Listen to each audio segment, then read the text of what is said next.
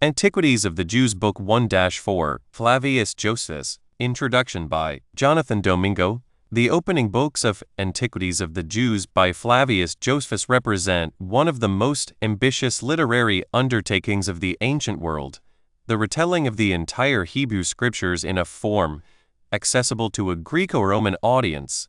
Writing in the late 1st century AD, Josephus stands at the intersection of Jewish tradition and Roman culture. His goal is not merely to recount history, but to interpret it to present the Jewish people as ancient, rational, and worthy of respect within the broader intellectual framework of the Roman Empire. Books 1-4 correspond broadly to the narrative arc from Genesis through Deuteronomy. Yet Josephus does far more than summarize Scripture. He reshapes, expands, and occasionally softens elements of the biblical text in order to make it more comprehensible and more admirable to his audience.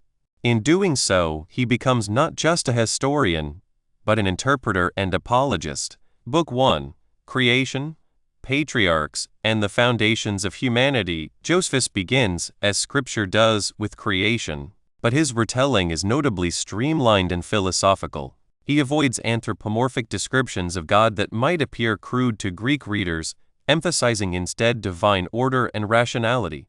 The creation narrative is presented almost as a cosmological framework rather than a poetic mystery, aligning it subtly with Hellenistic philosophical ideas about the universe. The story of Adam and Eve is preserved, though Josephus is careful in how he presents the fall. The serpent becomes less a chaotic deceiver and more a rational agent of temptation. Already we see Josephus attempting to remove elements that might seem mythological or irrational to outsiders. As the narrative moves into the generations of early humanity, Cain and Abel, Seth, and the descendants of Adam, Josephus emphasizes the growth of civilization, the development of knowledge, morality, and society. The flood narrative follows, with Noah portrayed as a righteous and almost philosophical figure, whose obedience preserves humanity. By the time Josephus reaches Abraham, the tone shifts significantly. Abraham is not only the father of a nation, but a proto-philosopher. Josephus highlights his intellectual discovery of monotheism, portraying him as a thinker who deduced the existence of one God through observation of the natural world. This is a crucial move. It reframes Jewish faith as something rational and universal, not merely inherited. The stories of Isaac, Jacob, and Joseph continue this trajectory. Josephus embellishes certain details, especially in the story of Joseph in Egypt, to highlight virtue, wisdom, and divine providence. Joseph becomes a model of integrity within a foreign empire, mirroring, perhaps, Josephus' own situation under Roman rule. Book 2, Moses and the Birth of a Nation. Book 2 shifts from patriarchal narrative to national identity, centering on Moses. Here Josephus expands significantly, especially in the early life of Moses. Drawing on traditions not found in the biblical text, he presents Moses as a figure admired even in Egypt, a man of exceptional intelligence and leadership. One of the most fascinating additions is the account of Moses as a military commander who leads Egyptian forces against the Ethiopians. This story, absent from the biblical narrative, serves a clear purpose. It elevates Moses in the eyes of Greco-Roman readers by framing him as a heroic and capable leader in terms they would understand. The Exodus narrative is then recounted with a sense of grandeur. The plagues, the confrontation with Pharaoh, and the crossing of the Red Sea are all preserved, but Josephus often minimizes elements that might appear fantastical, instead emphasizing divine justice and moral order. Moses emerges as both a prophet and a lawgiver, a combination that would resonate with Greek concepts of the ideal statesman-philosopher. By the end of Book 2, the Israelites are no longer merely a family or tribe. They are a people formed through divine intervention and guided by a leader of unparalleled stature. Book 3, Law, Worship, and Sacred Order. In Book 3, Josephus turns his attention to the giving of the law and the establishment of religious life. This section corresponds largely to the material found in Exodus, Leviticus, and parts of Numbers, but Josephus organizes it in a way that emphasizes coherence and rationality. The construction of the tabernacle is described in detail, not merely as a set of instructions, but as a symbolic representation of the cosmos. Joseph interprets its elements allegorically, connecting them to natural phenomena and philosophical ideas. This is a deliberate attempt to show that Jewish worship is not arbitrary, but deeply meaningful and intellectually grounded. The priesthood, sacrifices, and rituals are also explained carefully. Joseph avoids presenting them as strange or foreign. Instead, he frames them as disciplined practices that reflect order, holiness, and reverence. The law becomes, in his telling, a comprehensive system governing every aspect of life, ethical, social, and religious. Moses is again central here, not only as the recipient of divine revelation, but as the architect of a society structured around justice and piety. Joseph subtly presents the Mosaic law as superior to other legal systems, suggesting that it anticipates and surpasses Greek philosophical ideals. Book 4, Leadership, Rebellion, and Final Instructions. Book 4 brings us to the latter part of Moses' life and leadership, corresponding largely to Deuteronomy. Here, the narrative takes on a more reflective tone. The wilderness journey is marked by episodes of rebellion, discipline, and instruction. Joseph recounts the various challenges faced by the Israelites, their complaints, their failures, and the consequences that follow. Yet he consistently emphasizes the patience and wisdom of Moses. Even in moments of crisis, Moses is portrayed as a steady and just leader. One of the key themes in this book is the establishment of governance. Joseph elaborates on the judicial system set up by Moses, highlighting its fairness and structure. This again serves his broader purpose, to show that Jewish society is not chaotic or primitive, but organized and just. As Moses approaches the end of his life, his speeches and instructions to the people take on a philosophical and almost statesmanlike tone. Joseph presents these final words as a kind of constitution, a lasting framework for the nation's identity and future. The death of Moses is handled with reverence and restraint. Joseph avoids excessive dramatization, instead emphasizing the legacy Moses leaves behind, a people shaped by law, guided by divine revelation, and prepared to enter the land promised to them. Conclusion: a refrained sacred history. Books 1-4 of Antiquities are more than a retelling of Scripture, they are a reinterpretation aimed at a specific audience. Joseph walks a careful line. He remains faithful to the core of the biblical narrative while reshaping its presentation to engage the intellectual world of his time. In these opening books, we see his central project clearly: to demonstrate that the Jewish people possess a history as ancient as any, a law as sophisticated as any philosophy, and a God who governs with reason and justice. For modern readers, these books offer not only a window into biblical history, but also into how that history was understood, defended, and reimagined in the first century. Antiquities of the Jews. Preface 1:1. Those who undertake to write histories do not, I perceive, take that trouble on one and that same account, but for many reasons, and those such as are very different one from another. 4. Some of them apply themselves to this part of learning to show their skill in composition, and that they may therein acquire a reputation for speaking finely. Others of them there are, who write histories in order to gratify those that happen to be concerned in them, and on that account have spared no pains, but rather gone beyond their own abilities in the performance.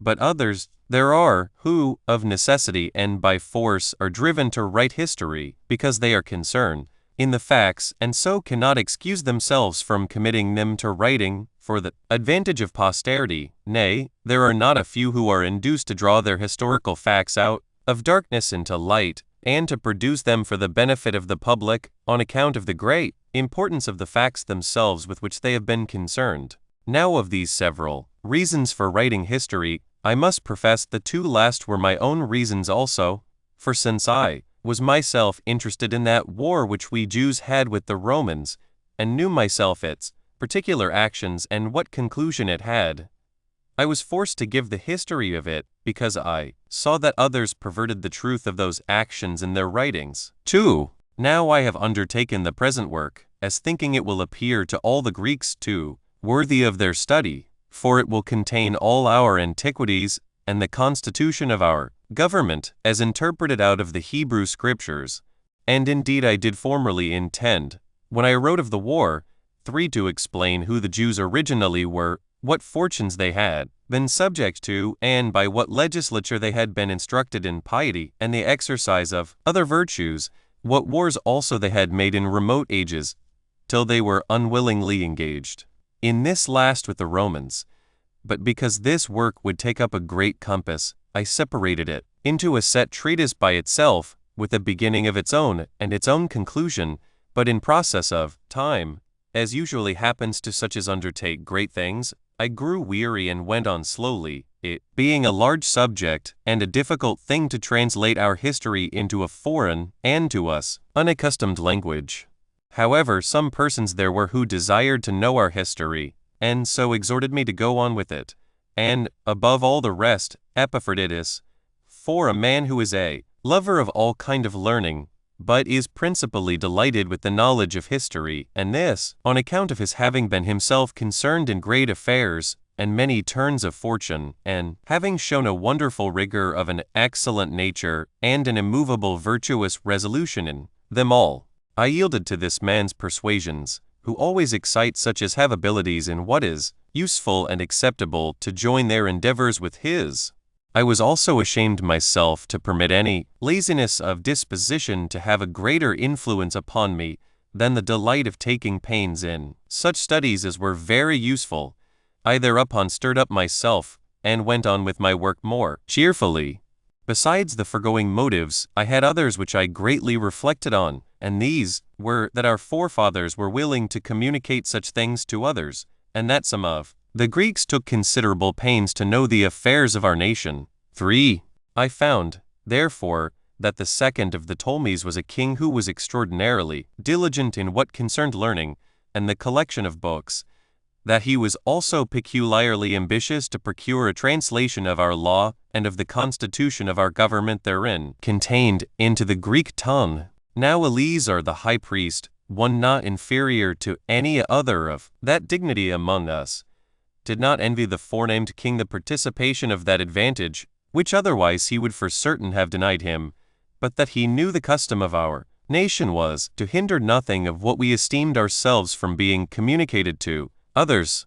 Accordingly, I thought it became me both to imitate the generosity of our high priest, and to suppose there might even now be many lovers of learning like the king, for he did not obtain all our writings at that time, but those who were sent to Alexandria as interpreters gave him only the books of the law, while there were a vast number of other matters in our sacred books. They, indeed, contain in them the history of 5,000 years, in which time happened many strange accidents, many chances of war, and great actions of the commanders, and mutations of the form of our government. Upon the whole, a man that will peruse this history may principally learn from it that all events succeed well, even to an incredible degree, and the reward of felicity is proposed by God.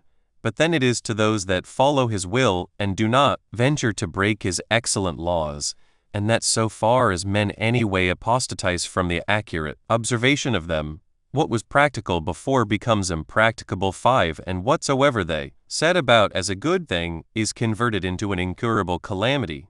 And now I exhort all those that peruse these books to apply their minds to God, and to examine the mind of our legislator, whether he hath not understood his nature in a manner worthy of him, and hath not ever ascribed to him such operations as become his power, and hath not preserved his writings from those indecent fables which others have framed, although, by the great distance of time when he lived, he might have securely forged such lies, for he lived 2,000 years ago, at which vast distance of ages the poets themselves have not been so hardy as to fix even the generations of their gods, much less the actions of their men or their own laws. As I proceed, therefore, I shall accurately describe what is contained in our records in the order of time that belongs to them, for I have already promised so to do throughout this undertaking, and this without adding any thing to what is therein contained, or taking away anything therefrom. 4. But because almost all our constitution depends on the wisdom of Moses, our legislator, I cannot avoid saying somewhat concerning him beforehand, though I shall do it briefly. I mean, because otherwise those that read my book may wonder how it comes to pass that my discourse, which promises an account of laws and historical facts, contains so much of philosophy. The reader is therefore to know that Moses deemed it exceeding necessary that he, who would conduct his own life well and give laws to others, in the first place should consider the divine nature and, upon the contemplation of God's operations, should thereby imitate that best of all patterns, so far as it is possible for human nature to do, and to endeavor to follow after it. Neither could the legislator himself have a right mind without such a contemplation, nor would anything he should write tend to the promotion of virtue in his readers. I mean, unless they be taught first of all, that God is the Father and Lord of all things, and sees all things, and that thence he bestows a happy life upon those that follow him, but plunges such as do not walk in the paths of virtue into inevitable miseries. Now when Moses was desirous to teach this lesson to his countrymen, he did not begin the establishment of his laws after the same manner that other legislators did, I mean, upon contracts and other rights between one man and another, but by raising their minds upwards to regard God and his creation of the world, and by persuading them that we men are the most excellent of the creatures of God upon earth. Now, when once he had brought them to submit to religion, he easily persuaded them to submit in all other things. For as to other legislators, they followed fables, and by their discourses transferred the most reproachful of human vices unto the gods, and afforded wicked men the most plausible excuses for their crimes. But as for our legislator, when he had once demonstrated that God was possessed of perfect virtue, he supposed that men also ought to strive after the participation of it, and on those who did not so think and so believe, he inflicted the severest punishments. I exhort, therefore, my readers to examine this whole undertaking in that view, for thereby it will appear to them that there is nothing therein disagreeable either to the majesty of God, or to his love to mankind, for all things have here a reference to the nature of the universe, while our legislator speaks some things wisely, but enigmatically, and others under a decent allegory, but still explains such things as required a direct explication plainly and expressly. However, those that have a mind to know the reasons of everything may find here a very curious philosophical theory, which I now indeed shall waive the explication of, but if God afford me time for it, I will set about writing it after I have finished the present work. I shall now betake myself to the history before me, after I have first mentioned what Moses says of the creation of the world, which I find described in the sacred books after the manner following. Antiquities of the Jews Book I, containing the interval of 3,833 years, from the creation to the death of Isaac. Chapter 1. The constitution of the world and the disposition of the elements. 1. In the beginning God created the heaven and the earth.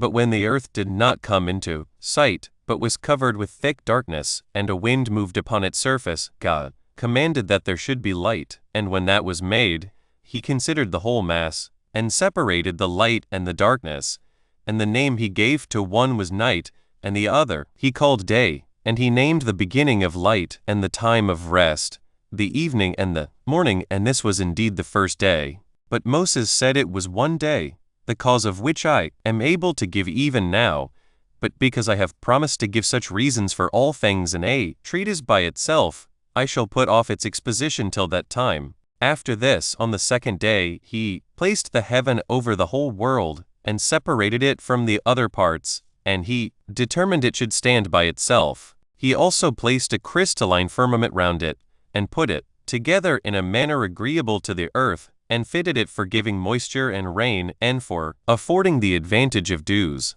On the third day he appointed the dry land to appear, with the sea itself round about it. And on the very same day he made the plants and the seeds to spring out of the earth. On the fourth day he adorned the heaven with the sun, the moon, and the other stars, and appointed them their motions and courses, that the vicissitudes of the seasons might be clearly signified. And on the fifth day he produced the living creatures, both those that swim, and those that fly, the former in the sea, the latter in the air. He also sorted them as to society, and mixture, for procreation, and that their kinds might increase and multiply.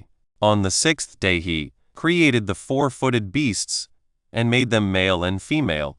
On the same day he also formed man. Accordingly Moses says that in just 6 days the world and all that is therein was made, and that the seventh day was a rest and a release from the labor of such operations, whence it is that we celebrate a rest from our labors on that day and call it the Sabbath, which word denotes rest in the Hebrew tongue. 2. Moreover, Moses, after the seventh day was over, begins to talk philosophically, and concerning the formation of man, says thus, that God took dust from the ground and formed man and inserted in him a spirit and a soul. To this man was called Adam, which in the Hebrew tongue signifies one that is red, because he was formed out of red earth, compounded together, for of that kind is virgin and true earth. God also presented the living creatures, when he had made them, according to their kinds, both male and female, to Adam, who gave them those names by which they are still called. But when he saw that Adam had no female companion, no society, for there was no such created, and that he wondered at the other animals which were male and female, he laid him asleep, and took away one of his ribs, and out of it formed the woman. Whereupon Adam knew her when she was brought to him, and acknowledged that she was made out of himself. Now a woman is called in the Hebrew tongue Issa, but the name of this woman was Eve, which signifies the mother of all living. 3. Moses says further that God planted a paradise in the east, flourishing with all sorts of trees, and that among them was the tree of life, and another of knowledge, whereby was to be known what was good and evil, and that when he brought Adam and his wife into this garden, he commanded him to take care of the plants. Now the garden was watered by one river, 3 which ran round about the whole earth, and was parted into 4 parts. And Phison, which denotes a multitude running into India, makes its exit into the sea, and is by the Greeks called Ganges. Euphrates also, as well as Tigris, goes down into the Red Sea. For now the name Euphrates or Phrath denotes either a dispersion or a flower. By Tiris or Diglath is signified what is swift. With narrowness, engine runs through Egypt, and denotes what arises from the east, which the Greeks call Nile. 4. God therefore commanded that Adam and his wife should eat of all the rest of the plants, but to abstain from the tree of knowledge, and foretold to them that if they touched it, it would prove their destruction. But while all the living creatures had one language, 5 at that time the serpent, which then lived together with Adam and his wife, showed an envious disposition at his supposal of their living happily and in obedience to the commands of God, and imagining that when they disobeyed them, they would fall into calamities, he persuaded the woman, out of a malicious intention, to taste of the tree of knowledge, telling them that in that tree was the knowledge of good and evil, which knowledge, when they should obtain, they would lead a happy life, nay, a life not inferior to that of a god, by which means he overcame the woman, and persuaded her to despise the command of God. Now when she had tasted of that tree, and was pleased with its fruit, she persuaded Adam to make use of it also. Upon this they perceived that they were become naked to one another, and being ashamed thus to appear abroad, they invented somewhat to cover them, for the tree sharpened their understanding, and they covered themselves with fig leaves, and tying these before them, out of modesty, they thought they were happier than they were before, as they had discovered what they were in want of. But when God came into the garden, Adam, who was wont before to come and converse with him, being conscious of his wicked behavior, went out of the way. This behavior surprised God, and he asked what was the cause of this his procedure, and why he, that before delighted in that conversation, did now fly from it and avoid it, when he made no reply, as conscious to himself that he had transgressed the command of God. God said, I had before determined about you, both how you might lead a happy life, without any affliction and care and vexation of soul, and that all things which might contribute to your enjoyment and pleasure should grow up by my providence of their own accord, without your own labor and painstaking, which state of labor and painstaking would soon bring on old age, and death would not be at any remote distance, But now thou hast abused this my good will, and hast disobeyed my commands. For thy silence is not the sign of thy virtue, but of thy evil conscience. However, Adam excused his sin and entreated God not to be angry at him, and laid the blame of what was done upon his wife, and said that he was deceived by her, and thence became an offender, while she again accused the serpent. But God allotted him punishment, because he weakly submitted to the counsel of his wife, and said the ground should not henceforth yield its fruits of its own accord, but that when it should be harassed by their labor, it should bring forth some of its fruits, and refuse to bring forth others. He also made Eve liable to the inconveniency of breeding, and the sharp pains of bringing forth children, and this because she persuaded Adam with the same arguments wherewith the serpent had persuaded her, and had thereby brought him into a calamitous condition. He also deprived the serpent of speech, out of indignation at his malicious disposition towards Adam. Besides this, he inserted poison under his tongue, and made him an enemy to men, and suggested to them that they should direct their strokes against his head, that, being the place wherein lay his mischievous designs towards men, and it being easiest to take vengeance on him that way, and when he had deprived him of the use of his feet, he made him to go rolling all along and dragging himself upon the ground. And when God had appointed these penalties for them, he removed Adam and Eve out of the garden into another place. Chapter 2. Concerning the posterity of Adam and the 10 generations from him to the deluge. 1. Adam and Eve had 2 sons. The elder of them was named Cain, which name, when it is interpreted, signifies a possession. The younger was Abel, which signifies sorrow. They had also daughters. Now the 2 brethren were pleased with different courses of life. For Abel, the younger, was a lover of righteousness, and believing that God was present at all his actions, he excelled in virtue, and his employment was that of a shepherd. But Cain was not only very wicked in other respects, but was wholly intent upon getting, and he first contrived to plow the ground. He slew his brother on the occasion following. They had resolved to sacrifice to God. Now Cain brought the fruits of the earth and of his husbandry, but Abel brought milk and the first fruits of his flocks. But God was more delighted with the latter oblation, 6 when he was honored with what grew naturally of its own accord, than he was with what was the invention of a covetous man, and gotten by forcing the ground. Whence it was that Cain was very angry that Abel was preferred by God before him, and he slew his brother, and hid his dead body, thinking to escape discovery. But God, knowing what had been done, came to Cain, and asked him what was become of his brother, because he had not seen him of many days, whereas he used to observe them conversing together at other times. But Cain was in doubt with himself, and knew not what answer to give to God. At first he said that he was himself at a loss about his brother's disappearing, but when he was provoked by God, who pressed him vehemently, as resolving to know what the matter was, he replied, he was not his brother's guardian or keeper, nor was he an observer of what he did. But, in return, God convicted Cain as having been the murderer of his brother, and said, I wonder at thee, that thou knowest not what is become of a man whom thou thyself hast destroyed. God therefore did not inflict the punishment of death upon him, on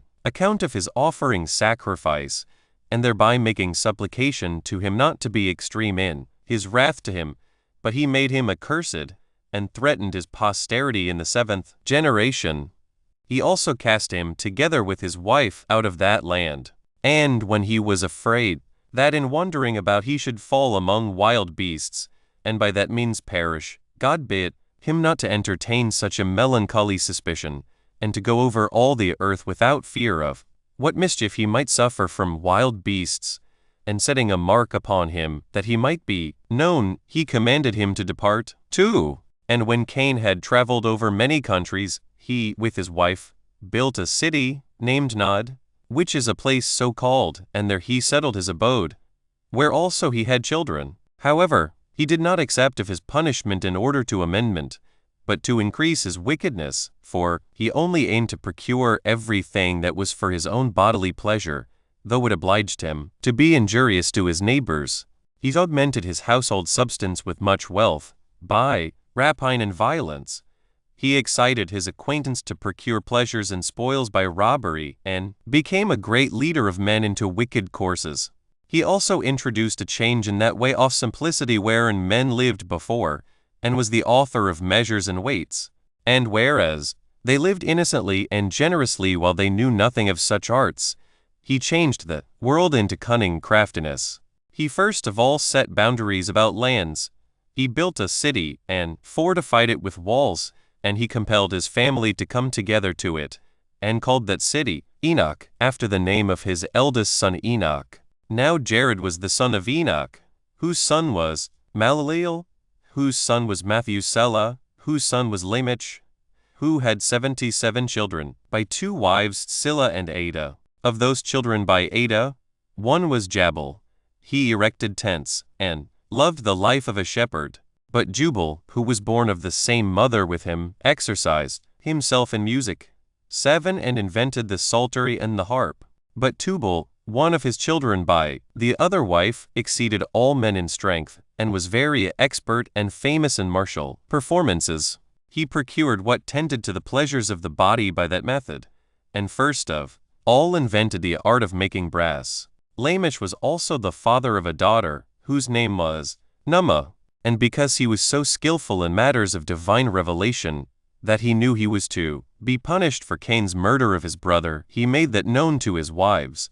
Nay, even while Adam was alive, it came to pass that the posterity of Cain became exceeding wicked, every one successively dying, one after another, more wicked than the former. They were intolerable in war, and vehement in robberies, and if any one were slow to murder people, yet was he bold in his profligate behavior, in acting unjustly and doing injuries for gain. 3. Now Adam, who was the first man, and made out of the earth, for our discourse must now be about him, after Abel was slain and Cain fled away on account of his murder, was solicitous for posterity, and had a vehement desire of children, he being 230 years old, after which time he lived other 700, and then died. He had indeed many other children, 8, but Seth in particular. As for the rest, it would be tedious to name them.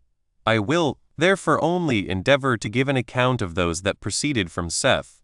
Now this Seth, when he was brought up, and came to those years in which he could discern what was good, became a virtuous man, and as he was himself of an excellent character, so did he leave children behind him who imitated his virtues. 9. All these proved to be of good dispositions. They also inhabited the same country without dissensions and in a happy condition, without any misfortunes falling upon them till they died.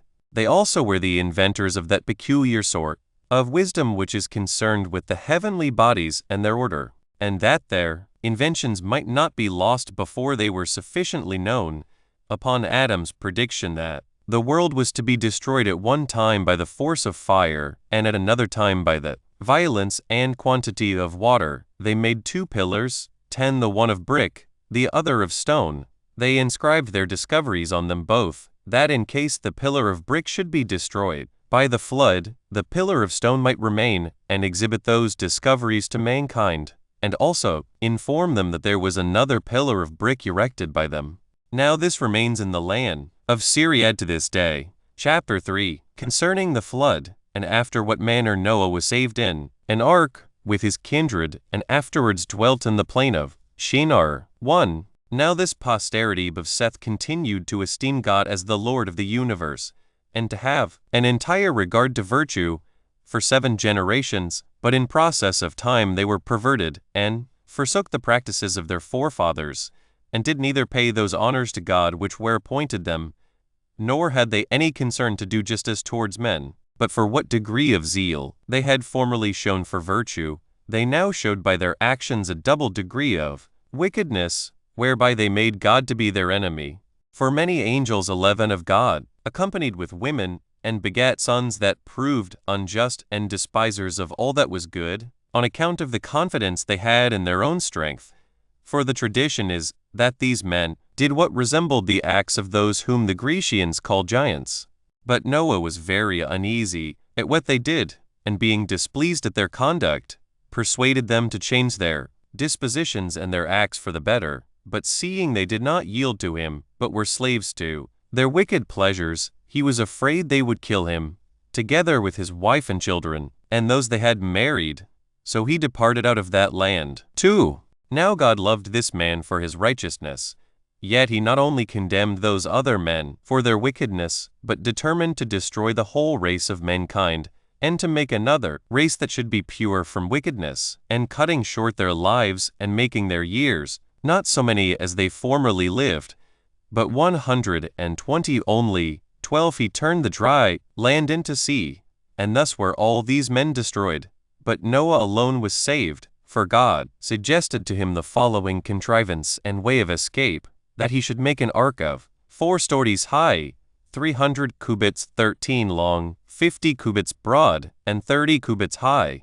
Accordingly he entered into that ark, and his wife and sons and their wives, and put into it not only other provisions to support their wants there, but also sent in with the rest all sorts of living creatures, the male and his female, for the preservation of their kinds, and others of them by 7s. Now this ark had firm walls and a roof, and was braced with cross beams, so that it could not be any way drowned or overborne by the violence of the water.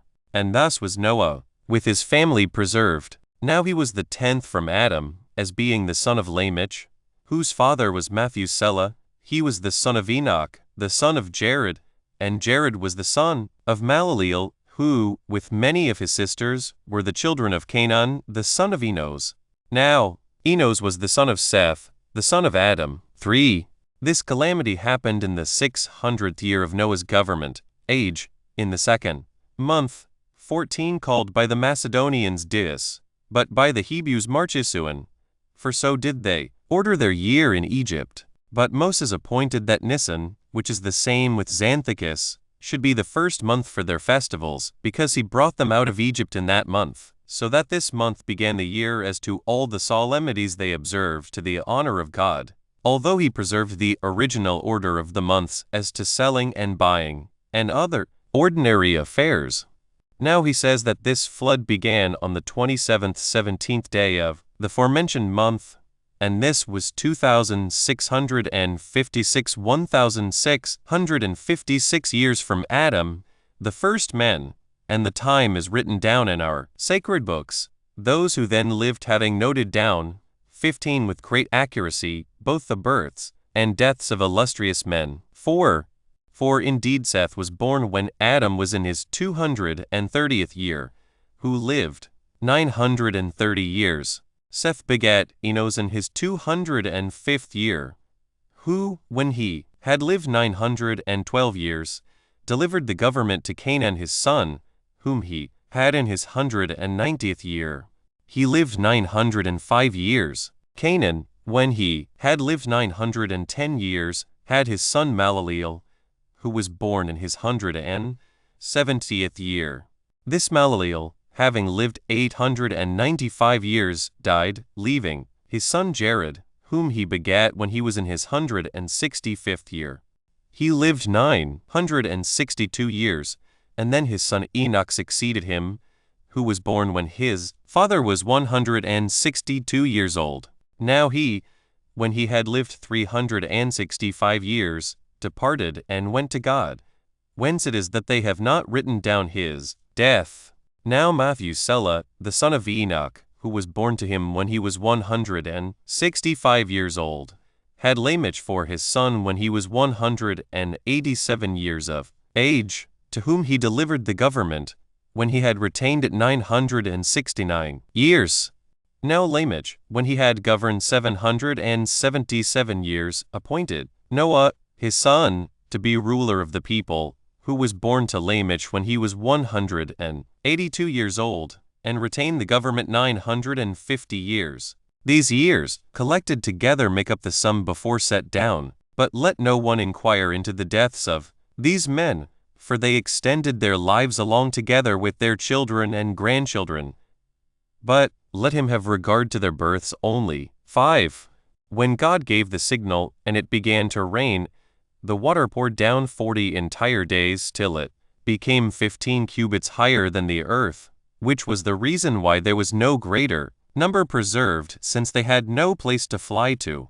When the rain ceased, The water did but just begin to abate after 150 days, that is, on the 17th day of the 7th month, it then ceasing to subside for a little while.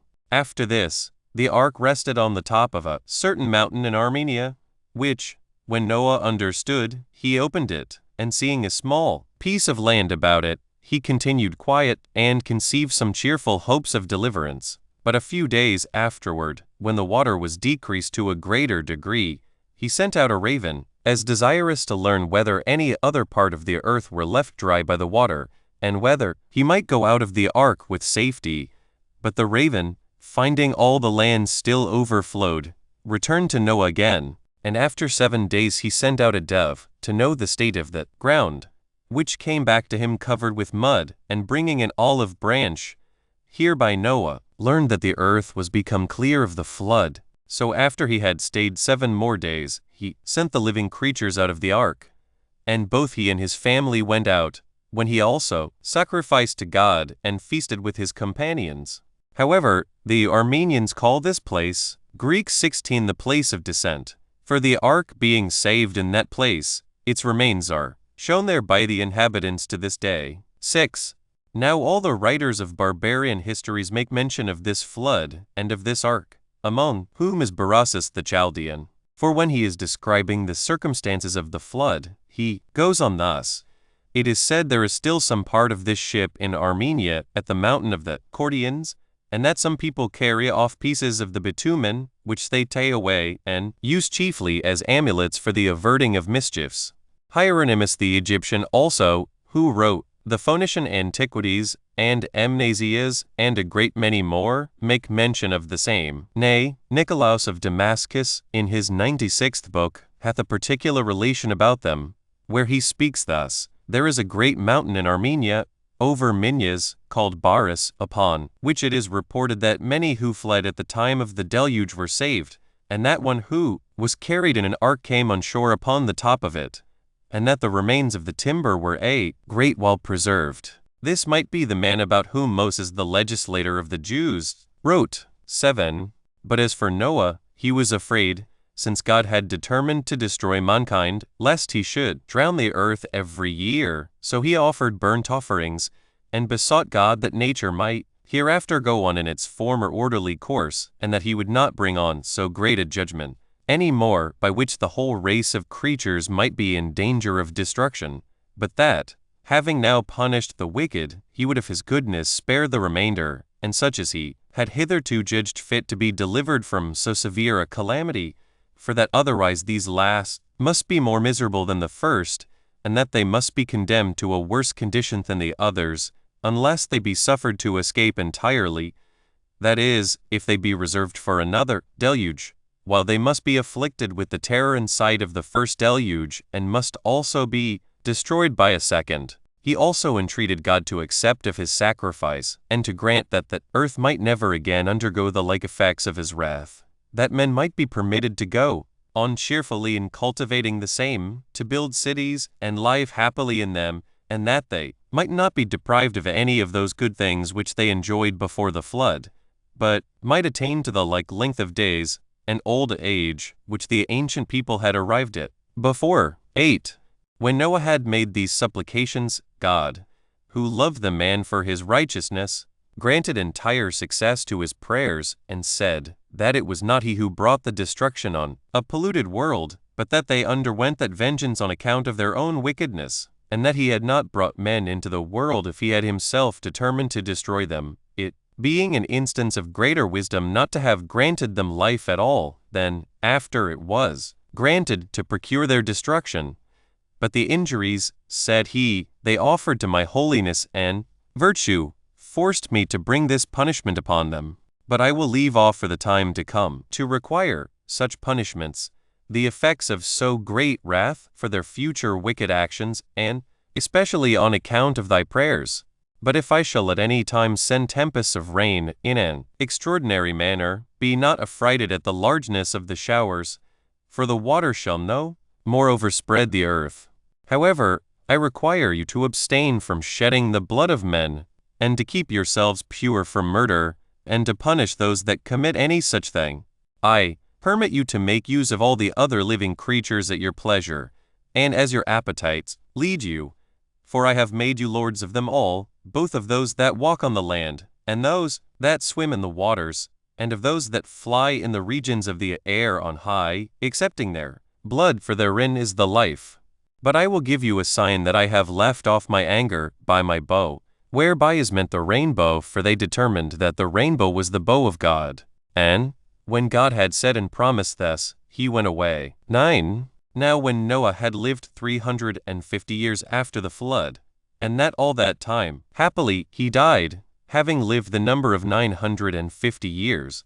But let no one, upon comparing the lives of the ancients with our lives and with the few years which we now live, think that what we have said of them is false, or make the shortness of our lives at present an argument that neither did they attain to so long a duration of life, for those ancients were beloved of God, and lately made by God himself, and because their food was then fitter for the prolongation of life, might well live so great a number of years, and besides, God afforded them a longer time of life on account of their virtue, and the good use they made of it in astronomical and geometrical discoveries, which would not have afforded the time of foretelling the periods of the stars unless they had lived 600 years, for the great year is completed in that interval.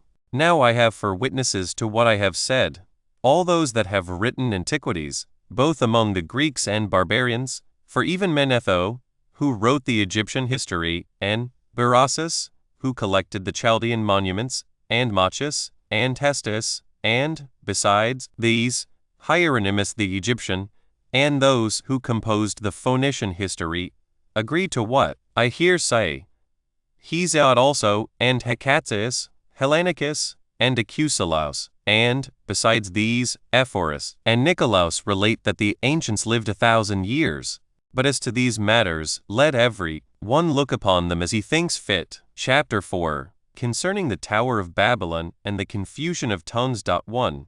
Now the sons of Noah were 3, Shem, Japhet, and Ham, born 100 years before the deluge. These first of all descended from the mountains into the plains, and fixed their habitation there, and persuaded others who were greatly afraid of the lower grounds on account of the flood, and so were very loath to come down from the higher places to venture to follow their examples. Now the plain in which they first dwelt was called Shinar. God also commanded them to send colonies abroad for the thorough peopling of the earth, that they might not raise seditions among themselves, but might cultivate a great part of the earth and enjoy its fruits after a plentiful manner. But they were so ill instructed that they did not obey God, for which reason they fell into calamities, and were made sensible, by experience, of what sin they had been guilty. For when they flourished with a numerous youth, God admonished them again to send out colonies, but they, imagining the prosperity they enjoyed was not derived from the favor of God, but supposing that their own power was the proper cause of the plentiful condition they were in, did not obey him. Nay, they added to this their disobedience to the divine will, the suspicion that they were therefore ordered to send out separate colonies, that, being divided asunder, they might the more easily be oppressed. 2. Now it was Nimrod who excited them to such an affront and contempt of God. He was the grandson of Ham, the son of Noah, a bold man, and of great strength of hand. He persuaded them not to ascribe it to God, as if it was through his means they were happy, but to believe that it was their own courage which procured that happiness. He also gradually changed the government into tyranny, seeing no other way of turning men from the fear of God, but to bring them into a constant dependence on his power. He also said he would be revenged on God if he should have a mind to drown the world again, for that he would build a tower too high for the waters to be able to reach, and that he would avenge himself on God for destroying their forefathers. 3. Now the multitude were very ready to follow the determination of Nimrod, and to esteem it a piece of cowardice to submit to God, and they built a tower, neither sparing any pains, nor being in any degree negligent about the work, and, by reason of the multitude of hands employed in it, it grew very high sooner than any one could expect, but the thickness of it was so great and it was so strongly built, that thereby its great height seemed, upon the view, to be less than it really was. It was built of burnt brick, cemented together with mortar, made of bitumen, that it might not be liable to admit water. When God saw that they acted so madly, he did not resolve to destroy them utterly, since they were not grown wiser by the destruction of the former sinners. But he caused a tumult among them, by producing in them divers languages, and causing that, through the multitude of those languages, they should not be able to understand one another. The place wherein they built the tower is now called Babylon, because of the confusion of that language which they readily understood before. For the Hebrews mean by the word Babel, confusion. The Sibyl also makes mention of this tower and of the confusion of the language, when she says thus, when all men were of one language, some of them built a high tower as if they would thereby ascend up to heaven. But the gods sent storms of wind and overthrew the tower, and gave every one his peculiar language, and for this reason it was that the city was called Babylon. But as to the plan of Shinar, in the country of Babylonia, Hesychius mentions it, when he says thus, such of the priests as were saved, took the sacred vessels of Jupiter, Anielius, and came to Shinar of Babylonia. Chapter 5. After what manner the posterity of Noah sent out colonies, and inhabited the whole earth. 1. After this they were dispersed abroad, on account of their languages, and went out by colonies everywhere, and each colony took possession of that land which they light upon, and unto which God led them, so that the whole continent was filled with them, both the inland and the maritime countries. There were some also who passed over the sea in ships, and inhabited the islands. And some of those nations do still retain the denominations which were given them by their first founders, but some have lost them also, and some have only admitted certain changes in them, that they might be the more intelligible to the inhabitants. And they were the Greeks who became the authors of such mutations. For when in after ages they grew potent, they claimed to themselves the glory of antiquity, giving names to the nations that sounded well in Greek, that they might be better understood among themselves, and setting agreeable forms of government over them, as if they were a people derived from themselves. Chapter 6. How every nation was denominated from their first inhabitants. 1. Now they were the grandchildren of Noah, in honor of whom names were imposed on the nations by those that first seized upon them. Japhet, the son of Noah, had 7 sons. They inhabited so that, beginning at the mountains Taurus and Amanus, they proceeded along Asia, as far as the river Tansis, and along Europe to Cadiz, and settling themselves on the lands which they light upon, which none had inhabited before, they called the nations by their own names. For Gomer founded those whom the Greeks now call Galatians, Gauls, but were then called Gomerites. Magog founded those that from him were named Magagites, but who are by the Greeks called Scythians.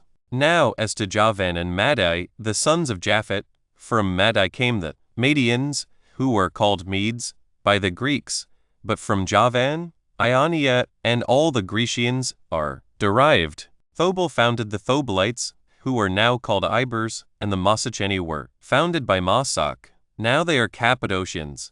There is also a mark of their ancient denomination still to be shown, for there is even now among them a city called Mesaka, which may inform those that are able to understand, that so was the entire nation once called. Theras also called those whom he ruled over Thracians, but the Greeks changed the name into Thracians. And so many were the countries that had the children of Japhet for their inhabitants. Of the 3 sons of Gomer, Astyanax founded the Astyanaxians, who are now called by the Greeks Rhaginians. So did Riphath found the Riphians, now called Paphlagonians, and Thragrama the Thragramians, who, as the Greeks resolved, were named Phrygians. Of that 3 sons of Javan also, the son of Japhet, Elissa gave name to the Elysians, who were his subjects. They are now the Aeolians. Pharsis to the Pharsians, for so was Cilicia of old called. The sign of which is this, that the noblest city they have, and a metropolis also, is Tarsus, the Tau, being by change put for the Theta. Sethimus possessed the island Sethima.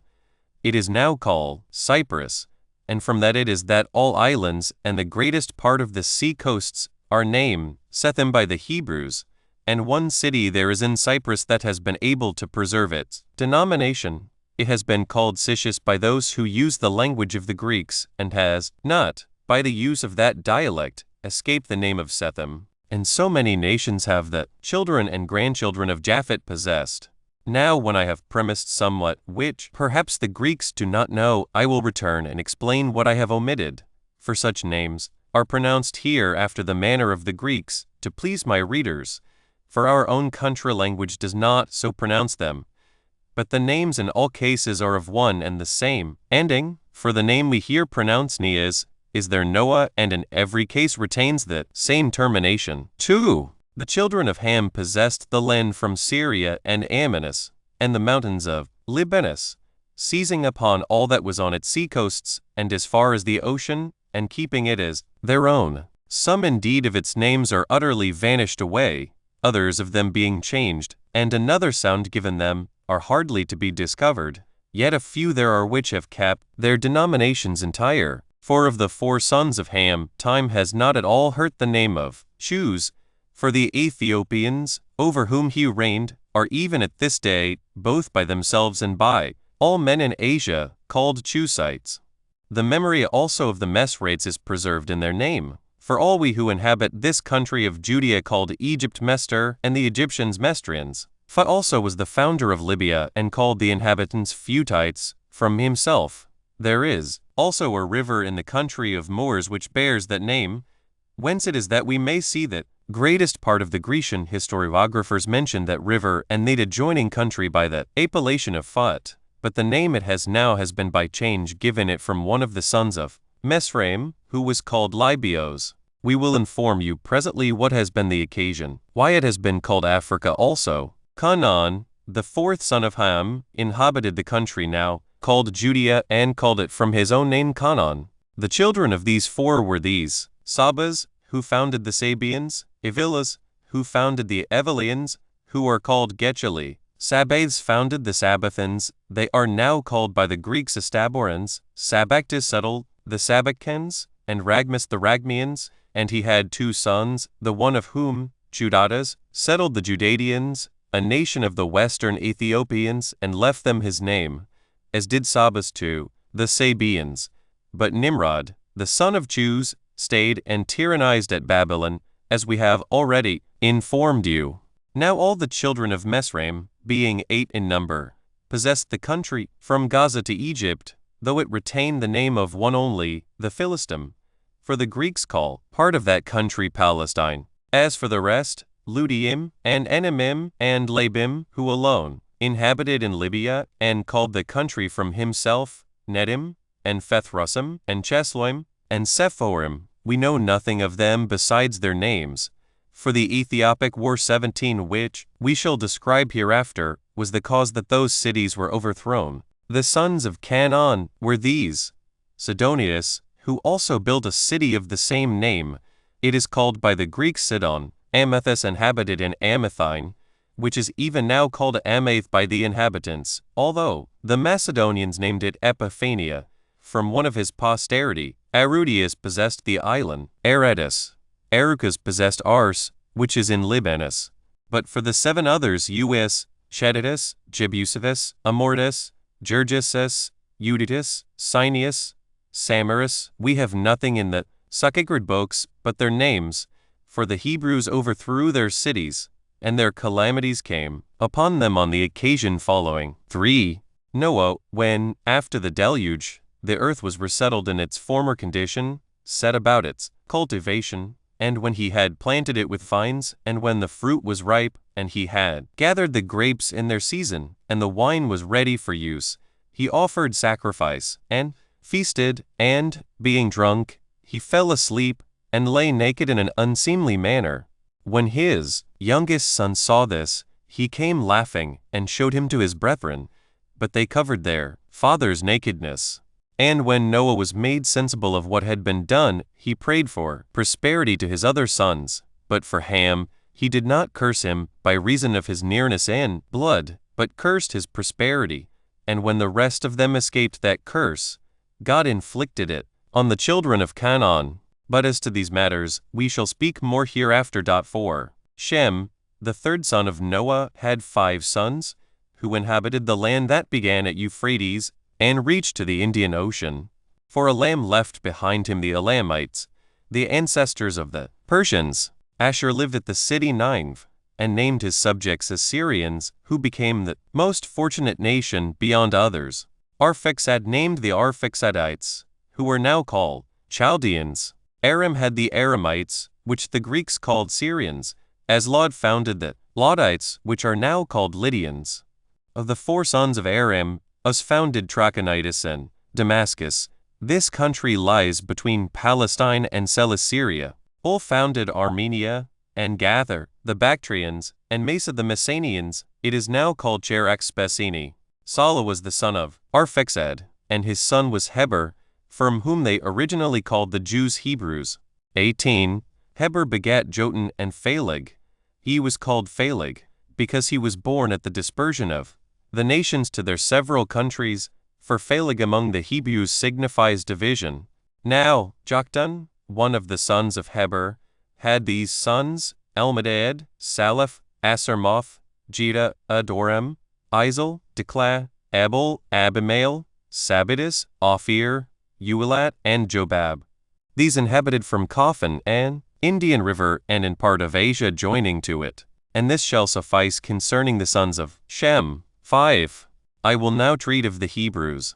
The son of Phaleg, whose father was Heber, was Ragau, whose son was Serug, to whom was born Nahor. His son was Terah, who was the father of Abraham, who accordingly was the 10th from Noah, and was born in the 292nd year after the deluge.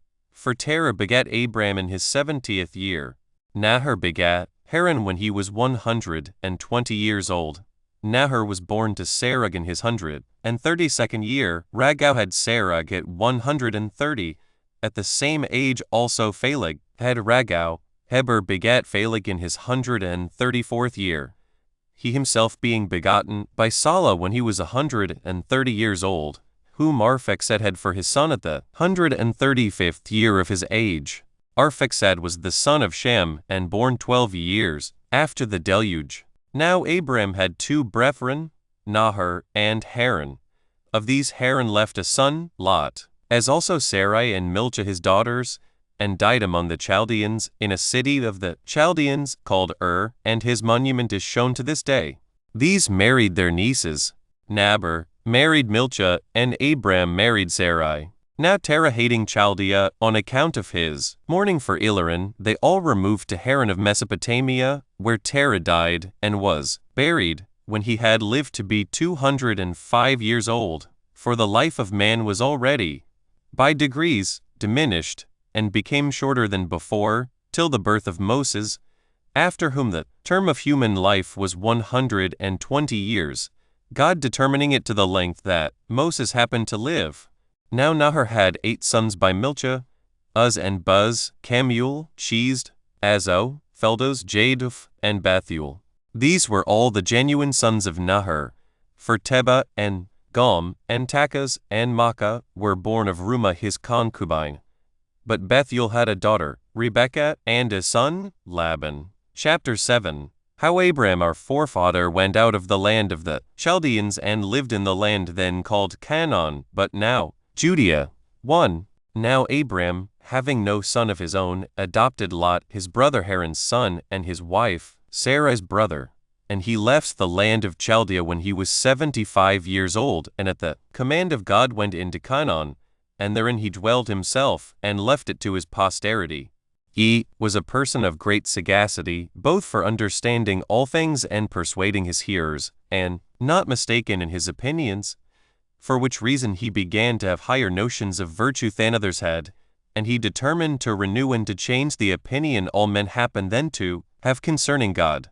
For he was the first that ventured to publish this notion, that there was but one God, the creator of the universe, and that, as to other gods, if they contributed anything to the happiness of men, that each of them afforded it only according to his appointment, and not by their own power. This his opinion was derived from the irregular phenomena that were visible both at land and sea, as well as those that happened to the sun and moon and all the heavenly bodies. Thus, if said he these bodies had power of their own, they would certainly take care of their own regular motions, But since they do not preserve such regularity, they make it plain that in so far as they cooperate to our advantage, they do it not of their own abilities, but as they are subservient to him that commands them, to whom alone we ought justly to offer our honor and thanksgiving.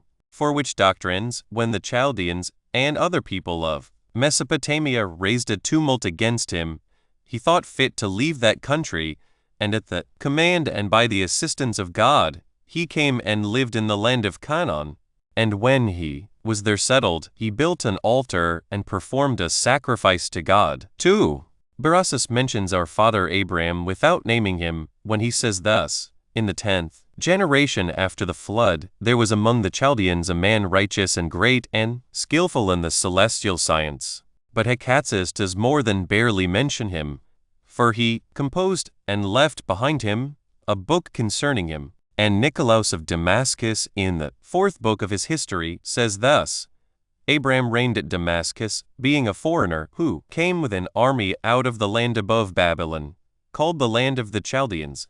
But after a long time he got him up and removed from that country also with his people, and went into the land then called the land of Canaan, but now the land of Judea, and this when his posterity were become a multitude, as to which posterity of his we relate their history in another work. Now, the name of Abraham is even still famous in the country of Damascus, and there is shown a village, named from him, the habitation of Abraham, chapter 8, that when there was a famine in Canaan, Abraham went thence into Egypt, and after he had continued there a while he returned back again. 1. Now, after this, when a famine had invaded the land of Canaan, and Abraham had discovered that the Egyptians were in a flourishing condition, he was disposed to go down to them, both to partake of the plenty they enjoyed, and to become an auditor of their priests, and to know what they said concerning the gods, designing either to follow them, if they had better notions than he, or to convert them into a better way if his own notions proved the truest. Now, seeing he was to take Sarai with him, and was afraid of the madness of the Egyptians with regard to women, lest the king should kill him on occasion of his wife's great beauty, he contrived this device. He pretended to be her brother, and directed her in a dissembling way to pretend that same, for he said it would be for their benefit. Now, as soon as he came into Egypt, it happened to Abraham as he supposed it would, for the fame of his wife's beauty was greatly talked of, for which reason Pharaoh, the king of Egypt, would not be satisfied with what was reported of her, but would needs see her himself, and was preparing to enjoy her. But God put a stop to his unjust inclinations, by sending upon him a distemper and a sedition against his government. And when he inquired of the priests how he might be freed from these calamities, they told him that this his miserable condition was derived from the wrath of God, upon account of his inclinations to abuse the stranger's wife. He then, out of fear, asked Sarai who she was and what was that she brought along with her. And when he had found out the truth, he'd excused himself to Abraham, that supposing the woman to be his sister and not his wife, he set his affections on her, as desiring an affinity with him by marrying her, but not as incited by lust to abuse her. He also made him a large present in money, and gave him leave to enter into conversation with the most learned among the Egyptians, from which conversation his virtue and his reputation became more conspicuous than they had been before. 2. For whereas the Egyptians were formerly addicted to different customs, and despised one another's sacred and accustomed rites, and were very angry one with another on that account, Abraham conferred with each of them, and, confuting the reasonings they made use of, every one for their own practices, demonstrated that such reasonings were vain and void of truth. Whereupon he was admired by them in those conferences as a very wise man, and one of great sagacity when he discoursed on any subject he undertook, and this not only in understanding it, but in persuading other men also to assent to him.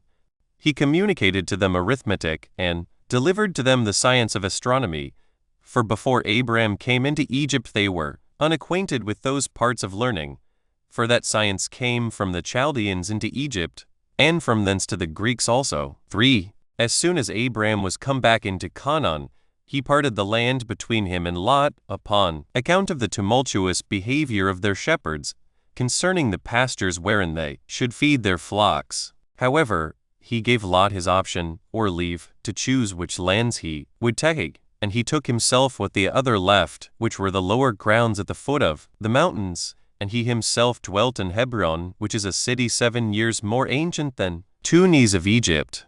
But Lot possessed the land of the plain, and the river Jordan, not far from the city of Sodom, which was then a fine city, but is now destroyed by the will and wrath of God, the cause of which I shall show in its proper place hereafter. Chapter 9. The destruction of the Sodomites by the Assyrian wall. At this time, when the Assyrians had the dominion over Asia, the people of Sodom were in a flourishing condition, both as to riches and the number of their youth.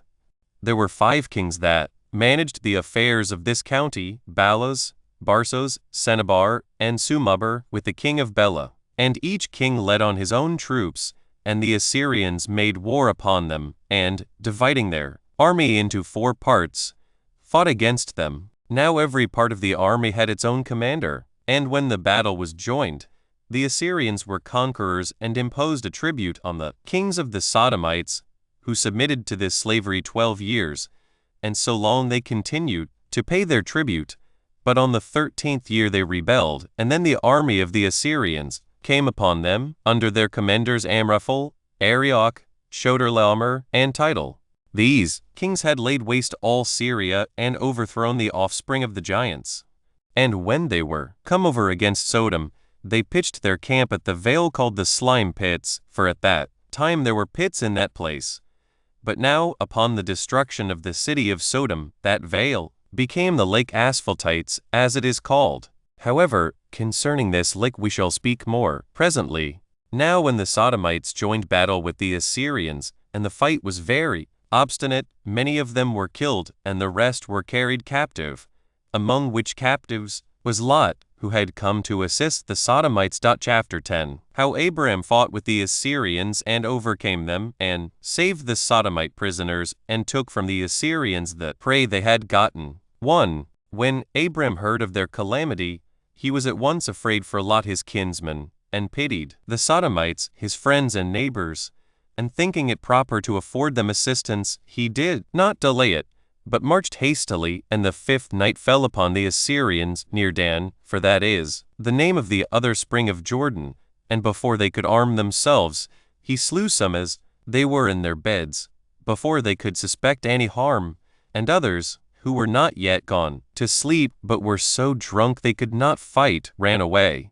Abram pursued after them, till on the 2nd day he drove them in a body unto Hobah, a place belonging to Damascus, and thereby demonstrated that victory does not depend on multitude and the number of hands, but that alacrity and courage of soldiers overcome the most numerous bodies of men, while he got the victory over so great an army with no more than 318 of his servants, and 3 of his friends, but all those that fled returned home ingloriously. 2. So Abram, when he had saved the captive Sodomites, who had been taken by the Assyrians, and Lot also, his kinsman, returned home in peace. Now the king of Sodom met him at a certain place, which they called the King's Dale, where Melchizedek, king of the city Salem, received him. That name signifies the righteous king, and such he was, without dispute, insomuch that, on this account, he was made the priest of God. However, they afterward called Salem Jerusalem. Now this Melchizedek supplied Abram's army in an hospitable manner, and gave them provisions in abundance. And as they were feasting, he began to praise him, and to bless God for subduing his enemies under him. And when Abram gave him the 10th part of his prey, he accepted of the gift. But the king of Sodom desired Abram to take the prey, but entreated that he might have those men restored to him whom Abram had saved from the Assyrians, because they belonged to him. But Abram would not do so, nor would make any other advantage of that prey than what his servants had eaten, but still insisted that he should afford a part to his friends that had assisted him in the battle. The first of them was called Eshol, and then Aner and Mamber. 3. And God commended his virtue, and said, Thou shalt not however lose the rewards thou hast deserved to receive by such thy glorious actions. He answered, And what advantage will it be to me to have such rewards, when I have none to enjoy them after me? For he was hitherto childless, and God promised that he should have a son, and that his posterity should be very numerous, insomuch that their number should be like the stars. When he heard that, he offered a sacrifice to God, as he commanded him. The manner of the sacrifice was this: he took an heifer of 3 years old, and a she-goat of 3 years old, and a ram in like manner of 3 years old, and a turtle-dove, and a pigeon 19, and as he was enjoined, he divided the 3 former, but the birds he did not divide. After which, before he built his altar, where the birds of prey flew about, as desirous of blood, a divine voice came to him, declaring that their neighbors would be grievous to his posterity, when they should be in Egypt, for 400 years, 20, during which time they should be afflicted, but afterwards should overcome their enemies, should conquer the Canaanites in war, and possess themselves of their land and of their cities. 4. Now Abram dwelt near the oak called Ojges. The place belongs to Canaan, not far from the city of Hebron. But being uneasy at his wife's barrenness, he entreated God to grant that he might have male issue. And God required of him to be of good courage, and said that he would add to all the rest of the benefits that he had bestowed upon him, ever since he led him out of Mesopotamia, the gift of children. Accordingly Sarai, at God's command, brought to his bed one of her handmaidens, a woman of Egyptian descent, in order to obtain children by her. And when this handmaid was with child, she triumphed, and ventured to affront Sarai, as if the dominion were to come to a son to be born of her. But when Abram resigned her into the hand of Sarai to punish her, she contrived to fly away, as not able to bear the instances of Sarai's severity to her. And she entreated God to have compassion on her. Now a divine angel met her, as she was going forward in the wilderness, and bid her return to her master and mistress. For if she would submit to that wise advice, she would live better hereafter. For that the reason of her being in such a miserable case was this, that she had been ungrateful and arrogant towards her mistress. He also told her that if she disobeyed God, and went on still in her way, she should perish. But if she would return back, she should become the mother of a son who should reign over that country.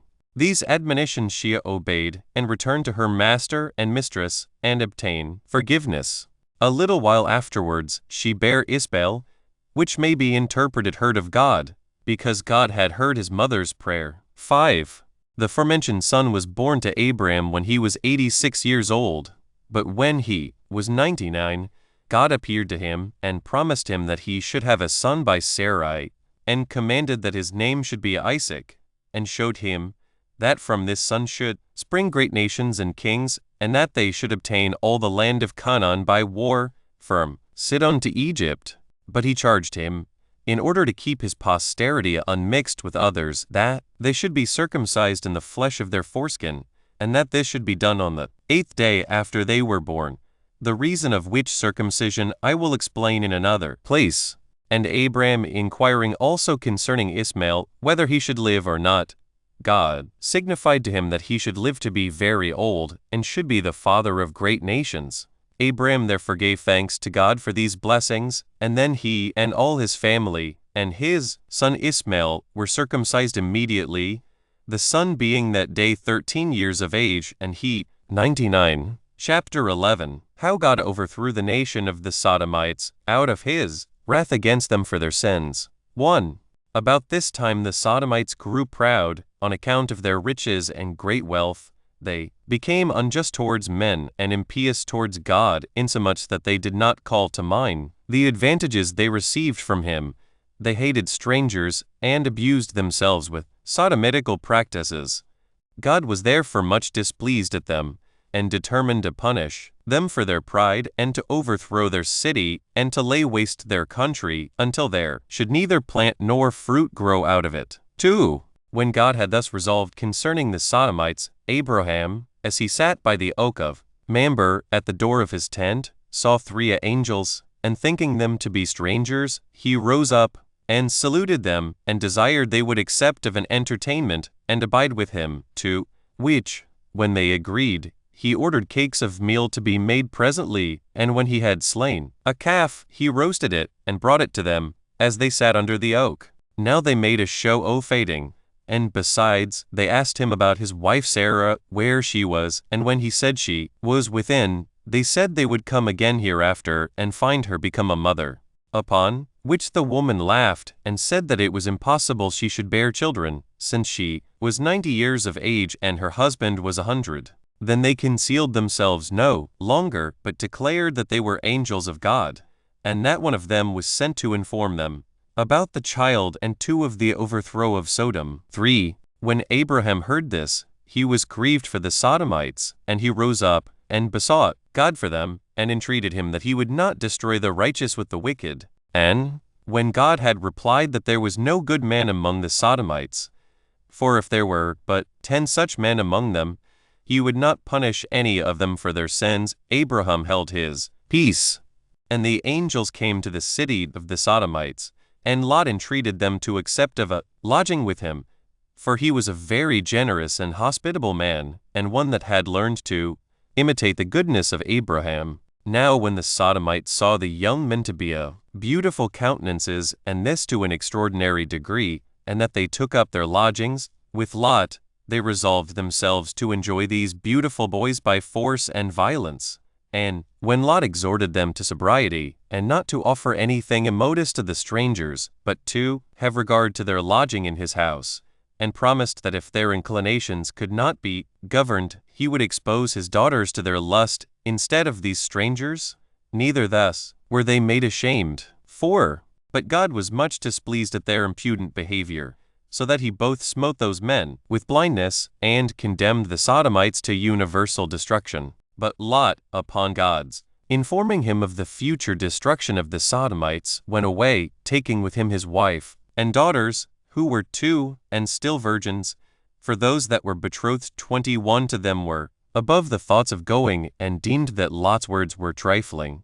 God then cast a thunderbolt upon the city, and set it on fire with its inhabitants, and laid waste the country with the like burning, as I formerly said when I wrote the Jewish war. 22. But Lot's wife continually turning back to view the city as she went from it, and being too nicely inquisitive what would become of it, although God had forbidden her so to do, was changed into a pillar of salt.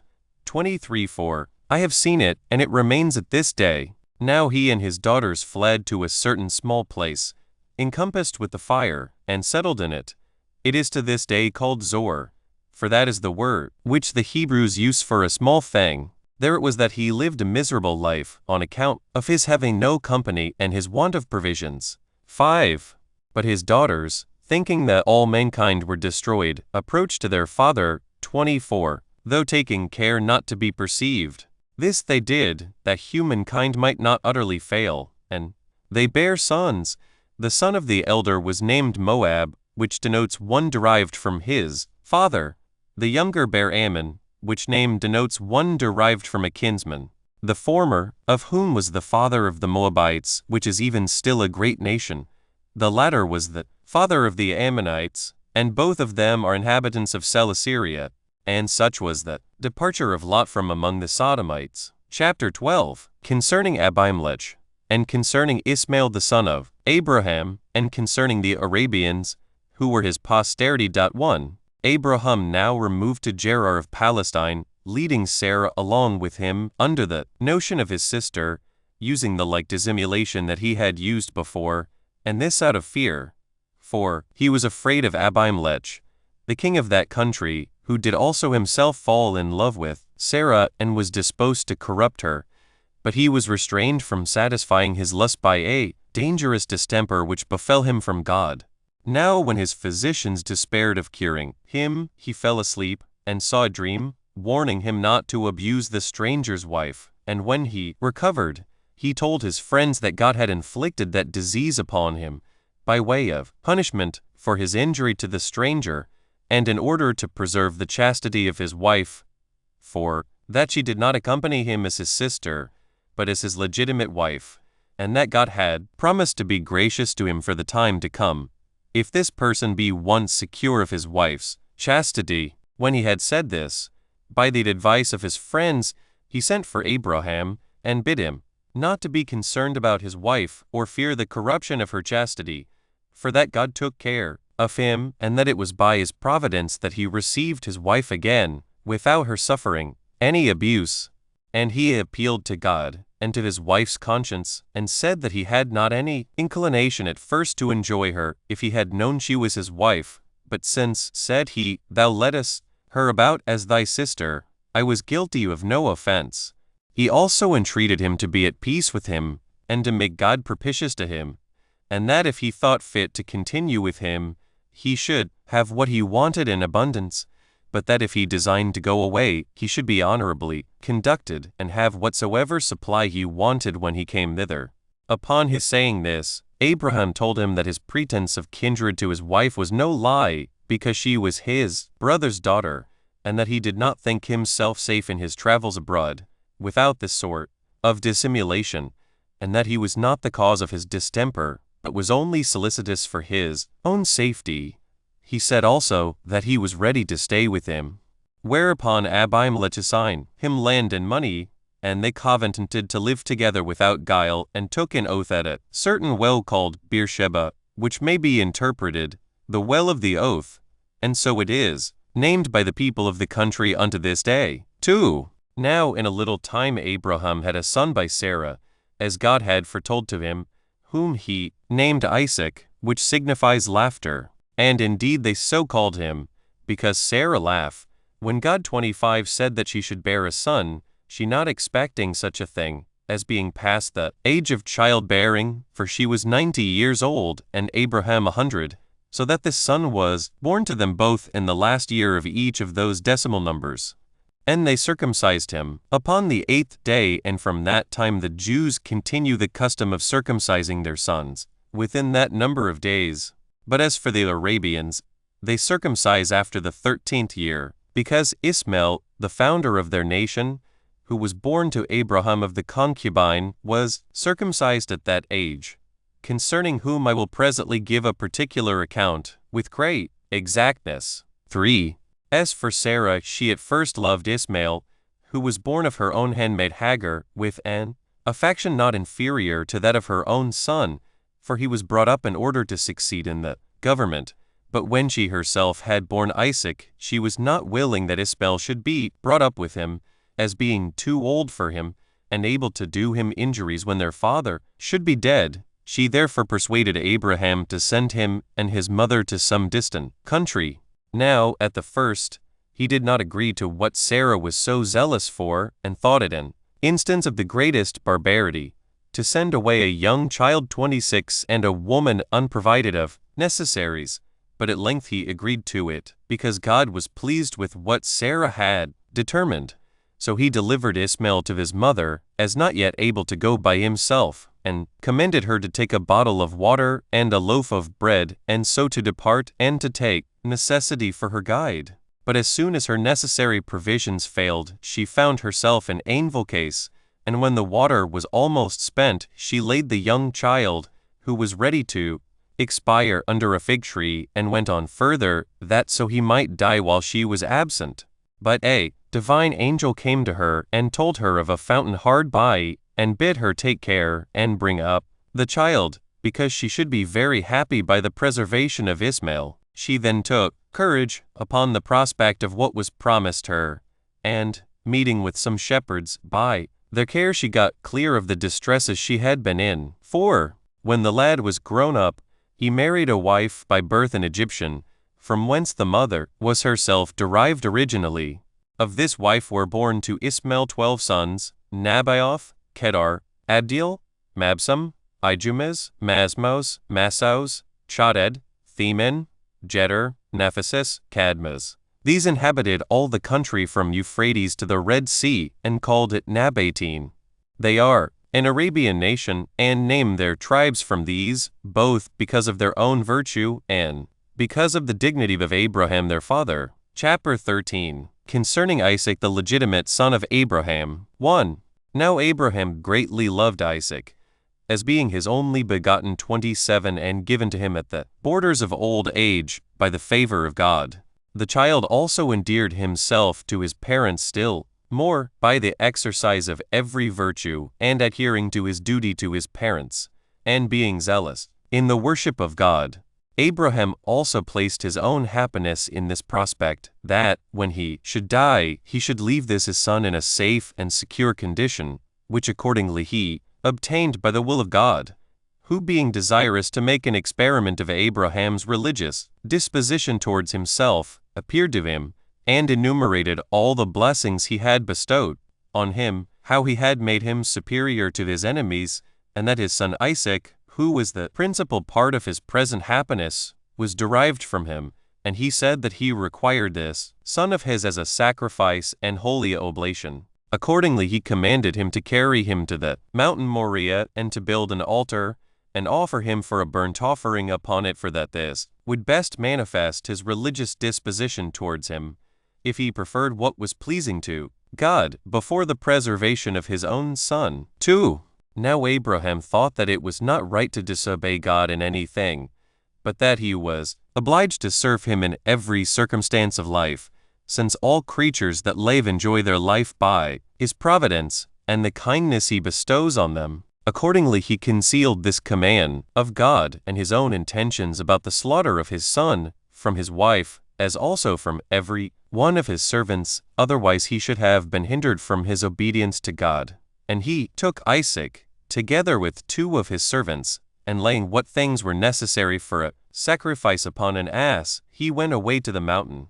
Now the 2 servants went along with him 2 days, but on the 3rd day, as soon as he saw the mountain, he left those servants that were with him till then in the plain, and having his son alone with him, he came to the mountain. It was that mountain upon which King David afterwards built the temple. 28 Now they had brought with them everything necessary for a sacrifice, excepting the animal that was to be offered only. Now Isaac was 25 years old, and as he was building the altar, he asked his father what he was about to offer, since there was no animal there for an oblation. To which it was answered, that God would provide himself an oblation, he being able to make a plentiful provision for men out of what they have not, and to deprive others of what they already have, when they put too much trust therein. That therefore, if God pleased to be present and propitious at this sacrifice, he would provide himself an oblation. 3. As soon as the altar was prepared, and Abraham had laid on the wood, and all things were entirely ready, he said to his son, O son, I poured out a vast number of prayers that I might have thee for my son. When thou wast come into the world, there was nothing that could contribute to thy support, for which I was not greatly solicitous, nor anything wherein I thought myself happier than to see thee grown up to man's estate, and that I might leave thee at my death, the successor to my dominion. But since it was by God's will that I became thy father, and it is now his will that I relinquish thee, bear this consecration to God with a generous mind, for I resign thee up to God, who has thought fit now to require this testimony of honor to himself, on account of the favors he hath conferred on me, in being to me a supporter and defender. Accordingly thou, my son, wilt now die, not in any common way of going out of the world, but sent to God, the Father of all men, beforehand, by thy own father, in the nature of a sacrifice. I suppose he thinks thee worthy to get clear of this world, neither by disease, neither by war, nor by any other severe way, by which death usually comes upon men, but so that he will receive thy soul with prayers and holy offices of religion, and will place thee near to himself. And thou wilt there be to me a succorer and supporter in my old age, on which account I principally brought thee up, and thou wilt thereby procure me God for my comforter instead of thyself. 4.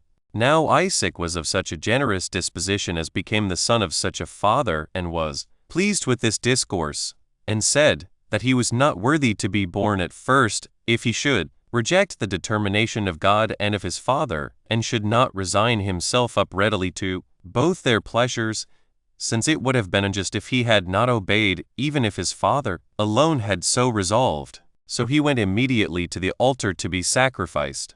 And the deed had been done if God had not opposed it, for he called loudly to Abraham by his name, and forbade him to slay his son, and said, it was not out of a desire of human blood that he was commanded to slay his son, nor was he willing that he should be taken away from him whom he had made his father, but to try the temper of his mind, whether he would be obedient to such a command. Since therefore he now was satisfied as to that his alacrity, and the surprising readiness he showed in this his piety, he was delighted in having bestowed such blessings upon him, and that he would not be wanting in all sort of concern about him, and in bestowing other children upon him, and that his son should live to a very great age, that he should live a happy life, and bequeath a large principality to his children, who should be good and legitimate.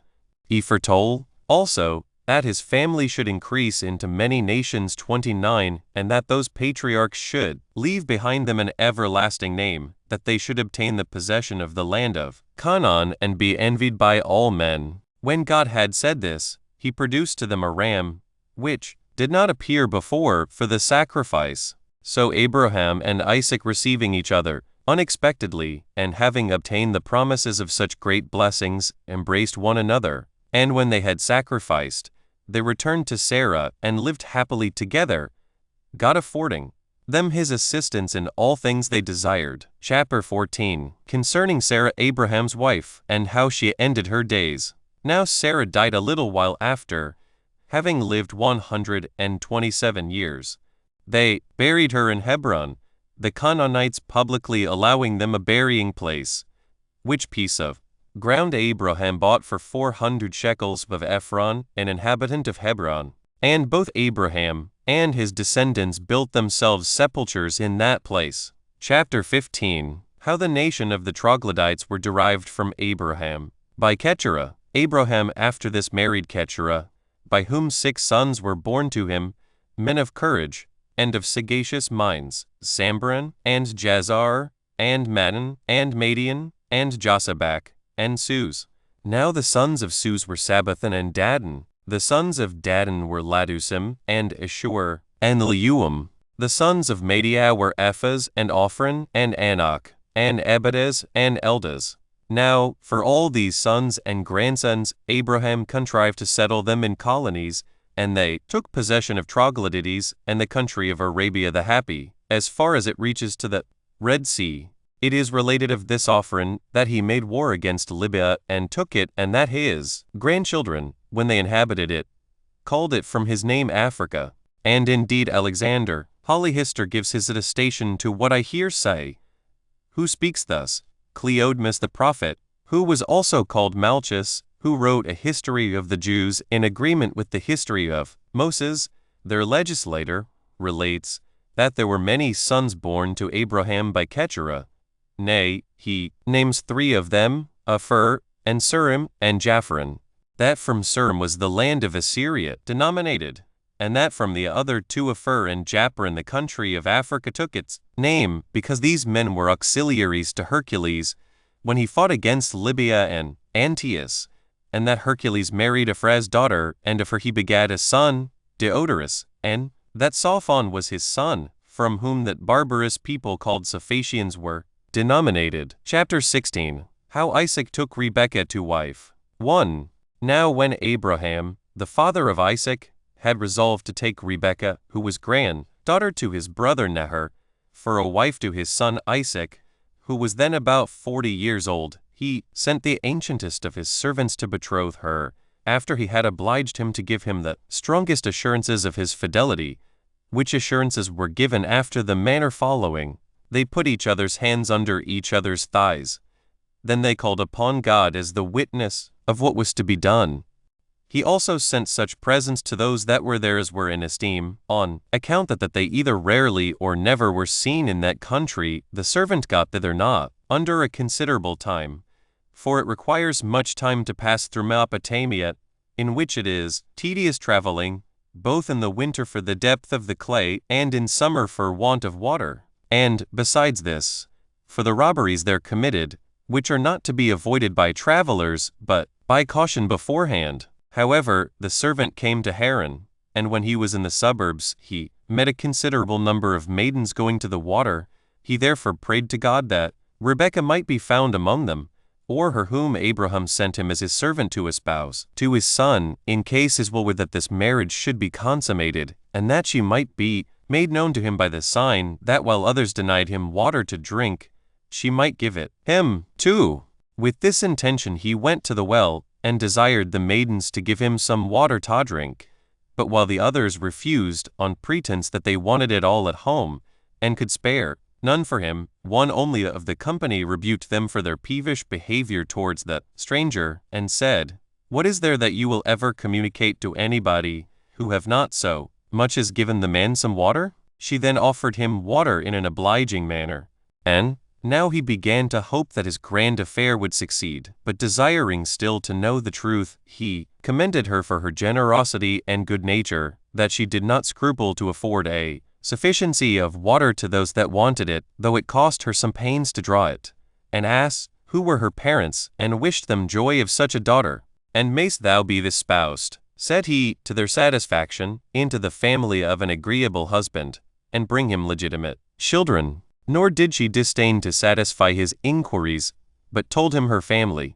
"They," says she, "call me Rebekah. My father was Bethuel, but he is dead, and Laban is my brother, and, together with my mother, takes care of all our family affairs, and is the guardian of my virginity." When the servant heard this, he was very glad at what had happened, and at what was told him, as, perceiving that God had thus plainly directed his journey, and producing his bracelets, and some other ornaments which it was esteemed decent for virgins to wear, he gave them to the damsel, by way of acknowledgment, and as a reward for her kindness in giving him water to drink, saying it was but just that she should have them, because she was so much more obliging than any of the rest. She desired also that he would come and lodge with them, since the approach of the night gave him not time to proceed farther, and producing his precious ornaments for women, he said he desired to trust them to none more safely than to such as she had shown herself to be, and that he believed he might guess at the humanity of her mother and brother, that they would not be displeased from the virtue he found in her. For he would not be burdensome, but would pay the hire for his entertainment, and spend his own money.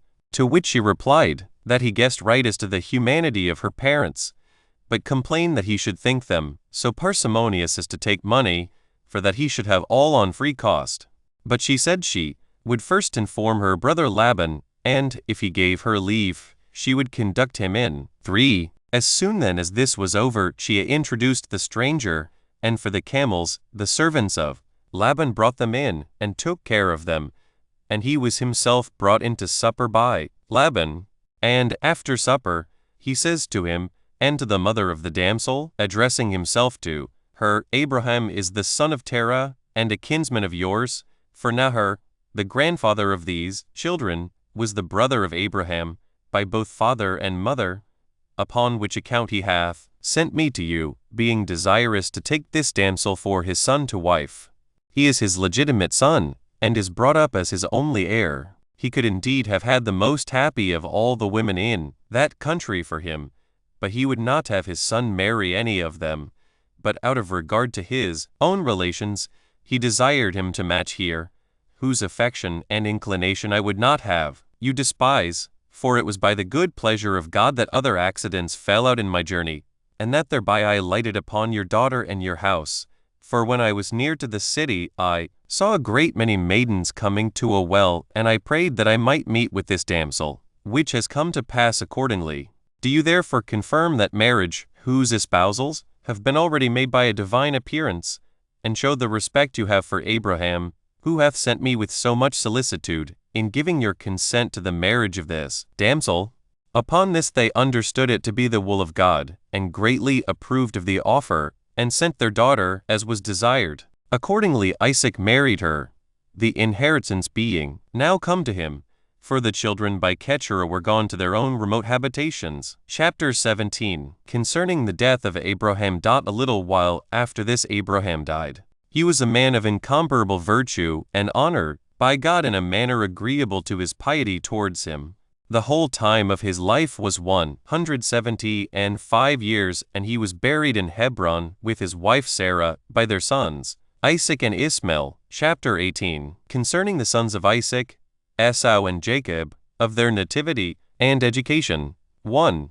Now Isaac's wife proved with child after the death of Abraham, 30, and when her belly was greatly burdened, Isaac was very anxious, and inquired of God, who answered, that Rebekah should bear twins, and that 2 nations should take the names of those sons, and that he who appeared the second should excel the elder. Accordingly she, in a little time, as God had foretold, bare twins, the elder of whom, from his head to his feet, was very rough and hairy, but the younger took hold of his heel as they were in the birth. Now the father loved the elder, who was called Esau, a name agreeable to his roughness, for the Hebrews call such a hairy roughness Esau 31 or Seir. But Jacob the younger was best beloved by his mother. 2. When there was a famine in the land, Isaac resolved to go into Egypt, the land there being good. But he went to Gerar, as God commanded him. Here Abimelech the king received him, because Abraham had formerly lived with him and had been his friend. And as in the beginning, he treated him exceeding kindly, so he was hindered from continuing in the same disposition to the end by his envy at him. For when he saw that God was with Isaac, and took such great care of him, he drove him away from him. But Isaac, when he saw how envy had changed the temper of Abimelech, retired to a place called the valley, not far from Gerar. And as he was digging a well, the shepherds fell upon him and began to fight in order to hinder the work. And because he did not desire to contend, the shepherds seemed to get to him. So he still retired and dug another. And when certain other shepherds of Abimelech began to offer him violence, he left that, also, still retired, thus purchasing security to himself a rational and prudent conduct. At length, they gave him leave to dig a well without disturbance. He named this well Rehoboth, which denotes a large space. But of the former wells, one was called Esken, which denotes strife. The other Sitna name signifies enmity. 3. It was now that Isaac's affairs increased and in a flourishing condition, and this his great riches. But Abimelech, thinking in opposition to him, while their living made them suspicious of each other, and retiring showing a secret enmity also, he, afraid that his former friendship with Isaac would not secure him, if Isaac should endeavor that injuries he had formerly offered him, he therefore renewed his friendship with him, Philok, one of his generals. And when he had obtained everything he desired, by reason of Isaac's good nature, who preferred the earlier friendship Abimelech had shown to himself and his father to his later wrath against him, he returned home. 4. Now when Esau, one of the sons of Isaac, whom the father principally loved, was now come to the age of 40 years, he married Adah, the daughter of Helon, and Aholibamah, the daughter of Esabean, which Helon and Esabean were great lords among the Canaanites, thereby taking upon himself the authority, and pretending to have dominion over his own marriages, without so much as asking the advice of his father. For had Isaac been the arbitrator, he had not given him leave to marry thus, for he was not pleased with contracting any alliance with the people of that country. But not caring to be uneasy to his son by commanding him to put away these wives, he resolved to be silent. 5. But when he was old, and could not see at all, he called Esau to him, and told him that, besides his blindness, and the disorder of his eyes, his very old age hindered him from his worship of God by sacrifice.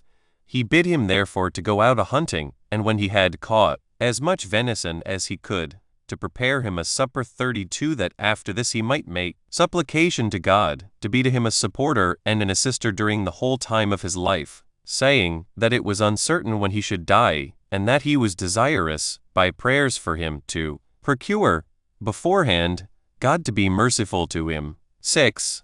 Accordingly Esau went out a-hunting, but Rebekah 33, thinking it proper to have that supplication made for obtaining the favor of God to Jacob, and that without the consent of Isaac, bid him kill kids of the goats and prepare a supper.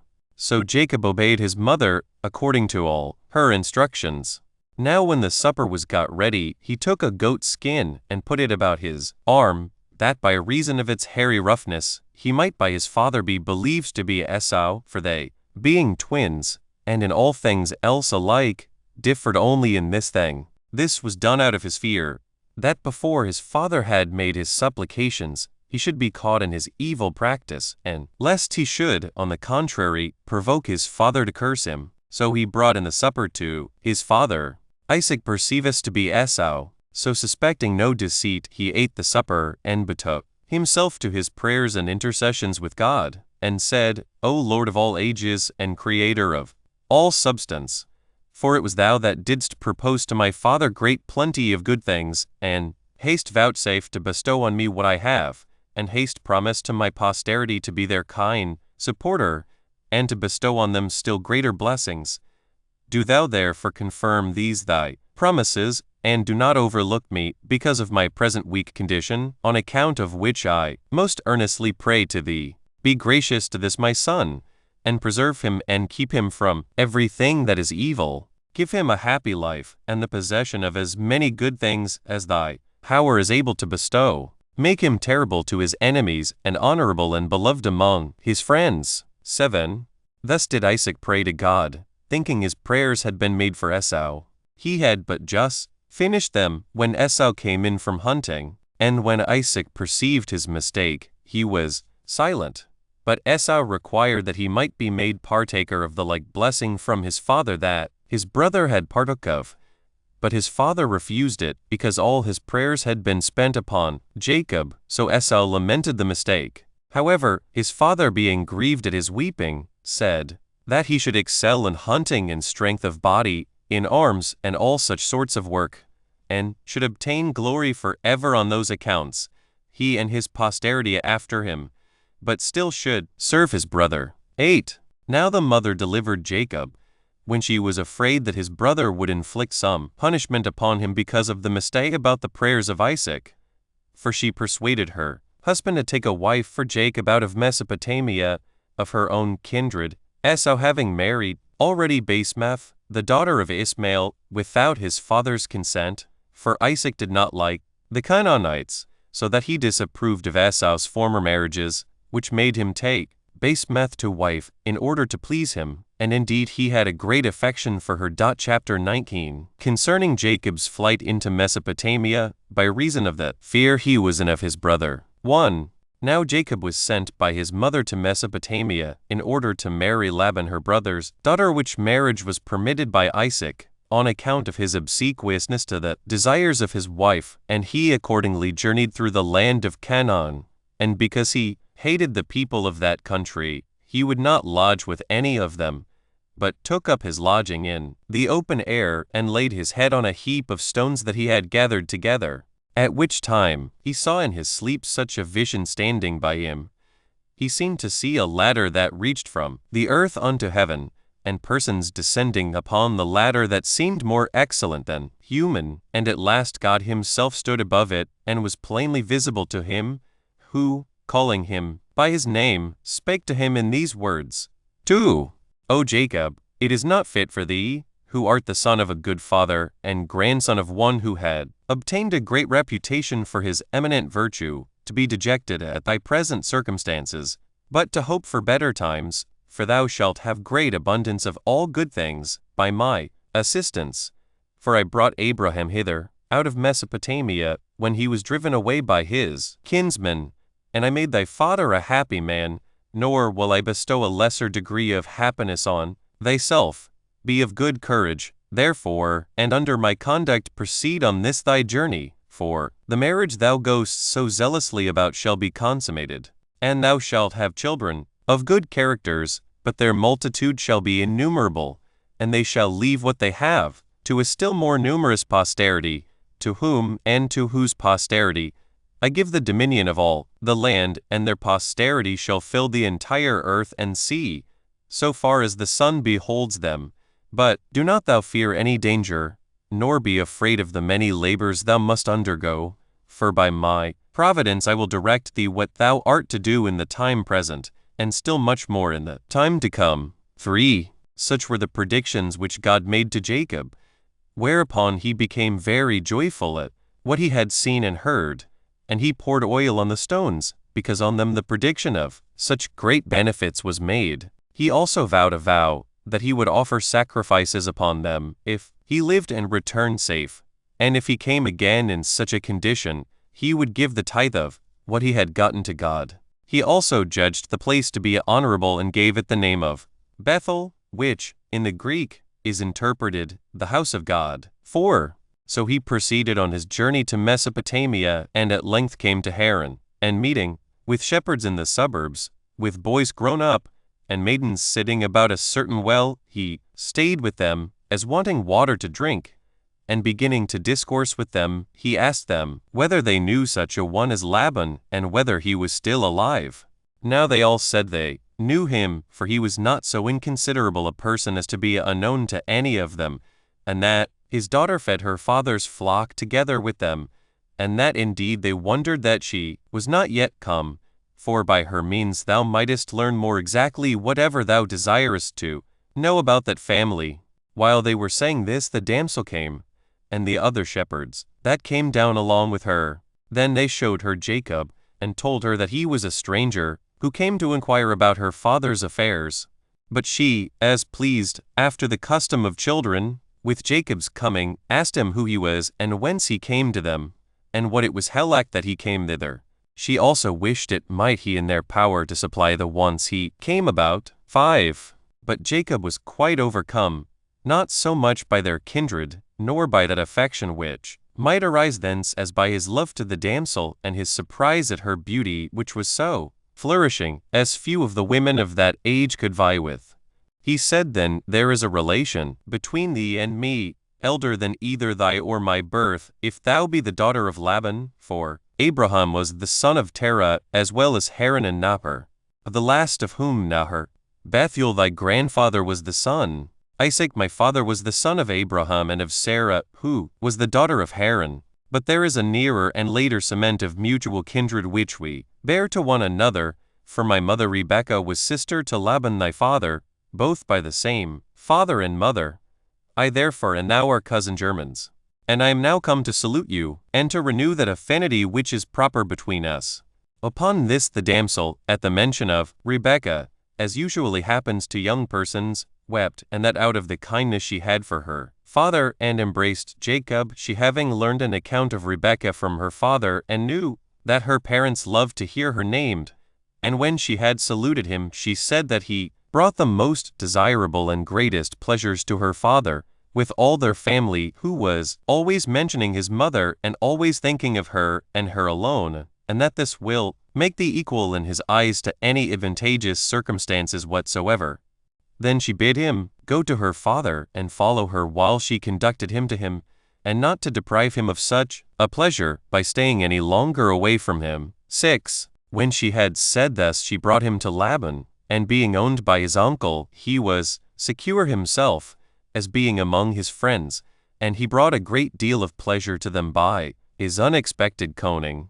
But a little while afterward, Laban told him that he could not express in words the joy he had at his coming, but still he inquired of him the occasion of his coming, and why he left his aged mother and father, when they wanted to be taken care of by him, and that he would afford him all the assistance he wanted. Then Jacob gave him an account of the whole occasion of his journey, and told him that Isaac had 2 sons that were twins, himself and Esau, who, because he failed of his father's prayers, which by his mother's wisdom were put up for him, sought to kill him, as deprived of the kingdom 34 which was to be given him of God, and of the blessings for which their father prayed, and that this was the occasion of his coming hither, as his mother had commanded him to do. For we are all sissy brethren one to another, but our mother esteems an alliance with your family more than she does one with the families of the country. So I look upon yourself and God to be the supporters of my travels, and think myself safe in my present circumstances. 7. Now Laban promised to treat him with great humanity, both on account of his ancestors, and particularly for the sake of his mother, towards whom, he said, he would show his kindness, even though she were absent, by taking care of him. For he assured him he would make him the head shepherd of his flock, and give him authority sufficient for that purpose, and when he should have a mind to return to his parents, he would send him back with presents, and this in as honorable a manner as the nearness of their relation should require. This Jacob heard gladly, and said he would willingly and with pleasure undergo any sort of pains while he tarried with him, but desired Rachel to wife, as the reward of those pains, who was not only on other accounts esteemed by him, but also because she was the means of his coming to him. For he said he was forced by the love of the damsel to make this proposal. Laban was well pleased with this agreement, and consented to give the damsel to him, as not desirous to meet with any better son-in-law, and said he would do this if he would stay with him some time, for he was not willing to send his daughter to be among the Canaanites, for he repented of the alliance he had made already by marrying his sister there. And when Jacob had given his consent to this, he agreed to stay 7 years, for so many years he had resolved to serve his father-in-law, that, having given a specimen of his virtue, it might be better known what sort of a man he was.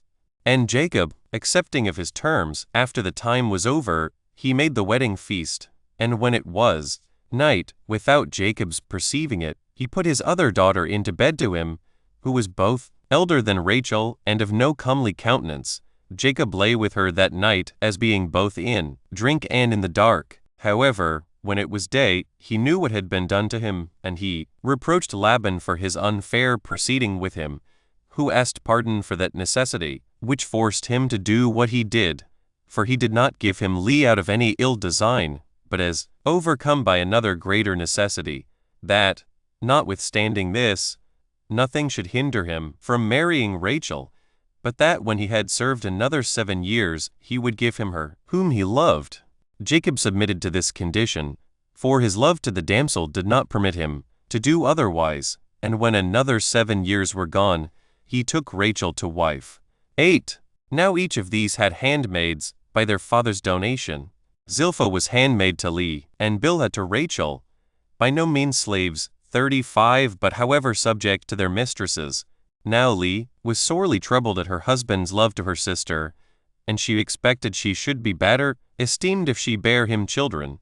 So she entreated God perpetually, and when she had borne a son, and her husband was on that account better reconciled to her, she named her son Reuben, because God had had mercy upon her in giving her a son, for that is the signification of this name. After some time she bare 3 more sons, Simon, which name signifies that God had hearkened to her prayer.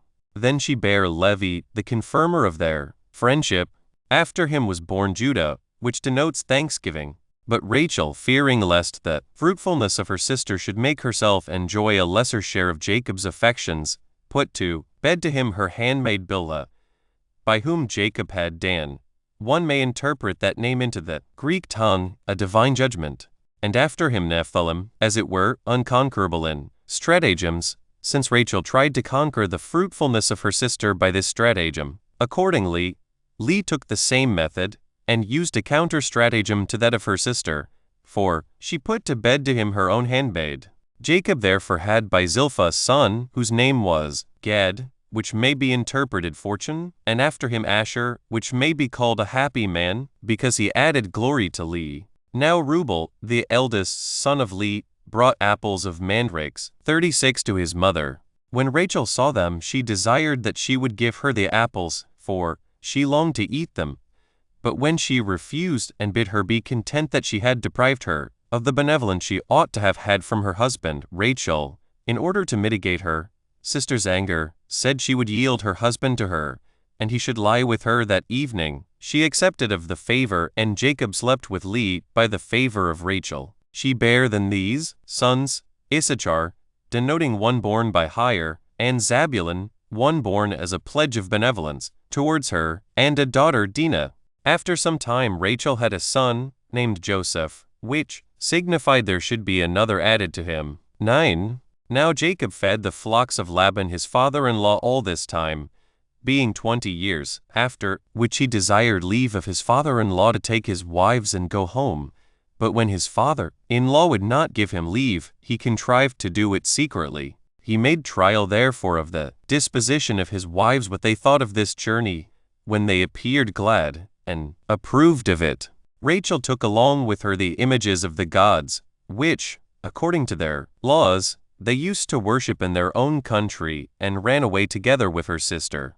The children also of them both, and the handmaids, and what possessions they had, went along with them. Jacob also drove away half the cattle without letting Laban know of it beforehand. But the reason why Rachel took the images of the gods, although Jacob had taught her to despise such, worship of those gods was this, that in case they were pursued and taken by her father, she might have recourse to these images, in order to obtain his pardon.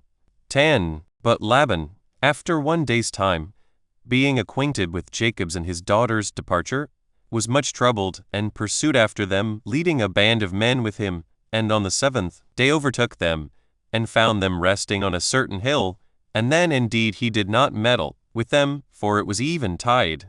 But God stood by him in a dream, and warned him to receive his son-in-law and his daughters in a peaceable manner, and not to venture upon anything rashly, or in wrath but to make a league with Jacob, and him, that if he despised their small number, attacked them in a hostile manner, he would assist them. When Laban had been thus forewarned by God, he called Jacob to him the next day in order to treat with him, and showed him what dream he had, in dependence, whereupon he came confidently to him, and began to accuse him, alleging that he had entertained him when he was poor and in want of all things, and had given him plenty of all things which he had. For, said he, I have joined my daughters to thee in marriage, and supposed that thy kindness to me be greater than before, but thou had no regard to either thy mother's relations to me, nor to the affinity now newly contracted between us, nor to those wives whom thou hast married, nor to those children, of whom I am the grandfather.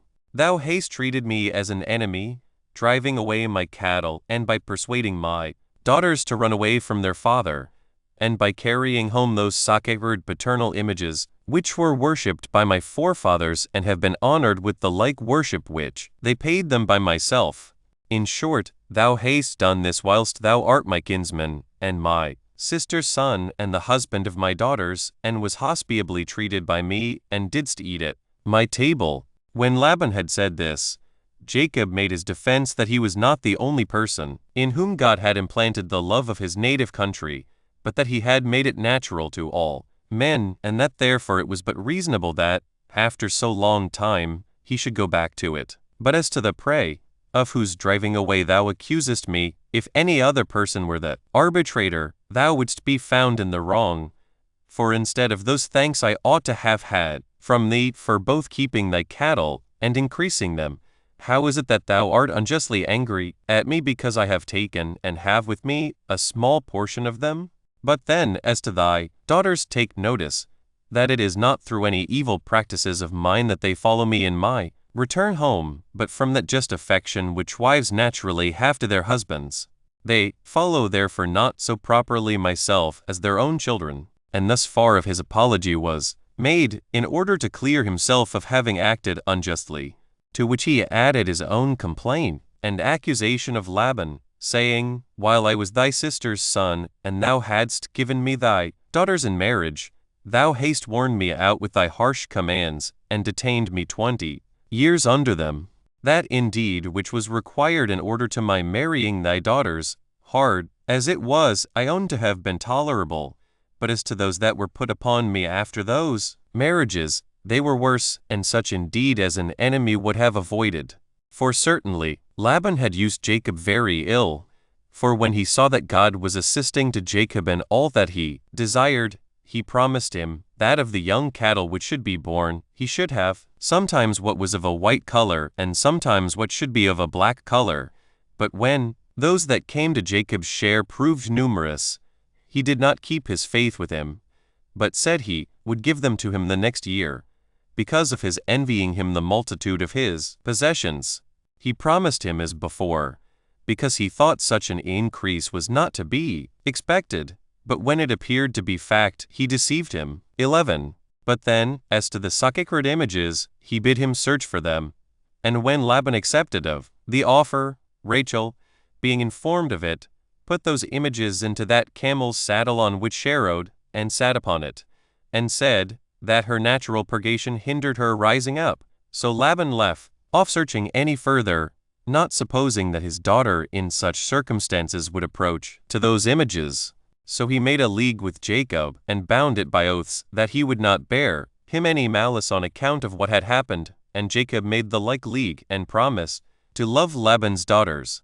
And these leagues they confirmed with oaths also, which they made upon certain as whereon they erected a pillar in the form of an altar, whence that hill is called Gilead, and from thence they call that land the land of Gilead at this day. Now when they had feasted, after the making of the league, Laban returned home. Chapter 20. Concerning the meeting of Jacob and Esau. 1. Now as Jacob was proceeding on his journey to the land of Canaan, angels appeared to him, and suggested to him good hope of his future condition, and that place he named the camp of God. And being desirous of knowing what his brother's intentions were to him, he sent messengers to give him an exact account of everything, as being afraid, on account of the enmities between them.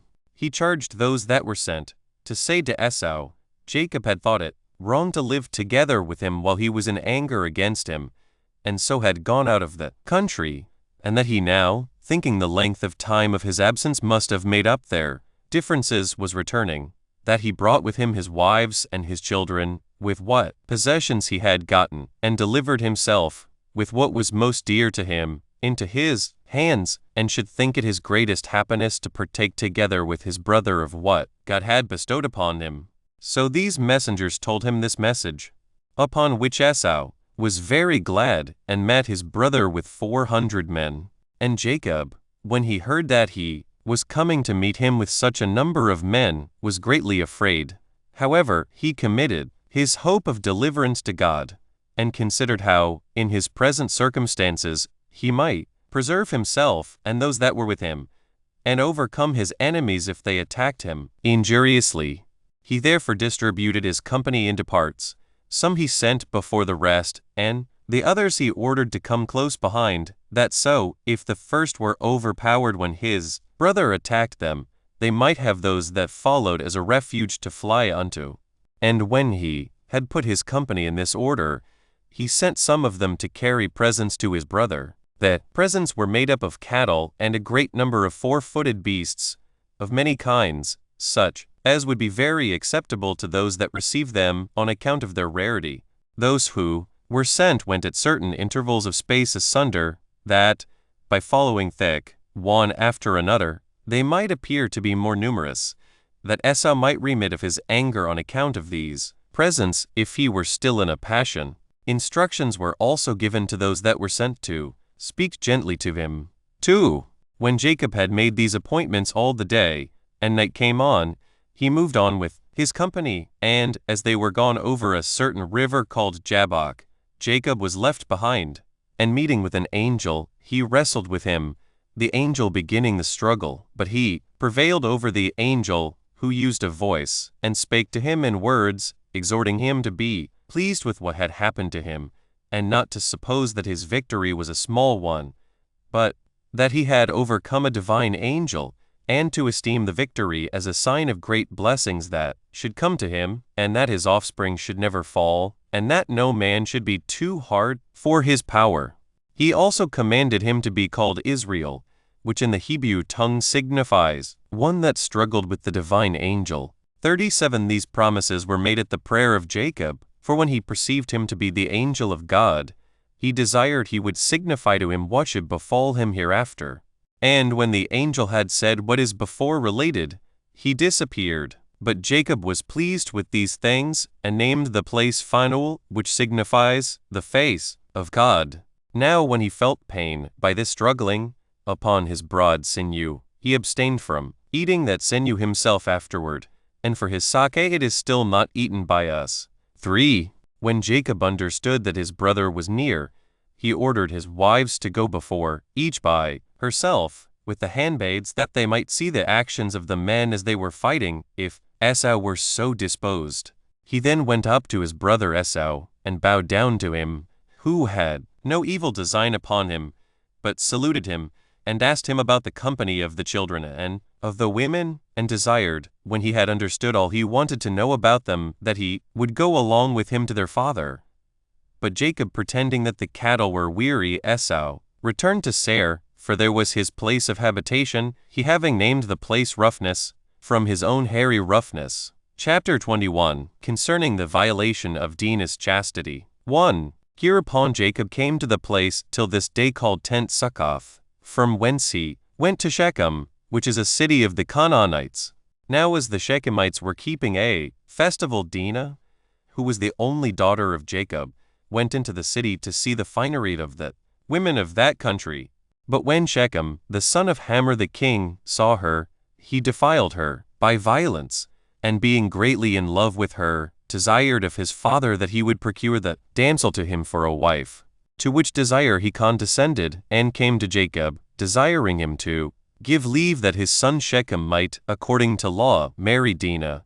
But Jacob, not knowing how to deny the desire of one of such great dignity, and yet not thinking it lawful to marry his daughter to a stranger, entreated him to give him leave to have a consultation about what he desired him to do. So the king went away, in hopes that Jacob would grant him this marriage. But Jacob informed his sons of the defilement of their sister and of the address of Hamor, and desired them to give their advice what they should do. Upon Phil's, the greatest part said nothing, not knowing what advice to give.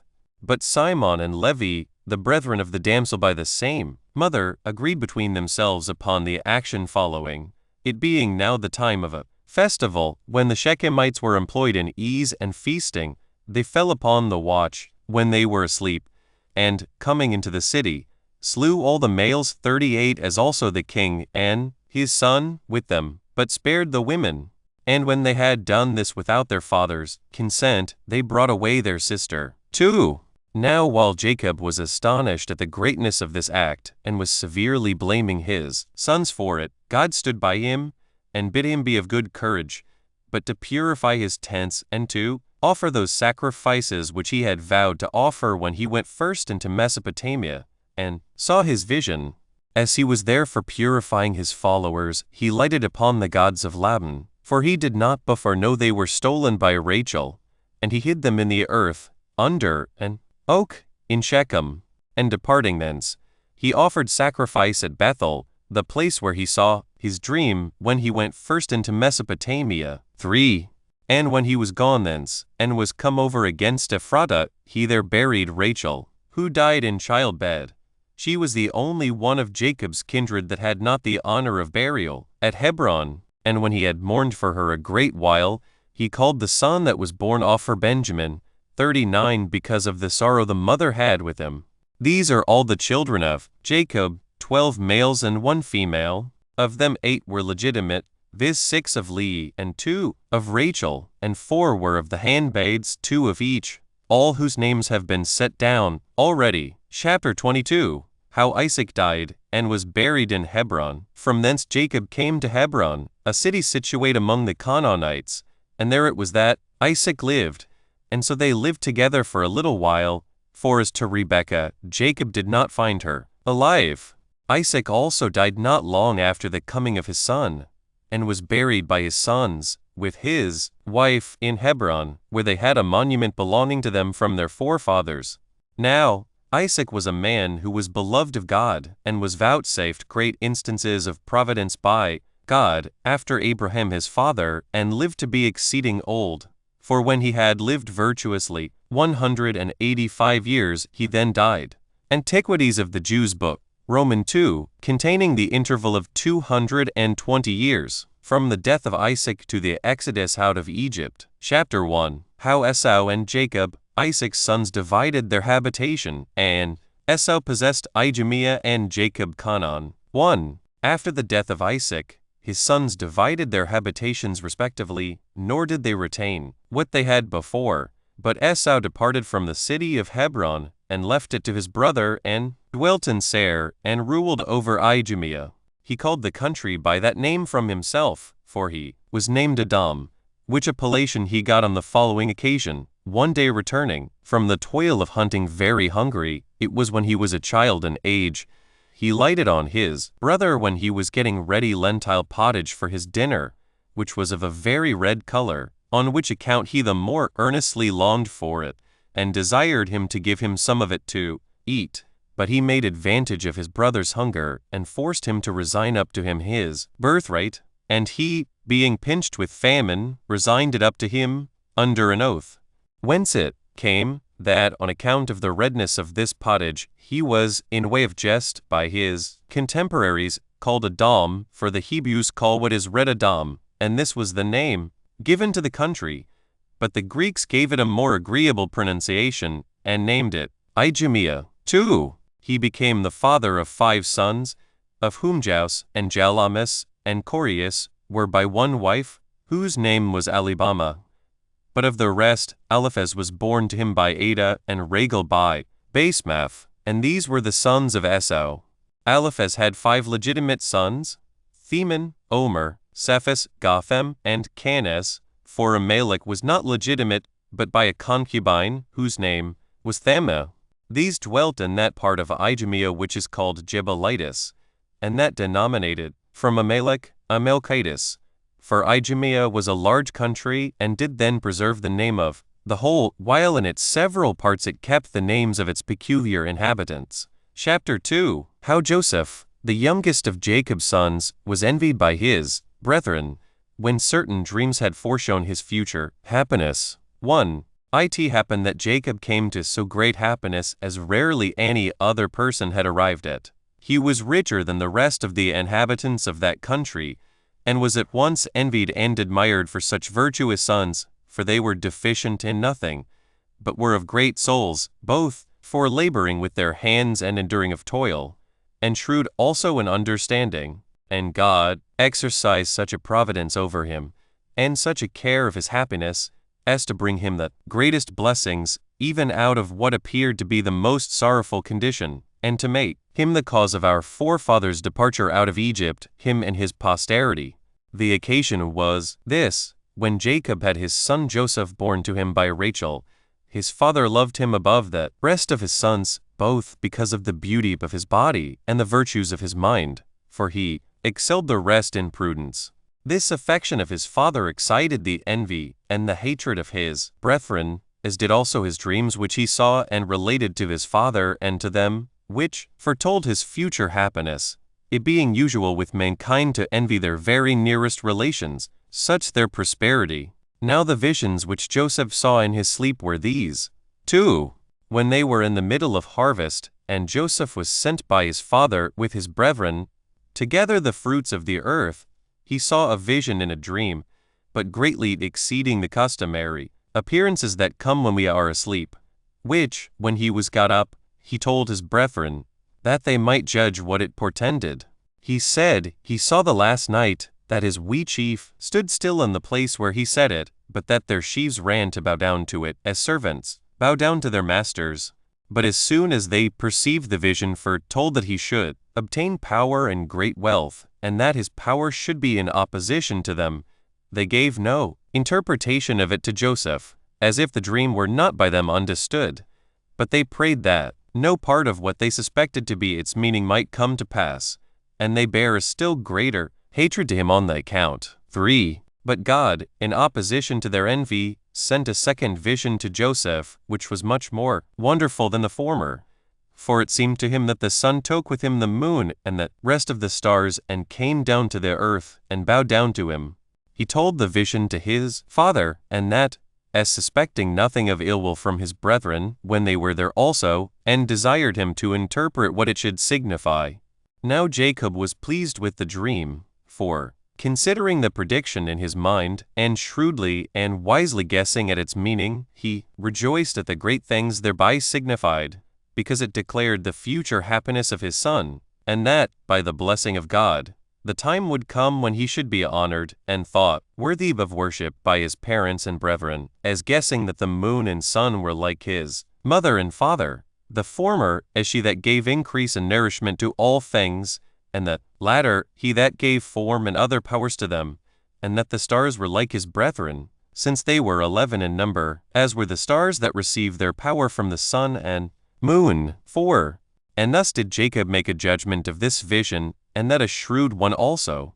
But these interpretations caused very great grief to Joseph's brethren, and they were affected to him hereupon as if he were a certain stranger, that was to those good things which were signified by the dreams, and not as one that was a brother, with whom it was probable they should be joint partakers, and as they had been partners in the same parentage, so should they be of the same happiness. They also resolved to kill the lad. And having fully ratified that intention of theirs, as soon as their collection of the fruits was over, they went to Shechem, which is a country good, for feeding of cattle, and for pasturage. There they fed their flocks, without acquainting their father with their removal thither.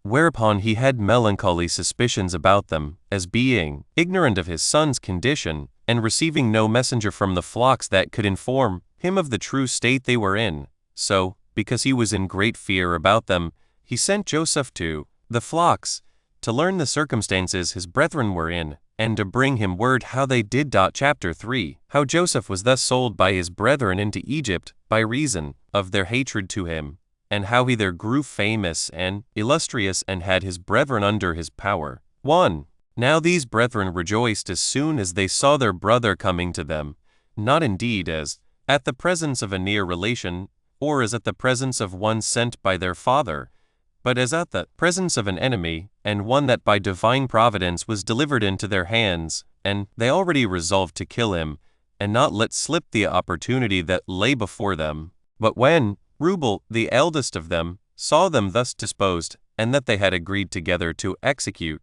their purpose, he tried to restrain them, showing them the heinous enterprise they were going about, and the horrid nature of it, that this action would appear wicked in the sight of God, and impious before men, even though they should kill one not related to them, but much more flagitious and detestable to appear to have slain their own brother, by which act the father must be treated unjustly in the son's slaughter, and the mother one also be in perplexity while she laments that her son is taken away from her, and this not in a natural way neither.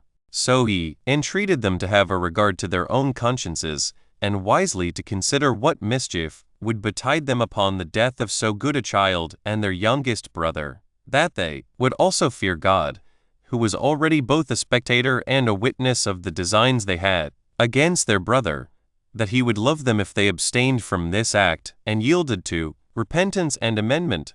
But in case they proceeded to do the fact, all sorts of punishments would overtake them from God for this murder of their brother, since they polluted his providence, which was everywhere present, and which did not overlook what was done, either in deserts or in cities. For wheresoever a man is, there ought he to suppose that God is also. He told them further, that their consciences would be their enemies, if they attempted to go through so wicked an enterprise, which they can never avoid, whether it be a good conscience, or whether it be such a one as they will have within them when once they have killed their brother. He also added this besides to what he had before said, that it was not a righteous thing to kill a brother, though he had injured them, that it is a good thing to forget the actions of such near friends even in things wherein they might seem to have offended, but that they were going to kill Joseph, who had been guilty of nothing that was ill towards them, in whose case the infirmity of his small age should rather procure him mercy, and move them to unite together in the care of his preservation, that the cause of killing him made the act itself much worse, while they determined to take him off out of envy at his future prosperity, an equal share of which they would naturally partake while he enjoyed it, since they were to him not strangers, but the nearest relations, for they might reckon upon what God bestowed upon Joseph as their own, and that it was fit for them to believe that the anger of God would for this cause be more severe upon them if they slew him who was judged by God to be worthy of that prosperity which was to be hoped for, and while, by murdering him, they made it impossible for God to bestow it upon him. 2. Reuben said these and many other things, and used entreaties to them, and thereby endeavored to divert them from the murder of their brother. But when he saw that his discourse had not mollified them at all, and that they made haste to do the fact, he advised them to alleviate that wickedness they were going about in the manner of taking Joseph off, for as he had exhorted them first, when they were going to revenge themselves, to be dissuaded from doing it, so, since the sentence for killing their brother had prevailed, he said that they would not, however, be so grossly guilty if they would be persuaded to follow his present advice, which would include what they were so eager about, but was not so very bad, but, in the distress they were in, of a lighter nature. He begged of them, therefore, not to kill their brother with their own hands, but to cast him into the pit that was hard by, and so to let him die, by which they would gain so much, that they would not defile their own hands with his blood. To this the young men readily agreed. So Reuben took the lad and tied him to a cord, and let him down gently into the pit, for it had no water at all in it, who, when he had done this, went his way to seek for such pasturage as was fit for feeding his flocks. 3. But Judas, being one of Jacob's sons also, seeing some Arabians, of the posterity of Ismael, carrying spices and Syrian wares out of the land of Gilead to the Egyptians, after Reuben was gone, advised his brethren to draw Joseph out of the pit, and sell him to the Arabians. For if he should die among strangers a great way off, they should be freed from this barbarous action. This, therefore, was resolved on. So they drew Joseph up out of the pit, and sold him to the merchants for 20 pounds too. He was now 17 years old. But Reuben, coming in the night time to the pit, resolved to save Joseph, without the privity of his brethren. And when, upon his calling to him, he made no answer, he was afraid that they had destroyed him after he was gone, of which he complained to his brethren. But when they had told him what they had done, Reuben left off his mourning. 4. When Joseph's brethren had done thus to him, they considered what they should do to escape the suspicions of their father. Now they had taken away from Joseph the coat which he had on. When he came to them at the time, they let him down into the pit. So they thought proper to tear that coat to pieces, and to dip it into goat's blood, and then to carry it and show it to their father, that he might believe he was destroyed by wild beasts. And when they had so done, they came to the old man, but this not till what had happened to his son had already come to his knowledge. Then they said that they had not seen Joseph, nor knew what mishap had befallen him, but that they had found his coat bloody and torn to pieces, whence they had a suspicion that he had fallen among wild beasts, and so perished, if that was the coat he had on when he came from home. Now Jacob had before some better hopes that his son was only made a captive, but now he laid aside that notion, and supposed that this coat was an evident argument that he was dead, for he well remembered that this was the coat he had on when he sent him to his brethren. So he hereafter lamented the lad as now dead, and as if he had been the father of no more than one, without taking any comfort in the rest. And so he was also affected with his misfortune before he met with Joseph's brethren, when he also conjectured that Joseph was destroyed by wild beasts. He sat down also clothed in sackcloth and in heavy affliction, insomuch that he found no ease when his sons comforted him, neither did his pains remit by length of time. Chapter 4. Concerning the signal chastity of Joseph. 1.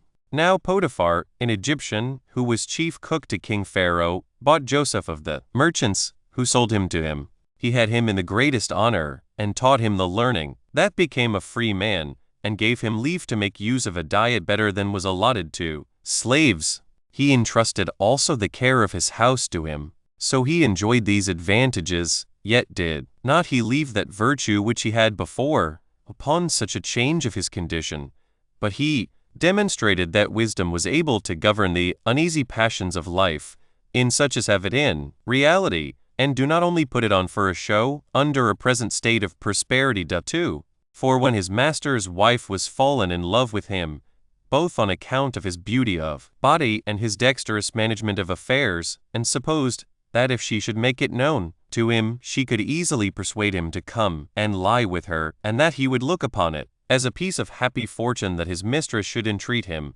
as regarding that state of slavery he was in, and not his moral character which continued after his condition was changed. So she made known her naughty inclinations, and spake to him about lying with her. However, he rejected her entreaties, not thinking it agreeable to religion to yield so far to her, as to do what would tend to the affront and injury of him that purchased him, and had vouchsafed him so great honors. He, on the contrary, exhorted her to govern that passion, and laid before her the impossibility of her obtaining her desires, which he thought might be conquered, if she had no hope of succeeding. And he said, that as to himself, he would endure anything whatever before he would be persuaded to it. For although it was fit for a slave, as he was to do nothing contrary to his mistress, he might well be excused in a case where the contradiction was to such sort of commands only. But this opposition of Joseph, when she did not expect it, made her still more violent in her love to him, and as she was sorely beset with this naughty passion, so she resolved to compass her design by a second attempt. 3. When, therefore, there was a public festival coming on, in which it was the custom for women to come to the public solemnity, she pretended to her husband that she was sick, as contriving an opportunity for solitude and leisure that she might entreat Joseph again. Which opportunity, being obtained, she used more kind words to him than before, and said that it had been good for him to have yielded to her first solicitation, and to have given her no repulse, both because of the reverence he ought to bear to her dignity who solicited him, and because of the vehemence of her passion, by which she was forced, though she were his mistress, to condescend beneath her dignity, but that he may now, by taking more prudent advice, wipe off the imputation of his former folly.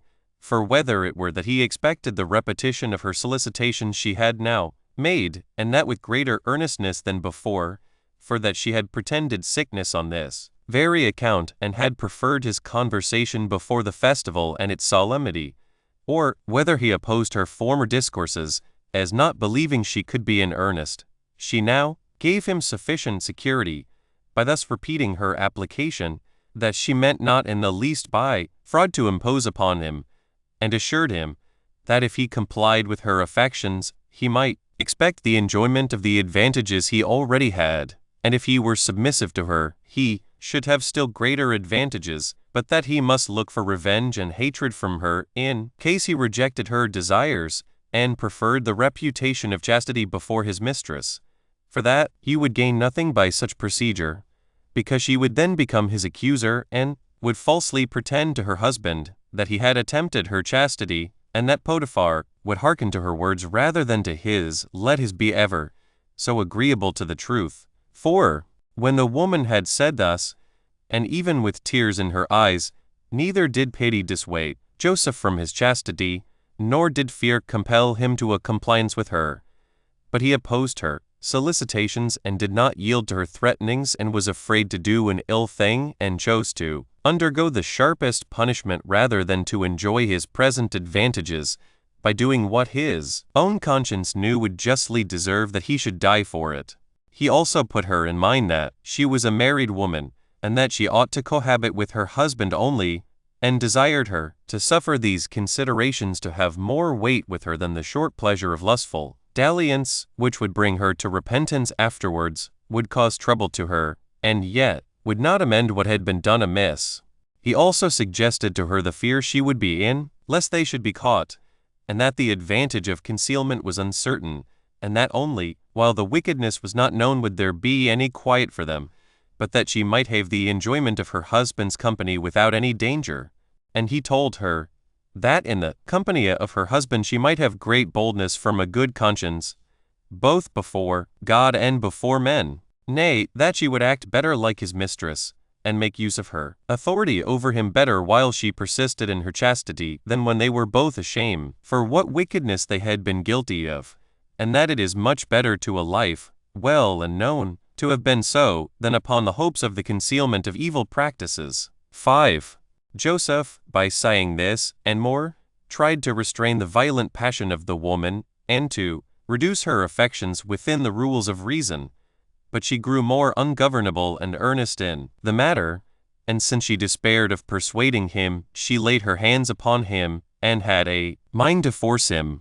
But as soon as Joseph had got away from her anger, leaving also his garment with her, for he left that to her, and leaped out of her chamber, she was greatly afraid lest he should discover her lewdness to her husband, and greatly troubled at the affront he had offered her. So she resolved to be beforehand with him, and to accuse Joseph falsely to Potiphar, and by that means to revenge herself on him for his pride and contempt of her.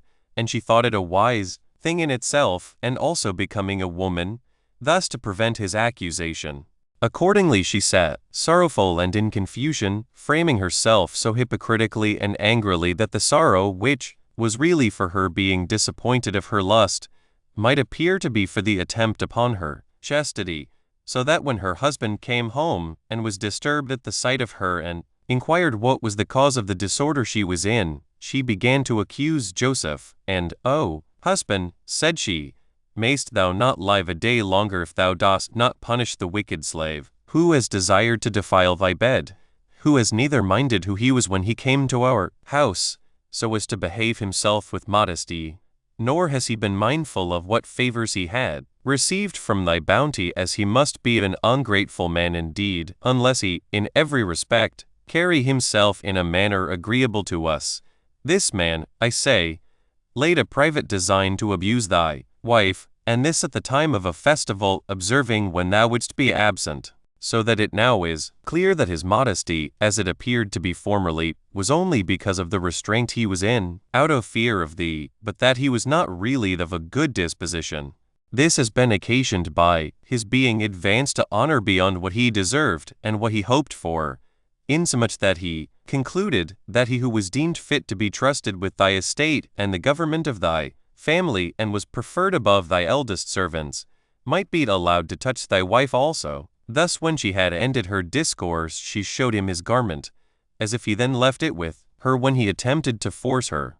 But Potiphar, not being able to disbelieve what his wife's tears showed, and what his wife said, and what he saw himself, and being seduced by his love to his wife, did not set himself about the examination of the truth, but taking it for granted that his wife was a modest woman, and condemning Joseph as a wicked man, he threw him into the malefactor's prison, and had a still higher opinion of his wife, and bare her witness that she was a woman of a becoming modesty and chastity. Chapter 5.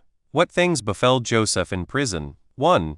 Now Joseph, commending all his affairs to God, did not betake himself to make his defense, nor to give an account of the exact circumstances of the fact, but silently underwent the bonds, and the distress he was in, firmly believing that God, who knew the cause of his affliction, and the truth of the fact, would be more powerful than those that inflicted the punishments upon him, a proof of whose providence he quickly received. For the keeper of the prison, taking notice of his care and fidelity in the affairs he had set him about, and the dignity of his countenance, relaxed his bonds, and thereby made his heavy calamity lighter and more supportable to him. He also permitted him to make use of a diet better than that of the rest of the prisoners. Now, as his fellow prisoners, when their hard labors were over, fell to discoursing one among another, as is usual in such as are equal sufferers, and to inquire one of another what were the occasions of their being condemned to a prison. Among them the king's cupbearer, and one that had been respected by him, was put in bonds upon the king's anger at him. This man was under the same bonds with Joseph, and grew more familiar with him, and upon his observing that Joseph had a better understanding than the rest had, he told him of a dream he had, and desired he would interpret its meaning, complaining that, besides the afflictions he underwent from the king, God did also add to him trouble from his dreams. 2. He therefore said that in his sleep he saw 3 clusters of grapes hanging upon 3 branches of a vine, large already, and ripe for gathering, and that he squeezed them into a cup, which the king held in his hand, and when he had strained the wine, he gave it to the king to drink, and that he received it from him with a pleasant countenance.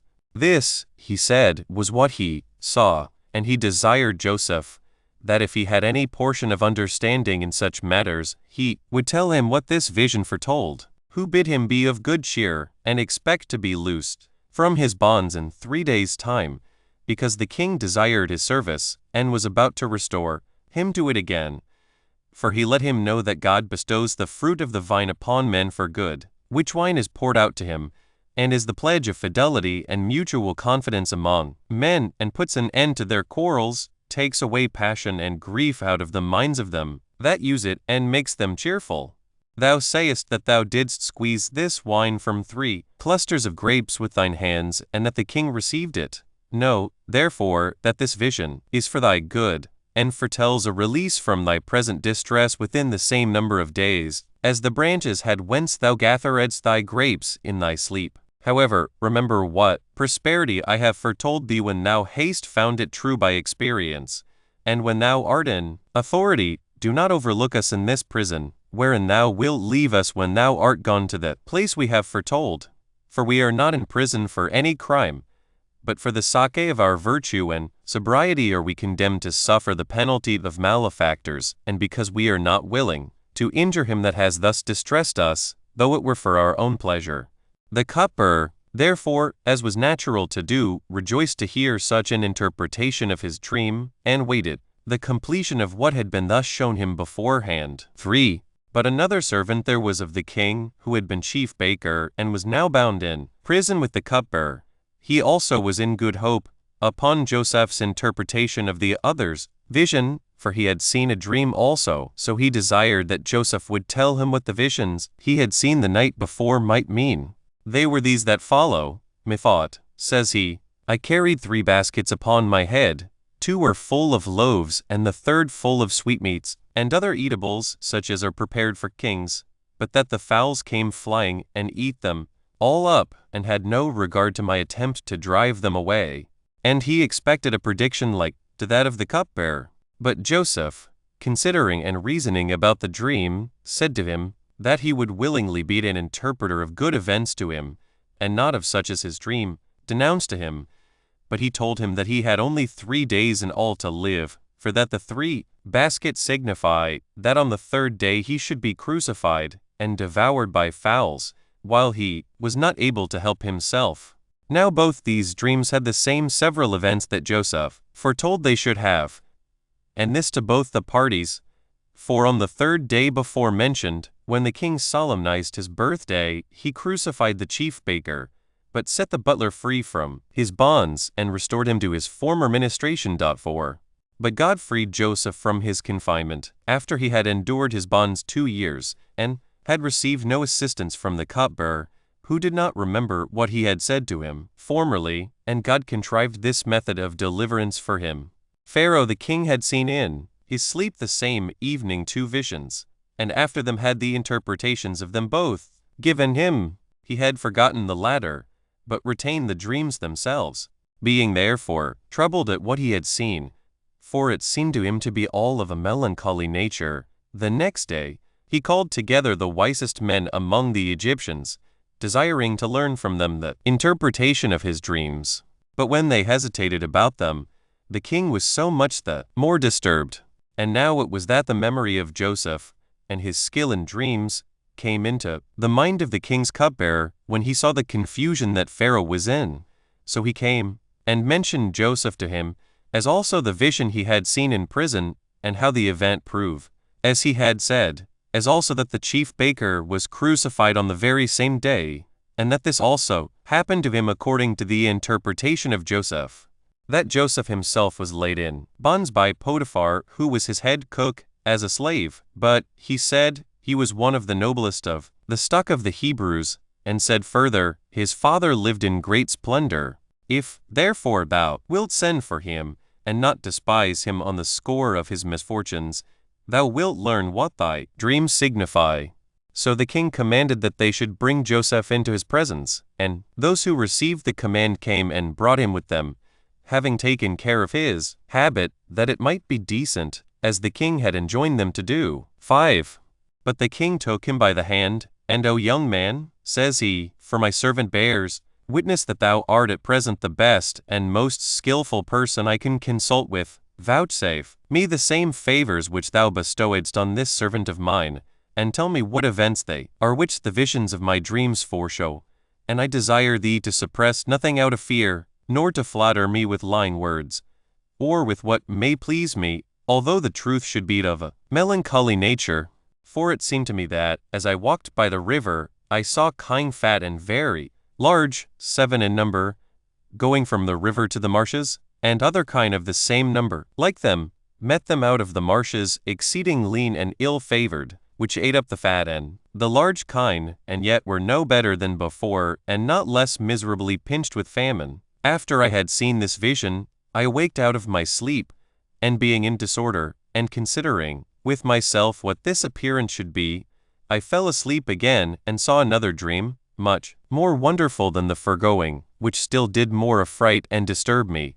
I saw 7 ears of corn growing out of one root, having their heads borne down by the weight of the grains, and bending down with the fruit, which was now ripe and fit for reaping. And near these I saw 7 other ears of corn, meager and weak, for want of rain, which fell to eating and consuming those that were fit for reaping, and put me into great astonishment. 6. To which Joseph replied, This dream, said he, O king, although seen under 2 forms, signifies one and the same event of things. For when thou sawest the fat kine, which is an animal, made for the plough and for labor, devoured by the worser kine, and the ears of corn eaten up by the smaller ears. They foretell a famine and want of the fruits of the earth for the same number of years, and equal with those when Egypt was in a happy state, and this so far that the plenty of these years will be spent in the same number of years of scarcity, and that scarcity of necessary provisions will be very difficult to be corrected, as a sign whereof the ill-favored kine, when they had devoured the better sort, could not be satisfied. But still God foreshows what is to come upon men, not to grieve them, but that, when they know it beforehand, they may, by prudence, make the actual experience of what is foretold the more tolerable. If thou, therefore, carefully dispose of the plentiful crops which will come in the former years, thou wilt procure that the future calamity will not be felt by the Egyptians. 7. Hereupon the king wondered at the discretion and wisdom of Joseph, and asked him by what means he might so dispense the foregoing plentiful crops in the happy years, as to make the miserable crops more tolerable. Joseph then added this his advice: to spare the good crops, and not permit the Egyptians to spend them luxuriously, but to reserve what they would have spent in luxury beyond their necessity against the time of want. He also exhorted him to take the corn of the husbandmen and give them only so much as will be sufficient for their food. Accordingly, Pharaoh, being surprised at Joseph, not only for his interpretation of the dream, but for the counsel he had given him, entrusted him with dispensing the corn, with power to do what he thought would be for the benefit of the people of Egypt and for the benefit of the king, as, believing that he who first discovered this method of acting would prove the best overseer of it. But Joseph, having this power given him by the king, with leave to make use of his seal and to wear purple, drove in his chariot through all the land of Egypt, and took the corn of the husbandmen, 3 allotting as much to every one as would be sufficient for seed and for food, but without discovering to any one the reason why he did so. Chapter 6. How Joseph, when he was become famous in Egypt, had his brethren in subjection. 1. Joseph was now grown up to 30 years of age, and enjoyed great honors from the king, who called him Sothom-Phainich, out of regard to his prodigious degree of wisdom, for that name denotes the revealer of secrets. He also married a wife of very high quality, for he married the daughter of Ptiphers, one of the priests of Heliopolis. She was a virgin, and her name was Asenath. By her he had children before the scarcity came on: Manasseh, the elder, which signifies forgetful, because his present happiness made him forget his former misfortunes, and Ephraim, the younger, which signifies restored, because he was restored to the freedom of his forefathers. Now after Egypt had happily passed over 7 years, according to Joseph's interpretation of the dreams, the famine came upon them in the 8th year, and because this misfortune fell upon them when they had no sense of it beforehand, 5 they were all sorely afflicted by it, and came running to the king's gates, and he called upon Joseph, who sold the corn to them, being become confessedly a savior to the whole multitude of the Egyptians. Nor did he open this market of corn for the people of that country only, but strangers had liberty to buy also, Joseph being willing that all men, who were naturally akin to one another, should have assistance from those that lived in happiness. 2. Now Jacob also, when he understood that foreigners might come, sent all his sons into Egypt to buy corn, for the land of Canaan was grievously afflicted with the famine, and this great misery touched the whole continent. He only retained Benjamin, who was born to him by Rachel and was of the same mother with Joseph. These sons of Jacob then came into Egypt and applied themselves to Joseph, wanting to buy corn, for nothing of this kind was done without his approbation, since even then only was the honor that was paid the king himself advantageous to the persons that paid it, when they took care to honor Joseph also. Now when he well knew his brethren, they thought nothing of him, for he was but a youth when he left them, and was now come to an age so much greater that the lineaments of his face were changed, and he was not known by them. Besides this, the greatness of the dignity wherein he appeared suffered them not so much as to suspect it was he. He now made trial what sentiments they had about affairs of the greatest consequence, for he refused to sell them corn, and said they were come as spies off the king's affairs, and that they came from several countries, and joined themselves together, and pretended that they were of kin, it not being possible that a private man should breed up so many sons, and those of so great beauty of countenance as they were, such an education of so many children being not easily obtained by kings themselves. Now this he did in order to discover what concerned his father, and what happened to him after his own departure from him, and as desiring to know what was become of Benjamin his brother. For he was afraid that they had ventured on the like wicked enterprise against him that they had done to himself, and had taken him off also. 3. Now these brethren of his were under distraction and terror, and thought that very great danger hung over them, yet not at all reflecting upon their brother Joseph, and standing firm under the accusations laid against them, they made their defense by Reuben, the eldest of them, who now became their spokesman. We come not hither, said he, with any unjust design, nor in order to bring any harm to the king's affairs. We only want to be preserved, as supposing your humanity might be a refuge for us from the miseries which our country labors under, we having heard that you purpose to sell corn, not only to your own countrymen, but to strangers also, and that you determine to allow that corn in order to preserve all that want it, but that we are brethren, and of the same common blood, the peculiar lineaments of our faces, and those not so much different from one another, plainly show. Our father's name is Jacob, an Hebrew man, who had 12 of us for his sons by 4 wives, which 12 of us, while we were all alive, were a happy family. But when one of our brethren, whose name was Joseph, died, our affairs changed for the worse, for our father could not forbear to make a long lamentation for him, and we are in affliction, both by the calamity of the death of our brother, and the miserable state of our aged father. We are now, therefore, come to buy corn, having entrusted the care of our father and the provision for our family to Benjamin, our youngest brother, and if thou sendest to our house, thou mayst learn whether we are guilty of the least falsehood in what we say. 4.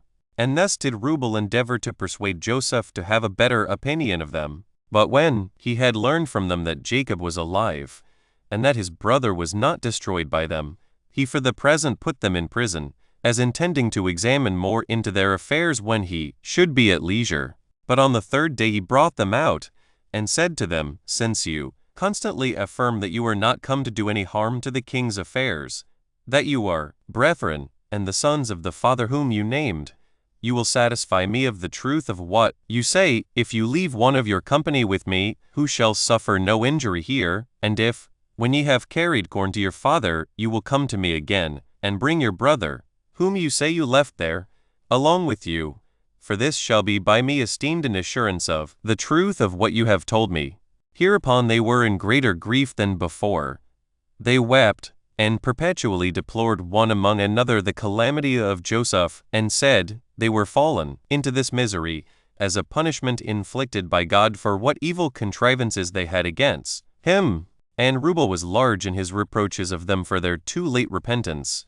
Whence no prophet arose to Joseph, and earnestly exhorted them to bear with patience whatever they suffered, since it was done by God in way of punishment on his account. Thus they spake to one another, not imagining that Joseph understood their language. A general sadness also seized on them at Reuben's words, and a repentance for what they had done, and they condemned the wickedness they had perpetrated, for which they judged they were justly punished by God. Now when Joseph saw that they were in this distress, he was so affected at it that he fell into tears, and not being willing that they should take notice of him, he retired, and after a while came to them again, and taking Simon 6 in order to his being a pledge for his brethren's return, he bid them take the corn they had bought, and go their way. He also commanded his steward privily to put the money which they had brought with them for the purchase of corn into their sacks, and to dismiss them therewith, who did what he was commanded to do. 5.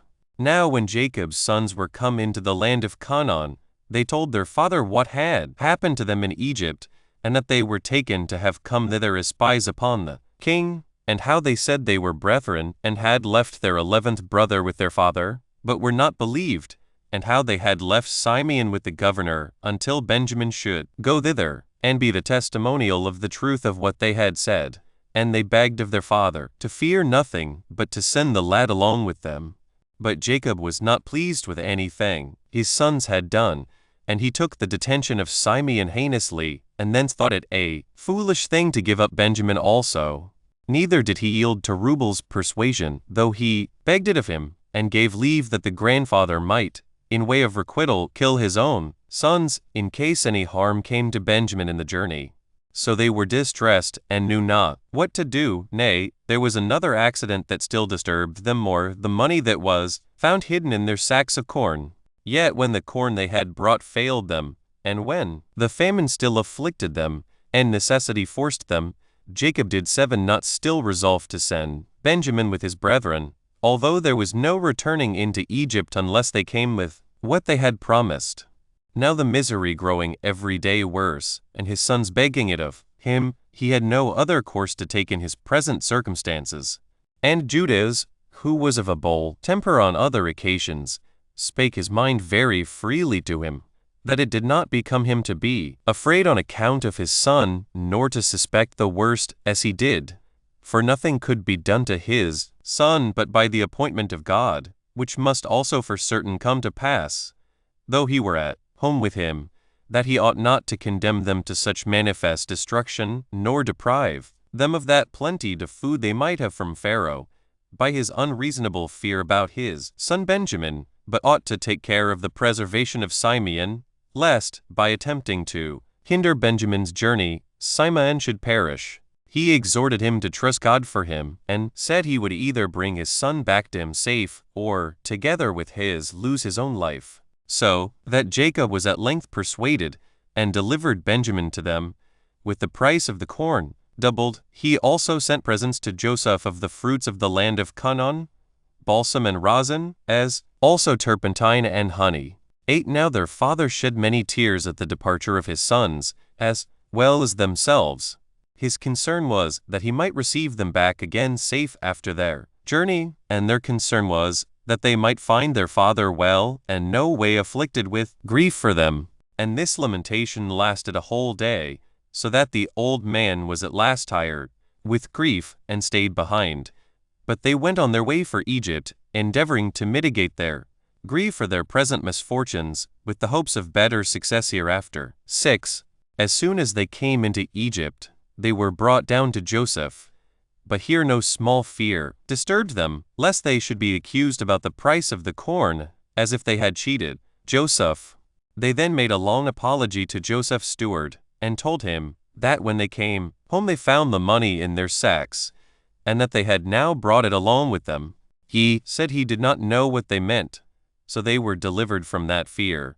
And when he had loosed Simon, and put him into a handsome habit, he suffered him to be with his brethren, at which time Joseph came from his attendance on the king. So they offered him their presents, and, upon his putting the question to them about their father, they answered that they found him well. He also, upon his discovery that Benjamin was alive, asked whether this was their younger brother, for he had seen him, whereupon they said he was. He replied, that the God over all was his protector.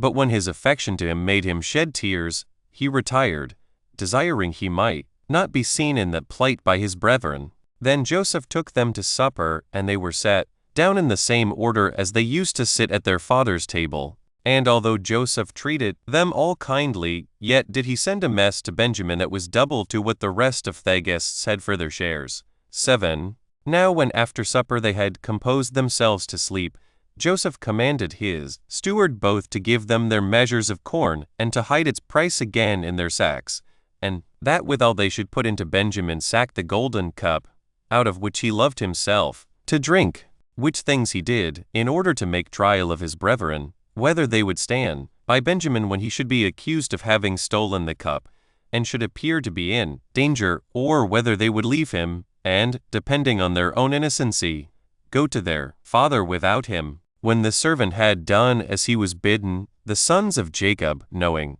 nothing of all this, went their way, and took Simeon along with them, and had a double cause of joy, both because they had received him again, and because they took back Benjamin to their father as they had promised. But presently a troop of horsemen encompassed them, and brought with them Joseph's servant, who had put the cup into Benjamin's sack. Upon which unexpected attack of the horsemen they were much disturbed, and asked what the reason was that they came thus upon men, who a little before had been by their Lord thought worthy of an honorable and hospitable reception? They replied, by calling them wicked wretches, who had forgot that very hospitable and kind treatment which Joseph had given them, and did not scruple to be injurious to him, and to carry off that cup out of which he had, in so friendly a manner, drank to them, and not regarding their friendship with Joseph, no more than the danger they should be in if they were taken, in comparison of the unjust gain. Hereupon he threatened that they should be punished, for though they had escaped the knowledge of him who was but a servant, yet had they not escaped the knowledge of God, nor had gone off with what they had stolen, and after all asked why we come upon them, as if they knew nothing of the matter, and he told them that they should immediately know it by their punishment. This, and more of the same nature, did the servant say, in way of reproach to them, but they being wholly ignorant of anything here that concerned them, laughed at what he said, and wondered at the abusive language which the servant gave them, when he was so hardy as to accuse those who did not before so much as retain the price of their corn which was found in their sacks, but brought it again, though nobody else knew of any such thing, so far were they from offering any injury to Joseph voluntarily. But still, supposing that a search would be a more sure justification of themselves than their own denial of the fact, they bid him search them, and that if any of them had been guilty of the theft, to punish them all, for being no way conscious to themselves of any crime. They spake with assurance, and, as they thought, without any danger to themselves also. The servants desired there might be a search made, but they said the punishment should extend to him alone who should be found guilty of the theft. So they made the search, and having searched all the rest, they came last of all to Benjamin, as knowing it was Benjamin's sack in which they had hidden the cup, they having indeed searched the rest only for a show of accuracy, so the rest were out of fear for themselves, and were now only concerned about Benjamin, but still were well assured that he would also be found innocent, and they reproach those that came after them for their hindering them, while they might, in the meanwhile, have gotten a good way on their journey. But as soon as they had searched Benjamin's sack, they found the cup, and took it from him, and all was changed into mourning and lamentation. They rent their garments, and wept for the punishment which their brother was to undergo for his theft, and for the delusion they had put on their father, when they promised they would bring Benjamin safe to him. What added to their misery was that this melancholy accident came, unfortunately, at a time when they thought they had been gotten off clear. But they confessed that this misfortune of their brother, as well as the grief of their father for him, was owing to themselves, since it was they that forced their father to send him with them, when he was averse to it. Tate. The horsemen therefore took Benjamin and brought him to Joseph, his brethren also, following him, who, when he saw him in custody, and them in the habit of mourners, said, How came you, vile wretches as you are, to have such a strange notion of my kindness to you, and of God's providence, as impudently to do thus to your benefactor, who in such an hospitable manner had entertained you? Whereupon they gave up themselves to be punished, in order to save Benjamin, and called to mind what a wicked enterprise they had been guilty of against Joseph. They also pronounced him more happy than themselves, if he were dead, in being freed from the miseries of this life, and if he were alive, that he enjoyed the pleasure of seeing God's vengeance upon them. They said further, that they were the plague of their father, since they should now add to his former affliction for Joseph this other affliction for Benjamin. Rubel also was large in cutting them upon this occasion, but Joseph dismissed them, for he said they had been guilty of no offense, and that he would content himself with the lad's punishment. For he said it was not a fit thing to let him go free for the sake of those who had not offended, nor was it a fit thing to punish them together with him who had been guilty of stealing. And when he promised to give them leave to go away in safety, the rest of them were under great consternation, and were able to say nothing on this sad occasion. But Judas, who had persuaded their father to send the lad from him, being otherwise also a very bold and active man, determined to hazard himself for the preservation of his brother. It is true, 9 Said he, O governor, that we have been very wicked with regard to thee, and on that account deserve punishment. Even all of us may justly be punished, although the theft were not committed by all, but only by one of us, and he the youngest also. But yet there remains some hope for us, who otherwise must be under despair on his account, and this from thy goodness, which promises us a deliverance out of our present danger. And now I beg thou wilt not look at us, or at that great crime we have been guilty of, but at thy own excellent nature, and take advice of thine own virtue, instead of that wrath thou hast against us, which passion those that otherwise are of lower character indulge, as they do their strength, and that not only on great, but also on very trifling occasions. Overcome, sir, that passion, and be not subdued by it, nor suffer it to slay those that do not otherwise presume upon their own safety, but are desirous to accept of it from thee. For this is not the first time that thou wilt bestow it on us, but before, when we came to buy corn, thou affordedst us great plenty of food, and gavest us leave to carry so much home to our family, as has preserved them from perishing by famine. Nor is there any difference between not overlooking men that were perishing for want of necessaries, and not punishing those that seem to be offenders, and have been so unfortunate as to lose the advantage of that glorious benefaction which they received from thee. This will be an instance of equal favor, though bestowed after a different manner, for thou wilt save those this way whom thou didst feed that other, and thou wilt hereby preserve alive, by thy own bounty, those souls which thou didst not suffer to be distressed by famine, it being indeed at once a wonderful and a great thing to sustain our lives by corn, and to bestow on us that pardon, whereby, now we are distressed, we may continue those lives.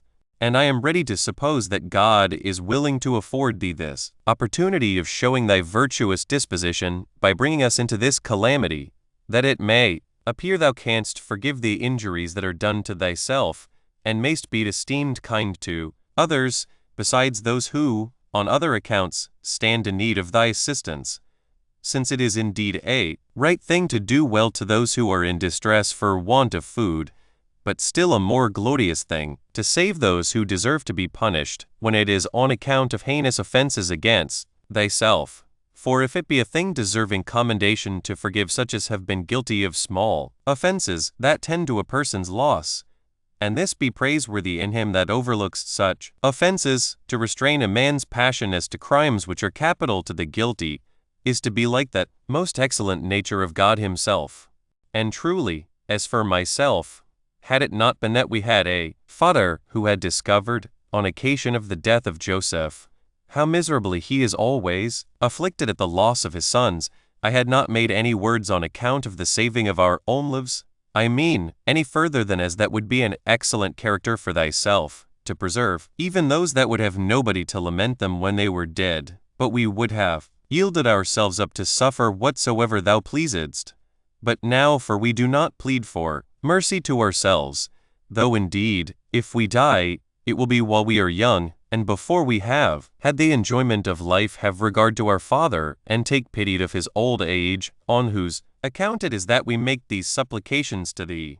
We beg thou wilt give us those lives, which this wickedness of ours has rendered obnoxious to thy punishment, and this for his sake, who is not himself wicked, nor does his being our Father make us wicked. He is a good man, and not worthy to have such trials of his patience, and now we are absent, he is afflicted with care for us.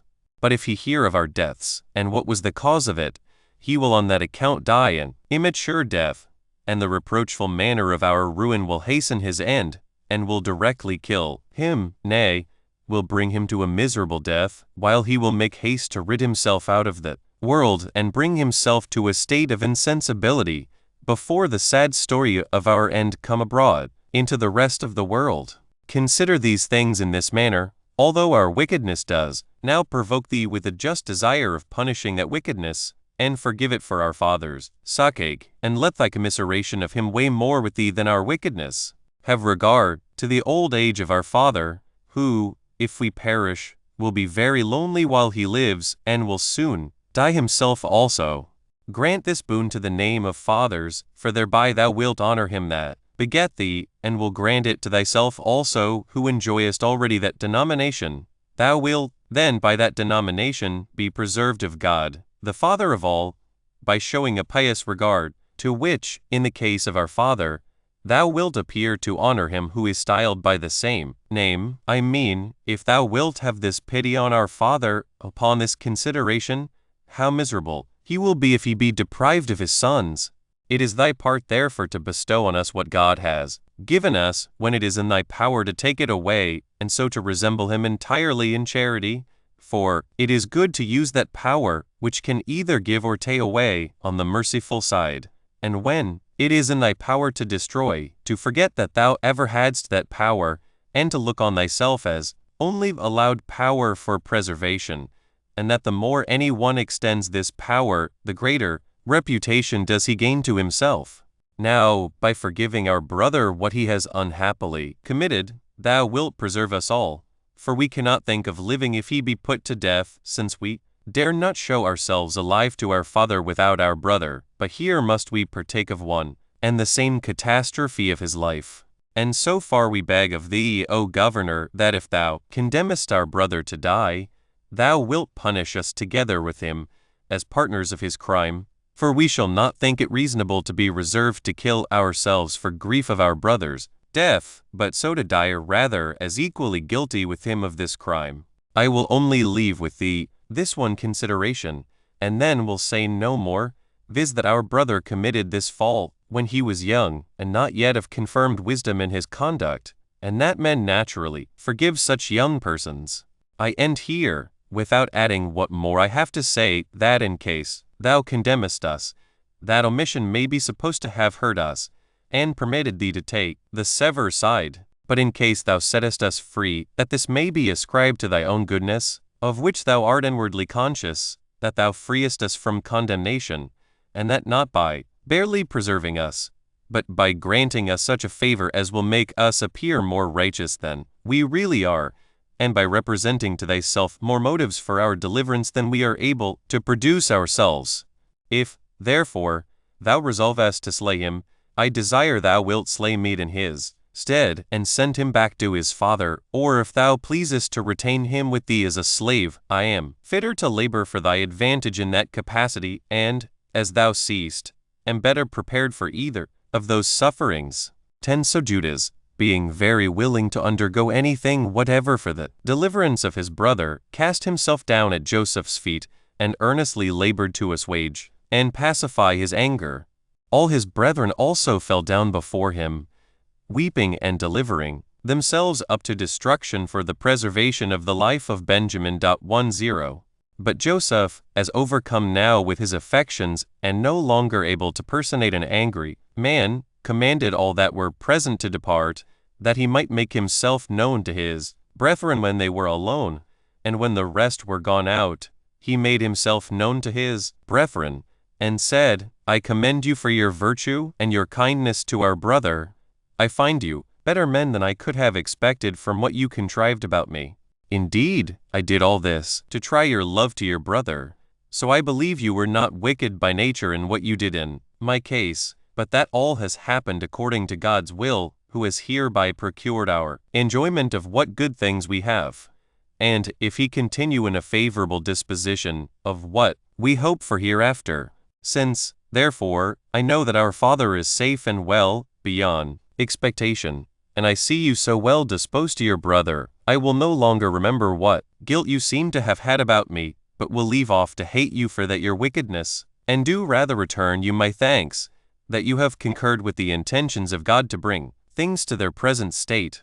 I would have you also rather to forget the same, since that a prudence of yours is come to such a happy conclusion, than to be uneasy and blush at those your offenses. Do not, therefore, let your evil intentions, when you condemned me, and that bitter remorse which might follow, be a grief to you now, because those intentions were frustrated. Go, therefore, your way, rejoicing in what has happened by the divine providence, and inform your father of it, lest he should be spent with cares for you, and deprive me of that most agreeable part of my felicity. I mean, lest he should die before he comes into my sight, and enjoys the good things that we now have. Bring, therefore, with you our father, and your wives, and children, and all your kindred, and remove your habitations hither? For it is not proper that the persons dearest to me should live remote from me, now my affairs are so prosperous, especially when they must endure 5 more years of famine. When Joseph had said this, he embraced his brethren, who were in tears and sorrow. But the generous kindness of their brother seemed to leave among them no room for fear, lest they should be punished on account of what they had consulted and acted against him, and they were then feasting. Now the king, as soon as he heard that Joseph's brethren were come to him, was exceeding glad of it, as if it had been a part of his own good fortune, and gave them wagons full of corn and gold and silver to be conveyed to his father. Now when they had received more of their brother part to be carried to their father, and part as free gifts to every one of themselves, Benjamin having still more than the rest, they departed. Chapter 7. The removal of Joseph's father with all his family to him on account of the famine. 1. As soon as Jacob came to know, by his sons returning home, in what state Joseph was, that he had not only escaped death, for which yet he lived all along in mourning, but that he lived in splendor and happiness, and ruled over Egypt, jointly with the king, and had entrusted to his care almost all his affairs, he did not think anything he was told to be incredible, considering the greatness of the works of God and his kindness to him, although that kindness had, for some late times, been intermitted. So he immediately and zealously set out upon his journey to him. 2. When he came to the well of the oath, Beersheba, he offered sacrifice to God, and being afraid that the happiness there was in Egypt might tempt his posterity to fall in love with it, and settle in it, and no more think of removing into the land of Canaan, and possessing it, as God had promised them, as also being afraid, lest, if this descent into Egypt were made without the will of God, his family might be destroyed there,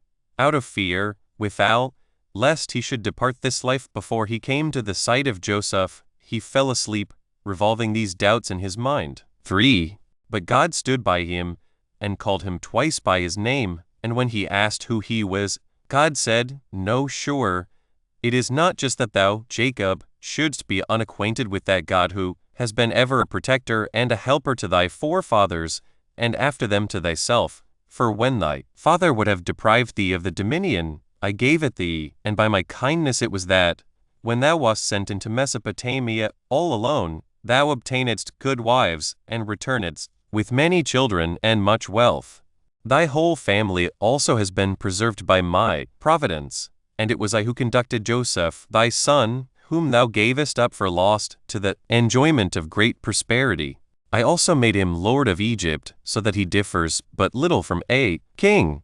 Accordingly, I come now as a guide to thee in this journey, and foretell to thee that thou shalt die in the arms of Joseph, and I inform thee that thy posterity shall be many ages in authority and glory, and that I will settle them in the land which I have promised them. 4. Jacob, encouraged by this dream, went on more cheerfully for Egypt with his sons and all belonging to them. Now they were in all 70. I once, indeed, thought it best not to set down the names of this family, especially because of their difficult pronunciation by the Greeks, but, upon the whole, I think it necessary to mention those names, that I may disprove such as believe that we came not originally from Mesopotamia, but are Egyptians. Now Jacob had 12 sons. Of these Joseph was come thither before. We will therefore set down the names of Jacob's children and grandchildren. Reuben had 4 sons, Anak, Phalu, Asaran, Charmi. Simon had 6, Jamuel, Jamin, Avad, Jachin, Sor, Saul. Levi had 3 sons, Jersam, Koth, Merari. Judas had 3 sons, Sala, Phares, Zerah, and by Phares 2 grandchildren, Esrom and Amer. Issachar had 4 sons, Thola, Phuah, Jasab, Samaran. Zabulon had with him 3 sons, Sarad, Helen, Jalel, so far as the posterity of Leah, with whom went her daughter Dinah. These are 33. Rachel had 2 sons, the one of whom, Joseph, had 2 sons also, Manasseh and Ephraim. The other, Benjamin, had 10 sons, Balo, Bakar, Esabel, Jeraz, Naaman, Jess, Rose, Mumphis, Ophis, Arad. These 14 added to the 33 before enumerated amount to the number 47, and this was the legitimate posterity of Jacob. He had besides by Bilhah, the handmaid of Rachel, Dan and Nephtali, which last had 4 sons that followed him, Jesel, Guni, Asari, and Selim. Dan had an only begotten son, Uzi. If these be added to those before mentioned, they complete the number 54. Gad and Aser were the sons of Zilpah, who was the handmaid of Lee. These had with them Gad 7 Saphonia, Augis, Sunis, Azaben, Arin, Iracht, Ariel. Aser had a daughter, Sarah, and 6 male children, whose names were Jammi, Isis, Isui, Baris, Abar, and Melchiel. If we add these, which are 16, to the 54, the forementioned number 70 is completed, 11 Jacob not being himself included in that number. 5. When Joseph understood that his father was coming, for Judas his brother was come before him, and informed him of his approach, he went out to meet him, and they met together at Heliopolis. But Jacob almost fainted away at this unexpected and great joy.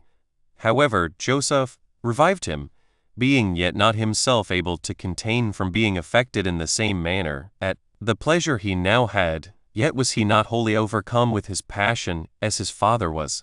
After this, he desired Jacob to travel on slowly, but he himself took 5 of his brethren with him, and made haste to the king, to tell him that Jacob and his family were come, which was a joyful hearing to him. He also bid Joseph tell him what sort of life his brethren loved to lead, that he might give them leave to follow the same, who told him they were good shepherds, and had been used to follow no other employment, but this alone, whereby he provided for them, that they should not be separated, but live in the same place, and take care of their father, as also whereby he provided, that they might be acceptable to the Egyptians, by doing nothing that would be common to them with the Egyptians, for the Egyptians are prohibited to meddle with feeding of sheep.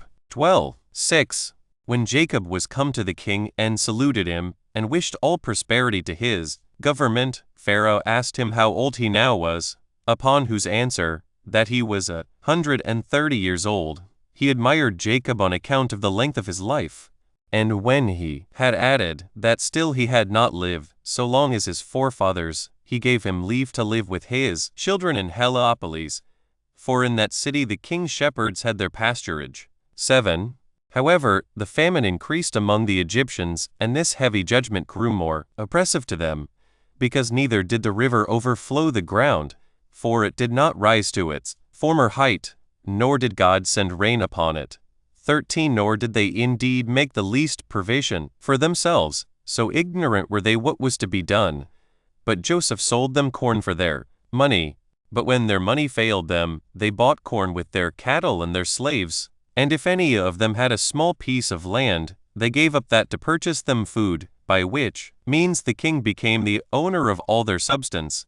And they were removed, some to one place and some to another, that so the possession of their country might be firmly assured to the king, excepting the lands of the priests, for their country continued still in their own possession. And indeed this sore famine made their minds, as well as their bodies, slaves, and at length compelled them to procure a sufficiency of food by such dishonorable means. But when this misery ceased, and the river overflowed the ground, and the ground brought forth its fruits plentifully, Joseph came to every city, and gathered the people thereto belonging together, and gave them back entirely the land which, by their own consent, the king might have possessed, alone enjoyed the fruits of it. He also exhorted them to look on it as every one's own possession, and to fall to their husbandry with cheerfulness, and to pay as a tribute to the king the 5th part 14 of the fruits for the land which the king, when it was his own, restored to them.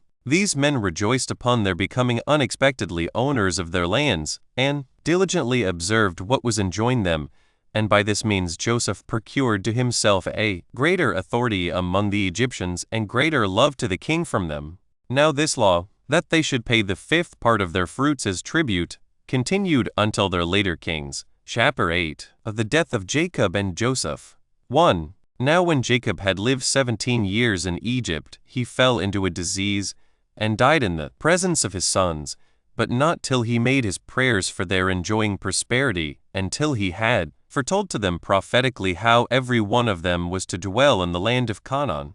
But this happened many years afterward.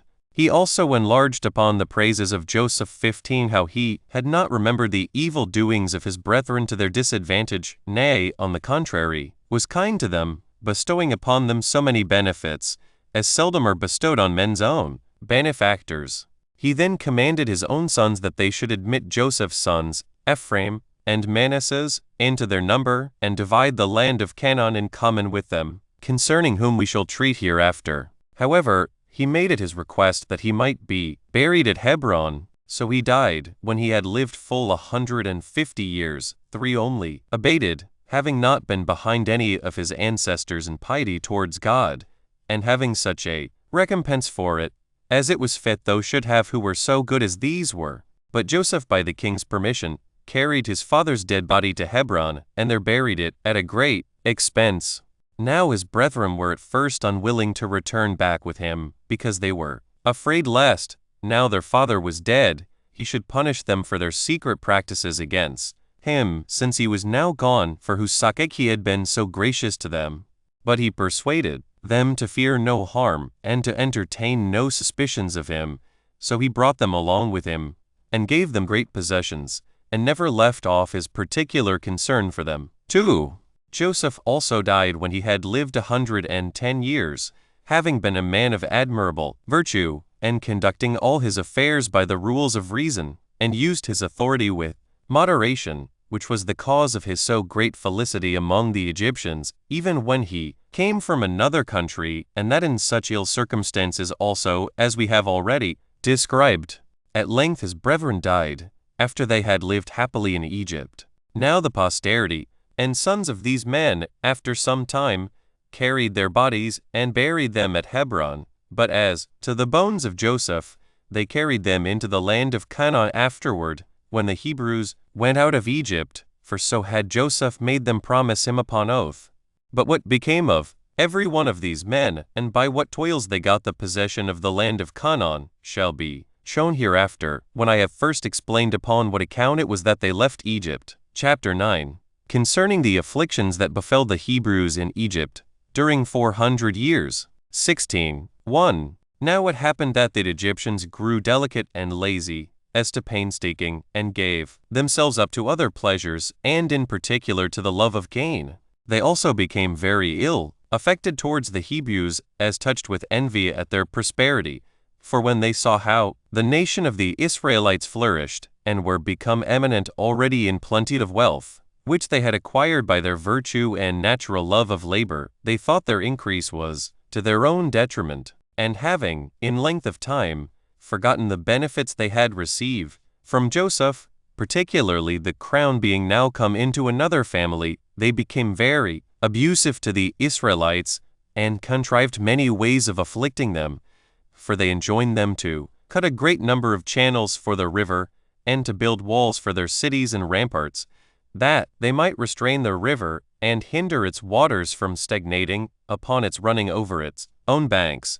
They set them also to build pyramids, 17, and by all this wore them out, and force them to learn all sorts of mechanical arts, and to accustom themselves to hard labor. And 400 years did they spend under these afflictions, for they strove one against the other which should get the mastery, the Egyptians desiring to destroy the Israelites by these labors, and the Israelites desiring to hold out to the end under them. 2. While the affairs of the Hebrews were in this condition, there was this occasion offered itself to the Egyptians, which made them more solicitous for the extinction of our nation. One of those sacred scribes, 18, who are very sagacious in foretelling future events, truly told the king that about this time there would a child be born to the Israelites, who, if he were reared, would bring the Egyptian dominion low, and would raise the Israelites, that he would excel all men in virtue, and obtain a glory that would be remembered through all ages. Which thing was so feared by the king, that, according to this man's opinion, he commanded that they should cast every male child, which was born to the Israelites, into the river, and destroy it. that besides this, the Egyptian midwives 19 should watch the labors of the Hebrew women, and observe what is born, for those were the women who were enjoined to do the office of midwives to them, and by reason of their relation to the king, would not transgress his commands. He enjoined also that if any parents should disobey him, and venture to save their male children alive, 20 they and their families should be destroyed. This was a severe affliction indeed to those that suffered it, not only as they were deprived of their sons, and while they were the parents themselves, they were obliged to be subservient to the destruction of their own children, but as it was to be supposed to tend to the extirpation of their nation, while upon the destruction of their children, and their own gradual dissolution, the calamity would become very hard and inconsolable to them, and this was the ill state they were in. But no one can be too hard for the purpose of God, though he contrive 10,000 subtle devices for that end. For this child, whom the Sacred scribe foretold, was brought up and concealed from the observers appointed by the king, and he that foretold him did not mistake in the consequences of his preservation, which were brought to pass after the manner following. 3. A man whose name was Amram, one of the nobler sort of the Hebrews, was afraid for his whole nation, lest it should fail, by the want of young men to be brought up hereafter, and was very uneasy at it, his wife being then with child, and he knew not what to do. Hereupon he betook himself to prayer to God, and entreated him to have compassion on those men who had nowise transgressed the laws of his worship, and to afford them deliverance from the miseries they at that time endured, and to render abortive their enemies' hopes of the destruction of their nation. Accordingly God had mercy on him, and was moved by his supplication. He stood by him in his sleep, and exhorted him not to despair of his future favors. He said further, that he did not forget their piety towards him, and would always reward them for it, as he had formerly granted his favor to their forefathers, and made them increase from a few to so great a multitude. He put him in mind that when Abraham was come alone out of Mesopotamia into Canaan, he had been made happy, not only in other respects, but that when his wife was at first barren, she was afterwards by him enabled to conceive seed, and bear him sons, that he left to Ishmael and to his posterity the country of Arabia, as also to his sons by Keturah Troglodytes, and to Isaac Canaan, that by my assistance, said he did great exploits in war, which, unless you be yourselves impious, you must still remember. As for Jacob, he became well known to strangers, also by the greatness of that prosperity in which he lived, and left to his sons, who came into Egypt with no more than 70 souls, while you are now become above 600,000. Know therefore that I shall provide for you all in common what is for your good, and particularly for thyself what shall make thee famous. For that child, out of dread of whose nativity the Egyptians have doomed the Israelite children to destruction, shall be this child of thine, and shall be concealed from those who watch to destroy him. And when he is brought up, in a surprising way, he shall deliver the Hebrew nation from the distress they are under from the Egyptians. His memory shall be famous while the world lasts, and this not only among the Hebrews, but foreigners also, all which shall be the effect of my favor to thee and to thy posterity. He shall also have such a brother, that he shall himself obtain my priesthood, and his posterity shall have it after him to the end of the world. 4. When the vision had informed him of these things, Amram awaked, and told it to Jocheb, who was his wife. And now the fear increased upon them on account of the prediction in Amram's dream, for they were under concern, not only for the child, but on account of the great happiness that was to come to him also. However, the mother's labor was such as afforded a confirmation to what was foretold by God, for it was not known to those that watched her, by the easiness of her pains, and because the throes of her delivery did not fall upon her with violence. And now they nourished the child at home privately for 3 months. But after that time Amram, fearing he should be discovered, and, by falling under the king's displeasure, both and his child should perish, and so he should make the promise of God of none effect, he determined rather to trust the safety and care of the child to God, than to depend on his own concealment of him, which he looked upon as a thing uncertain, and whereby both the child, so privately to be nourished, and himself should be in imminent danger, but he believed that God would some way for certain procure the safety of the child, in order to secure the truth of his own predictions. When they had thus determined, they made an ark of bulrushes, after the manner of a cradle, and of a bigness sufficient for an infant to be laid in, without being too straitened. They then daubed it over with slime, which would naturally keep out the water from entering between the bulrushes, and put the infant into it, and setting it afloat upon the river, they left its preservation to God. So the river received the child, and carried him along.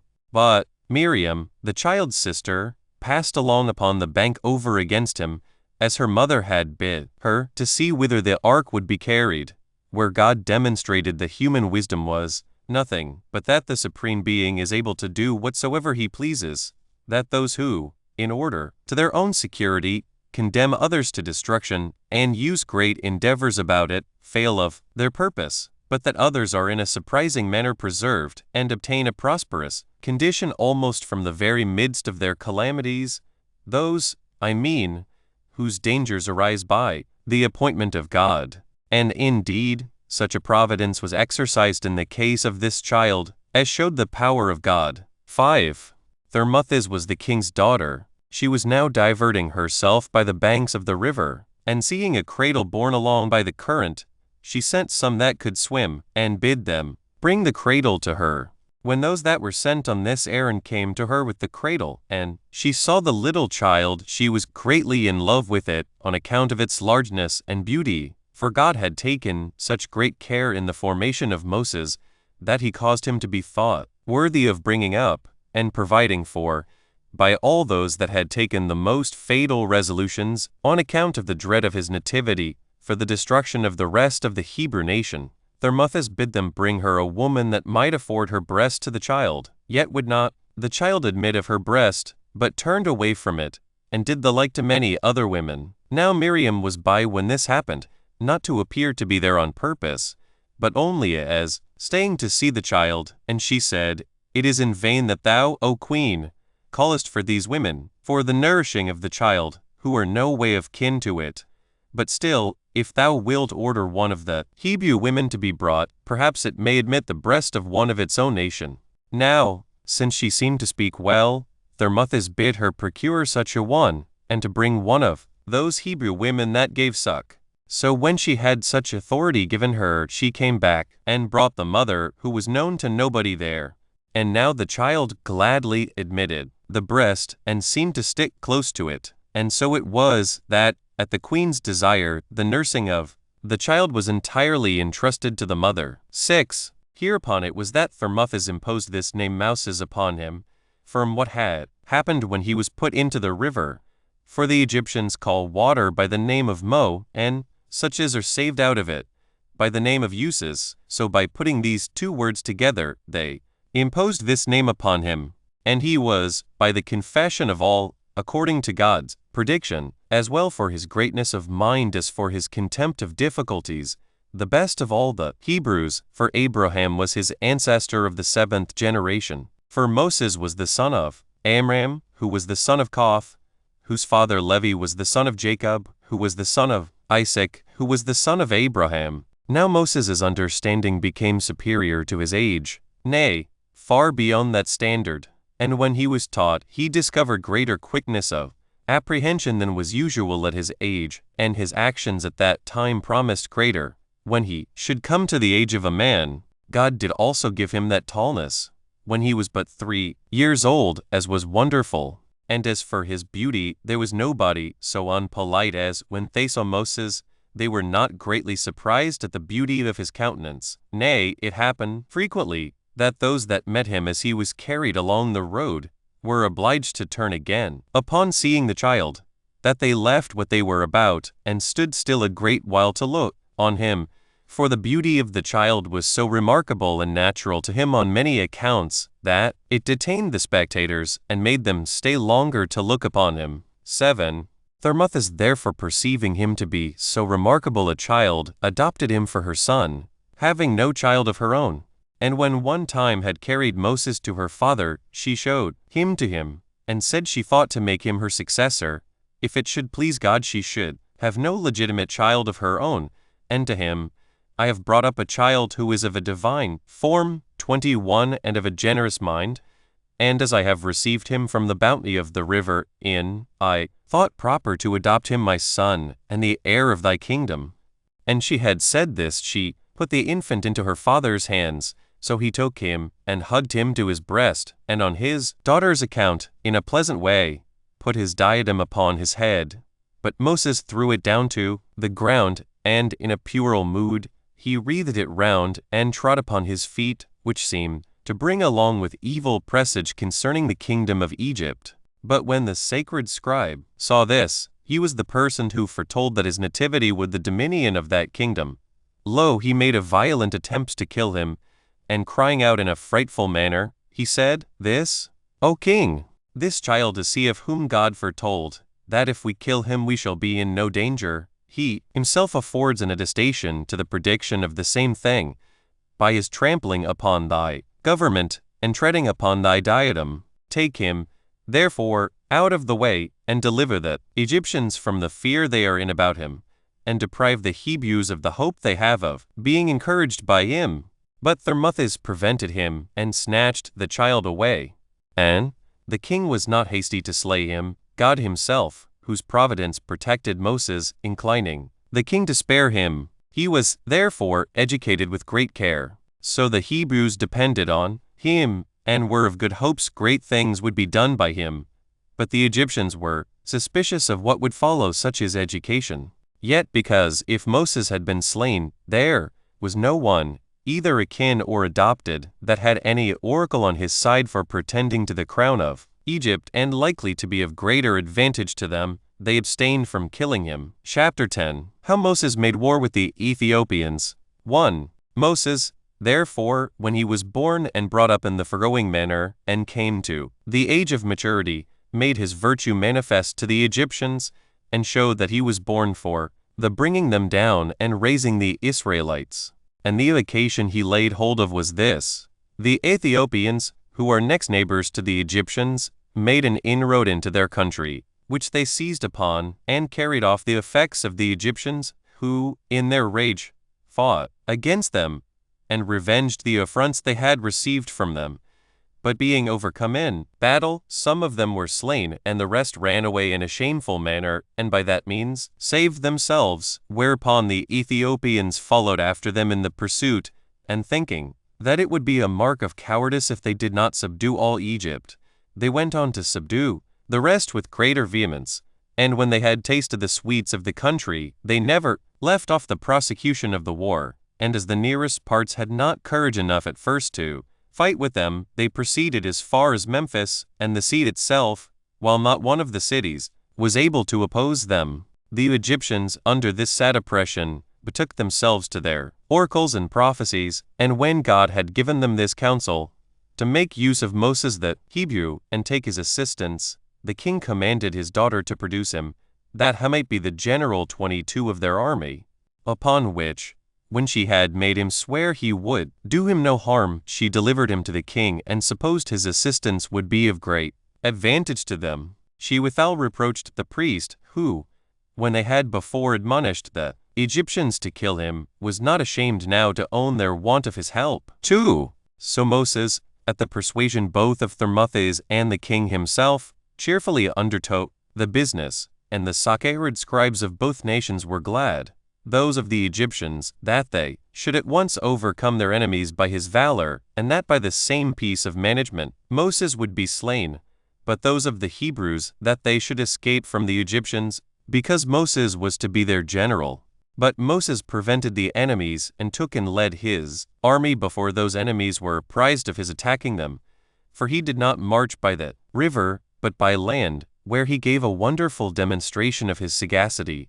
For when the ground was difficult to be passed over, because of the multitude of serpents which it produces, in vast numbers, and, indeed, is singular in some of those productions, which other countries do not breed, and yet such as are worse than others in power and mischief, and an unusual fierceness of sight, some of which ascend out of the ground unseen, and also fly in the air, and so come upon men at unawares, and do them a mischief, Moses invented a wonderful stratagem to preserve the army safe and without hurt.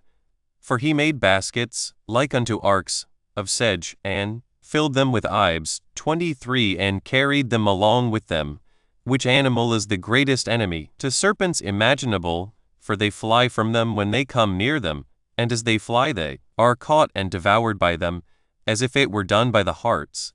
But the ibes are tame creatures, and only enemies to the serpentine kind. But about these ibes I say no more at present, since the Greeks themselves are not unacquainted with this sort of bird. As soon, therefore, as Moses was come to the land which was the breeder of these serpents, he let loose the ibes, and by their means repelled the serpentine kind, and used them for his assistance before the army came upon that ground. When he had therefore proceeded thus on his journey, he came upon the Ethiopians, before they expected him, and joining battle with them, he beat them, and deprived them of the hopes they had of success against the Egyptians, and went on in overthrowing their cities, and indeed made a great slaughter of these Ethiopians. Now when the Egyptian army had once tasted of this prosperous success, by the means of Moses, they did not slacken their diligence, insomuch that the Ethiopians were in danger of being reduced to slavery and all sorts of destruction, and at length they retired to Saba, which was a royal city of Ethiopia, which Cambyses afterwards named Mero, after the name of his own sister. The place was to be besieged with very great difficulty, since it was both encompassed by the Nile quite round, and the other rivers, Astapus and Astaboras, made it a very difficult thing for such as attempted to pass over them, for the city was situate in a retired place, and was inhabited after the manner of an island, being encompassed with a strong wall, and having the rivers to guard them from their enemies, and having great ramparts between the wall and the rivers, insomuch that when the waters come with the greatest violence, it can never be drowned, which ramparts make it next to impossible for even such as are gotten over the rivers to take the city. However, while Moses was uneasy at the armies lying idle, for the enemies durst not come to a battle, this accident happened. Tharbis was the daughter of the king of the Ethiopians. She happened to see Moses, as he led the army near the walls, and fought with great courage, and admiring the subtlety of his undertakings, and believing him to be the author of the Egyptians' success, when they had before despaired of recovering their liberty, and to be the occasion of the great danger the Ethiopians were in, when they had before boasted of their great achievements, she fell deeply in love with him, and upon the prevalency of that passion, sent to him the most faithful of all her servants to discourse with him about their marriage. He thereupon accepted the offer, on condition she would procure the delivering up of the city, and gave her the assurance of an oath to take her to his wife, and that when he had once taken possession of the city, he would not break his oath to her. No sooner was the agreement made, but it took effect immediately, and when Moses had cut off the Ethiopians, he gave thanks to God, and consummated his marriage, and led the Egyptians back to their own land. Chapter 11. How Moses fled out of Egypt into Midian. 1. Now the Egyptians, after they had been preserved by Moses, entertained a hatred to him, and were very eager in compassing their designs against him, as suspecting that he would take occasion, from his good success, to raise a sedition, and bring innovations into Egypt, and told the king he ought to be slain. The king had also some intentions of himself to the same purpose, and this as well out of envy at his glorious expedition at the head of his army, as out of fear of being brought low by him, and being instigated by the sacred scribes, he was ready to undertake to kill Moses. But when he had learned beforehand what plots there were against him, he went away privately, and because the public roads were watched, he took his flight through the deserts, and where his enemies could not suspect he would travel, and, though he was destitute of food, he went on, and despised that difficulty courageously. And when he came to the city, Midian, which lay upon the Red Sea, and was so denominated from one of Abraham's sons by Keturah, he sat upon a certain well, and rested himself there after his laborious journey, and the affliction he had been in.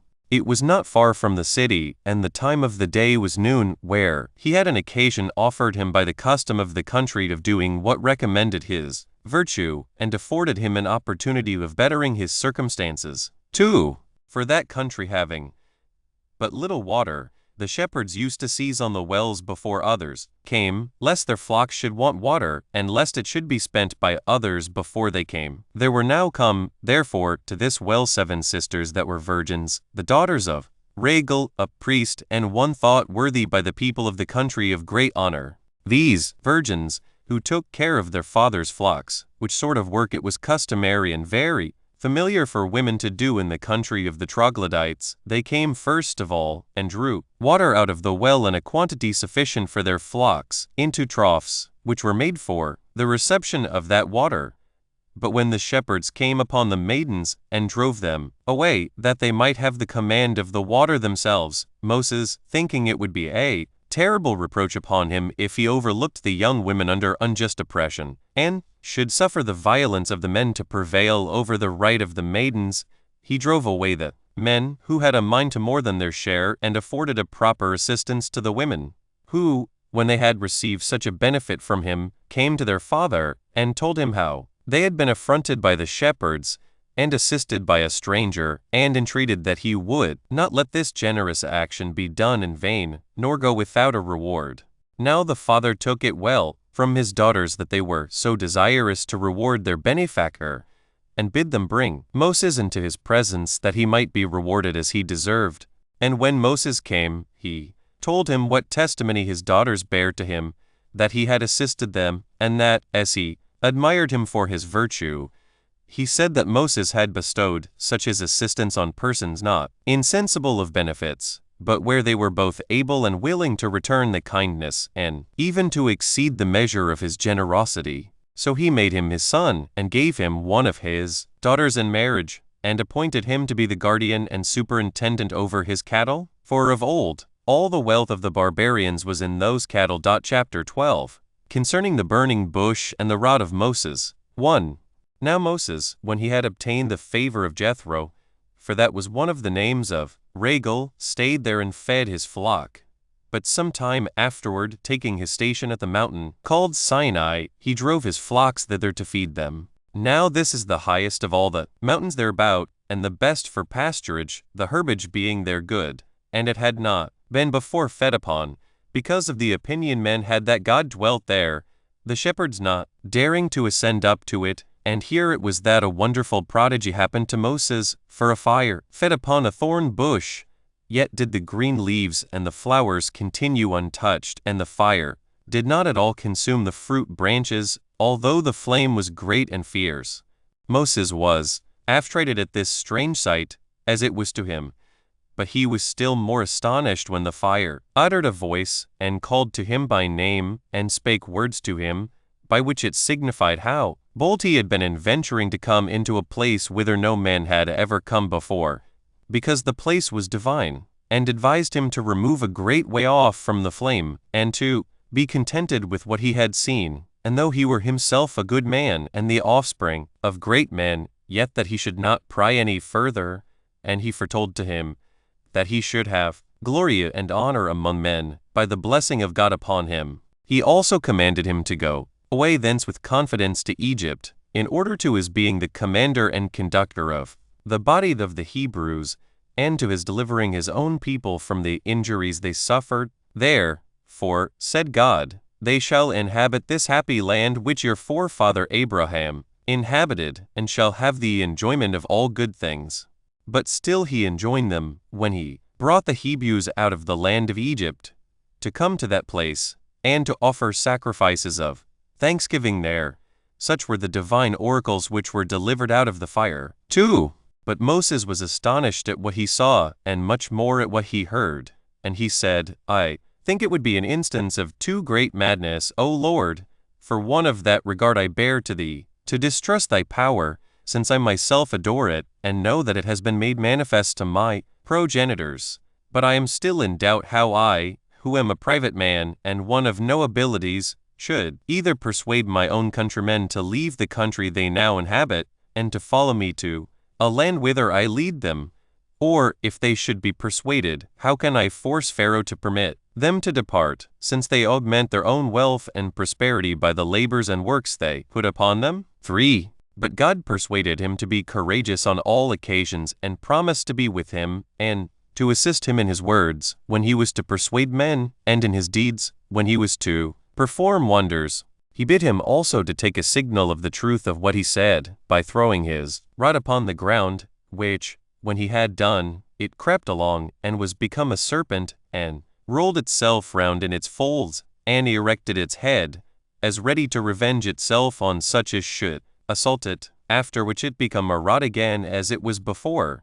After this God bid Moses to put his right hand into his bosom.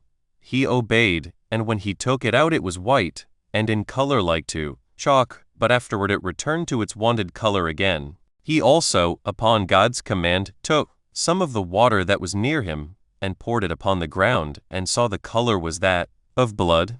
Upon the wonder that Moses showed at these signs, God exhorted him to be of good courage, and to be assured that he would be the greatest support to him, and bid him make use of those signs in order to obtain belief among all men that thou art sent by me, and dost all things according to my commands. Accordingly I enjoin thee to make no more delays, but to make haste to Egypt, and to travel night and day, and not to draw out the time, and so make the slavery of the Hebrews and their sufferings to last the longer. 4. Moses, having now seen and heard these wonders that assured him of the truth of these promises of God, had no room left him to disbelieve them.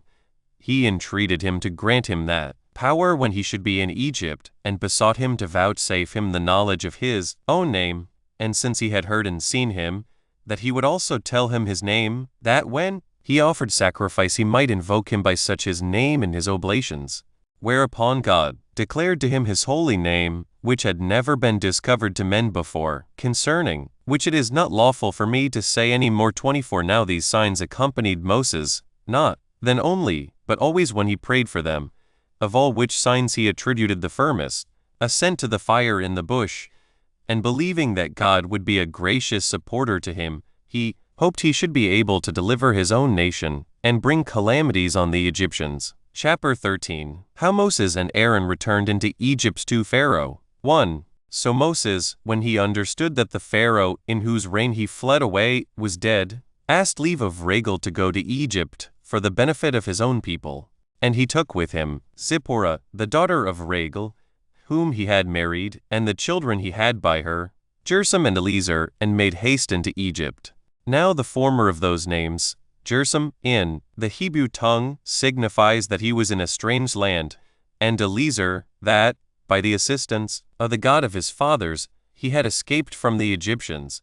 Now when they were near the borders, Aaron his brother, by the command of God, met him, to whom he declared what had befallen him at the mountain, and the commands that God had given him. But as they were going forward, the chief men among the Hebrews, having learned that they were coming, met them, to whom Moses declared the signs he had seen, and while they could not believe them, he made them see them. So they took courage at these surprising and unexpected sights, and hope well of their entire deliverance, as believing now that God took care of their preservation. 2. Since then Moses found that the Hebrews would be obedient to whatsoever he should direct, as they promised to be, and were in love with liberty, he came to the king, who had indeed but lately received the government, and told him how much he had done for the good of the Egyptians, when they were despised by the Ethiopians, and their country laid waste by them, and how he had been the commander of their forces, and had labored for them, as if they had been his own people, and he informed him in what danger he had been during that expedition, without having any proper returns made him as he had deserved. He also informed him distinctly what things happened to him at Mount Sinai, and what God said to him, and the signs that were done by God, in order to assure him of the authority of those commands which he had given him. He also exhorted him not to disbelieve what he told him, nor to oppose the will of God. 3. But when the king derided Moses, he made him in earnest see the signs that were done at Mount Sinai. Yet was the king very angry with him, and called him an ill man, who had formerly run away from his Egyptian slavery, and came now back with deceitful tricks, and wonders, and magical arts to astonish him. And when he had said this, he commanded the priests to let him see the same wonderful sights, as knowing that the Egyptians were skillful in this kind of learning, and that he was not the only person who knew them, and pretended them to be divine, as also he told him, that when he brought such wonderful sights before him, he would only be believed by the unlearned. Now when the priests threw down their rods, they became serpents. But Moses was not daunted at it, and said, O king, I do not myself despise the wisdom of the Egyptians, but I say that what I do is so much superior to what these do by magic arts and tricks, as divine power exceeds the power of man. But I will demonstrate that what I do is not done by craft, or counterfeiting what is not really true, but that they appear by the providence and power of God. And when he had said this, he cast his rod down upon the ground, and commanded it to turn itself into a serpent. It obeyed him, and went all round, and devoured the rods of the Egyptians, which seemed to be dragons, until it had consumed them all. It then returned to its own form, and Moses took it into his hand again. However, the king was no more moved when was done than before, and being very angry, he said that he should gain nothing by this his cunning and shrewdness against the Egyptians, and he commanded him that was the chief taskmaster over the Hebrews, to give them no relaxation from their labors, but to compel them to submit to greater oppressions than before, and though he allowed them chaff before for making their bricks, he would allow it them no longer, but he made them to work hard at brickmaking in the daytime, and to gather chaff in the night. Now, when their labor was thus doubled upon them, they laid the blame upon Moses, because their labor and their misery were on his account become more severe to them. But Moses did not let his courage sink for the king's threatenings, nor did he abate of his zeal on account of the Hebrews' complaints, but he supported himself, and set his soul resolutely against them both, and used his own utmost diligence to procure liberty to his countrymen. So he went to the king, and persuaded him to let the Hebrews go to Mount Sinai, and there to sacrifice to God, because God had enjoined them so to do.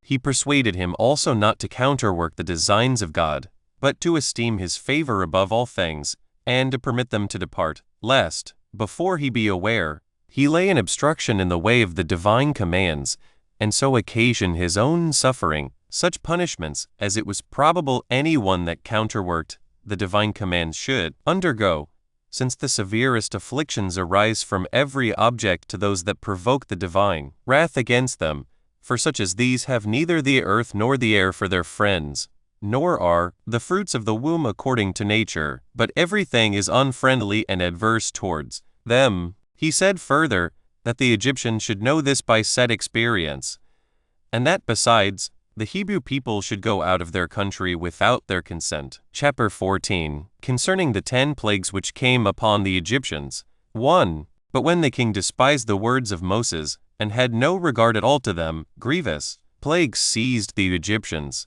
every one of which I will describe, both because no such plagues did ever happen to any other nation as the Egyptians now felt, and because I would demonstrate that Moses did not fail in any one thing that he foretold them, and because it is for the good of mankind that they may learn this caution not to do anything that may displease God, lest he be provoked to wrath and avenge their iniquities upon them. For the Egyptian river ran with bloody water at the command of God, insomuch that it could not be drunk, and they had no other spring of water neither, for the water was not only of the color of blood, but it brought upon those that ventured to drink of it great pains and bitter torment.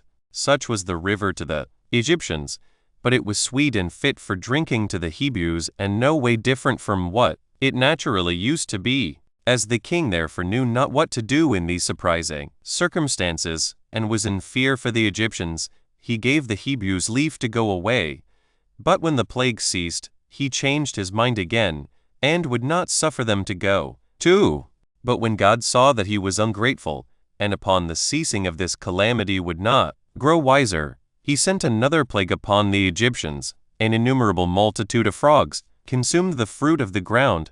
The river was also full of them, insomuch that those who drew water had it spoiled by the blood of these animals as they died in, and were destroyed by the water, and the country was full of filthy slime, as they were born and as they died. They also spoiled their vessels in their houses which they used, and were found among what they eat, and what they drank, and came in great numbers upon their beds. There was also an ungrateful smell, and a stink arose from them, as they were born, and as they died therein. Now, when the Egyptians were under the oppression of these miseries, the king ordered Moses to take the Hebrews with him and be gone, upon which the whole multitude of the frogs vanished away, and both the land and the river returned to their former natures. But as soon as Pharaoh saw the land freed from this plague, he forgot the cause of it, and retained the Hebrews, and as though he had a mind to try the nature of more such judgments, he would not yet suffer Moses and his people to depart, having granted that liberty rather out of fear than out of any good consideration. 25:3. Accordingly, God punished his falseness with another plague, added to the former, for there arose out of the bodies of the Egyptians an innumerable quantity of lice, by which, wicked as they were, they miserably perished, as not able to destroy this sort of vermin either with washes or with ointments. At which terrible judgment the king of Egypt was in disorder, upon the fear, into which he reasoned himself, lest his people should be destroyed, and that the manner of this death was also reproachful, so that he was forced in part to recover himself from his wicked temper to a sounder mind, for he gave leave for the Hebrews themselves to depart. But when the plague thereupon ceased, he thought it proper to require that they should leave their children and wives behind them as pledges of their return, whereby he provoked God to be more vehemently angry at him, as if he thought to impose on his providence, and as if it were only Moses, and not God, who punished the Egyptians for the sake of the Hebrews, for he filled that country full of various sorts of pestilential creatures, with their various properties, such indeed as had never come into the sight of men before, by whose means the men perished themselves, and the land was destitute of husbandmen for its cultivation. But if anything escaped destruction from them, it was killed by a distemper which the men underwent also. 4. But when Pharaoh did not even then yield to the will of God, but, while he gave leave to the husbands to take their wives with them, yet insisted that the children should be left behind, God presently resolved to punish his wickedness with several sorts of calamities, and those worse than the foregoing, which yet had so generally afflicted them, for their bodies had terrible boils, breaking forth with blains, while they were already inwardly consumed, and a great part of the Egyptians perished in this manner. But when the king was not brought to reason by this plague, hail was sent down from heaven, and such hail it was as the climate of Egypt had never suffered before, nor was it like to that which falls in other climates in winter time. 26. But was larger than that which falls in the middle of spring to those that dwell in the northern and northwestern regions. This hail broke down their boughs laden with fruit. After this a tribe of locusts consumed the seed which was not hurt by the hail, so that to the Egyptians all hopes of the future fruits of the ground were entirely lost. 5. One would think the forementioned calamities might have been sufficient for one that was only foolish, without wickedness, to make him wise and to make him sensible what was for his advantage. But Pharaoh, led not so much by his folly as by his wickedness, even when he saw the cause of his miseries, he still contested with God, and willfully deserted the cause of virtue. So he bid Moses take the Hebrews away, with their wives and children, to leave their cattle behind, since their own cattle were destroyed. But when Moses said that what he desired was unjust, since they were obliged to offer sacrifices to God of those cattle, and the time being prolonged on this account, a thick darkness without the least light spread itself over the Egyptians, whereby their sight being obstructed, and their breathing hindered by the thickness of the air, they died miserably, and under a terror lest they should be swallowed up by the dark cloud. Besides this, when the darkness, after 3 days and as many nights, was dissipated, and when Pharaoh did not still repent and let the Hebrews go, Moses came to him and said, How long wilt thou be disobedient to the command of God? For he enjoins thee to let the Hebrews go, nor is there any other way of being freed from the calamities are under, unless you do so. But the king, angry at what he said, and threatened to cut off his head if he came any more to trouble him these matters. Hereupon Moses said he not speak to him any more about them, for he himself together with the principal men among the Egyptians, should desire the Hebrews away. So when Moses had said this, he his way. 6.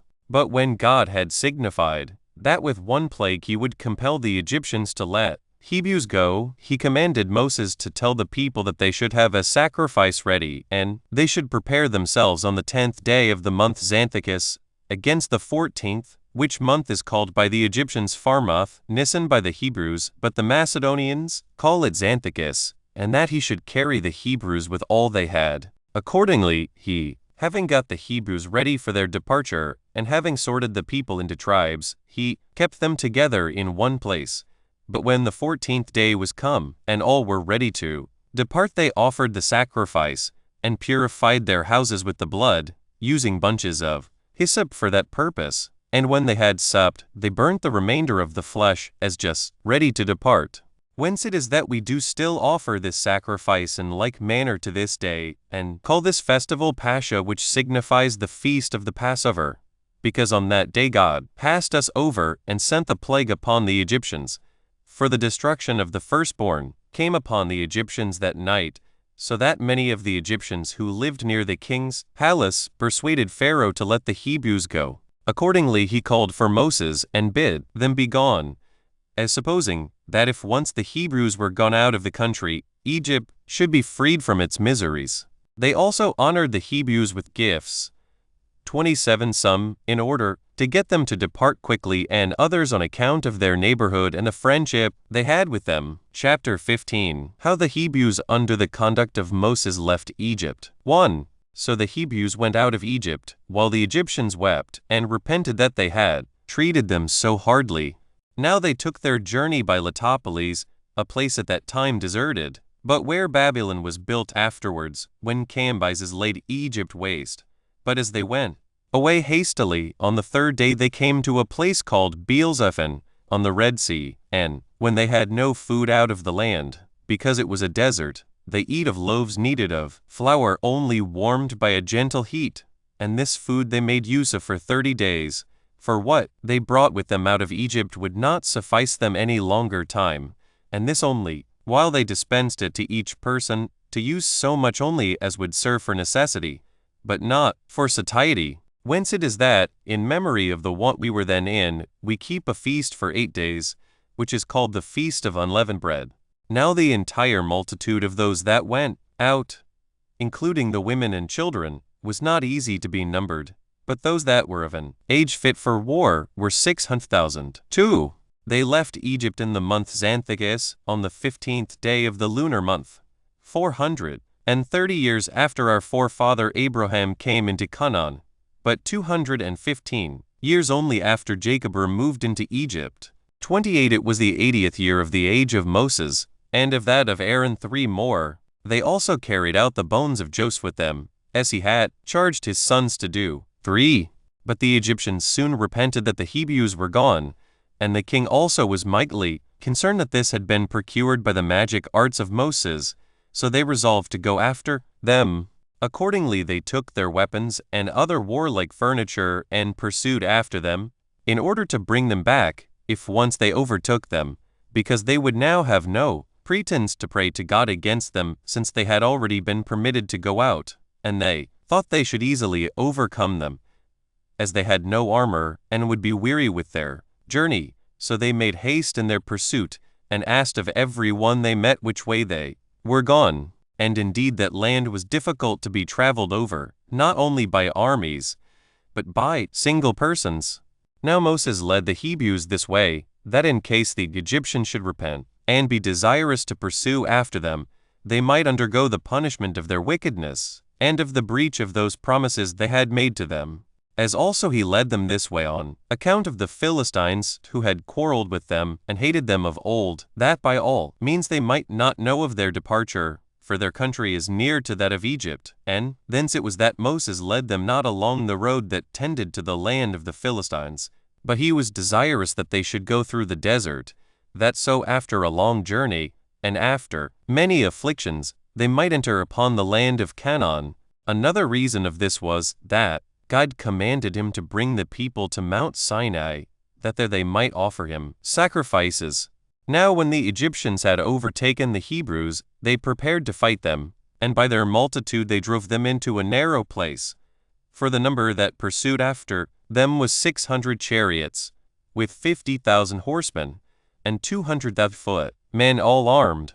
They also seized on the passages by which they imagined the Hebrews might fly, shutting them up 29 between inaccessible precipices and the sea.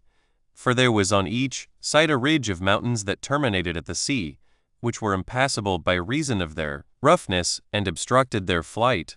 Wherefore they there pressed upon the Hebrews with their army, where the ridges of the mountains were closed with the sea, which army they placed at the chops of the mountains, that so they might deprive them of any passage into the plain. For when the Hebrews, therefore, were neither able to bear up, being thus, as it were, besieged, because they wanted provisions, nor saw any possible way of escaping, and if they should have thought of fighting, they had no weapons, they expected a universal destruction unless they delivered themselves up to the Egyptians. So they laid the blame on Moses and forgot all the signs that had been wrought by God for the recovery of their freedom, and this so far that their incredulity prompted them to throw stones at the prophet, while he encouraged them and promised them deliverance.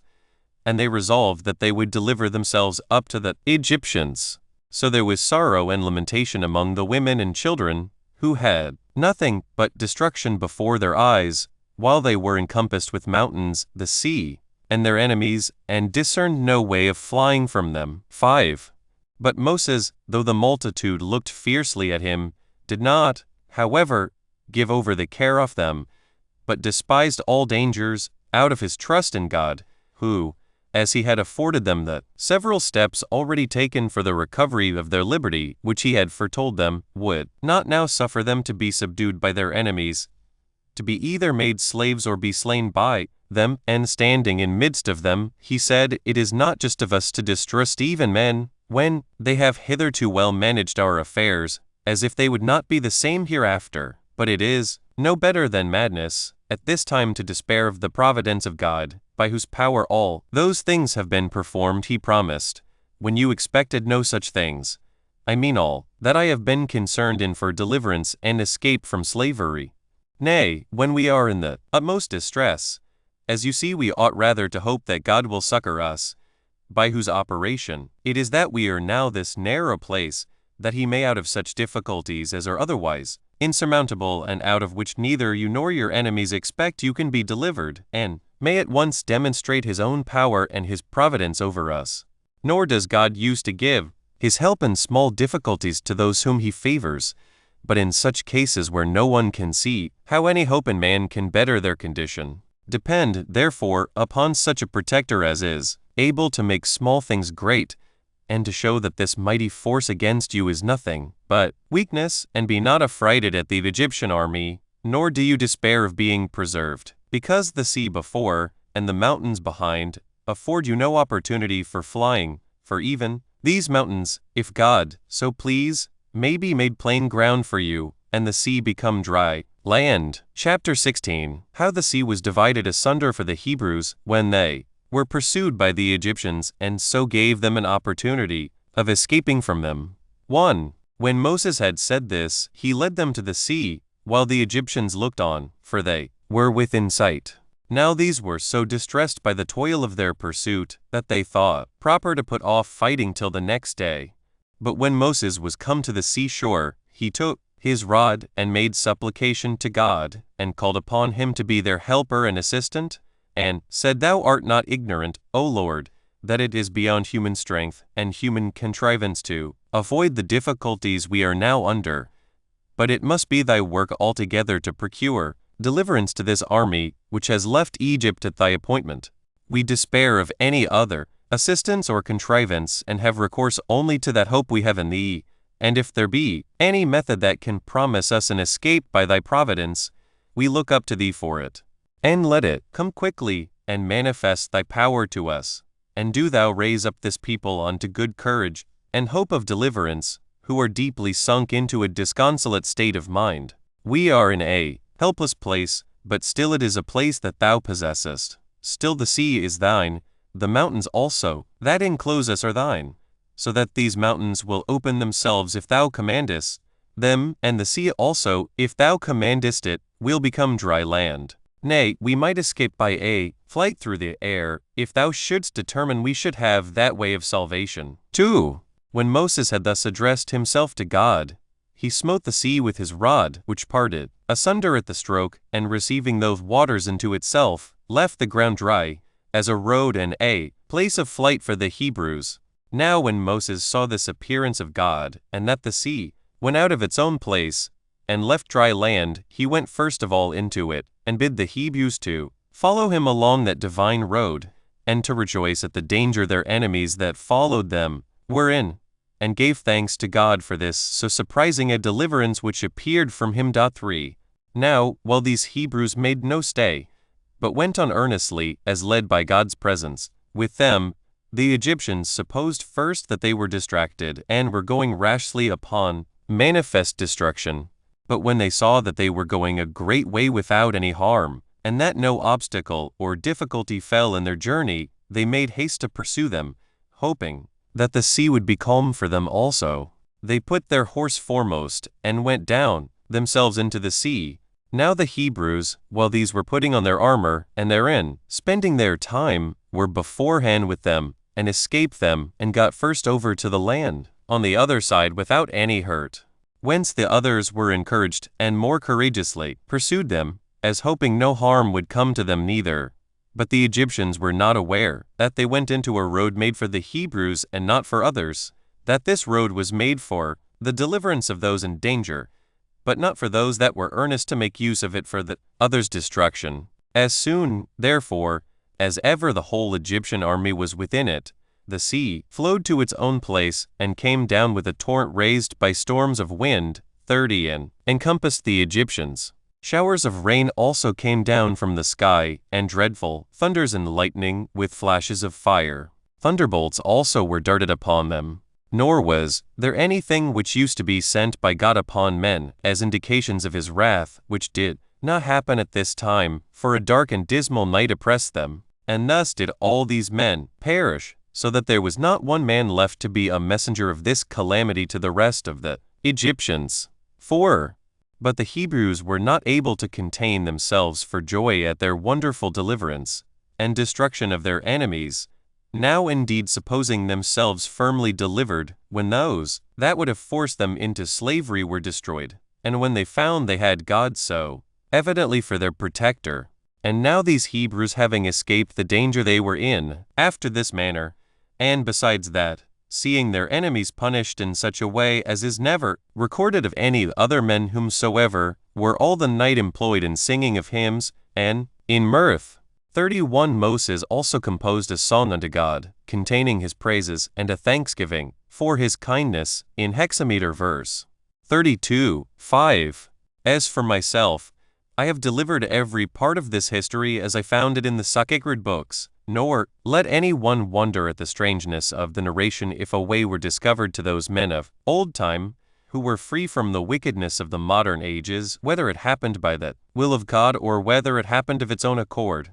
While, for the sake of those that accompanied Alexander, king of Macedonia, who yet lived, comparatively but a little while ago, the Pamphylian sea retired and afforded them a passage 33 through itself, had no other way to go, I mean, when it was the will of God to destroy the monarchy of the Persians, and this is confessed to be true by all that have written about the actions of Alexander. But as to these events, let every one determine as he pleases. 6. On the next day Moses gathered together the weapons of the Egyptians, which were brought to the camp of the Hebrews by the current of the sea and the force of the winds resisting it, and he conjectured that this also happened by divine providence, that so they might not be destitute of weapons. So when he had ordered the Hebrews to arm themselves with them, he led them to Mount Sinai in order to offer sacrifice to God and to render oblations for the salvation of the multitude, as he was charged to do beforehand. Antiquities of the Jews book, Roman 3, containing the interval of 2 years, from the exodus out of Egypt to the rejection of that generation. Chapter 1. How Moses, when he had brought the people out of Egypt, led them to Mount Sinai, but not till they had suffered much in their journey. 1. when the Hebrews had obtained such a wonderful deliverance, the country was a great trouble to them, for it was entirely a desert and without sustenance for them, and also had exceeding little water, so that it not only was not at all sufficient for the men, but not enough to feed any of the cattle, for it was parched up, and had no moisture that might afford nutriment to the vegetables, so they were forced to travel over this country, as having no other country but this to travel in. They had indeed carried water along with them from the land over which they had traveled before, as their conductor had bidden them, but when that was spent, they were obliged to draw water out of wells, with pain, by reason of the hardness of the soil. Moreover, what water they found was bitter and not fit for drinking, and this in small quantities also, and, as they thus traveled, they came late in the evening to a place called Marah, one which had that name from the badness of its water, for Mar denotes bitterness. Thither they came afflicted both by the tediousness of their journey, and by their want of food, for it entirely failed them at that time.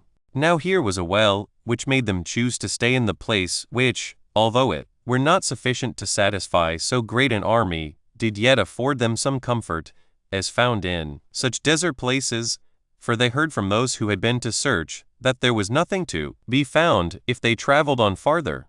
Yet was this water bitter and not fit for men to drink, and not only so, but it was intolerable even to the cattle themselves. 2.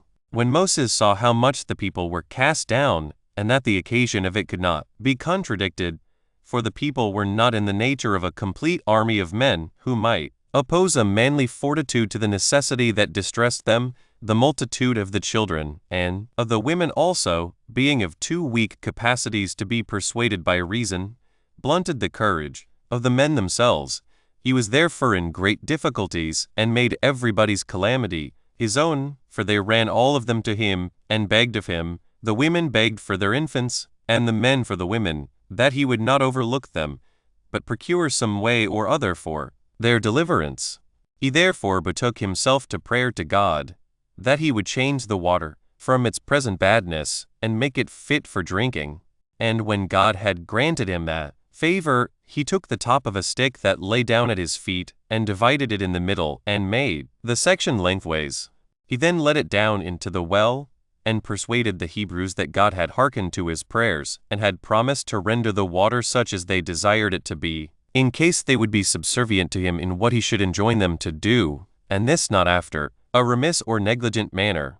And when they asked what they were to do in order to have the water changed for the better, he bid the strongest men among them that stood there to draw up water too, and told them that when the greatest part was drawn up, the remainder would be fit to drink. So they labored at it till the water was so agitated and purged as to be fit to drink. 3. And now removing from thence they came to a limb, which place looked well at a distance, for there was a grove of palm trees, but when they came near to it, it appeared to be a bad place, for the palm trees were no more than 70, and they were ill-grown and creeping trees by the want of water, for the country about was all parched and no moisture sufficient to water them, and make them hopeful and useful, was derived to them from the fountains which were in number 12.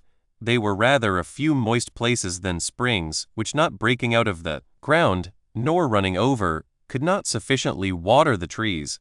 And when they dug into the sand, they met with no water, and if they took a few drops of it into their hands, they found it to be useless on account of its mud. The trees were too weak to bear fruit, for want of being sufficiently cherished and enlivened by the water. So they laid the blame on their conductor, and made heavy complaints against him, and said that this their miserable state, and the experience they had of adversity, were owing to him, for that they had then journeyed an entire 30 days, and had spent all the provisions they had brought with them, and meeting with no relief, they were in a very desponding condition, and by fixing their attention upon nothing but their present misfortunes, they were hindered from remembering what deliverances they had received from God, and those by the virtue and wisdom of Moses also. So they were very angry at their conductor, and were zealous in their attempts to stone him, as the direct occasion of their present miseries. 4. But as for Moses himself, while the multitude were irritated and bitterly set against him, he cheerfully relied upon God, and upon his consciousness of the care he had taken of these his own people, and he came into the midst of them, even while they clamored against him, and had stones in their hands in order to dispatch him. Now he was of an agreeable presence, and very able to persuade the people by his speeches. Accordingly he began to mitigate their anger, and exhorted them not to be over-mindful of their present adversities, lest they should thereby suffer the benefits that had formerly been bestowed on them to slip out of their memories, and he desired them by no means, on account of their present uneasiness, to cast those great and wonderful favors and gifts which they had obtained of God out of their minds, but to expect deliverance out of those their present troubles which they could not free themselves from, and this by the means of that divine providence which watched over them, seeing it is probable that God tries their virtue, and exercises their patience by these adversities, that it may appear what fortitude they have, and what memory they retain of his former wonderful works in their favor, and whether they will not think of them upon occasion of the miseries they now feel. He told them it appeared they were not really good men, either in patience, or in remembering what had been successfully done for them, sometimes by contemning God and his commands, when by those commands they left the land of Egypt, and sometimes by behaving themselves ill towards him who was the servant of God, and this when he had never deceived them either in what he said or had ordered them to do by God's command. He also put them in mind of all that had passed, how the Egyptians were destroyed when they attempted to detain them contrary to the command of God, and after what manner the very same river was to the others bloody and not fit for drinking, but was to them sweet and fit for drinking, and how they went a new road through the sea, which fled a long way from them, by which very means they were themselves preserved, but saw their enemies destroyed, and that when they were in want of weapons God gave them plenty of them. And so he recounted all the particular instances, how when they were, in appearance, just going to be destroyed, God had saved them in a surprising manner, and that he had still the same power, and that they ought not even now to despair of his providence over them, and accordingly he exhorted them to continue quiet, and to consider that help would not come too late, though it come not immediately, if it be present with them before they suffer any great misfortune, that they ought to reason thus, that God delays to assist them, not because he has no regard to them, but because he will first try their fortitude and the pleasure they take in their freedom, that he may learn whether you have souls great enough to bear want of food and scarcity of water on its account, or whether you rather love to be slaves, as cattle are slaves, to such as own them, and feed them liberally, but only in order to make them more useful in their service. That as for himself, he shall not be so much concerned for his own preservation, for if he die unjustly, he shall not reckon it any affliction, but that he is concerned for them, lest, by casting stones at him, they should be thought to condemn God himself. 5. By this means Moses pacified the people, and restrained them from stoning him, and brought them to repent of what they were going to do, and because he thought the necessity they were under made their passion less unjustifiable, he thought he ought to apply himself to God by prayer and supplication, and going up to an eminence, he requested of God for some succor for the people, and some way of deliverance from the want they were in, because in him, and in him alone, was their hope of salvation, and he desired that he would forgive what necessity had forced the people to do, since such was the nature of mankind, hard to please, and very complaining under adversities. Accordingly God promised he would take care of them, and afford them the succor they were desirous of. Now when Moses had heard this from God, he came down to the multitude, but as soon as they saw him joyful at the promises he had received from God, they changed their sad countenances into gladness. So he placed himself in the midst of them, and told them he came to bring them from God a deliverance from their present distresses. Accordingly a little after came a vast number of quails, which is a bird more plentiful in this Arabian Gulf than anywhere else, flying over the sea, and hovered over them, till, wearied with their laborious flight, and, indeed, as usual, flying very near to the earth, they fell down upon the Hebrews who caught them, and satisfied their hunger with them, and supposed that this was the method whereby God meant to supply them with food. Upon which Moses returned thanks to God for affording them his assistance so suddenly and sooner than he had promised them. 6. But presently after this first supply of food, he sent them a second. For as Moses was lifting up his hands in prayer, a dew fell down. And Moses, when he found it stick to his hands, supposed this was also come for food from God to them. He tasted it, and perceiving that the people knew not what it was, and thought it snowed, and that it was what usually fell at that time of the year, he informed them that this dew did not fall from heaven after the manner they imagined, but came for their preservation and sustenance. So he tasted it, and gave them some of it, that they might be satisfied about what he told them. They also imitated their conductor, and were pleased with the food, for it was like honey in sweetness and pleasant taste, but like in its body to bdellium, one of the sweet spices, and in bigness equal to coriander seed. And very earnest they were in gathering it.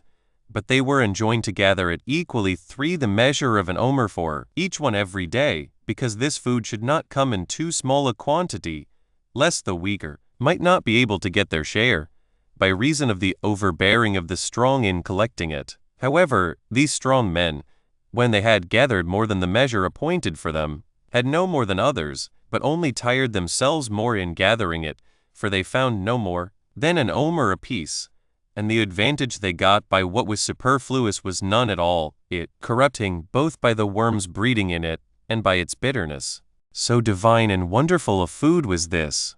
It also supplied the want of other sorts of food to those that fed on it. And even now, in all that place, this manna comes down in rain, for according to what Moses then obtained of God, to send it to the people for their sustenance. Now the Hebrews call this food manna, for the particle man, in our language, is the asking of a question.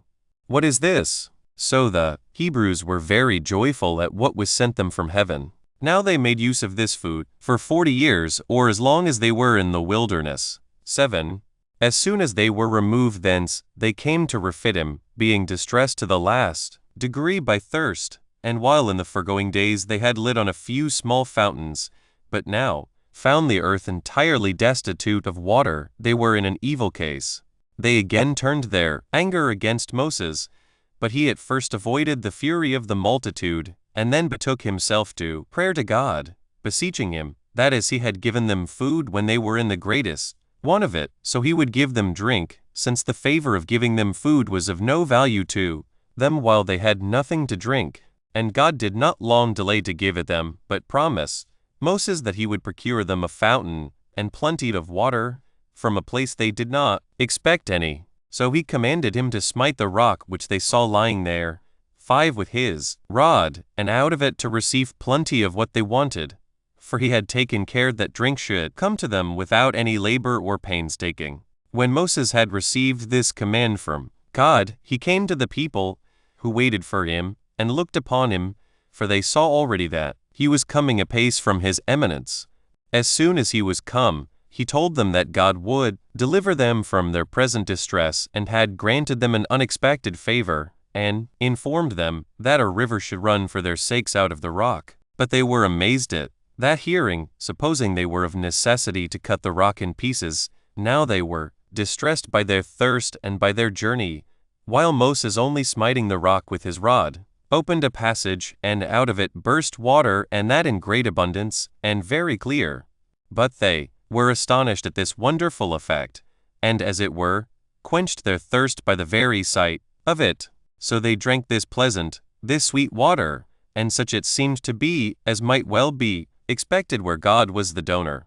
They were also in admiration how Moses was honored by God, and they made grateful returns of sacrifices to God for his providence towards them. Now, that scripture, which is laid up in the temple, 6 informs us how God foretold to Moses that water timid in this manner be derived out of the rock. Chapter 2. How the Amalekites and the neighboring nations made war with the Hebrews and were beaten and lost a great part of their army. 1. The name of the Hebrews began already to be everywhere renowned, and rumors about them ran abroad. This made the inhabitants of those countries to be in no small fear.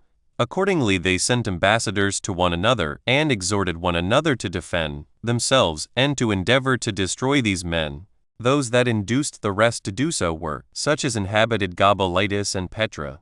They were called Amalekites, and were the most warlike of the nations that lived thereabout, and whose kings exhorted one another and their neighbors to go to this war against the Hebrews, telling them that an army of strangers, and such a one as had run away from slavery under the Egyptians, lay in wait to ruin them, which army they were not, in common prudence and regard to their own safety, to overlook, but to crush them before they gather strength, and come to be in prosperity, and perhaps attack them first in a hostile manner, as presuming upon our indolence in not attacking them before, and that we ought to avenge ourselves of them for what they have done in the wilderness, but that this cannot be so well done when they have once laid their hands on our cities and our goods, that those who endeavor to crush a power in its first rise are wiser than those that endeavor to put a stop to its progress when it is become formidable.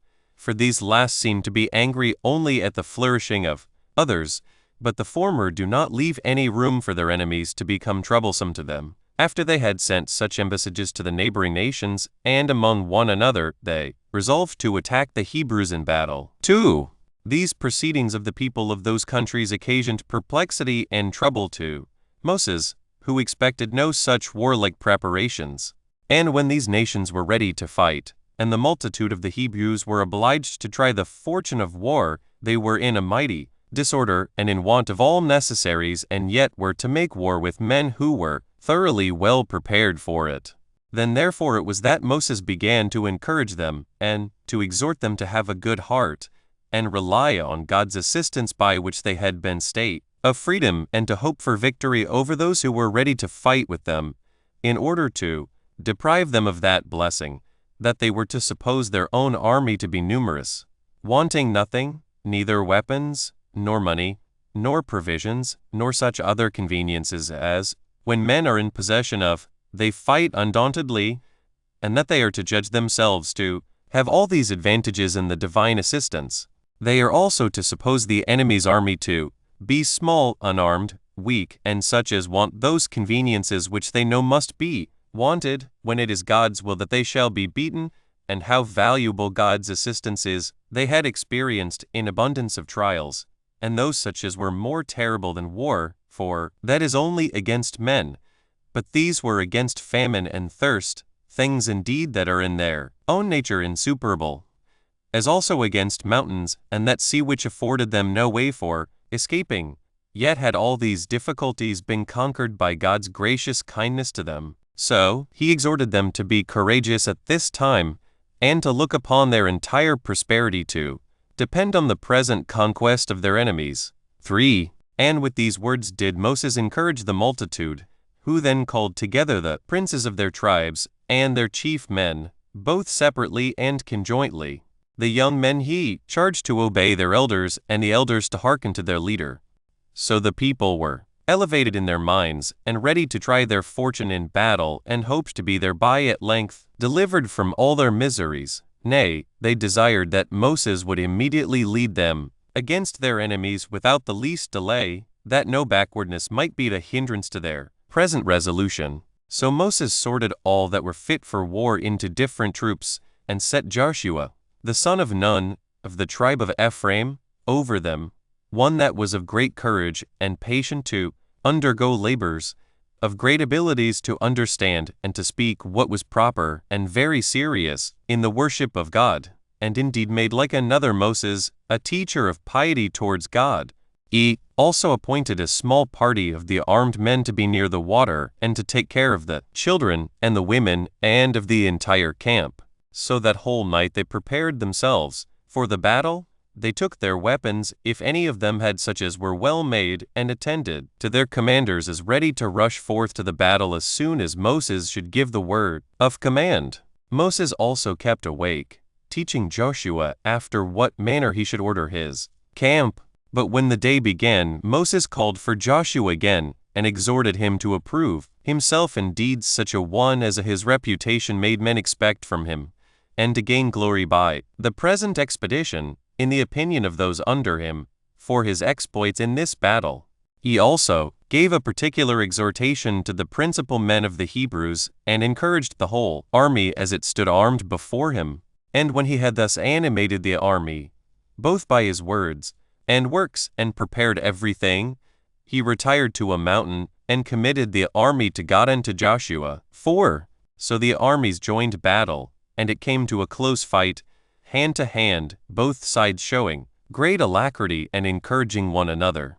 And indeed, while Moses stretched out his hand towards heaven, 7, the Hebrews were too hard for the Amalekites, but Moses, not being able to sustain his hands thus stretched out, for as often as he let down his hands, so often were his own people worsted, he bade his brother Aaron, and Hur their sister Miriam's husband, to stand on each side of him, and take hold of his hands, and not permit his weariness to prevent it, but to assist him in the extension of his hands.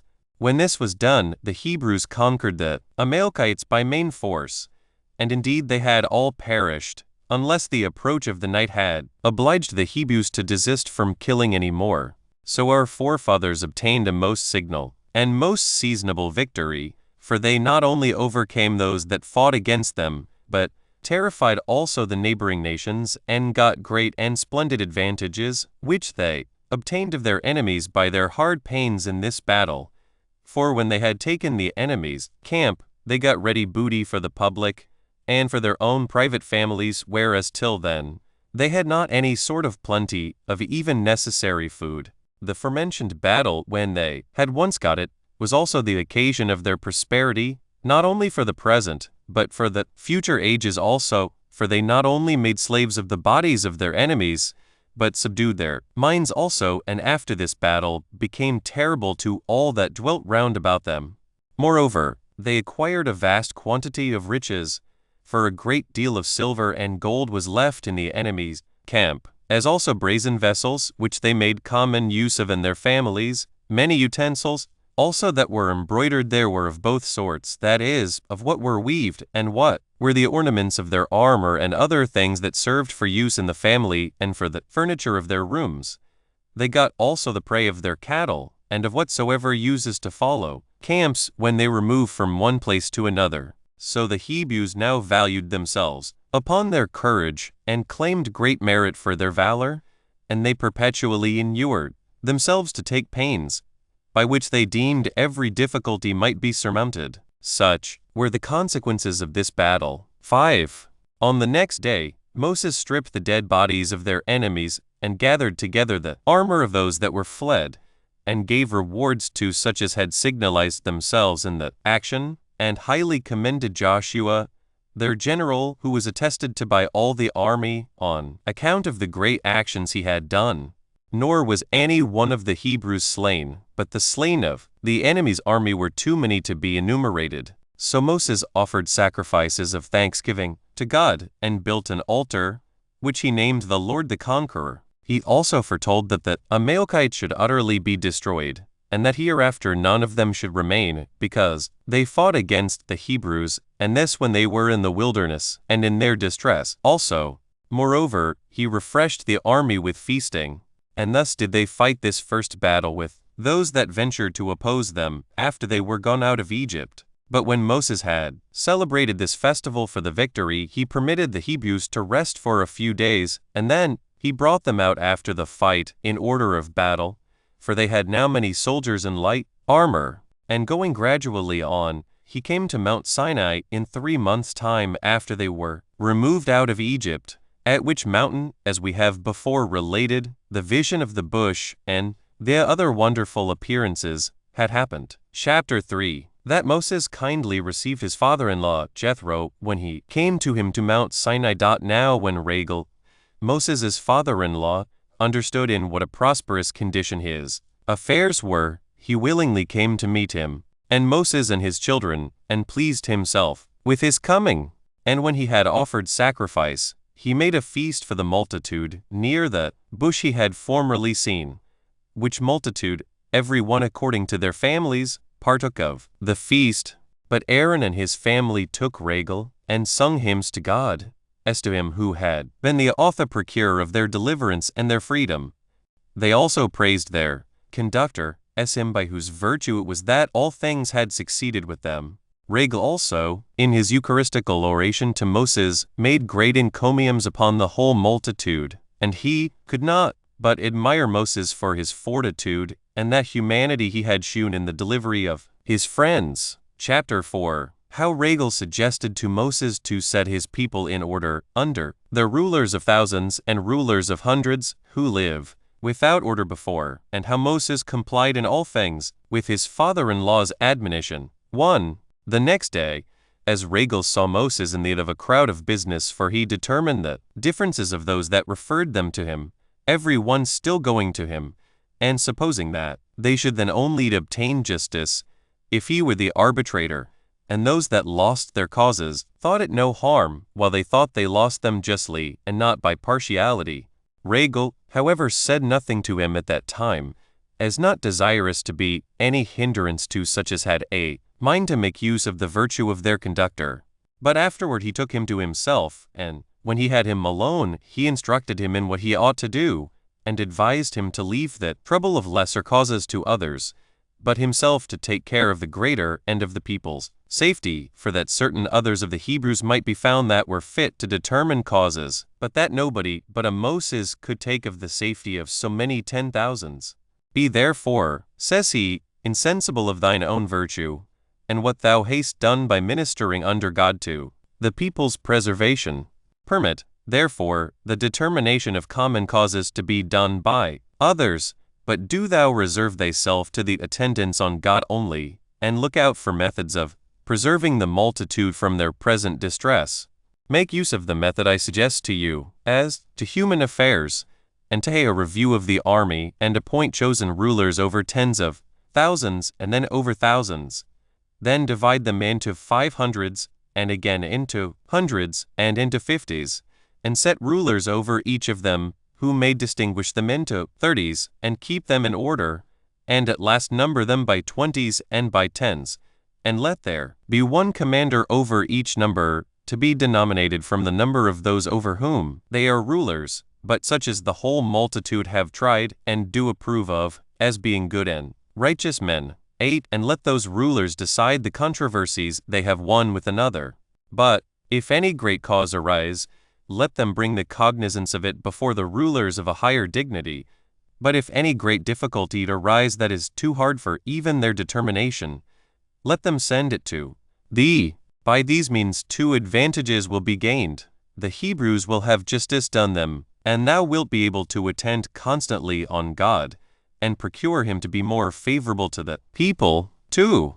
This was the admonition of Regel, and Moses received his advice very kindly, and acted according to his suggestion. Nor did he conceal the invention of this method, nor pretend to it himself, but informed the multitude who it was that invented it. Nay, he has named Regel in the books he wrote, as the person who invented this ordering of the people, as thinking it right to give a true testimony to worthy persons, although he might have gotten reputation by ascribing to himself the inventions of other men.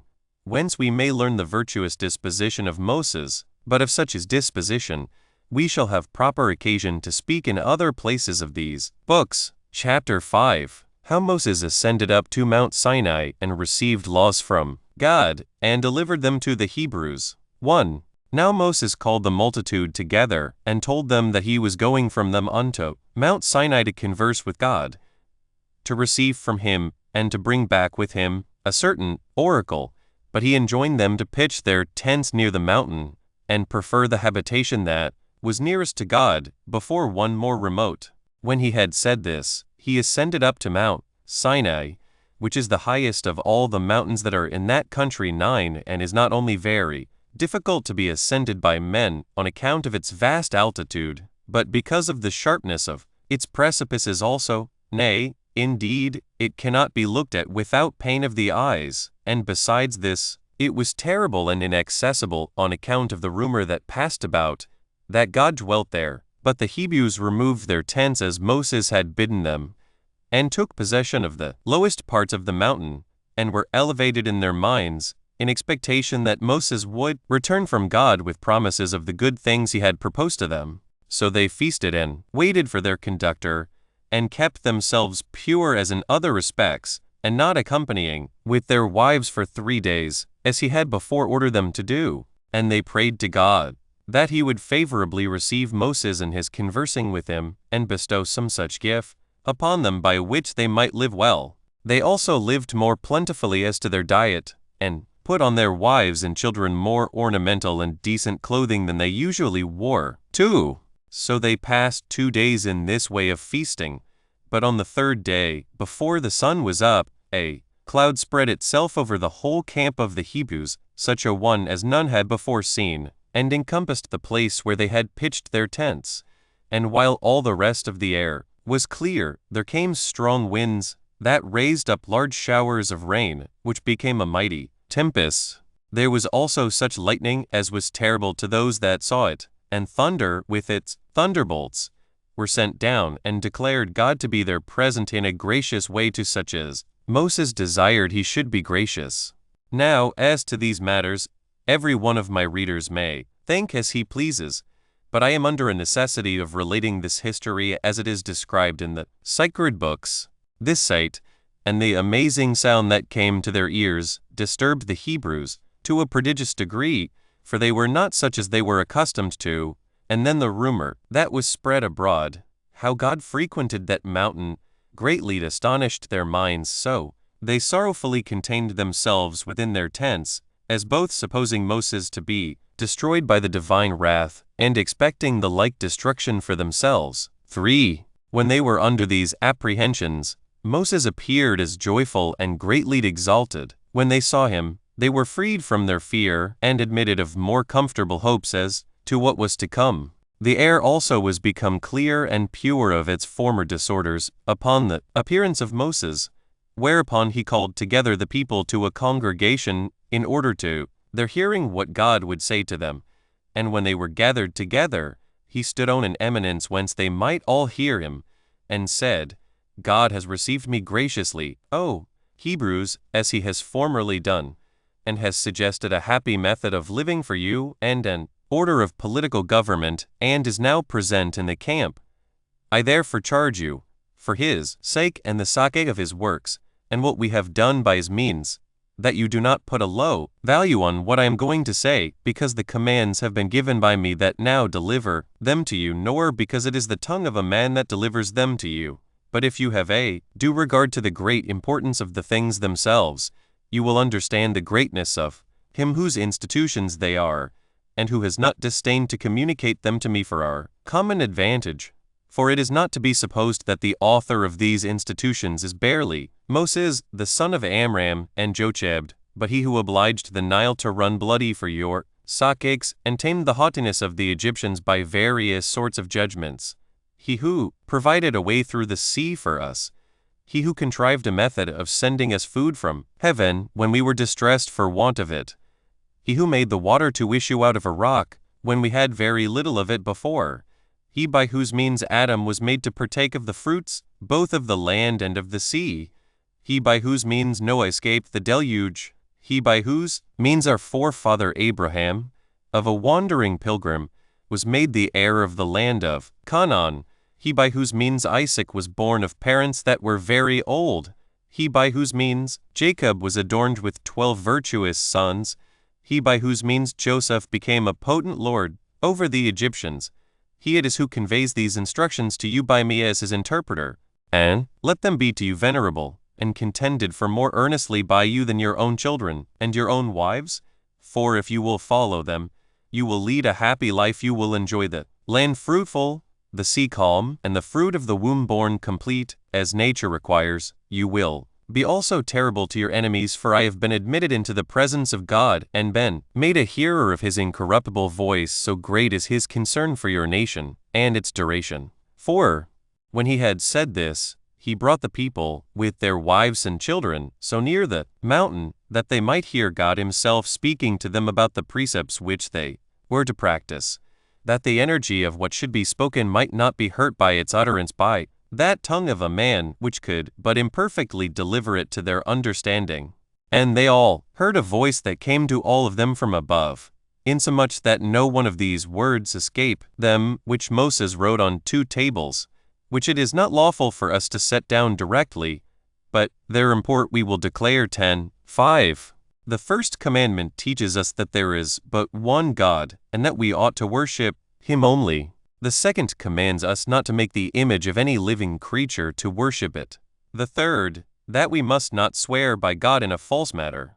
The fourth, that we must keep the seventh day by resting from all sorts of work. The fifth, that we must honor our parents. The sixth, that we must abstain from murder. The seventh, that we must not commit adultery. The eighth, that we must not be guilty of theft. The ninth, that we must not bear false witness. The 10th, that we must not admit of the desire of anything that is another's. 6. Now when the multitude had heard God himself giving those precepts which Moses had discoursed of, they rejoiced at what was said, and the congregation was dissolved. But on the following days they came to his tent, and desired him to bring them, besides other laws from God. Accordingly he appointed such laws, and afterwards informed them in what manner they should act in all cases, which laws I shall make mention of in their proper time, but I shall reserve most of those laws for another work. 11. And make there a distinct explication of them. 7. When matters were brought to this state, Moses went up again to Mount Sinai, of which He had told them beforehand. He made his ascent in their sight, and while he stayed there so long a time, for he was absent from them 40 days, fear seized upon the Hebrews, lest Moses should have come to any harm, nor was there anything else so sad, and that so much troubled them, as this supposal that Moses was perished. Now there was a variety in their sentiments about it, some saying that he was fallen among wild beasts, and those that were of this opinion were chiefly such as were ill-disposed to him, but others said that he was departed and gone to God. But the wiser sort were led by their reason to embrace neither of those opinions with any satisfaction, thinking that as it was a thing that sometimes happens to men to fall among wild beasts and perish that way, so it was probable enough that he might depart and go to God on account of his virtue. They therefore were quiet, and expected the event, yet were they exceeding sorry upon the supposal that they were deprived of a governor and a protector, such a one indeed, as they could never recover again. Nor would this suspicion give them leave to expect any comfortable event about this man, nor could they prevent their trouble and melancholy upon this occasion. However, the camp durst not remove all this while, because Moses had bidden them afore to stay there. 8. But when the 40 days, and as many nights, were over, Moses came down, having tasted nothing of food usually appointed for the nourishment of men. His appearance filled the army with gladness, and he declared to them what care God had of them, and by what manner of conduct of their lives they might live happily, telling them that during these days of his absence, he had suggested to him also that he would have a tabernacle built for him, into which he would descend when he came to them, and how we should carry it about with us when we remove from this place, and that there would be no longer any occasion for going up to Mount Sinai, but that he would himself come and pitch his tabernacle amongst us, and be present at our prayers, as also that the tabernacle should be of such measures and construction as he had shown him, and that you were to fall to the work, and prosecute it diligently. When he had said this, he showed them the 2 tables with the 10 commandments engraven upon them, 5 upon each table, and the writing was by the hand of God. Chapter 6. Concerning the tabernacle which Moses built in the wilderness, for the honor of God, and which seemed to be a temple. 1. Hereupon the Israelites rejoiced at what they had seen and heard of their conductor, and were not wanting in diligence according to their ability, for they brought silver and gold and brass, and of the best sorts of wood, and such as would not at all decay by putrefaction, camels, hair also, and sheepskins. Some of them dyed of a blue color, and some of a scarlet. Some brought the flour for the purple color, and others for white, with wool dyed by the flowers, aforementioned, and fine linen and precious stones, which those that use costly ornaments set in. Ouches of gold. They brought also a great quantity of spices, for of these materials did Moses build the tabernacle, which did not at all differ from a movable and ambulatory temple. Now, when these things were brought together with great diligence, for every one was ambitious to further the work even beyond their ability, he set architects over the works, and this by the command of God. and indeed the very same which the people themselves would have chosen, had the election been allowed to them. Now their names are set down in writing in the sacred books, and they were these: Bezaleel, the son of Uri of the tribe of Judah, the grandson of Miriam, the sister of their conductor, and Aholiab, Phile son of Ahisamach, of the tribe of Dan. Now the people went on with what they had undertaken with so great alacrity, that Moses was obliged to restrain them, by making proclamation that what had been brought was sufficient, as the artificers had informed him. So they fell to work upon the building of the tabernacle. Moses also informed them, according to the direction of God, both what the measures were to be, and its largeness, and how many vessels it ought to contain for the use of the sacrifices.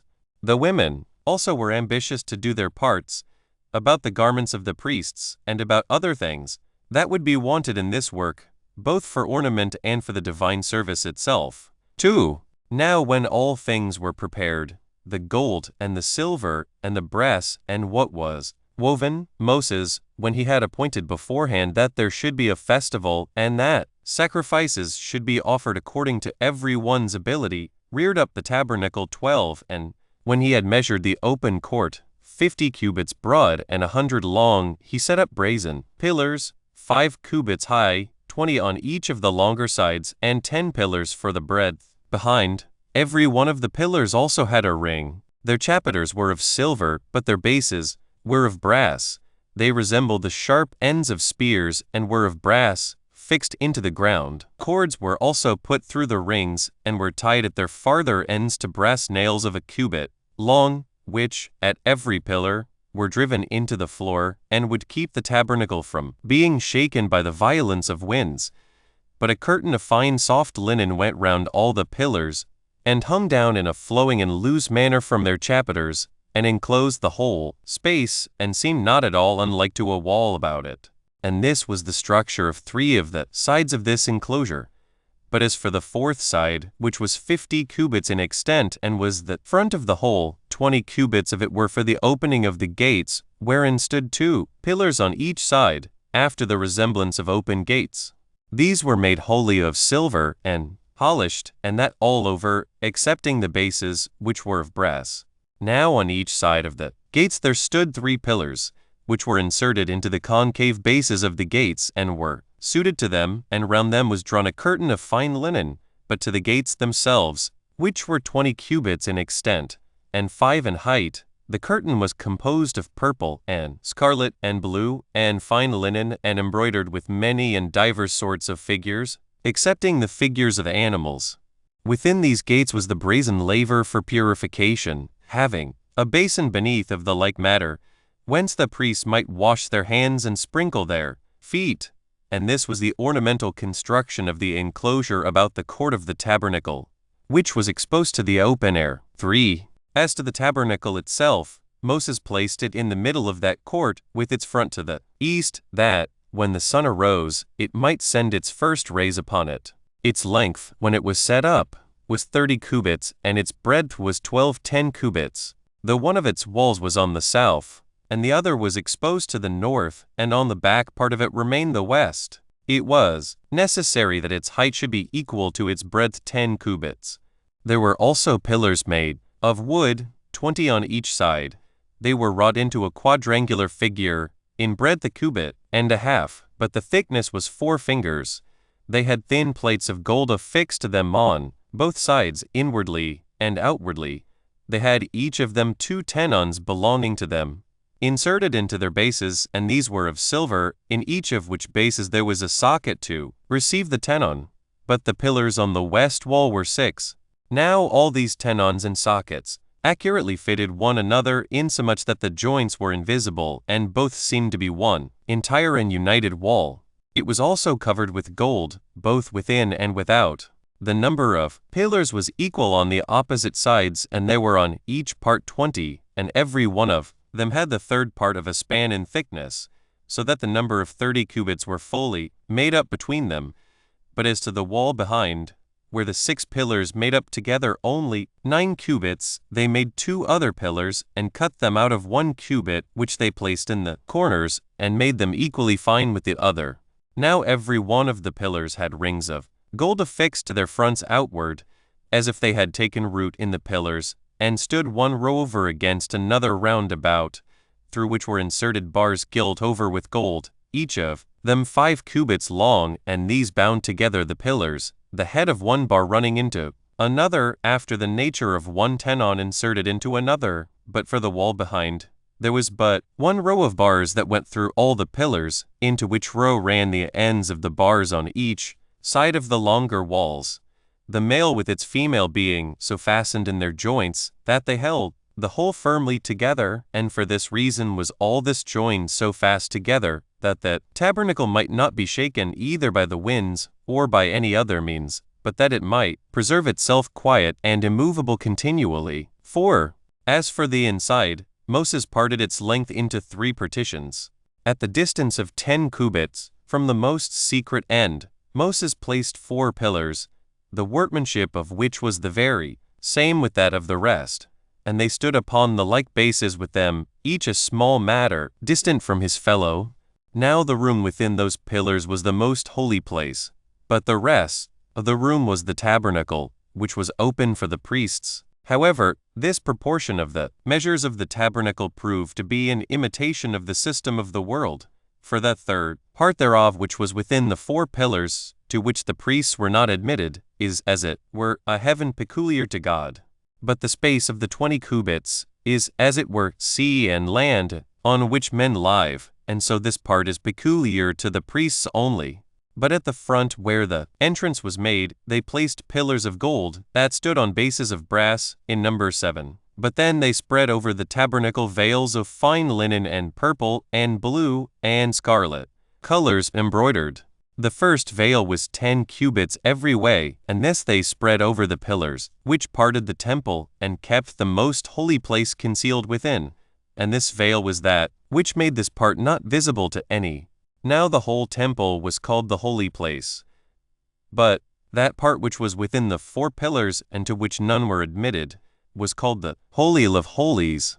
This veil was very ornamental, and embroidered with all sorts of flowers which the earth produces, and there were interwoven into it all sorts of variety that might be an ornament, excepting the forms of animals. Another veil there was which covered the 5 pillars that were at the entrance. It was like the former in its magnitude, and texture, and color, and at the corner of every pillar a ring retained it from the top downwards half the depth of the pillars, the other half affording an entrance for the priests who crept under it. Over this there was a veil of linen, of the same largeness with the former. It was to be drawn this way or that way by cords, the rings of which, fixed to the texture of the veil and to the cords also, were subservient to the drawing and undrawing of the veil and to the fastening it at the corner, that then it might be no hindrance to the view of the sanctuary, especially on solemn days, but that on other days, and especially when the weather was inclined to snow, it might be expanded, and afford a covering to the veil of divers colors. Whence that custom of ours is derived, of having a fine linen veil after the temple has been built to be drawn over the entrances. But the 10 other curtains were 4 cubits in breadth and 28 in length, and had golden clasps in order to join the one curtain to the other, which was done so exactly that they seemed to be one entire curtain. These were spread over the temple, and covered all the top and parts of the walls on the sides and behind, so far as within 1 cubit of the ground. There were other curtains of the same breadth with these, but 1 more in number and longer, for they were 30 cubits long. But these were woven of hair, with the like subtlety as those of wool were made, and were extended loosely down to the ground, appearing like a triangular front and elevation at the gates, the 11th curtain being used for this very purpose. There were also other curtains made of skins above these, which afforded covering and protection to those that were woven both in hot weather and when it rained. And great was the surprise of those who viewed these curtains at a distance, for they seemed not at all to differ from the color of the sky. But those that were made of hair and of skins reached down in the same manner as did the veil at the gates, and kept off the heat of the sun and what injury the rains might do. And after this manner was the tabernacle reared. 5. There was also an ark made, sacred to God, of wood that was naturally strong and could not be corrupted. This was called Iran in our own language. Its construction was thus: its length was 5 spans, but its breadth and height was each of them 3 spans. It was covered all over with gold, both within and without, so that the wooden part was not seen. It had also a cover, united to it by golden hinges after a wonderful manner, which cover was every way evenly fitted to it, and had no eminences to hinder its exact conjunction. There were also 2 golden rings belonging to each of the longer boards, and passing through the entire wood, and through them gilt bars passed along each board, that it might thereby be moved and carried about, as occasion should require. For it was not drawn in a cart by beasts of burden, but borne on the shoulders of the priests. Upon this its cover were 2 images, which the Hebrews call cherubims. They are flying creatures, but their form is not like to that of any of the creatures which men have seen, though Moses said he had seen such beings near the throne of God.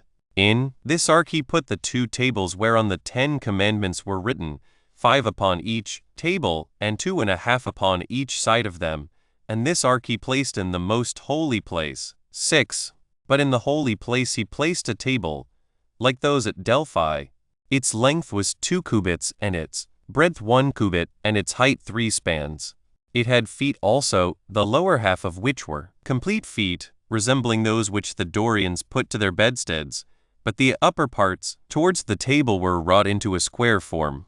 The table had a hollow towards every side, having a ledge of 4 fingers' depth, that went round about like a spiral both on the upper and lower part of the body of the work. Upon every one of the feet was there also inserted a ring, not far from the cover, through which went bars of wood beneath, but gilded, to be taken out upon occasion, there being a cavity where it was joined to the rings, for they were not entire rings, but before they came quite round they ended in acute points, the one of which was inserted into the prominent part of the table, and the other into the foot, and by these it was carried when they journeyed.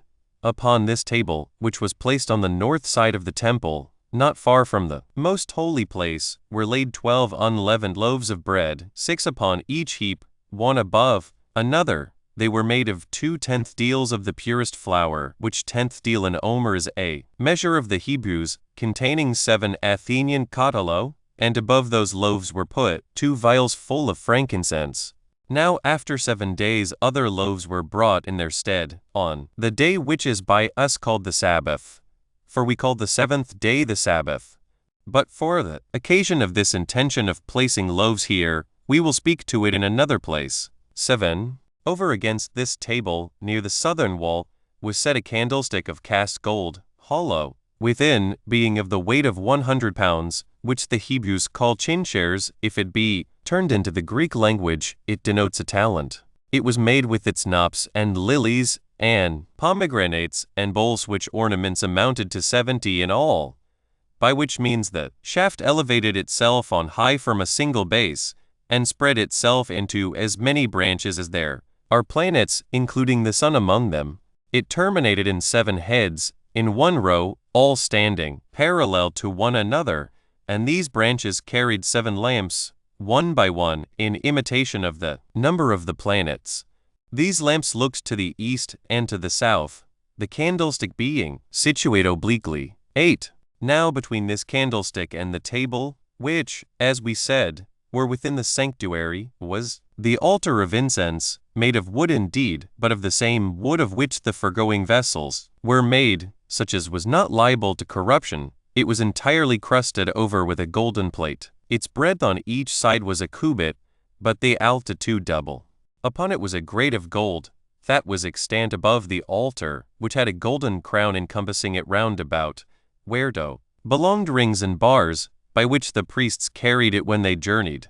Before this tabernacle there was reared a brazen altar, but it was within made of wood, 5 cubits by measure on each side, but its height was but 3, in like manner adorned with brass plates as bright as gold. It had also a brazen hearth of network, for the ground underneath received the fire from the hearth, because it had no basis to receive it. Hard by this altar lay the basins, and the vials, and the censers, and the cauldrons, made of gold, but the other vessels made for the use of the sacrifices, were all of brass. And such was the construction of the tabernacle, and these were the vessels thereto belonging. Chapter 7. Concerning the garments of the priests and of the high priest. 1.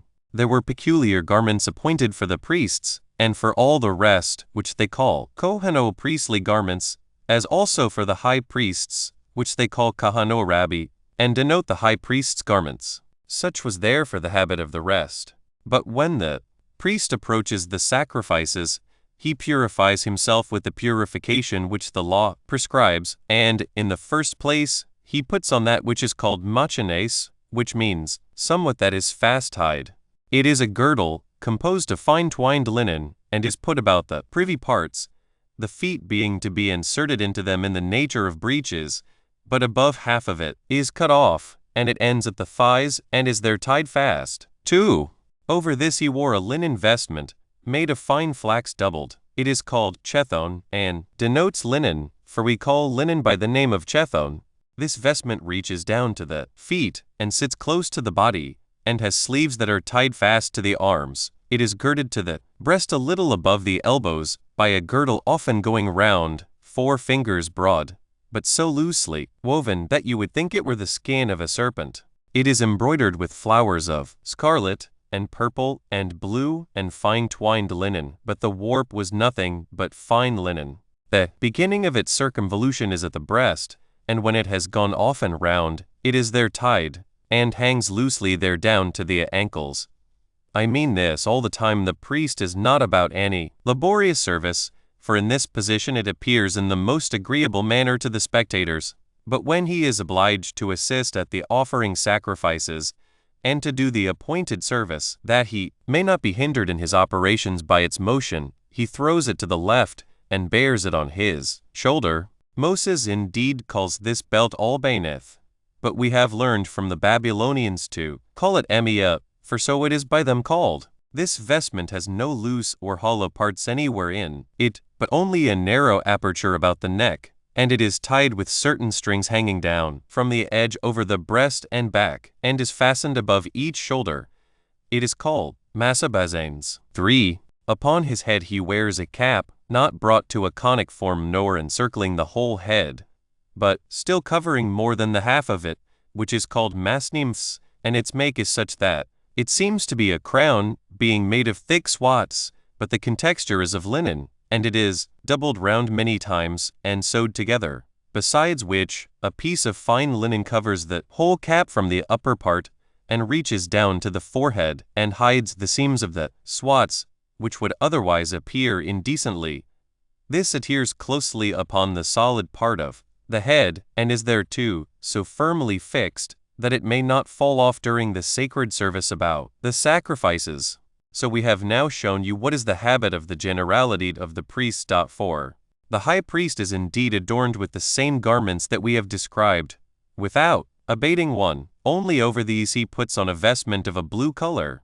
This also is a long robe, reaching to his feet. In our language it is called meter, and is tied round with a girdle, embroidered with the same colors and flowers as the former, with a mixture of gold interwoven, to the bottom of which garment are hung fringes, in color like pomegranates, with golden bells, 13 by a curious and beautiful contrivance, so that between 2 bells hangs a pomegranate, and between 2 pomegranates a bell. Now this vesture was not composed of 2 pieces, nor was it sewed together upon the shoulders and the sides, but it was one long vestment so woven as to have an aperture for the neck, not an oblique one, but parted all along the breast and the back.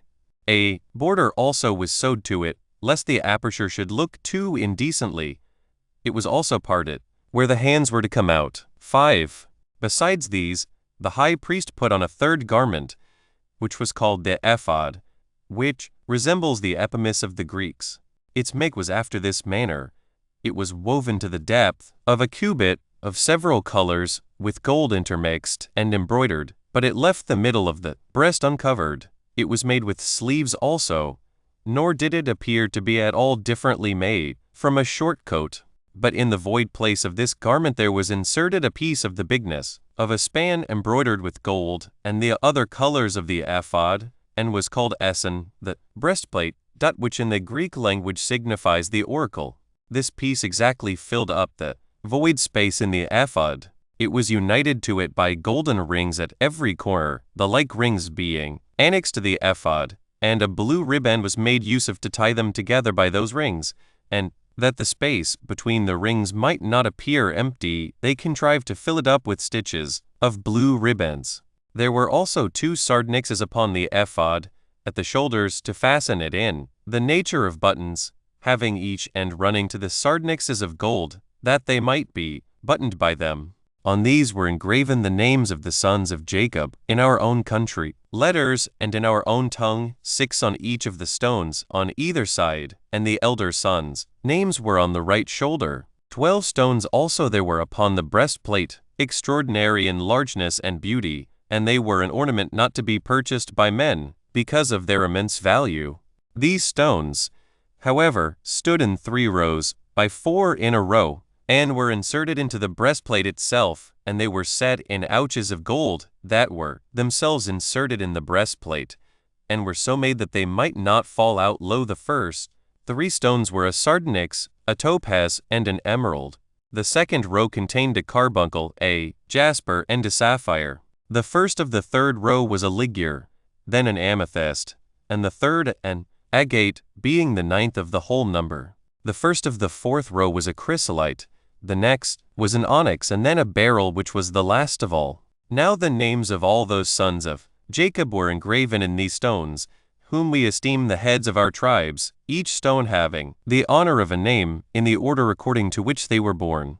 And whereas the rings were too weak of themselves to bear the weight of the stones, they made 2 other rings of a larger size, at the edge of that part of the breastplate which reached to the neck, and inserted into the very texture of the breastplate, to receive chains finely wrought, which connected them with golden bands to the tops of the shoulders, whose extremity turned backwards and went into the ring on the prominent back part of the ephod, and this was for the security of the breastplate, that it might not fall out of its place. There was also a girdle sewed to the breastplate, which was of the forementioned colors, with gold intermixed, which, when it had gone once round, was tied again upon the seam and hung down.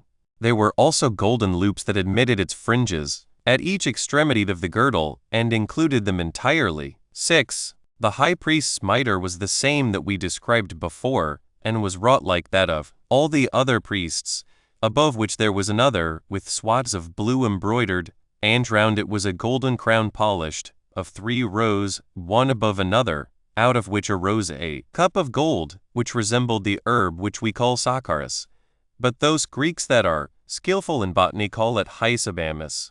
Now, lest any one that has seen this herb, but has not been taught its name, and is unacquainted with its nature, or, having known its name, knows not the herb when he sees it, I shall give such as these are a description of it. This herb is oftentimes in tallness above 3 spans, but its root is like that of a turnip, for he that should compare it thereto would not be mistaken, but its leaves are like the leaves of mint. Out of its branches it sends out a calyx, cleaving to the branch, and a coat encompasses it, which it naturally puts off when it is changing, in order to produce its fruit. This calyx is of the bigness of the bone of the little finger, but in the compass of its aperture is like a cup. This I will further describe, for the use of those that are unacquainted with it. Suppose a sphere be divided into 2 parts round at the bottom, but having another segment that grows up to a circumference from that bottom. Suppose it become narrower by degrees, and that the cavity of that part grow decently smaller, and then gradually grow wider again at the brim, such as we see in the navel of a pomegranate, with its notches. And indeed such a coat grows over this plant as renders it a hemisphere, and that, as one may say, turned accurately in a lathe, and having its notches extant above it, which, as I said, grow like a pomegranate, only that they are sharp, and end in nothing but prickles. Now the fruit is preserved by this coat of the calyx, which fruit is like the seed of the herb sideritis. It sends out a flower that may seem to resemble that of poppy.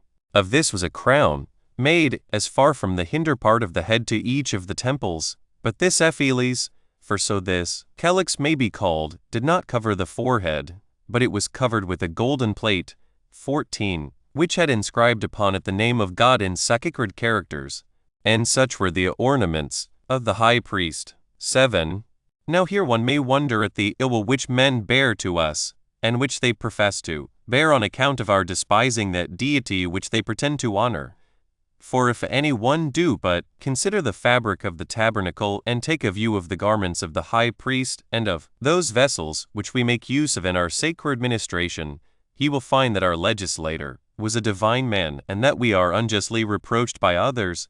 For if any one do without prejudice and with judgment look upon these things, he will find they were every one made in way of imitation and representation of the universe. When Moses distinguished the tabernacle into 3 parts, 15, and allowed 2 of them to the priests as a place accessible and common, he denoted the land and the sea, these being of general access to all. But he set apart the 3rd division for God, because heaven is inaccessible to men. And when he ordered 12 loaves to be set on the table, he denoted the year as distinguished into so many months. By branching out the candlestick into 70 parts, he secretly intimated the decani, or 70 divisions of the planets, and as to the 7 lamps upon the candlesticks, they referred to the course of the planets, of which that is the number. The veils, too, which were composed of 4 things, they declared the 4 elements. For the fine linen was proper to signify the earth, because the flax grows out of the earth. The purple signified the sea, because that color is dyed by the blood of a sea shellfish. The blue is fit to signify the air, and the scarlet will naturally be an indication of fire. Now the vestment of the high priest, being made of linen, signified the earth. The blue denoted the sky, being like lightning in its pomegranates, and in the noise of the bells, resembling thunder.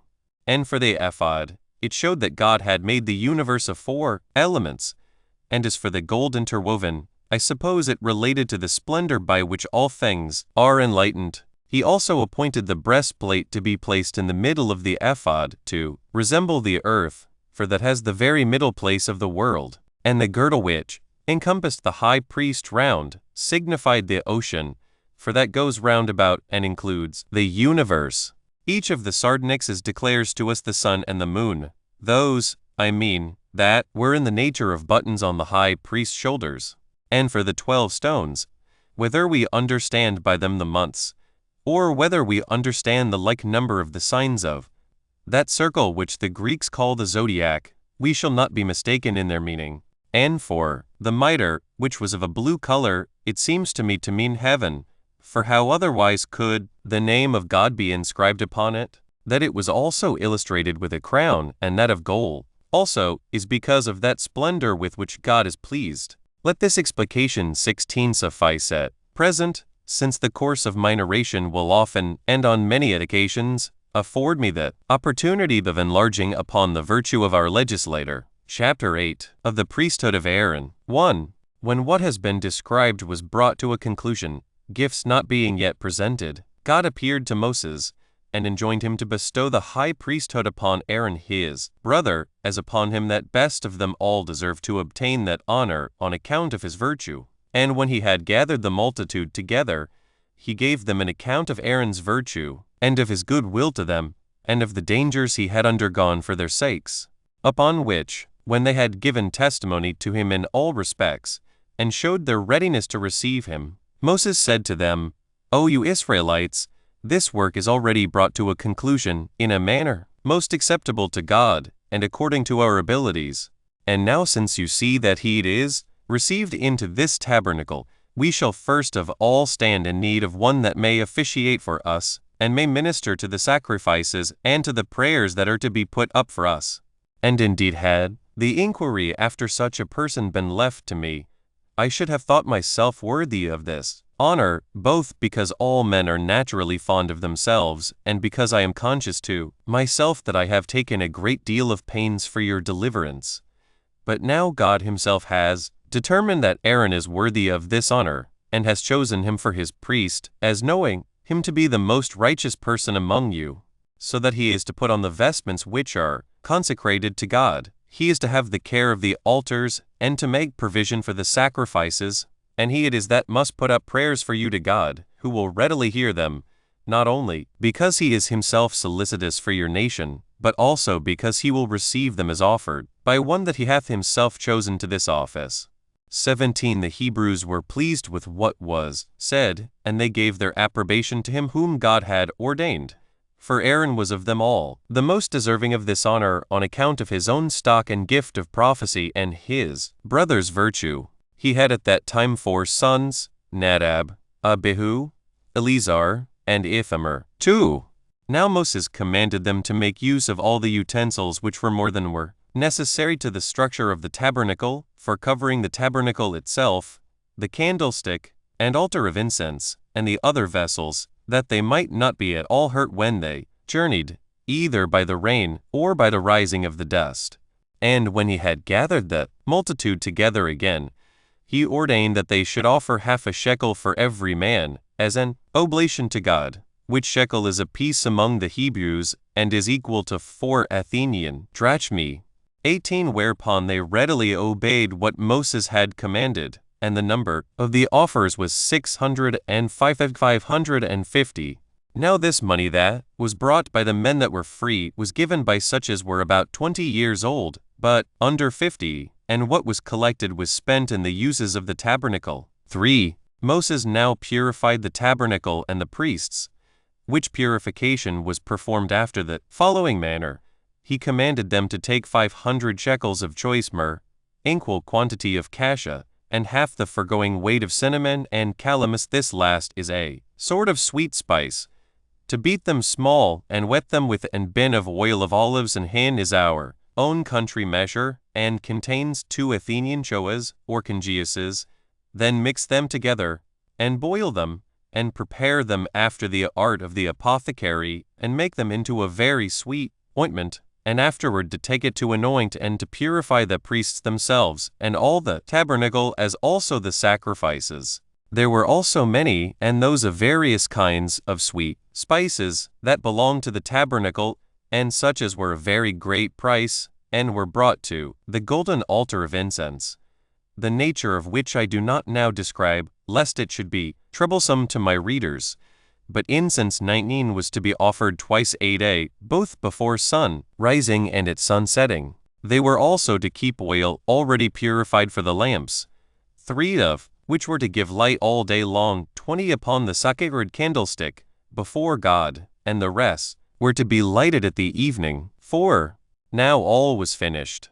Bezaleel and Aholiab appeared to be the most skillful of the workmen, for they invented finer works than what others had done before them, and were of great abilities to gain notions of what they were formerly ignorant of, and of these Bezaleel was judged to be the best.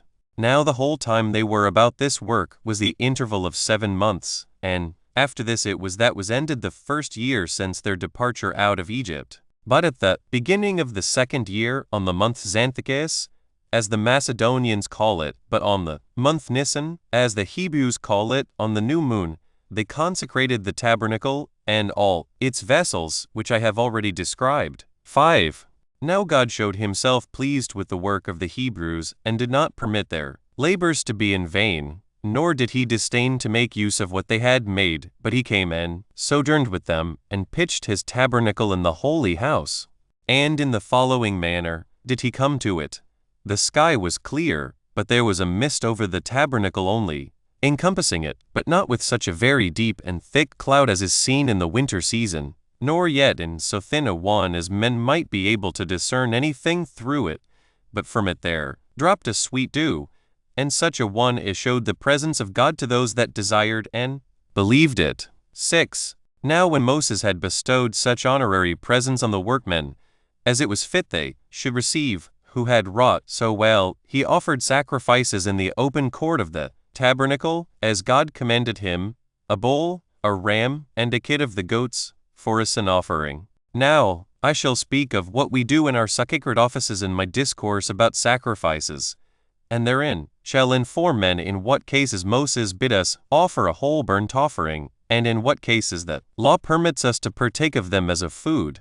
And when Moses had sprinkled Aaron's vestments, himself and his sons, with the blood of the beasts that were slain, and had purified them with spring waters and ointment, they became God's priests. After this manner did he consecrate them and their garments for 7 days together. The same he did to the tabernacle and the vessels thereto belonging, both with oil first incensed, as I said, and with the blood of bulls and of rams, slain day by day one, according to its kind. But on the 8th day he appointed a feast for the people, and commanded them to offer sacrifice according to their ability. Accordingly, they contended one with another, and were ambitious to exceed each other in the sacrifices which they brought, and so fulfilled Moses' injunctions.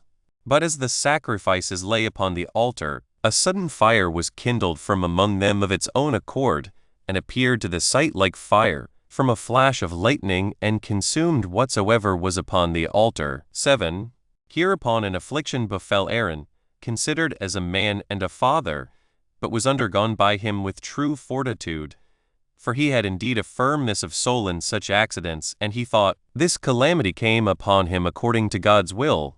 For whereas he had 4 sons, as I said before, the 2 elder of them, Nadab and Abihu, did not bring those sacrifices which Moses bade them bring, but which they used to offer formerly, and were burnt to death.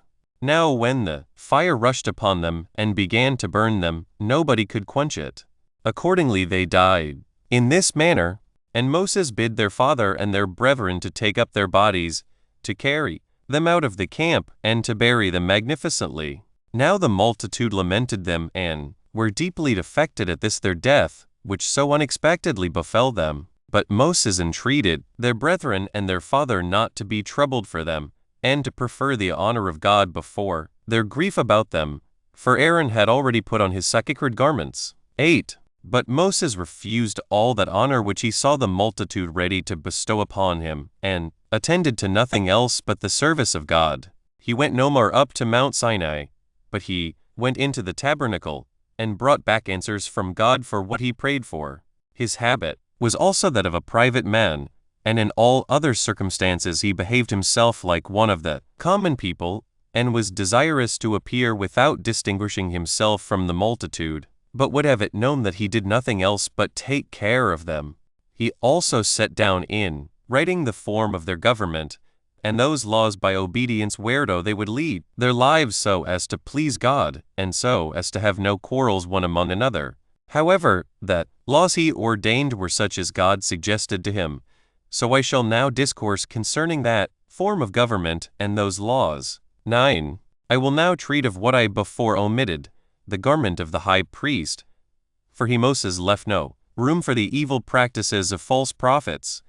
But if some of that sort should attempt to abuse the divine authority, he left it to God to be present at his sacrifices when he pleased, and when he pleased to be absent. 21. And he was willing this should be known, not to the Hebrews only, but to those foreigners also who were there. For as to those stones, 22, which we told you before, the high priest bare on his shoulders, which were sardonyxes, and I think it needless to describe their nature, they being known to every body, the one of them shined out when God was present at their sacrifices. I mean that which was in the nature of a button on his right shoulder, bright rays darting out thence, and being seen even by those that were most remote, which splendor yet was not before natural to the stone. This has appeared a wonderful thing to such as have not so far indulged themselves in philosophy as to despise divine revelation. Yea, will I mention what is still more wonderful than this? For God declared beforehand, by those 12 stones which the high priest bare on his breast, and which were inserted into his breastplate, when they should be victorious in battle. For so great a splendor shone forth from them before the army began to march, that all the people were sensible of God's being present for their assistance.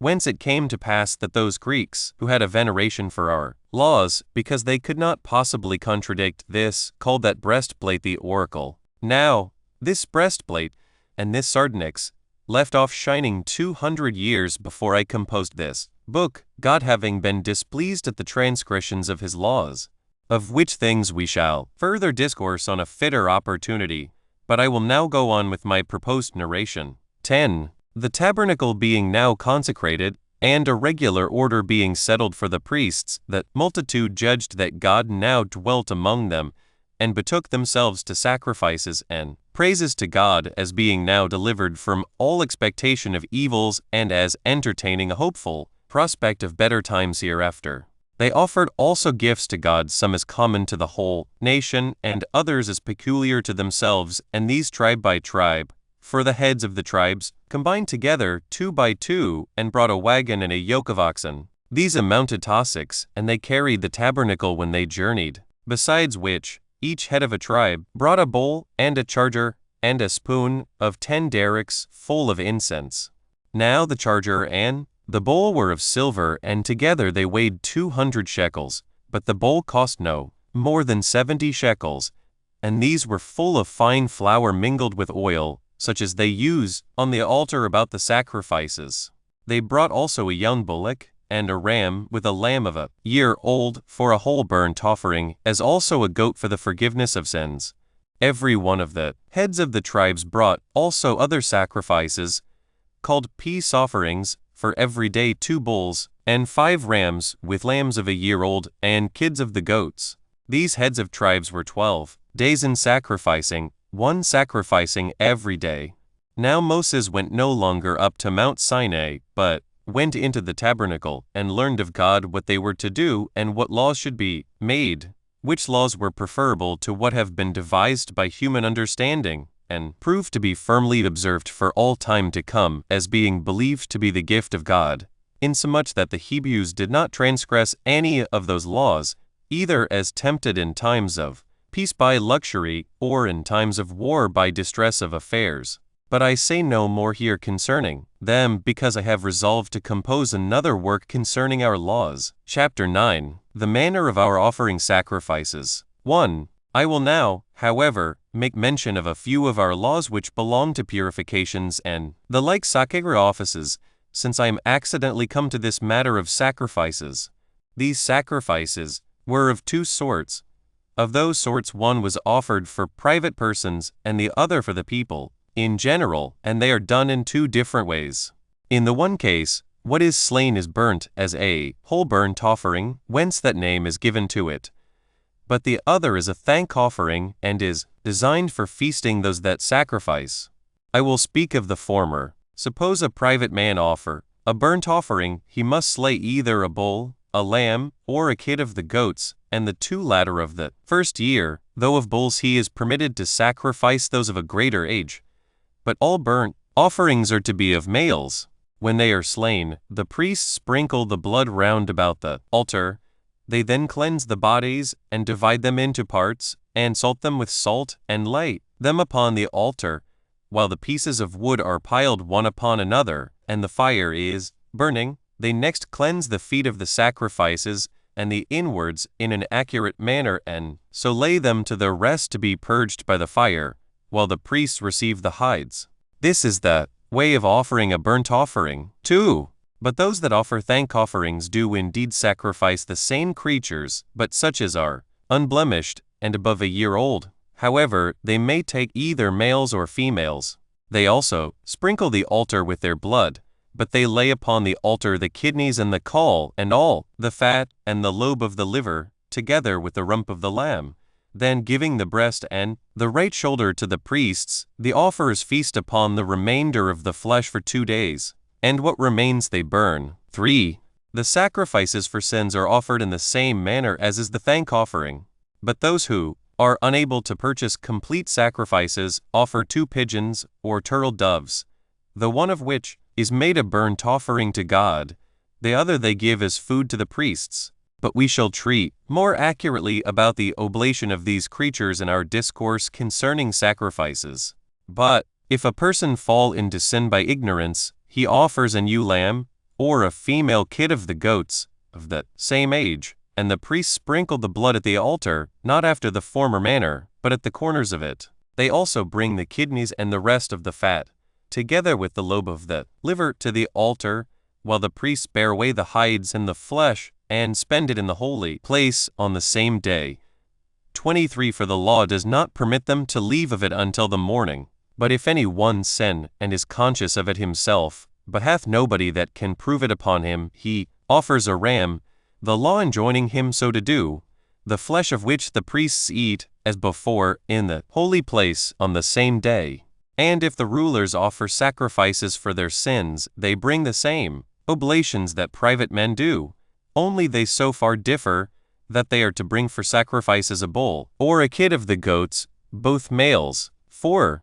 Now the law requires, both in private and public sacrifices, that the finest flour be also brought, for a lamb the measure of 1/10 deal, for a ram 2, and for a bull 3. This they consecrate upon the altar, when it is mingled with oil, for oil is also brought by those that sacrifice.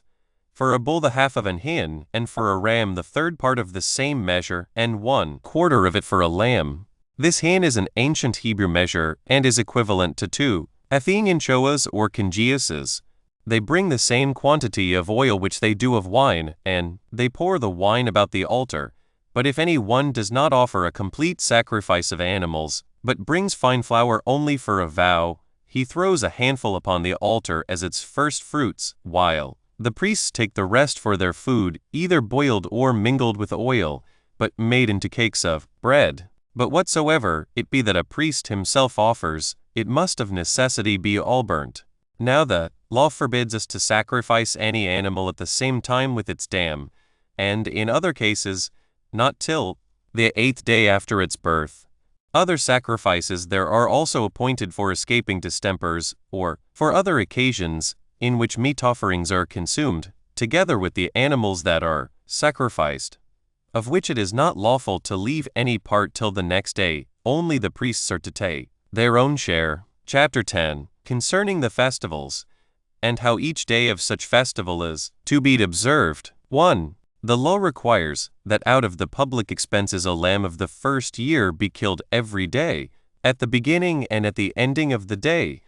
But on the 7th day, which is called the Sabbath, they kill 2 and sacrifice them in the same manner. At the new moon, they both perform the daily sacrifices and slay 2 bulls, with 7 lambs of the first year, and a kid of the goats also, for the expiation of sins. That is, if they have sinned through ignorance. 2. But on the 7th month, which the Macedonians call Hyperberetius, they make an addition to those already mentioned, and sacrifice a bull, a ram, and 7 lambs, and a kid of the goats for sins. 3. On the 10th day of the same lunar month, they fast till the evening, and this day they sacrifice a bull, and 2 rams, and 7 lambs, and a kid of the goats for sins.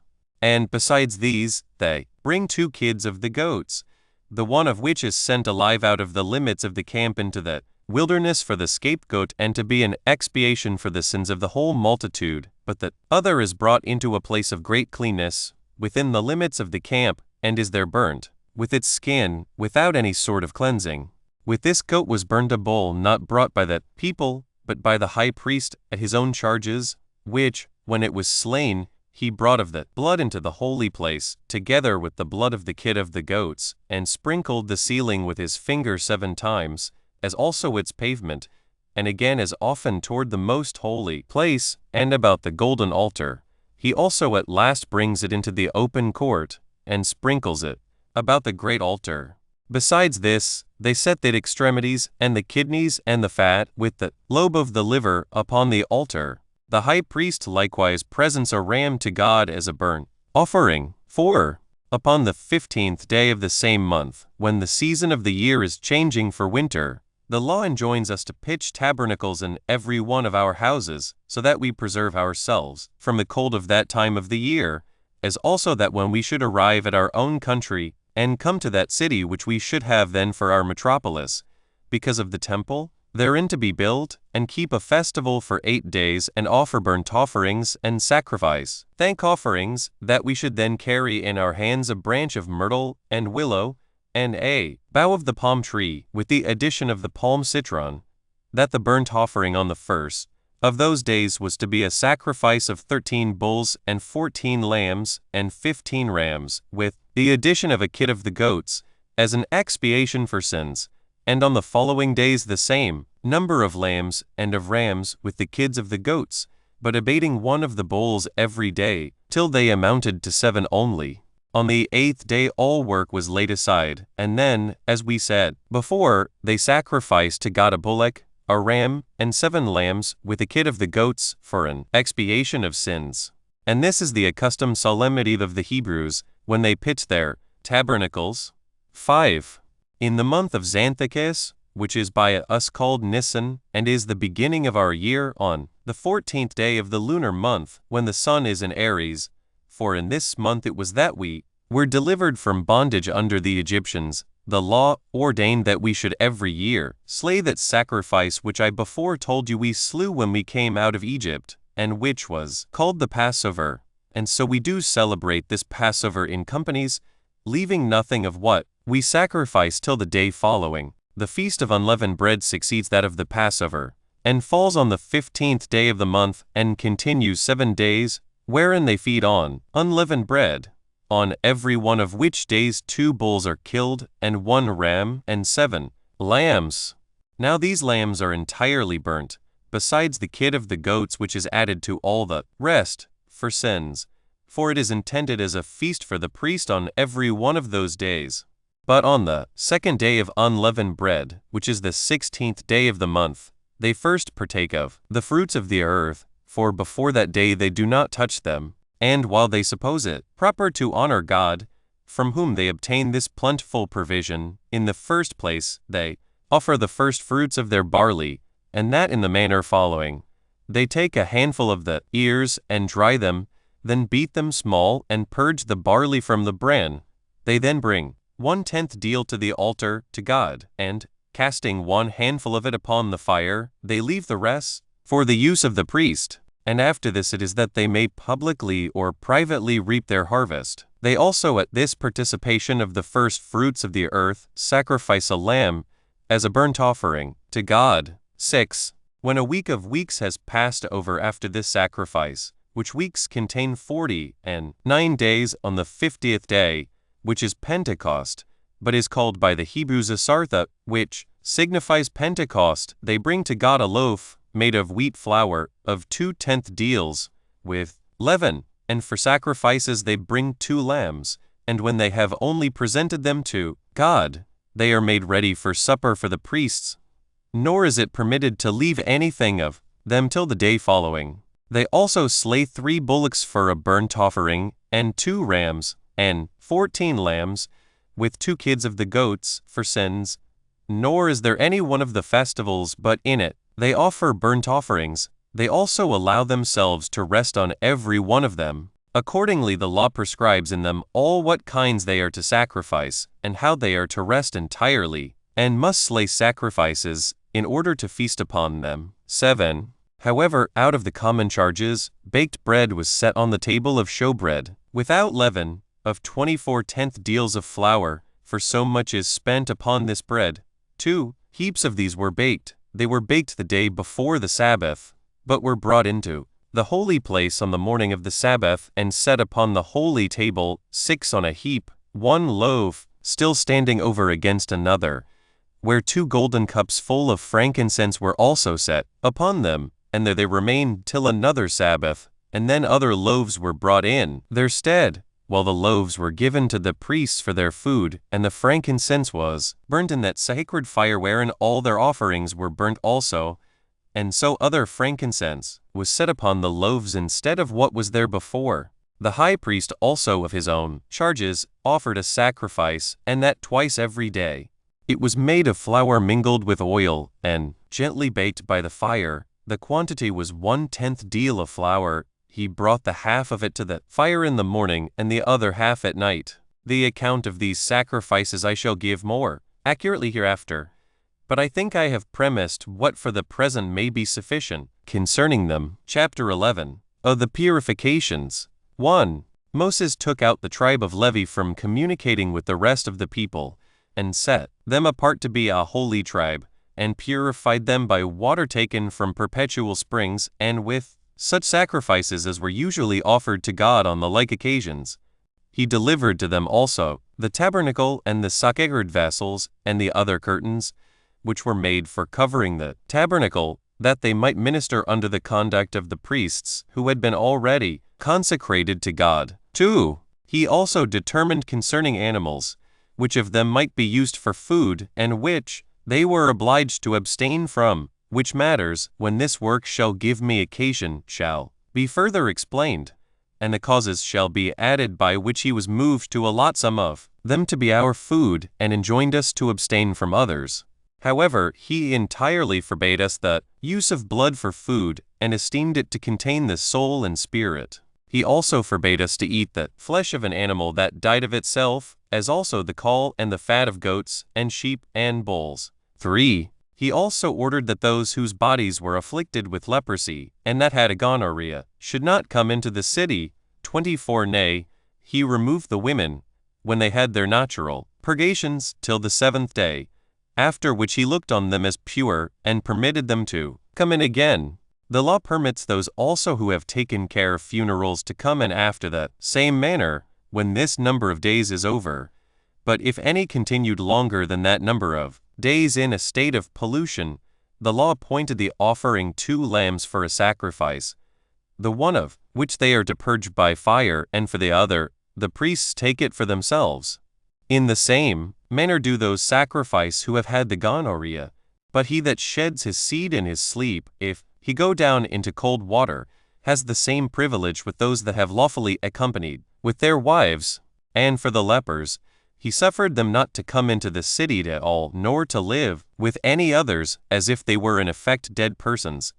But if any one had obtained by prayer to God the recovery from that distemper, and had gained a healthful complexion again, such a owner returned thanks to God, with several sorts of sacrifices, concerning which we will speak hereafter. 4.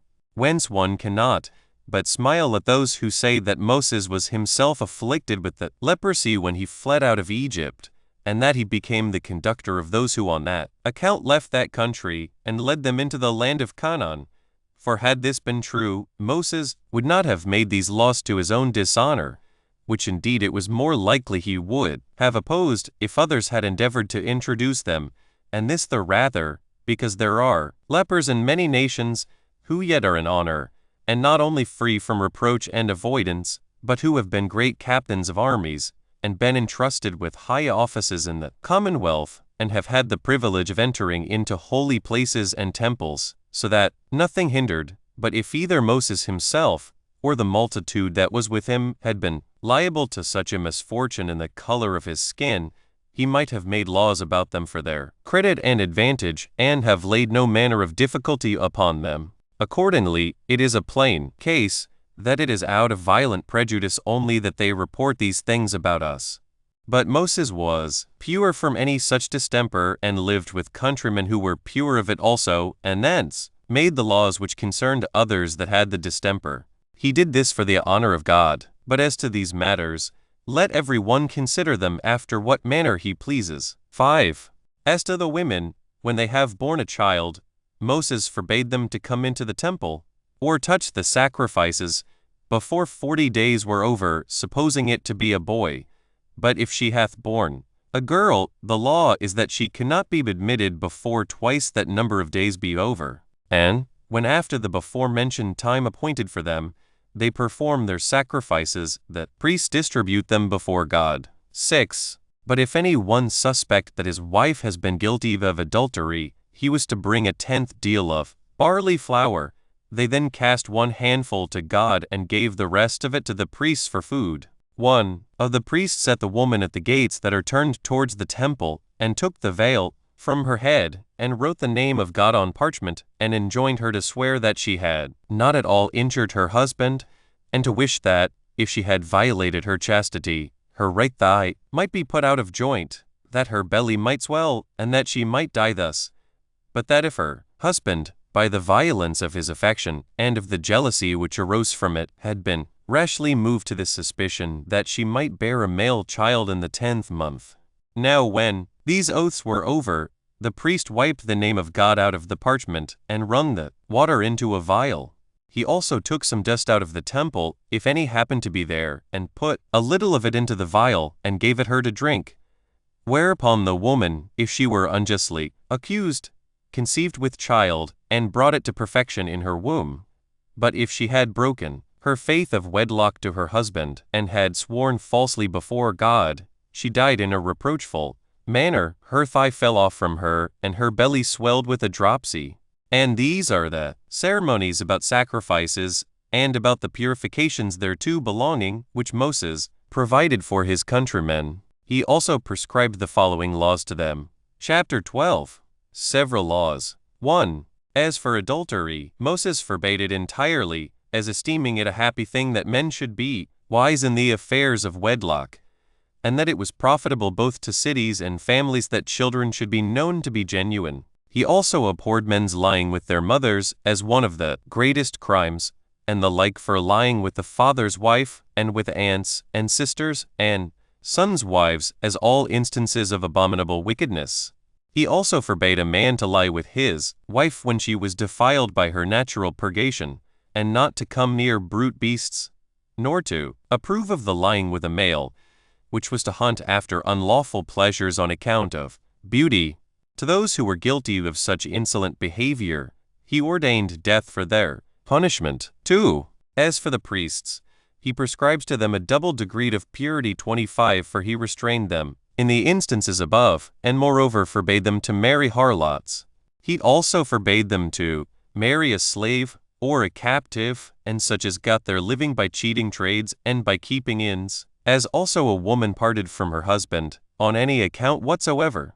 Nay, he did not think it proper for the high priest to marry even the widow of one that was dead, though he allowed that to the priests, but he permitted him only to marry a virgin and to retain her. Whence it is that the high priest is not to come near to one that is dead, although the rest are not prohibited from coming near to their brethren, or parents, or children, when they are dead, but they are to be unblemished in all respects.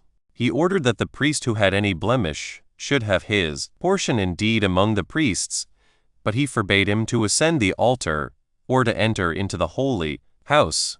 He also enjoined them not only to observe purity in their sacred ministrations, but in their daily conversation, that it might be unblameable also. And on this account it is that those who wear the sacerdotal garments are without spot, and eminent for their purity and sobriety, nor are they permitted to drink wine so long as they wear those garments. 26. Moreover, they offer sacrifices that are entire and have no defect whatsoever. 3. And truly Moses gave them all these precepts, being such as were observed during his own lifetime. But though he lived now in the wilderness, yet did he make provision how they might observe the same laws when they should have taken the land of Canaan. He gave them rest to the land from plowing and planting every 7th year, as he had prescribed to them to rest from working every 7th day, and ordered that then what grew of its own accord out of the earth should in common belong to all that pleased to use it, making no distinction in that respect between their own countrymen and foreigners. And he ordained that they should do the same after 7 times 7 years, which in all are 50 years, and that 50th year is called by the Hebrews the Jubilee, wherein debtors are freed from their debts, and slaves are set at liberty, which slaves became such, though they were of the same stock, by transgressing some of those laws, the punishment of which was not capital, but they were punished by this method of slavery. This year also restores the land to its former possessors in the manner following. When the Jubilee is come, which name denotes liberty, he that sold the land and he that bought it meet together, and make an estimate, on one hand, of the fruits gathered, and on the other hand, of the expenses laid out upon it. If the fruits gathered come to more than the expenses laid out, he that sold it takes the land again. But if the expenses prove more than the fruits, the present possessor receives of the former owner the difference that was wanting, and leaves the land to him. And if the fruits received, and the expenses laid out, prove equal to one another, the present possessor relinquishes it to the former owners. Moses would have the same law obtain as to those houses also which were sold in villages, but he made a different law for such as were sold in a city.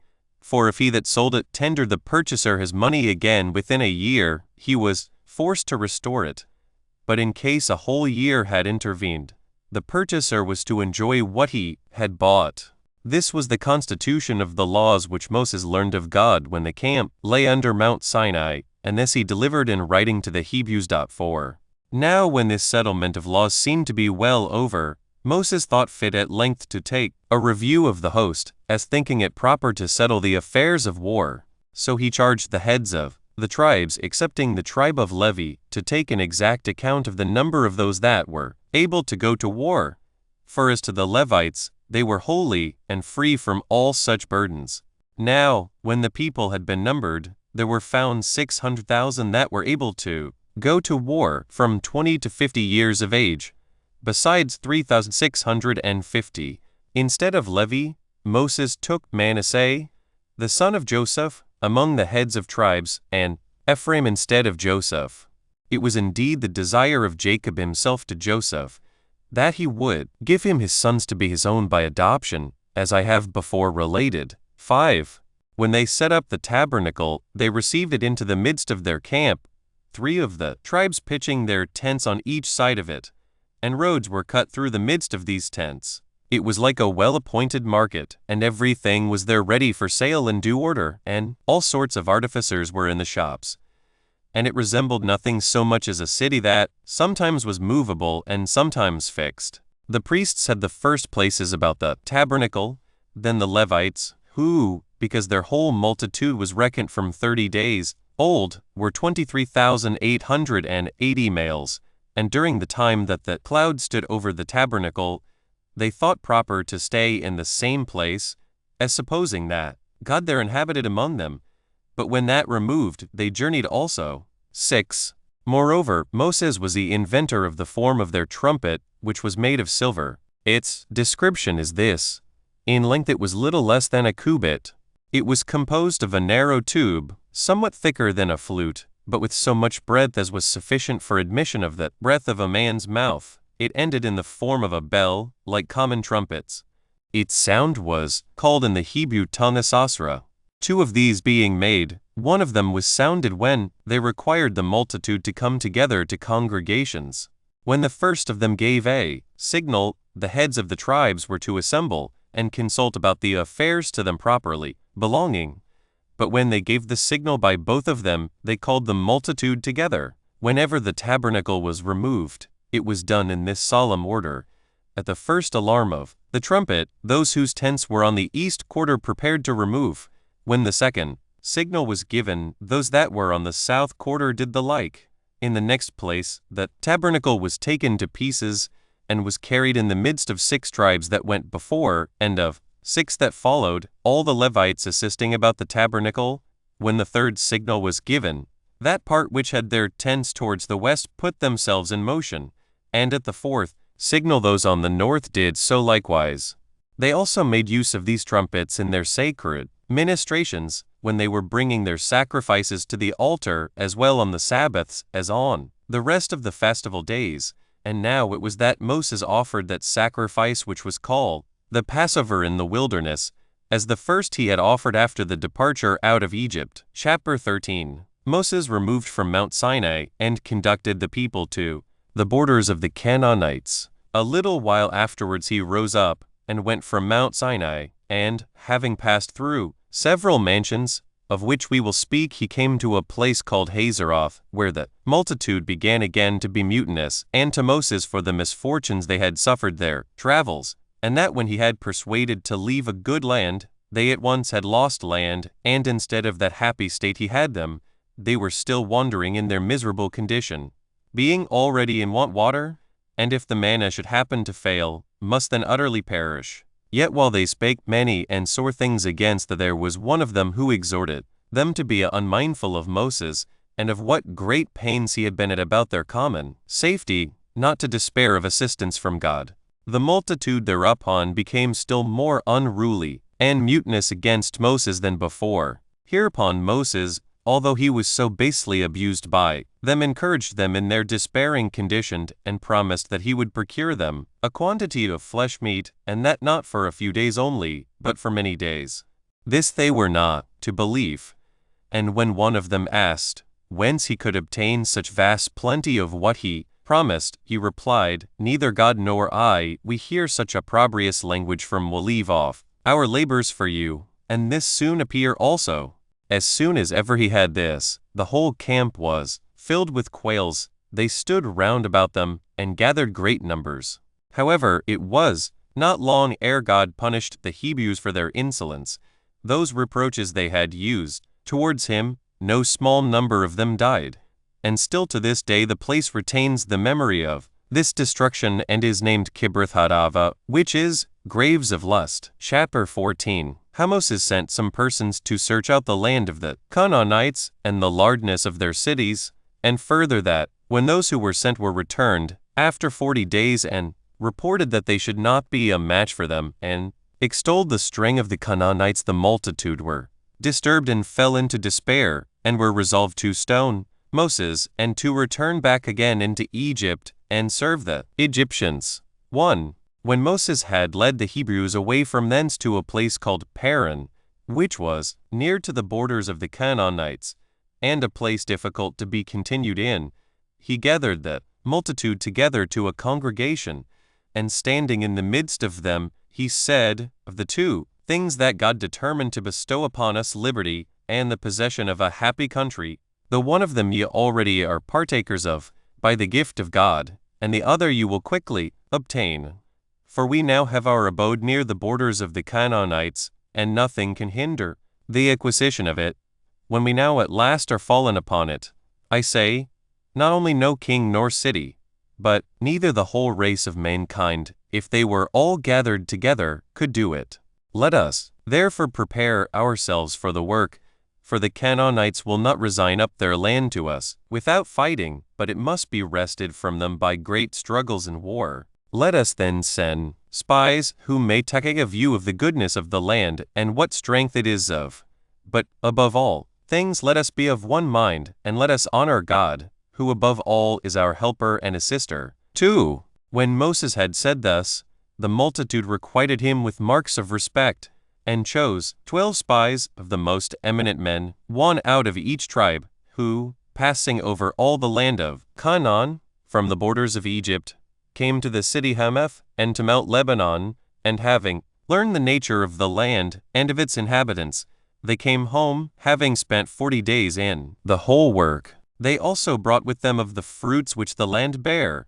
They also showed them the excellency of those fruits, and gave an account of the great quantity of the good things that land afforded, which were motives to the multitude to go to war.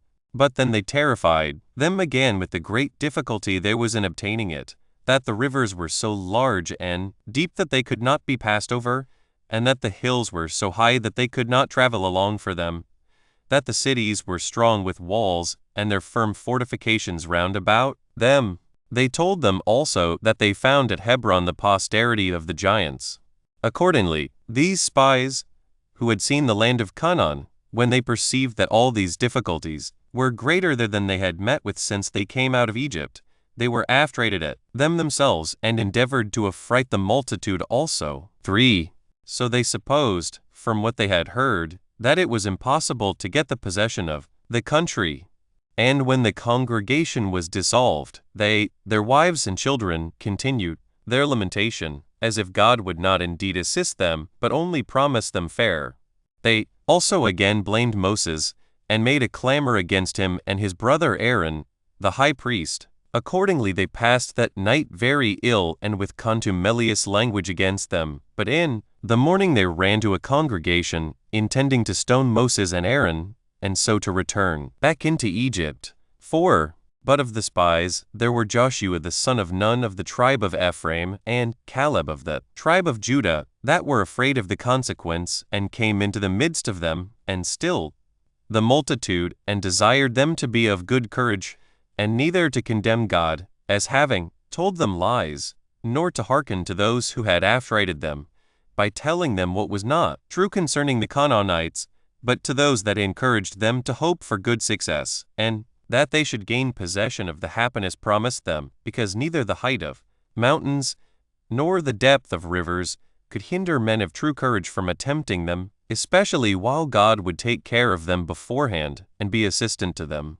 Let us then go, said they, against our enemies, and have no suspicion of ill success, trusting in God to conduct us, and following those that are to be our leaders.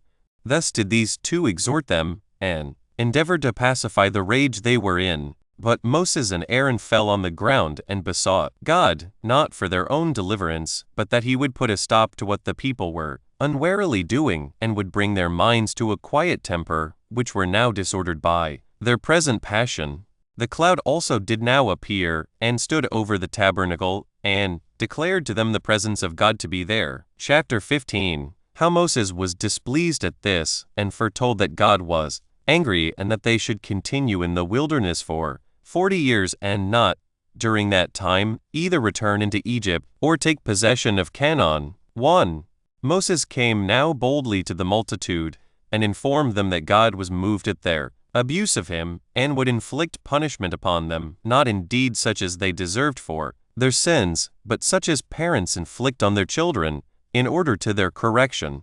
For he said, that when he was in the tabernacle, and was bewailing with ears that destruction which was coming upon them, God put him in mind what things he had done for them, and what benefits they had received from him, and yet how ungrateful they had been to him, that just now they had been induced, through the timorousness of the spies, to think that their words were truer than his own promise to them, and that on this account, though he would not indeed destroy them all, nor utterly exterminate their nation, which he had honored more than any other part of mankind, yet he would not permit them to take possession of the land of Canaan, nor enjoy its happiness, but would make them wander in the wilderness, and live without a fixed habitation, and without a city, for 40 years together, as a punishment for this their transgression, but that he had promised to give that land to our children, and that he would make them the possessors of those good things which, by your ungoverned passions, you have deprived yourselves of. 2. When Moses had discoursed thus to them according to the direction of God, the multitude grieved, and were in affliction, and entreated Moses to procure their reconciliation to God, and to permit them no longer to wander in the wilderness, but bestow cities upon them. But he replied, that God would not admit of any such trial, for that God was not moved to this determination from any human levity or anger, but that he had judicially condemned them to that punishment. Now we are not to disbelieve that Moses, who was but a single person, pacified so many 10,000s when they were in anger, and converted them to a mildness temper, for God was with him, and prepared way to his persuasions of the multitude. And as they had often been disobedient, they were now sensible that such disobedience was disadvantageous to them, and that they had still thereby fallen into calamities. 3. But this man was admirable for his virtue, and powerful in making men give credit to what he delivered, not only during the time of his natural life, but even there is still no one of the Hebrews who does not act even now as if Moses were present, and ready to punish him if he should do anything that is indecent. Nay, there is no one but is obedient to what laws he ordained, although they might be concealed in their transgressions. There are also many other demonstrations that his power was more than human, for still some there have been who have come from the parts beyond Euphrates, a journey of 4 months, through many dangers, and at great expenses, in honor of our temple, and yet, when they had offered their oblations, could not partake of their own sacrifices, because Moses had forbidden it, by somewhat in the law that did not permit them, or somewhat that had befallen them, which our ancient customs made inconsistent therewith. Some of these did not sacrifice at all, and others left their sacrifices in an imperfect condition. Many were not able, even at first, so much as to enter the temple, but went their ways in this as preferring a submission to the laws of Moses before the fulfilling of their own inclinations. They had no fear upon them that anybody could convict them, but only out of a reverence to their own conscience. Thus this legislation, which appeared to be divine, made this man to be esteemed as one superior to his own nature. Nay, further, a little before the beginning of this war, when Claudius was emperor of the Romans, and Ismail was our high priest, and when so great a famine 27 was come upon us, that 1/10 deal of wheat was sold for 4 drachmae, and when no less than 70 chorea of flour were brought into the temple, at the feast of unleavened bread, these chorea are 31 Sicilian, but 41 Athenian medimni. Not one of the priests was so hardy as to eat 1 crumb of it. even while so great a distress was upon the land, and this out of a dread of the law, and of that wrath which God retains against acts of wickedness, even when no one can accuse the actors. Whence we are not to wonder at what was then done, while to this very day the writings left by Moses have so great a force, that even those that hate us do confess that he who established this settlement was God, and that it was by the means of Moses and of his virtue. But as to these matters, let every one take them as he thinks fit. Antiquities of the Jews book, Roman 4, containing the interval of 38 years, from the rejection of that generation to the death of Moses. Chapter 1, Fight of the Hebrews with the Canaanites without the consent of Moses, and their defeat. 1. Now this life of the Hebrews in the wilderness was so disagreeable and troublesome to them, and they were so uneasy at it, that although God had forbidden them to meddle with the Canaanites, yet could they not be persuaded to be obedient to the words of Moses and to be quiet. But supposing they should be able to beat their enemies without his approbation, they accused him, and suspected that he made it his business to keep in a distressed condition, that they might always stand in need of his assistance. Accordingly they resolved to fight with the Canaanites, and said that God gave them his assistance, not out of regard to Moses' intercessions, but because he took care of their entire nation on account of their forefathers, whose affairs he took under his own conduct, as also that it was on account of their own virtue that he had formerly procured them their liberty, and would be assisting to them. Now they were willing to take pains for it. They also said that they were possessed of abilities sufficient for the conquest of their enemies, although Moses should have a mind to alienate God from them, that, however, it was for their advantage to be their own masters, and not so far to rejoice in their deliverance from the indignities they endured under the Egyptians, as to bear the tyranny of Moses over them, and to suffer themselves to be deluded, and live according to his pleasure, as though God did only foretell what concerns us out of his kindness to him, as if they were not all the posterity of Abraham, that God made him alone the author of all the knowledge we have, and we must still learn it from him, that it would be a piece of prudence to oppose his arrogant pretenses, and to put their confidence in God, and to resolve to take possession of that land which he had promised them, and not to give ear to him, who on this account, and under the pretense of divine authority, forbade them so to do, considering, therefore, the distressed state they were in at present, and that in those desert places they were still to expect things would be worse with them. They resolved to fight with the Canaanites as submitting only to God, their supreme commander, and not waiting for any assistance from their legislator. 2. When therefore they had come to this resolution as being best for them, they went against their enemies, but those enemies were not dismayed either at the attack itself or at the great multitude that made it, and received them with great courage. Many of the Hebrews were slain, and the remainder of the army, upon the disorder of their troops, were pursued, and fled, after a shameful manner, to their camp. Whereupon this unexpected misfortune made them quite despond, and they hoped for nothing that was good, as gathering from it that this affliction came from the wrath of God, because they rashly went out to war without his approbation. 3. But when Moses saw how deeply they were affected with this defeat, and being afraid lest the enemies should grow insolent upon this victory, and should be desirous of gaining still greater glory, and should attack them, he resolved that it was proper to withdraw the army into the wilderness to a further distance from the Canaanites.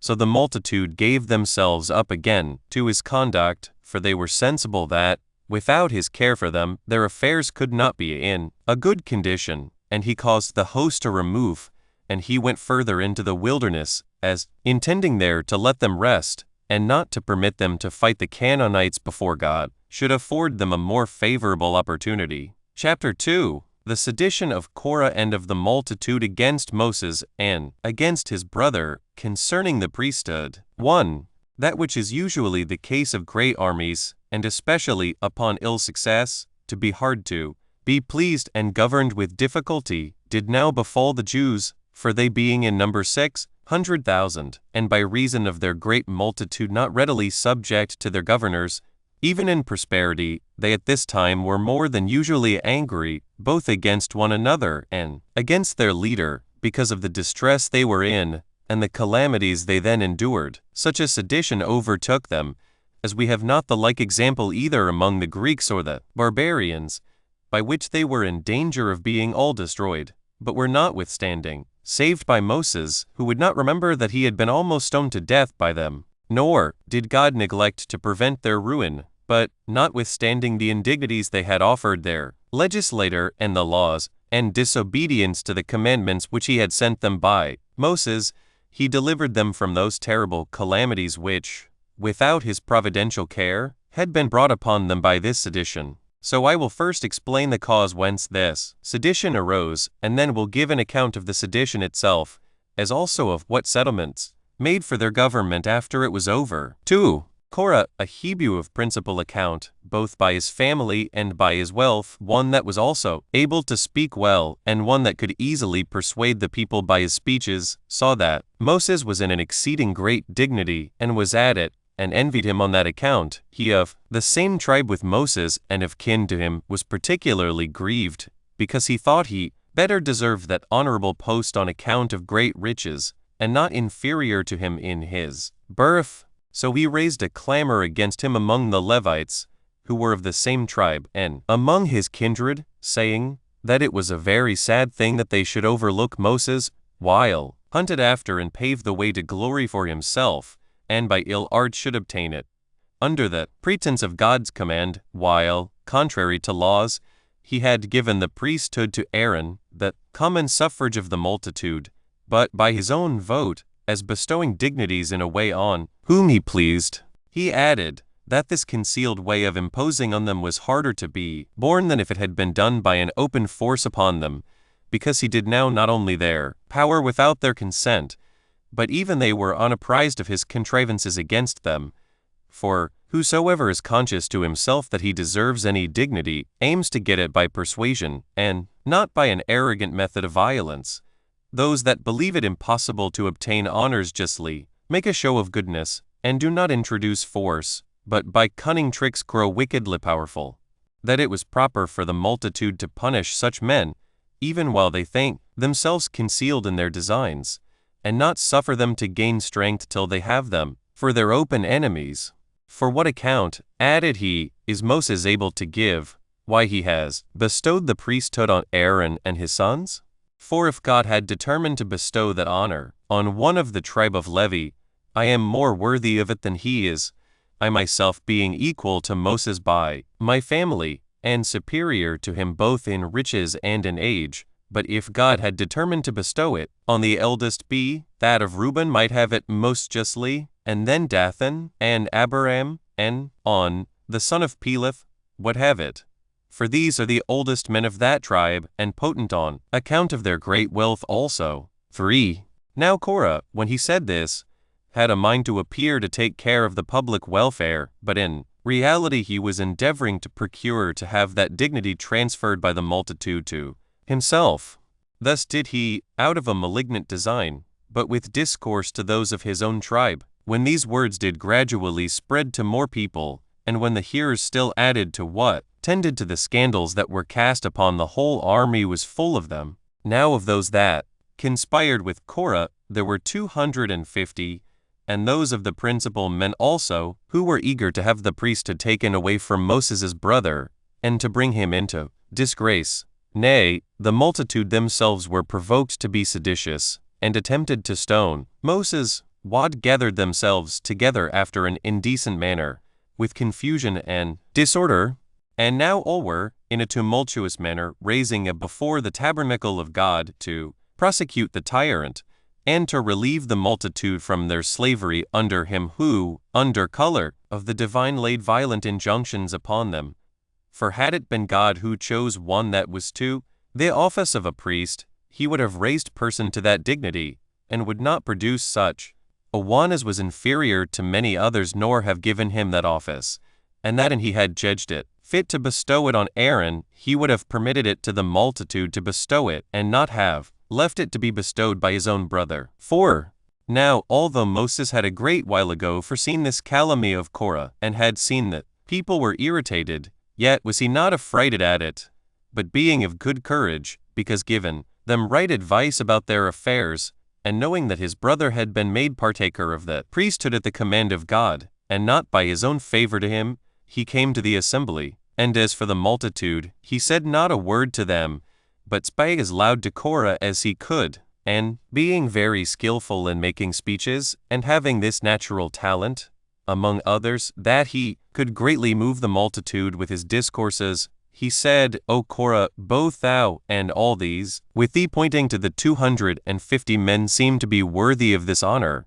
Nor do I pretend, but that this whole company may be worthy of the like dignity, although they may not be so rich or so great as you are. Nor have I taken and given this office to my brother because he excelled others in riches, for thou exceedest us both in the greatness of thy wealth. Nor, indeed, because he was of an eminent family. For God, by giving us the same common ancestor, has made our families equal. Nay, nor was it out of brotherly affection, which another might yet have justly done. For certainly, unless I had bestowed this honor out of regard to God, and to his laws, I had not passed by myself and given it to another, as being nearer of kin to myself than to my brother, and having a closer intimacy with myself than I have with him. For surely it would not be the wise thing for me to expose myself to the dangers of offending, and to bestow the happy employment on this account upon another. But I am above such base practices, nor would God have overlooked this matter and seen himself thus despised. Nor would he have suffered you to be ignorant of what you were to do, in order to please him, but he hath himself chosen one that is to perform that sacred office to him, and thereby freed us from that care. So that it was not a thing that I pretend to give, but only according to the determination of God. I therefore propose it still to be contended for by such as please to put in for it, only desiring that he who has been already preferred, and has already obtained it, may be allowed now also to offer himself for a candidate. He prefers your peace, and your living without sedition, to this honorable employment, although in truth it was with your approbation that he obtained it. For, though God were the donor, yet do we not offend when we think fit to accept it with your good will, yet would it have been an instance of impiety not to have taken that honorable employment when he offered it. Nay, it had been exceedingly unreasonable, when God had thought fit any one should have it for all time to come, and had made it secure and firm to him, to have refused it. However, he himself will judge again who it shall be whom he would have to offer sacrifices to him, and to have the direction of matters of religion. For it is absurd that Korah, who is ambitious of this honor, should deprive God of the power of giving it to whom he pleases. Put an end, therefore, to your sedition and disturbance on this account, and tomorrow morning do every one of you that desire the priesthood bring a censer from home, and come hither with incense and fire. And do thou, O Korah, leave the judgment to God, and await to see on which side he will give his determination upon this occasion. But do not thou make thyself greater than God. Do thou also come, that this contest about this honorable employment may receive determination. And I suppose we may admit Aaron without offense, to offer himself to this scrutiny, since he is of the same lineage with thyself, and has done nothing in his priesthood that can be liable to exception. Come ye therefore together, and offer your incense in public before all the people, and when you offer it, he whose sacrifice God shall accept shall be ordained to the priesthood, and shall be clear of the present calumny on Aaron, as if I had granted him that favor because he was my brother. Chapter 3. How those that stirred up this sedition were destroyed, according to the will of God, and how Aaron, Moses' brother, both he and his posterity, retained the priesthood. 1. When Moses had said this, the multitude left off the turbulent behavior they had indulged, and the suspicion they had of Moses, and commended what he had said, for those proposals were good and were so esteemed of the people. At that time therefore they dissolved the assembly, but on the next day they came to the congregation, in order to be present at that sacrifice, and at the determination that was to be made between the candidates for the priesthood.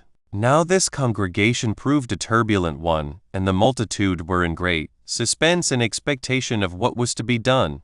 For some of them would have been pleased if Moses had been convicted of evil practices, but the wiser sort desired that they might be delivered from the present disorder and disturbance. For they were afraid that if this sedition went on, the good order of their settlement would rather be destroyed. But the whole body of the people do naturally delight in clamors against their governors and, by changing their opinions, upon the harangues of every speaker, disturb the public tranquility.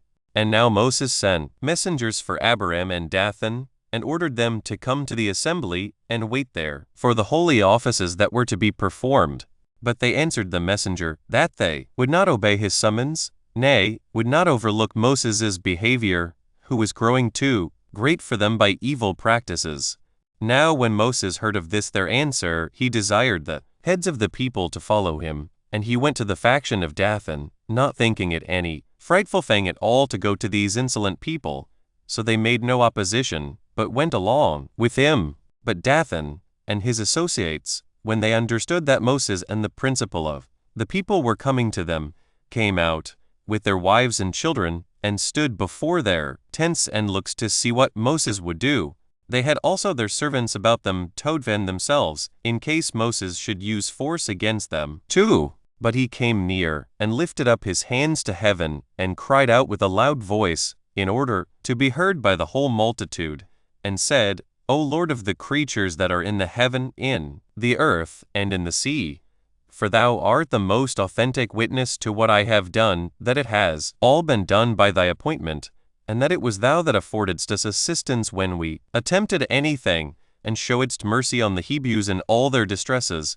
Do thou come now and hear all that I say, for no action or thought escapes thy knowledge, so that thou wilt not disdain to speak what is true for my vindication, without any regard to the ungrateful imputations of these men. As for what was done before I was born, thou knowest best, as not learning them by report, but seeing them, and being present with them when they were done. But for what has been done of late, and which these men, although they know them well enough, unjustly pretend to suspect, be thou my witness. When I lived a private quiet life, I left those good things which, by my own diligence, and by thy counsel, I enjoyed with Raguel my father-in-law, and I gave myself up to this people, and underwent many miseries on their account. I also bore great labors at first, in order to obtain liberty for them, and now in order to their preservation, and have always showed myself ready to assist them in every distress of theirs. Now, therefore, since I am suspected by those very men whose being is owing to my labors, come thou, as it is reasonable to hope thou wilt. Thou, I say, who showedst me that fire at Mount Sinai, and madest me to hear its voice, and to see the several wonders which that place afforded. Thou who commandedst me to go to Egypt, and declare thy will to this people. Thou who disturbest the happy estate of the Egyptians, and gavest us the opportunity of flying away from our under them, and madest the dominion of Pharaoh inferior to my dominion. Thou who didst make the sea dry land for us, when we knew not whither to go, and didst overwhelm the Egyptians with those destructive waves which had been divided for us. Thou who didst bestow upon us the security of weapons when we were naked. Thou who didst make the fountains that were corrupted to flow, so as to be fit for drinking, and didst furnish us with water that came out of the rocks, when we were in want of it. Thou who didst preserve our lives with quails, which was food from the sea, when the fruits of the ground failed us. Thou didst send us such food from heaven as had never been seen before. Thou who didst suggest to us the knowledge of thy laws, and appoint to us of government, come thou, I say, O Lord of the whole world, and that, as such a judge and a witness to me as cannot be bribed, and show how I never admitted of any gift against justice from any of the Hebrews, and have never condemned a man that ought to have been acquitted, on account of one that was rich, and have never attempted to hurt this commonwealth. I am now and am suspected of a thing the remotest from my intentions, as if I had given the priesthood to Aaron, not at thy command, but out on favor to him. Do thou at this time demonstrate that all things are administered by thy providence, and that nothing happens by chance, but is governed by thy will, and thereby attains its end. As also demonstrate that thou takest care that have done good to the Hebrews. Demonstrate this, I say, by the punishment of Abiram and Dathan, who condemn thee as an insensible being, and one overcome by my contrivances.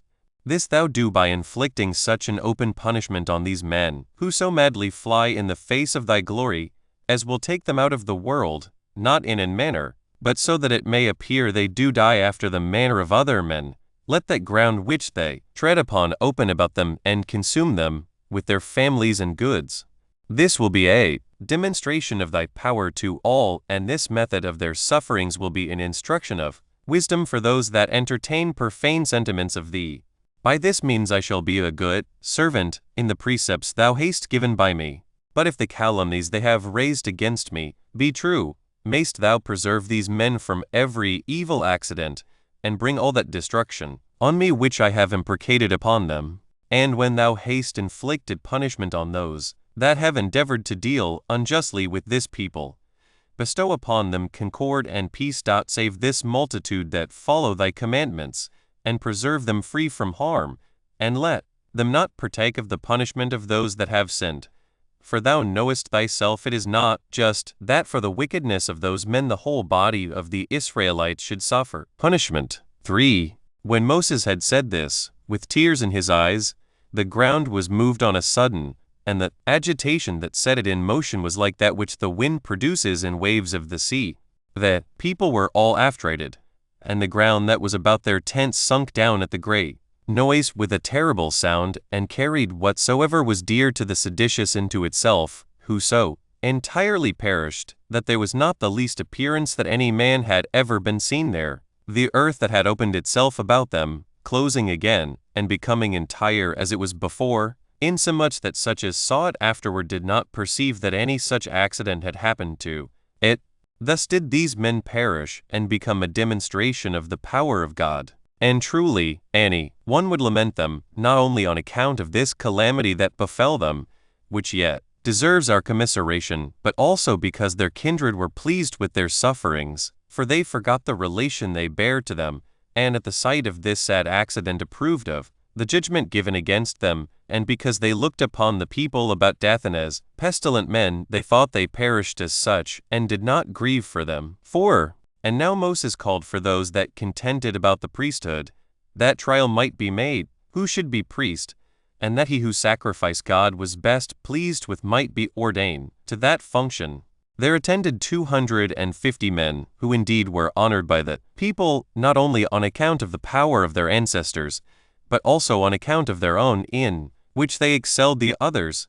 Aaron also and Korah came forth, and they all offered incense in those censers of theirs which they brought with them before the tabernacle. Hereupon so great a fire shone out as no one ever saw in any that is made by the hand of man, neither in those eruptions out of the earth that are caused by subterraneous burn rags, nor in such fires as arise of their own accord in the woods, when the agitation is caused by the trees rubbing one against another. But this fire was very bright, and had a terrible flame, such as is kindled at the command of God, by whose eruption on them all the company, and Korah himself, were destroyed too, and this so entirely that their very bodies left no remains behind them. Aaron alone was preserved, and not at all hurt by the fire, because it was God that sent the fire to burn those only who ought to be burned. Hereupon Moses, after these men were destroyed, was desirous that the memory of this judgment might be delivered down to posterity, and that future ages might be acquainted with it. And so he commanded Eleazar, the son of Aaron, to put their censers near the brazen altar, that they might be a memorial to posterity of what these men suffered for supposing that the power of God might be diluted. And thus Aaron was now no longer esteemed to have the priesthood by the favor of Moses, but by the public judgment of God. And thus he and his children peaceably enjoyed that honor afterward. Chapter 4. What happened to the Hebrews during 38 years in the wilderness. 1. However, this sedition was so far from ceasing upon this destruction, that it grew much stronger and became more intolerable, and the occasion of its growing worse was of that nature as made it likely the calamity would never cease, but last for a long time, for the men believing already that nothing is done without the providence of God. What have it that these things came thus to pass not without God's favor to Moses?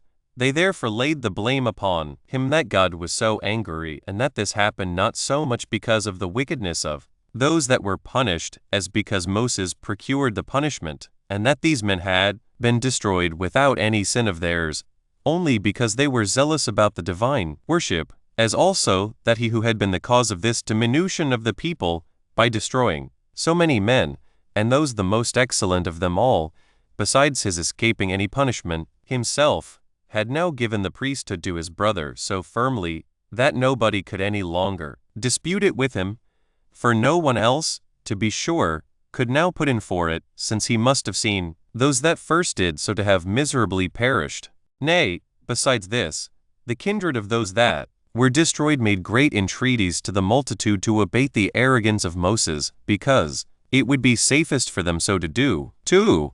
Now Moses, upon his hearing for a good while that the people were tumultuous, was afraid that they would attempt some other innovation, and that some great and sad calamity would be the consequence. He called the multitude to a congregation, and patiently heard what apology they had to make for themselves, without opposing them, and this lest he should embitter the multitude. He only desired the heads of the tribes to bring their rods, 3 with the names of their tribes inscribed upon them, and that he should receive the priesthood in whose rod God should give a sign. This was agreed to. So the rest brought their rods, as did Aaron also, who had written the tribe of Levi on his rod. These rods Moses laid up in the tabernacle of God. On the next day he brought out the rods, which were known from one another by those who brought them, they having distinctly noted them, as had the multitude also, and as to the rest in the same. For Moses had received them, in that they saw them still, but they also saw buds and branches, grown out of Aaron's rod, with ripe fruits upon them. They were almonds, the rod having been cut out of that tree. The people were so amazed at this strange sight, that though Moses and Aaron were before under some degree of hatred, they now laid that hatred aside, and began to admire the judgment of God concerning them, so that hereafter they applauded what God had decreed, and permitted Aaron to enjoy the priesthood peaceably.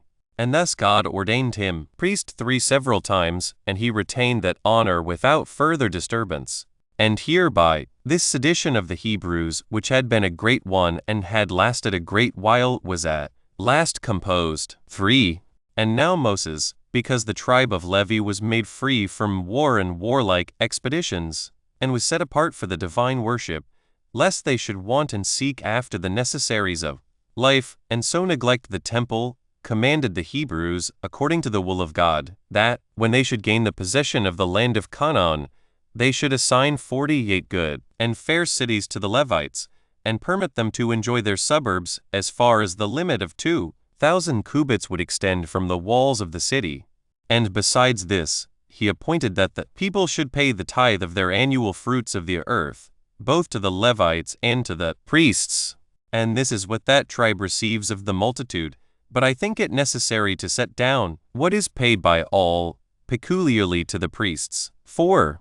Accordingly he commanded the Levites to yield up to the priests 13 of their 48 cities, and to set apart for them the 10th part of the tithes which they every year receive of the people, as also that it was but just to offer to God the first fruits of the entire product of the ground, and that they should offer the firstborn of those 4-footed beasts that are appointed for sacrifices, if it be a male, to the priests, to be slain, that they and their entire families may eat them in the holy city, but that the owners of those firstborn which are not appointed for sacrifices in the laws of our country should bring 1.5 shekels in their stead, but for the firstborn of a man, 5 shekels, that they should also have the first fruits out of the shearing of the sheep, and that when any baked bread corn, and made loaves of it, they should give somewhat of what they had baked to them. Moreover, when any have made a sacred vow, I mean those that are called Nazarites, that suffer their hair to grow long, and use no wine, when they consecrate their hair, for and offer it for a sacrifice, they are to allot that hair for the priests, to be thrown into the fire. Such also as dedicate themselves to God, as a korban, which denotes what the Greeks call a gift, when they are desirous of being freed from that ministration, are to lay down money for the priests, 30 shekels if it be a woman, and 50 if it be a man. But if any be too poor to pay the appointed sum, it shall be lawful for the priests to determine that some, as they think fit. And if any slay beasts at home for a private festival, but not for a religious one, they are obliged to bring the maw and the cheek, or breast, and the right shoulder of the sacrifice to the priests. With these Moses contrived that the priests should be plentifully maintained, besides what they had out of those offerings for sins which the people gave them, as I have set it down in the foregoing book.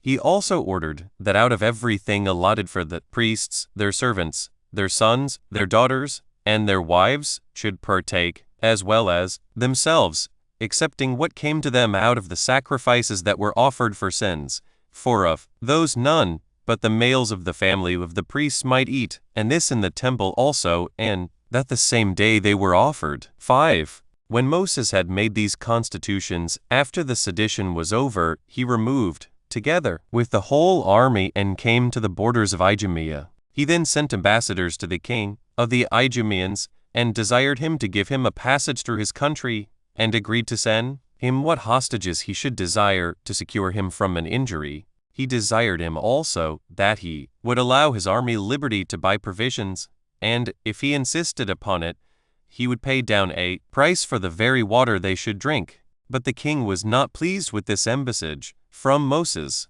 nor did he allow a passage for the army, but brought his people armed to meet Moses, and to hinder them in case they should endeavor to force their passage. Upon which Moses consulted God by the oracle, who would not have him begin the war first, and so he withdrew his forces and traveled round about through the wilderness. 6. Then it was that Miriam, the sister of Moses, came to her end, having completed her 40th year 5 since she left Egypt, on the first 6th day of the lunar month Xanthicus. They then made a public funeral for her at a great expense. She was buried upon a certain mountain, which they call Sin, and when they had mourned for her 30 days, Moses purified the people after this manner. He brought a heifer that had never been used to the plow or to husbandry, that was complete in all its parts and entirely of a red color, at a little distance from the camp, into a place perfectly clean. This heifer was slain by the high priest, and her blood sprinkled with his finger 7 times before the tabernacle of God. After this, the entire heifer was burnt in that state, together with its skin and entrails, and they threw cedar wood, and hyssop, and scarlet wool into the midst of the fire. Then a clean man gathered all her ashes together, and laid them in a place perfectly clean. When therefore any persons were defiled by a dead body, they put a little of these ashes into spring water with hyssop, and dipping part of these ashes in it, they sprinkled them with it, both on the 3rd day and on the 7th, and after that they were clean. This he enjoined them to do also when the tribes should come into their own land. 7. Now when this purification, which their leader made upon the mourning for his sister, as it has been now described, was over, he caused the army to remove and to march through the wilderness and through Arabia. And when he came to a place which the Arabians esteem Thermotropolis, which was formerly called Ars, but has now the name of Petra, at this place, which was encompassed with high mountains, Aaron went up one of them in the sight of the whole army, Moses having before told him that he was to die, for this place was over against them. He put off his pontifical garments, and delivered them to Eleazar his son, to whom the high priesthood belonged, because he was the elder brother, and died while the multitude looked upon him. He died in the same year wherein he lost his sister, having lived in all 123 years.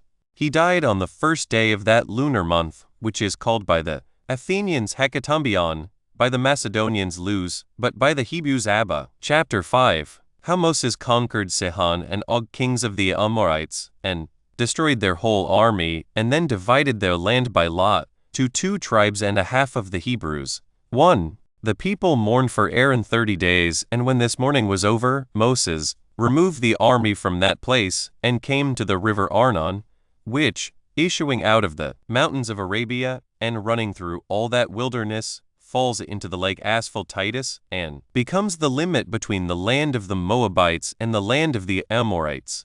This land is fruitful and sufficient to maintain a great number of men with the good things it produces. Moses therefore sent messengers to Sihon, the king of this country, desiring that he would grant his army a passage, upon what security he should please to require. He promised that he should be no way injured, neither as to that country which Sihon governed, nor as to its inhabitants, and that he would buy his provisions at such a price as should be to their advantage, even though he should desire to sell them their very water. But Sihon refused his offer, and put his army into battle array, and was preparing everything in order to hinder their passing over Arnon. 2.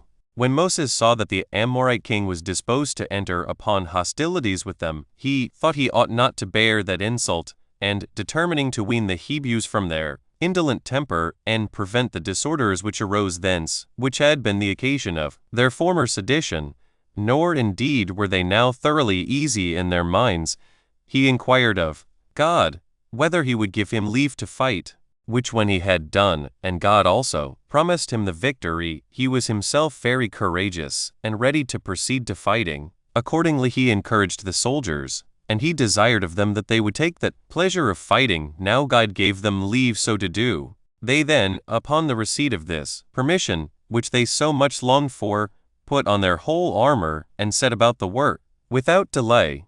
But the Amorite king was not now like to himself when the Hebrews were ready to attack him, but both he himself was affrighted at the Hebrews, and his army, which before had showed themselves to be of good courage, were then found to be timorous, so they could not sustain the first onset, nor bear up against the Hebrews, but fled away, as thinking this would afford them a more likely way for their escape than fighting, for they depended upon their cities, which were strong, from which yet they reaped no advantage when they were forced to fly to them. For as soon as the Hebrews saw them giving ground, they immediately pursued them close, and when they had broken their ranks, they greatly terrified them, and some of them broke off from the rest, and ran away to the cities.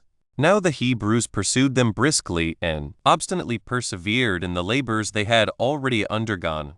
And being very skillful in slinging, and very dexterous in throwing of darts, or anything else of that kind, and also having nothing but light armor, which made them quick in the pursuit, they overtook their enemies, and for those that were most remote, and could not be overtaken, they reached them by their slings and their bows, so that many were slain, and those that escaped the slaughter were sorely wounded, and these were more distressed with thirst than with any of those that fought against them, for it was the summer season.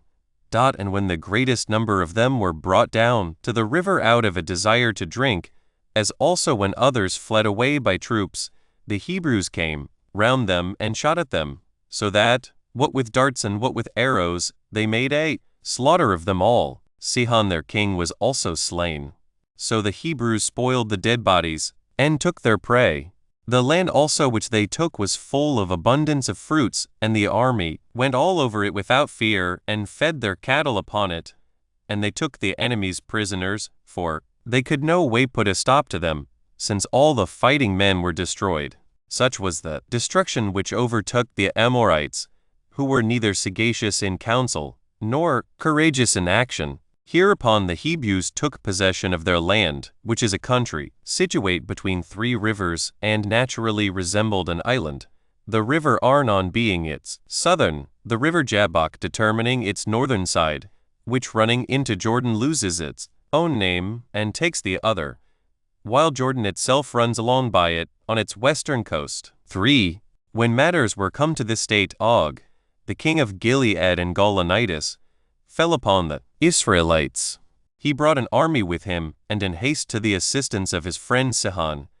But, though he found him already slain, yet did he resolve still to come and fight the Hebrews, supposing he should be too hard for them, and being desirous to try their valor. But failing of his hope, he was both himself slain in the battle, and all his army was destroyed. So Moses passed over the river Jabbok, and overran the kingdom of Og. He overthrew their cities, and slew all their inhabitants, who yet exceeded in riches all the men in that part of the continent, on account of the goodness of the soil and the great quantity of their wealth. Now Og had very few equals, either in the largeness of his body, or handsomeness of his appearance. He was also a man of great activity in the use of his hands, so that his actions were not unequal to the vast largeness and handsome appearance of his body, and men could easily guess at his strength and magnitude when they took his bed at Rabbath, the royal city of the Ammonites. Its structure was of iron, its breadth 4 cubits, and its length a cubit, more than double thereto. However, his fall did not only improve the circumstances of the Hebrews for the present, but by his death he was the occasion of further good success to them.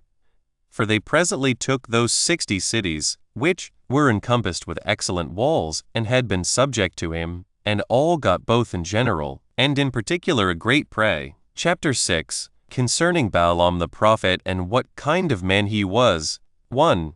Now Moses, when he had brought his army to Jordan, pitched his camp in the great plain, over against Jericho. This city is a very happy situation, and very fit for producing palm trees and balsam.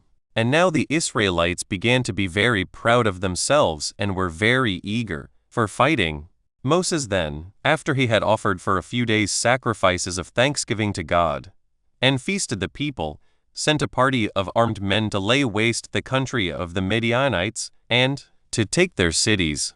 Now the occasion which he took for making war upon them was this that follows: 2. When Balak, the king of the Moabites, who had from his ancestors a friendship and league with the Midianites, saw how great the Israelites were grown, he was much affrighted on account of his own and his kingdom's danger, for he was not acquainted with this, that the Hebrews would not meddle with any other country, but were to be contented with the possession of the land of Canaan, God having forbidden them to go any farther. 7. So he, with more haste than wisdom, resolved to make an attempt upon them by words, but he did not judge it prudent to fight against them after they had such prosperous successes, and even became out of ill successes more happy than before. But he thought to hinder them, if he could, from growing greater, and so he resolved to send ambassadors to the Midianites about them. Now these Midianites, knowing there was one Balaam, who lived by Euphrates, and was the greatest of the prophets at that time, and one that was in friendship with them, sent some of their honorable princes along with the ambassadors of Balak to entreat the prophet to come to them, that he might imprecate curses to the destruction of the Israelites.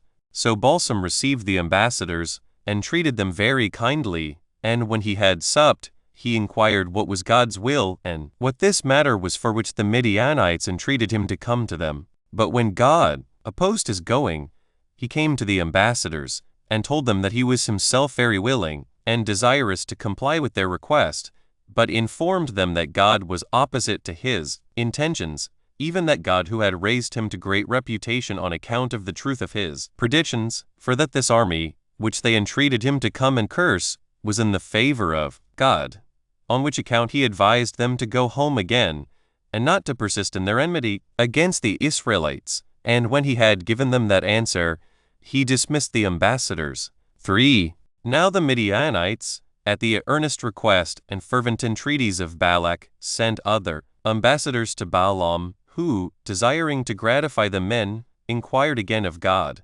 But he was displeased at second trial. 8. And bid him by no means to contradict the ambassadors. Now Balsam did not imagine that God gave this injunction in order to deceive him, so he went along with the ambassadors. But when the divine angel met him in the way, when he was in a narrow passage, and hedged in with a wall on both sides, the ass on which Balaam rode understood that it was a divine spirit that met him, and thrust Balaam to one of the walls, without regard to the stripes which Balaam, when he was hurt by the wall, gave her. But when the ass, upon the angels continuing to distress her, and upon the stripes which were given her, fell down, by the will of God, she made use of the voice of a man, and complained of Balaam as acting unjustly to her, that whereas he had no fault find with her in her former service to him, he now inflicted stripes upon her, as not understanding that she was hindered from serving him in what he was now going about by the providence of God. And when he was disturbed by reason of the voice of the ass, which was that of a man, the angel plainly appeared to him, and blamed him for the stripes he had given his ass, and informed him that the brute creature was not in fault, but that he was himself come to obstruct his journey, as being contrary to the will of God. Upon which Balaam was afraid, and was preparing to return back again. Yet did God excite him to go on his intended journey, but added this injunction, that he should declare nothing but what he himself should suggest to his mind. For when God had given him this charge, he came to Balak, and when the king had entertained him in a magnificent manner, he desired him to go to one of the mountains to take a view of the state of the camp of the Hebrews. Balak himself also came to the mountain and brought the prophet along with him with a royal attendance. This mountain lay over their heads and was distant 60 furlongs from the camp. Now when he saw them, he desired the king to build him 7 altars, and to bring him as many bulls and rams, to which desire the king did presently conform. He then slew the sacrifices, and offered them as burnt offerings, that he might observe some signal of the flight of the Hebrews. Then said he, Happy is this people on whom God bestows the possession of innumerable good things, and grants them his own providence to be their assistant and their guide, so that there is not any nation among mankind, but you will be esteemed superior to them in virtue, and in the earnest prosecution of the best rules of life, and of such as are pure from wickedness, and will leave those rules to your excellent children, and this out of the regard that God bears to you, and the provision of such things for you as may render you happier than any other people under the sun. You shall retain that land to which he hath sent you, and it shall ever be under the command of your children, and both all the earth, as well as the seas, shall be filled with your glory, and you shall be sufficiently numerous to supply the world in general, and every region of it in particular, with inhabitants out of your stock. However, O blessed army, wonder that you are become so many from one father, and truly, the land of Canaan can now hold you, as being yet comparatively few,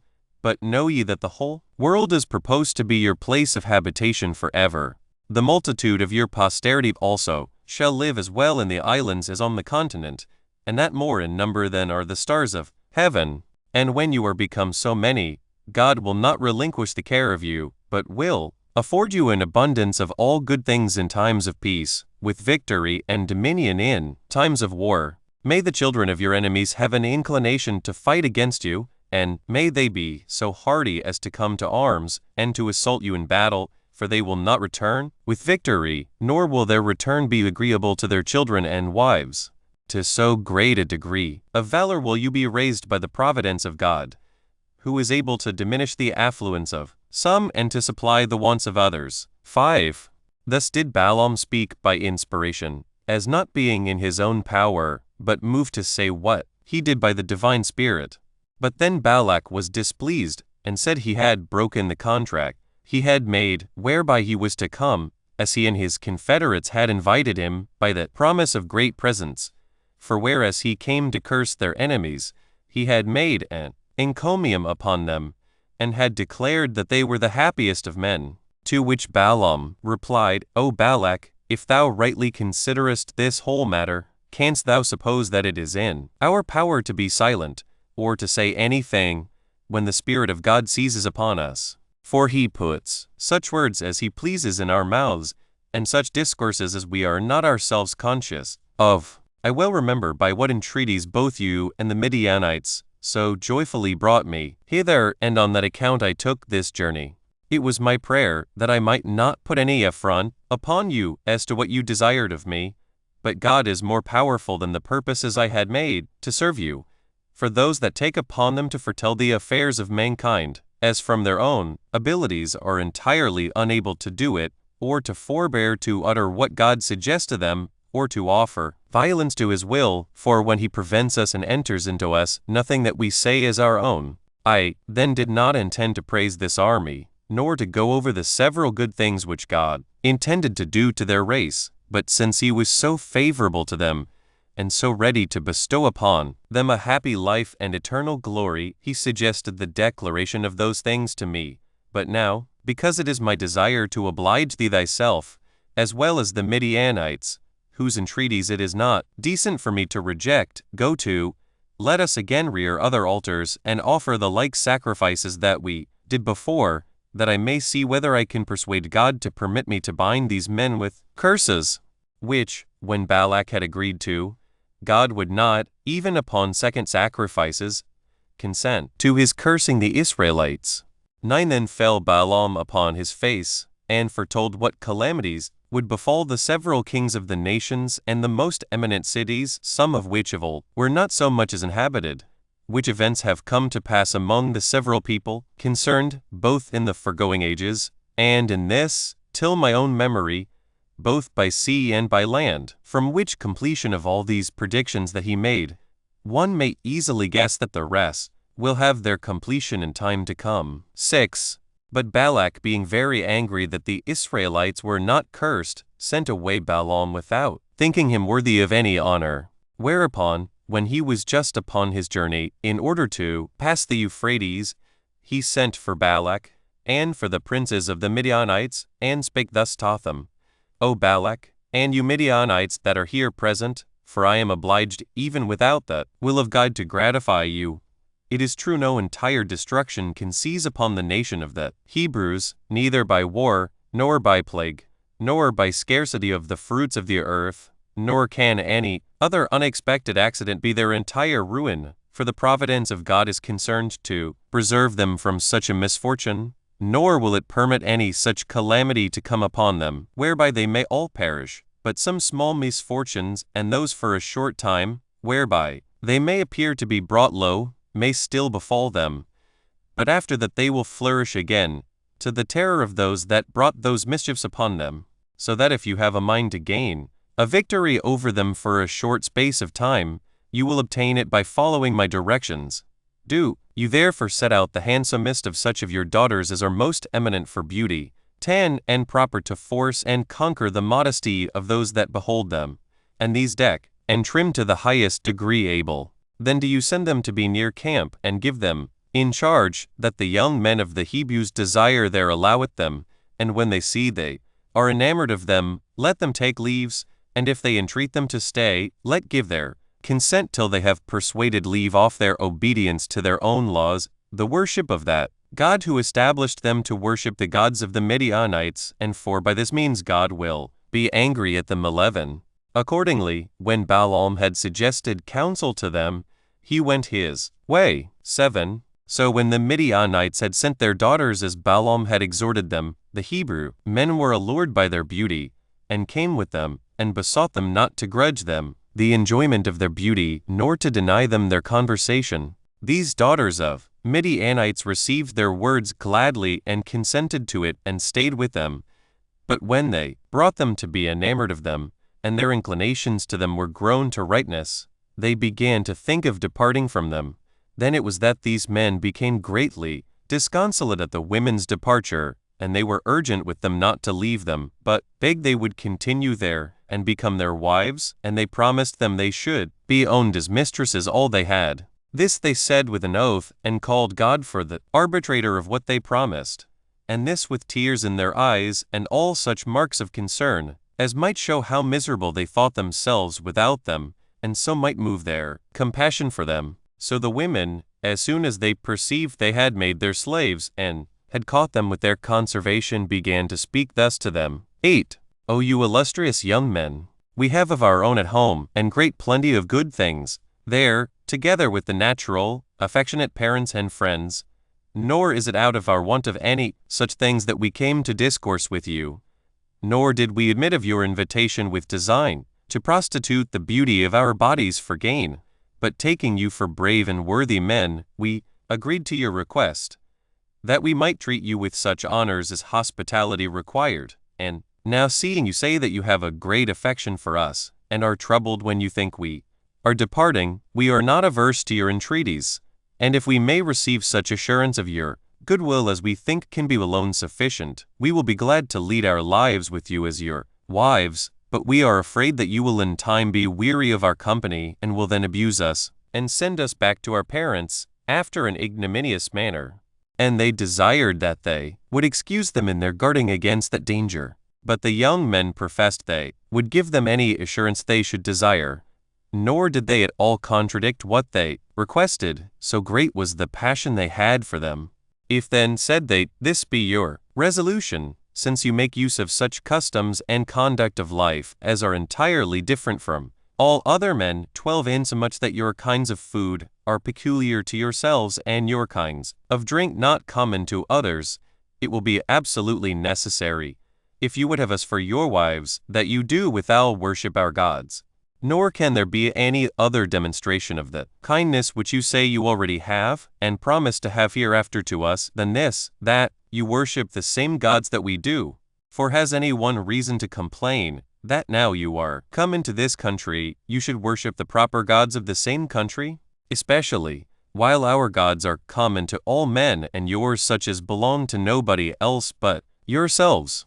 So they said they must either come into such methods of divine worship as all others came into, or else they must look out for another world, wherein they may live by themselves according to their own laws. 9.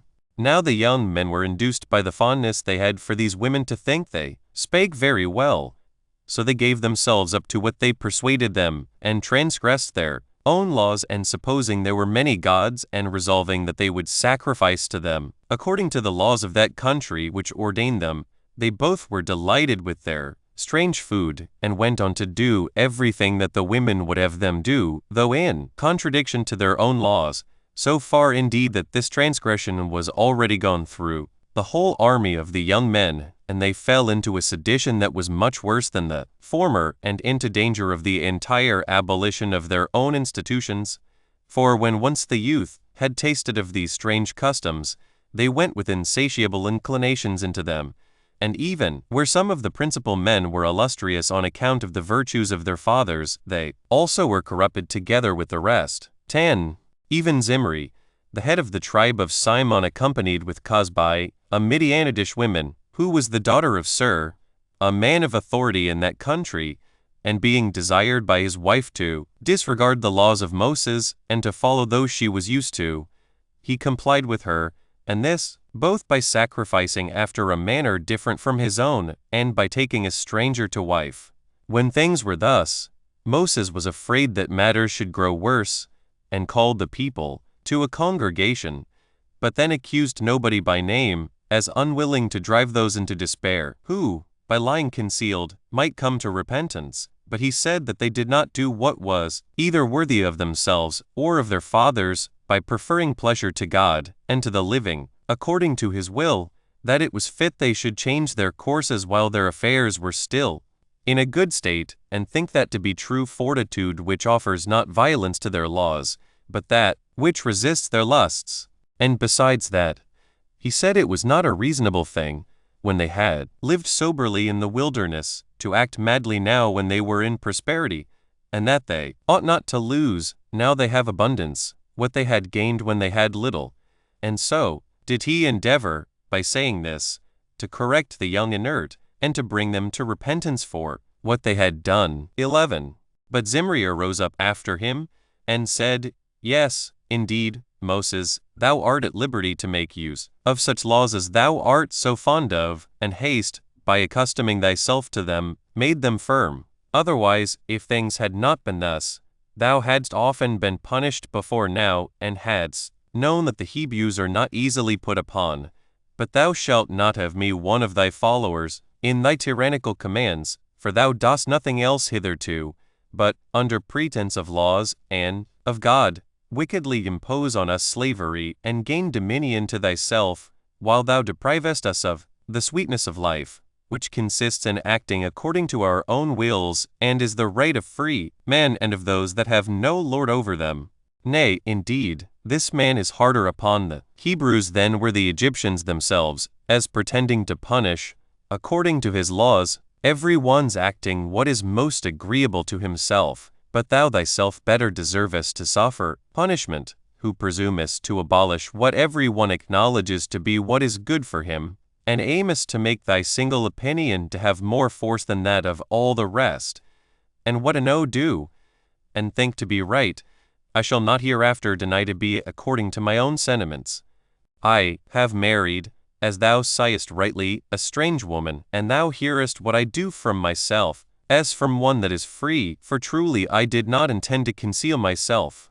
I also own that I sacrifice to those gods to whom you do not think it fit to sacrifice, and I think it right to come at truth by inquiring of many people, and not like one that lives under tyranny, to suffer the whole hope of my life to depend upon one man.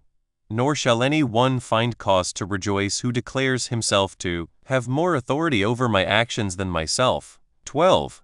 Now when Zimri had said these things, about what he and some others had wickedly done, the people held their peace, both out of fear of what might come upon them, and because they saw that their legislator was not willing to bring his insolence before the public any further, or openly to contend with him, for he avoided that, lest many should imitate the impudence of his language and thereby disturb the multitude. Upon this the assembly was dissolved. However, the mischievous attempt had proceeded further, if Zimri had not been first slain, which came to pass on the following occasion. Phinehas, a man in other respects better than the rest of the young men, and also one that surpassed his contemporaries in the dignity of his father, for he was the son of Eleazar the high priest and the grandson of Aaron Moses' brother, who was greatly troubled at what was done by Zimri.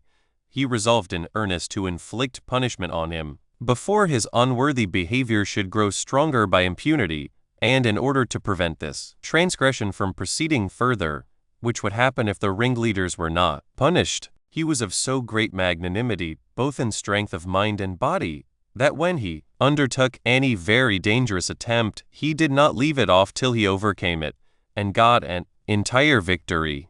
So he came into Zimri's tent, and slew him with his javelin, and with it he slew Cosbi also, upon which all those young men that had a regard to virtue, and aimed to do a glorious action, imitated Phinehas' boldness, and slew those that were found to be guilty of the same crime with Zimri.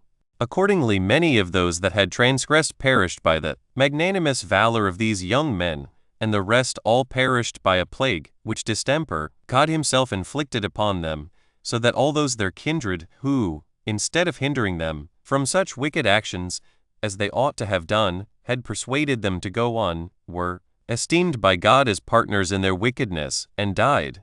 Accordingly there perished out of the army no fewer than 24,000 at this time. 13. This was the cause why Moses was provoked to send an army to destroy the Midianites, concerning which expedition we shall speak presently, when we have first related what we have omitted. For it is but just not to pass over our legislator's due encomium on account of his conduct here, because although this Balaam, who was sent for by the Midianites to curse the Hebrews, and when he was hindered from doing it by divine providence, did still suggest that advice to them, by making use of which our enemies had well nigh corrupted the whole multitude of the Hebrews with their wiles, till some of them were deeply infected with their opinions. Yet did he do him great honor, by setting down his prophecies in writing, and while it was in his power to claim this glory to himself, and make men believe they were his own predictions, there being no one that could be a witness against him and accuse him for so doing, he still gave his attestation to him, and did him the honor to make mention of him on this account.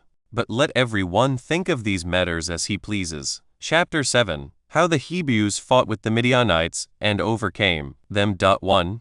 Now Moses sent an army against the land of Midian for the causes forementioned, in all 12,000, taking an equal number out of every tribe, and appointed Phinehas for their commander, of which Phinehas we may mention a little before, as he that had guarded the laws of the Hebrews, and had inflicted punishment on Zimri, when he had transgressed them. Now the Midianites perceived beforehand how the Hebrews were coming, and would suddenly be upon them, so they assembled their army together, and fortified the entrances into their country, and there awaited the enemy's coming.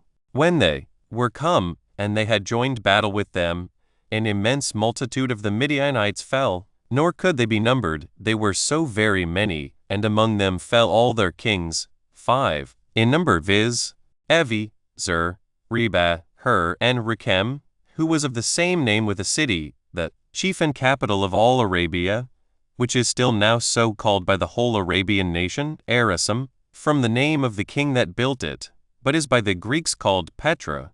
Now when the enemies were discomfited, the Hebrews spoiled their country, and took a great prey, and destroyed the men that were its inhabitants, together with the women.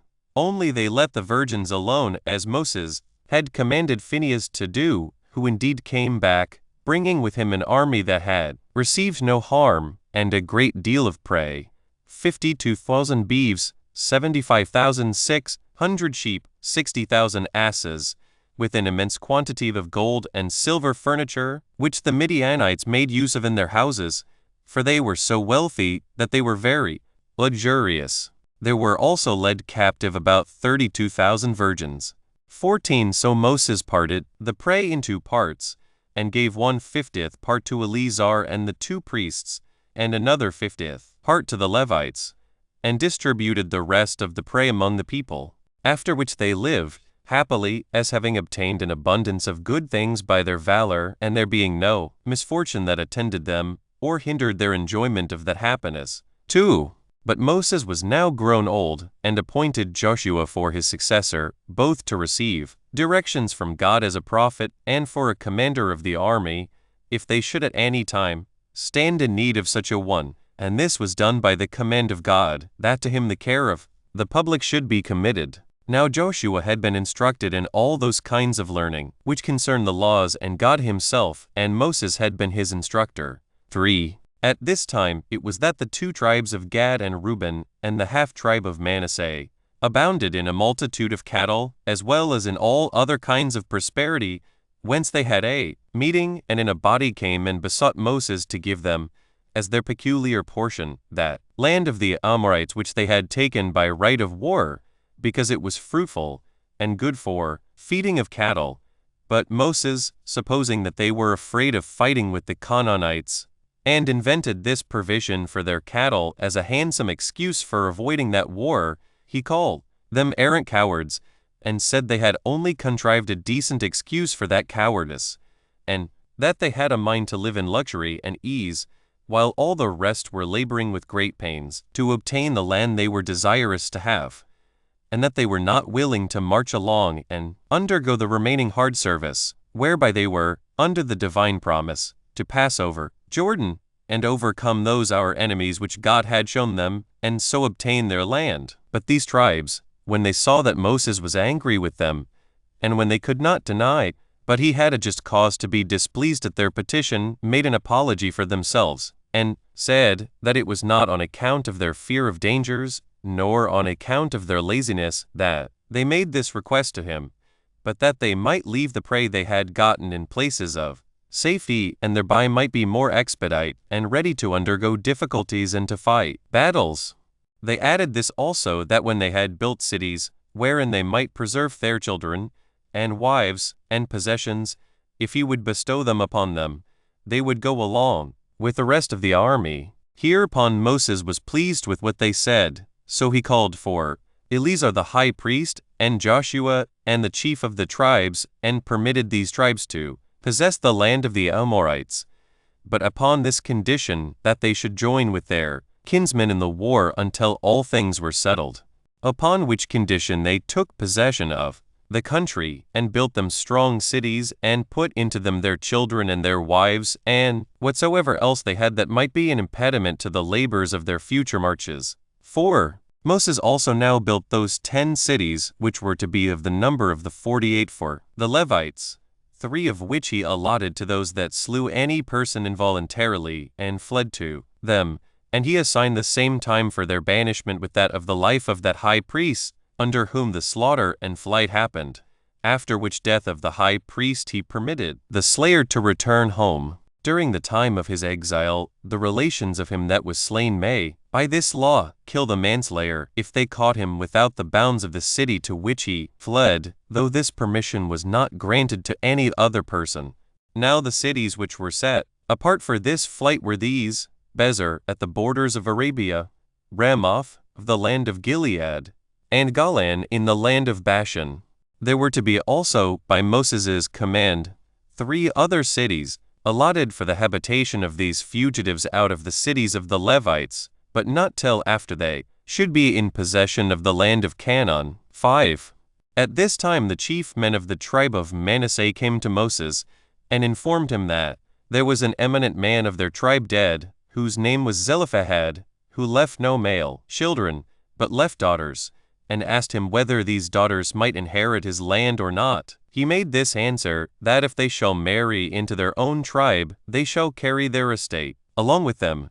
But if they dispose of themselves in marriage to men of another tribe, they shall leave their inheritance in their father's tribe. And then it was that Moses ordained that everyone's inheritance should continue in his own tribe. Chapter 8. The polity settled by Moses, and how he disappeared from among mankind. 1. When 40 years were completed, within 30 days, Moses gathered the congregation together near Jordan, where the city Abila now stands, a place full of palm trees, and all the people being come together, he spake thus to them: 2.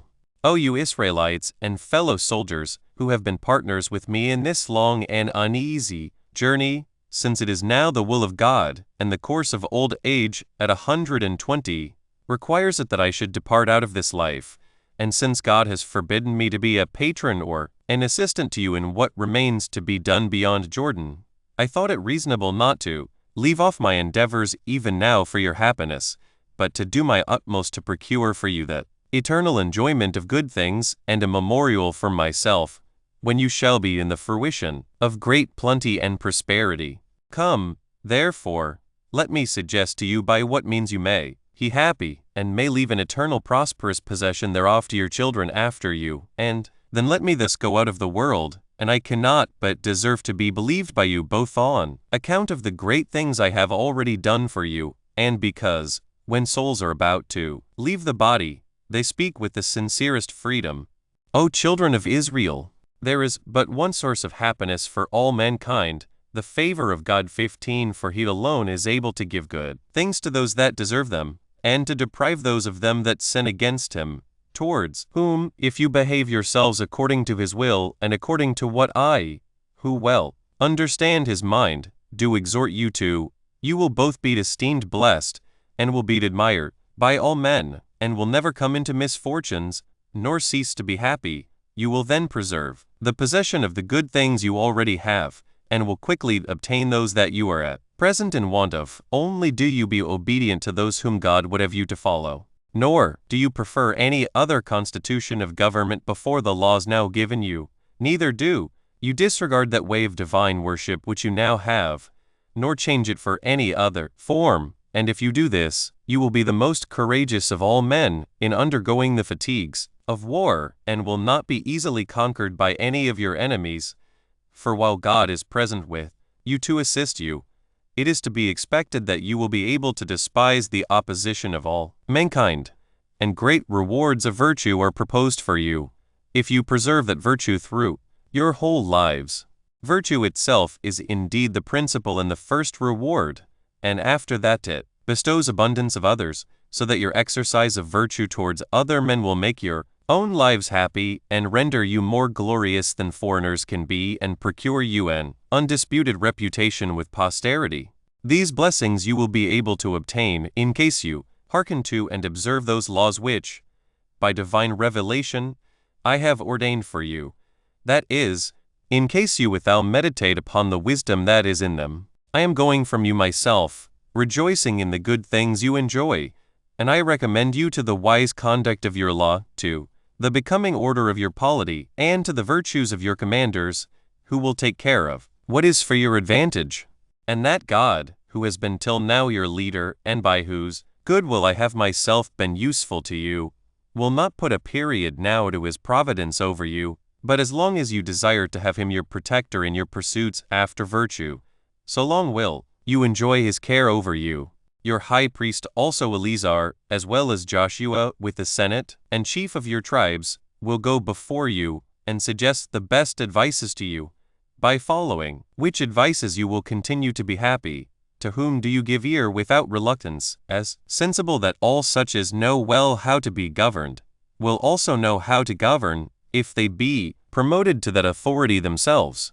And do not you esteem liberty to consist in opposing such directions as your governors think fit to give you for your practice, as at present indeed you place your liberty in nothing else but abusing your benefactors, which error if you can avoid, for the time to come, your affairs will be in a better condition than they have hitherto been. Nor do you ever indulge such a degree of passion in these matters, as you have oftentimes done, when you have been very angry at me.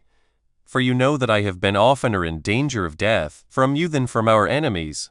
What I now put you in mind of is not done in order to reproach you, for I do not think it proper. Now I am going out of the world to bring this to your remembrance, in order to leave you offended at me, since, at the time when I underwent those hardships from you, I was not angry at you, but I do it in order to make you wiser hereafter, and to teach you that this will be for your security. I mean, that you never be injurious to those that preside over you, even when you are become rich, as you will he to a great degree when you have passed over Jordan and are in possession of the land of Canaan. Since, when you shall have once proceeded so far by your wealth as to a contempt and disregard of virtue, you will also forfeit the favor of God, and when you have made him your enemy, you will be beaten in war, and will have the land which you possess taken away again from you by your enemies, and this with great reproaches upon your conduct. You will be scattered over the whole world, and will, as slaves, entirely fill both sea and land. And when once you have had the experience of what I now say, you will repent and remember the laws you have broken, when it is too late. Whence I would advise you, if you intend to preserve these laws, to leave none of your enemies alive when you have conquered them, but to look upon it as for your advantage to destroy them all, lest, if you permit them to live, you taste of their manners, and thereby corrupt your own proper institutions. I also do further exhort you to overthrow their altars and their groves, and whatsoever temples they have among them, and to burn all such, their nation and their very memory with fire, for by this means alone the safety of your own happy constitution can be firmly secured to you. And in order to prevent your ignorance of virtue and the degeneracy of your nature into vice, I have also ordained you laws, by divine suggestion, and a form of government, which are so good, that if you regularly observe them you will be esteemed of all men the most happy. 3. When he had spoken thus, he gave them the laws and the constitution of government written in a book, upon which the people fell into tears, and appeared already touched with the sense that they should have a great want of their conductor, because they remembered what a number of dangers he had passed through, and what care he had taken of their preservation. They desponded about what would come upon them after he was dead, and thought they should never have another governor like him, and feared that God would then take less care of them when Moses was gone, who used to intercede for them. They also repented of what they had said to him in the wilderness when they were angry, and were in grief on those accounts, insomuch that the whole body of the people fell into tears with such bitterness, that it was past the power of words to comfort them in their affliction. However, Moses gave them some consolation, and by calling them off the thought how worthy he was of their weeping for him, he exhorted them to keep to that form of government he had given them. And then the congregation was dissolved at that time. 4. Accordingly, I shall now first describe this form of government which was agreeable to the dignity and virtue of Moses, and shall thereby inform those that read these Antiquities what our original settlements were, and shall then proceed to the remaining histories.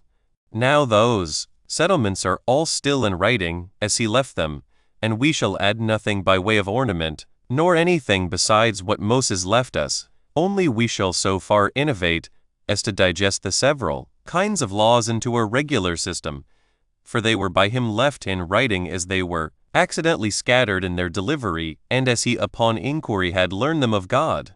On which account I have thought it necessary to premise this observation beforehand, lest any of my own countrymen should blame me, as having been guilty of an offense herein. Now part of our constitution will include the laws that belong to our political state. As for those laws which Moses left concerning our common conversation and intercourse one with another, I have reserved that for a discourse concerning our manner of life, and the occasions of those laws, which I propose to myself, with God's assistance, to write, after I have finished the work I am now upon. 5. When you have possessed yourselves of the land of Canaan, and have leisure to enjoy the good things of it, and when you have afterward determined to build cities, if you will do what is pleasing to God, you will have a secure state of happiness. Let there be then one city of the land of Canaan, and this situate in the most agreeable place for its goodness, and very eminent in itself, and let it be that which God shall choose for himself by prophetic revelation. Let there also be one temple therein, and one altar not reared of hewn stones, but of such as you gather together at random, which stones, when they are whited over with mortar, will have a handsome appearance and be beautiful to the sight. Let the descent to it be not by steps 16, but by an acclivity of raised earth. And let there be neither an altar nor a temple in any other city, for God is but one, and the nation of the Hebrews is but one. 6. He that blasphemeth God, let him be stoned, and let him hang upon a tree all that day, and then let him be buried in an ignominious and obscure manner. 7. Let those that live as remote as the bounds of the land which the Hebrews shall possess, come to that city where the temple shall be, and this 3 times in a year, that they may give thanks to God for his former benefits, and may entreat him for those they shall want hereafter, and let them, by this means, maintain a friendly correspondence with one another by such meetings and feastings together, for it is a good thing for those that are of the same stock, and under the same institution of laws, not to be unacquainted with each other, which acquaintance will be maintained by thus conversing together, and by seeing and talking with one another, and so renewing the memorials of this union. For if they do not thus converse together continually, they will appear like mere strangers to one another. 8. Let there be taken out of your fruits a tenth, besides that which you have allotted to give to the priests and Levites. This you may indeed sell in the country, but it is to be used in those feasts and sacrifices that are to be celebrated in the holy city, for it is fit that you should enjoy those fruits of the earth which God gives you to possess, so as may be to the honor of the donor. 9. You are not to offer sacrifices out of the hire of a woman who is a harlot. 17. For the deity is not pleased with anything that arises from such abuses of nature, of which sort none can be worse than this prostitution of the body. In like manner no one may take the price of the covering of a bitch, either of one that is used in hunting, or in keeping of sheep, and thence sacrifice to God. 10. Let no one blaspheme those gods which other cities esteem such. 18. Nor may any one steal what belongs to strange temples, nor take away the gifts that are dedicated to any god. 11. Let not any one of you wear a garment made of woolen and linen, for that is appointed to be for the priests alone. 12. When the multitude are assembled together unto the holy city for sacrificing every 7th year at the Feast of Tabernacles, let the high priest stand upon a high desk, whence he may be heard, and let him read the laws to all the people, and let neither the women nor the children be hindered from hearing, no, nor the servants neither. For it is a good thing that those laws should be engraven in their souls and preserved in their memories, that so it may not be possible to blot them out. For by this means they will not be guilty of sin, when they cannot plead ignorance of what the laws have enjoined them. The laws also will have a greater authority among them, as for telling what they will suffer if they break them, and imprinting in their souls by this hearing what they command them to do, that so there may always be within their minds that intention of the laws which they have despised and broken, and have thereby been the causes of their own mischief. Let the children also learn the laws as the first thing they are taught, which will be the best thing they can be taught, and will be the cause of their future felicity. 13. Let every one commemorate before God the benefits which he bestowed upon them at their deliverance out of the land of Egypt, and this twice every day, both when the day begins and when the hour of sleep comes on, gratitude being in its own nature a just thing, and serving not only by way of return for past, but also by way of invitation of future favors.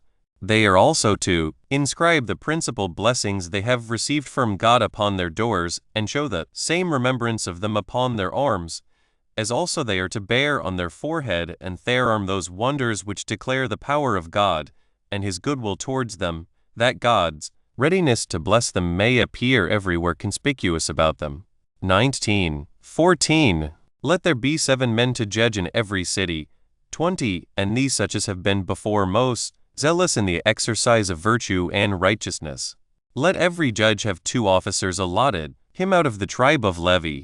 Let those that are chosen to judge in the several cities be had in great honor, and let none be permitted to revile any others when these are present, nor to carry themselves in an insolent manner to them, it being natural that reverence towards those in high offices among men should procure men's fear and reverence towards God. Let those that judge be permitted to determine according as they think to be right, unless any one can show that they have taken bribes to the perversion of justice, or can allege any other accusation against them, whereby it may appear that they have passed an unjust sentence. For it is not fit that causes should be openly determined out of regard to gain or to the dignity of the suitors, but that judges should esteem what is right before all other things.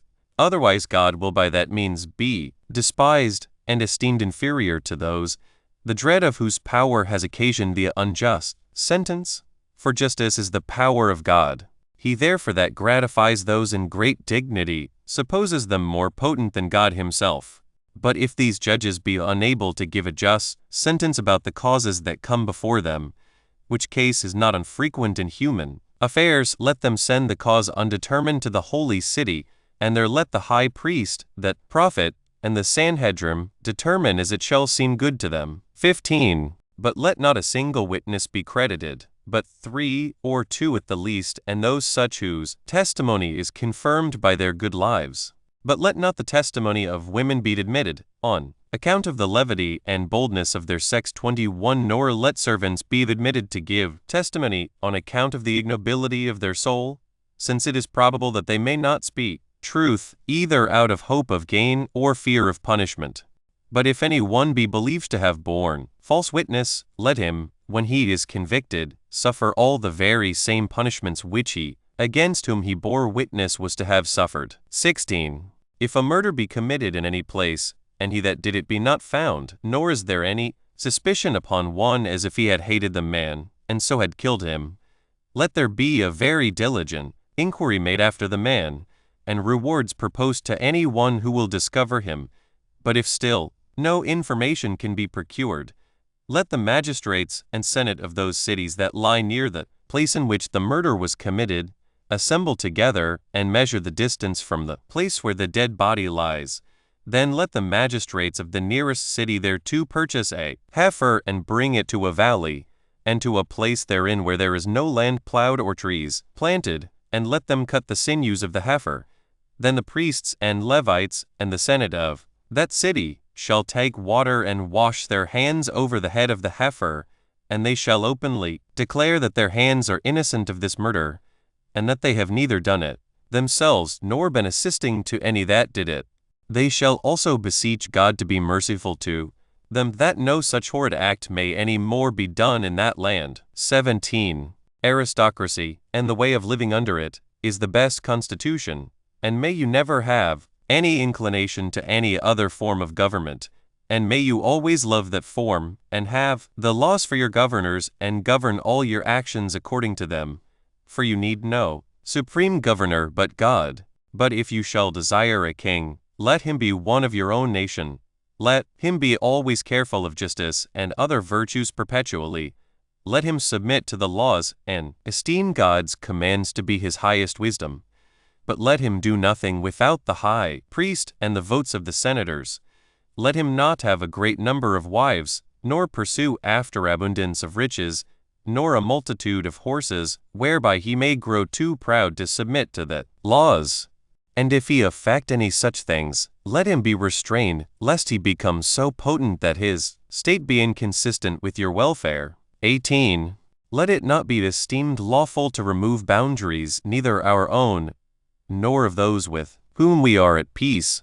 Have a care you do not take those landmarks away which are, as it were, a divine and unshaken limitation of rights made by God himself, to last forever, since this going beyond limits and gaining ground upon others is the occasion of wars and seditions. For those that remove boundaries are not far off an attempt to subvert the laws. 19. He that plants a piece of land, the trees of which produce fruits before the 4th year, is not to bring thence any first fruits to God, nor is he to make use of that fruit himself, for it is not produced in its proper season. For when nature has a force put upon her at an unseasonable time, the fruit is not proper for God nor for the master's use.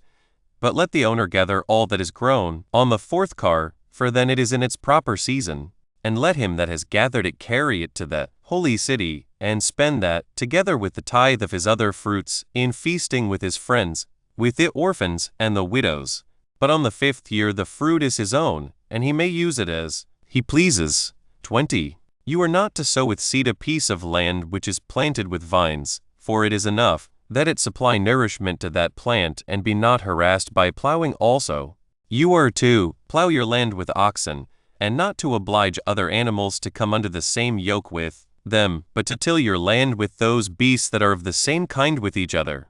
The seeds are also to be pure and without mixture, and not to be compounded of 2 or 3 sorts, since nature does not rejoice in the union of things that are not in their own nature alike. Nor are you to permit beasts of different kinds to gender together, for there is reason to fear that this unnatural abuse may extend from beasts of different kinds to men, though it takes its first rise from evil practices about such smaller things.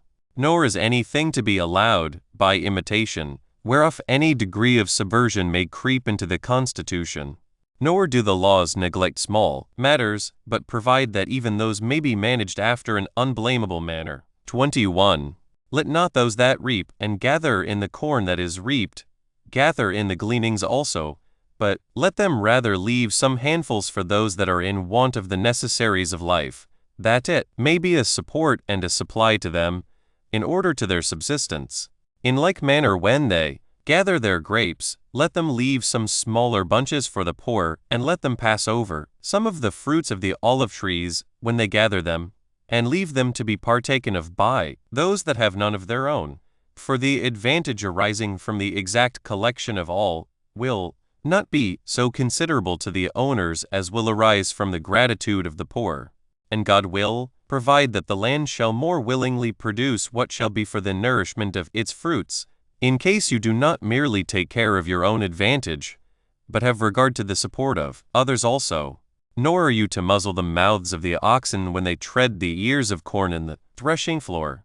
For it is not just to restrain our fellow laboring animals, and those that work in order to its production of this fruit of their labors.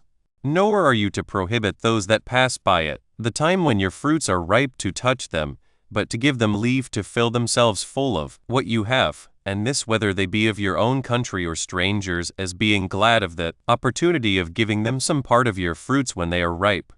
But let it not be esteemed lawful for them to carry any away. Nor let those that gather the grapes, and carry them to the winepresses, restrain those whom they meet from eating of them. For it is unjust, out of envy, to hinder those that desire it, to partake of the good things that come into the world according to God's will, and this while the season is at the height, and is hastening away as it pleases God. Nay, if some, out of bashfulness, are unwilling to touch these fruits, let them be encouraged to take of them, I mean, those that are Israelites, as if they were themselves the owners and lords, on account of the kindred there is between them. Nay, let them desire men that come from other countries, to partake of these tokens of friendship which God has given in their proper season, for that is not to be deemed as idly spent, which any one out of kindness communicates to another, since God bestows plenty of good things on men, not only for themselves to reap the advantage, but also to give to others in a way of generosity, and he is desirous, by this means, to make known to others his peculiar kindness to the people of Israel, and how freely he communicates happiness to them, while they abundantly communicate out of their great superfluities to even these foreigners also. But for him that acts contrary to this law, let him be beaten with 40 stripes, save 122 by the public executioner. Let him undergo this punishment, which is a most ignominious one for a free man, and this because he was such a slave to gain as to lay a blot upon his dignity. For it is proper for you who have had the experience of the afflictions in Egypt, and of those in the wilderness, to make provision for those that are in the like circumstances, and while you have now obtained plenty yourselves, through the mercy and providence of God, to distribute of the same plenty, by the like sympathy to such as stand in need of it. 22. Besides those 2 tithes, which I have already said you are to pay every year, the one for the Levites, the other for the festivals, you are to bring every 3rd year a 3rd tithe to be distributed to those that want. 23. To women also that are widows, and to children that are orphans. But as to the ripe fruits, let them carry that which is ripe first of all into the temple, and when they have blessed God for that land which bare them, and which he had given them for a possession, when they have also offered those sacrifices which the law has commanded them to bring, let them give the first fruits to the priests. But when any one hath done this, and hath brought the tithe of all that he hath, together with those first fruits that are for the Levites, and for the festivals, and when he is about to go home, let him stand before the holy house, and return thanks to God, that he hath delivered them from the injurious treatment they had in Egypt, and hath given them a good land and a large, and lets them enjoy the fruits thereof. And when he hath openly testified that he hath fully paid the tithes, and other dues according to the laws of Moses, let him entreat God that he will be ever merciful and gracious to him, and continue so to be to all the Hebrews, both by preserving the good things which he hath already given them, and by adding what it is still in his power to bestow upon them. 23. Let the Hebrews marry at the age fit for it, virgins that are free and born of good parents, and he that does not marry a virgin, let him not corrupt another man's wife, and marry her, nor grieve her former husband, nor let free men marry slaves, although their affection should strongly bias any of them so to do. For it is decent, and for the dignity of the persons themselves, to govern those their affections. And further, no one ought to marry a harlot, whose matrimonial oblations, arising from the prostitution of her body, God will not receive. For by these means the dispositions of the children will be liberal and virtuous, I mean, when they are not born of base parents, and of the lustful conjunction of such as marry women that are not free. If any one has been espoused to a woman as to a virgin, and does not afterward find her so to be, let him bring his action, and accuse her, and let him make use of such indications 24 to prove his accusation, as he is furnished withal, and let the father or the brother of the damsel, or someone that is after them nearest of kin to her, defend her if the damsel obtain a sentence in her favor, that she had not been guilty, let her live with her husband that accused her, and let him not have any further power at all to put her away, unless she give him very great occasions of suspicion, and such as can be no way contradicted. But for him that brings an accusation and calumny against his wife in an impudent and rash manner, let him be punished by receiving 40 stripes save one, and let him pay 50 shekels to her father. But if the damsel be convicted as having been corrupted, and is one of the common people, let her be stoned, because she did not preserve her virginity till she were lawfully married. But if she were the daughter of a priest, let her be burnt alive. If any one has 2 wives, and if he greatly respect and be kind to one of them, either out of his affection to her, or for her beauty, or for some other reason, while the other is of less esteem with him, and if the son of her that is beloved be the younger by birth than another born of that other wife, but endeavors to obtain the right of primogeniture from his father's kindness to his mother, and would thereby obtain a double portion of his father's substance, for that double portion is what I have allotted him in the laws, let not this be permitted. For it is unjust that he, who is the elder by birth, should be deprived of what is due to him, on the father's disposition of his estate, because his mother was not equally regarded by him. He that hath corrupted a damsel, espoused to another man, in case he had her consent, let both him and her be put to death, for they are both equally guilty.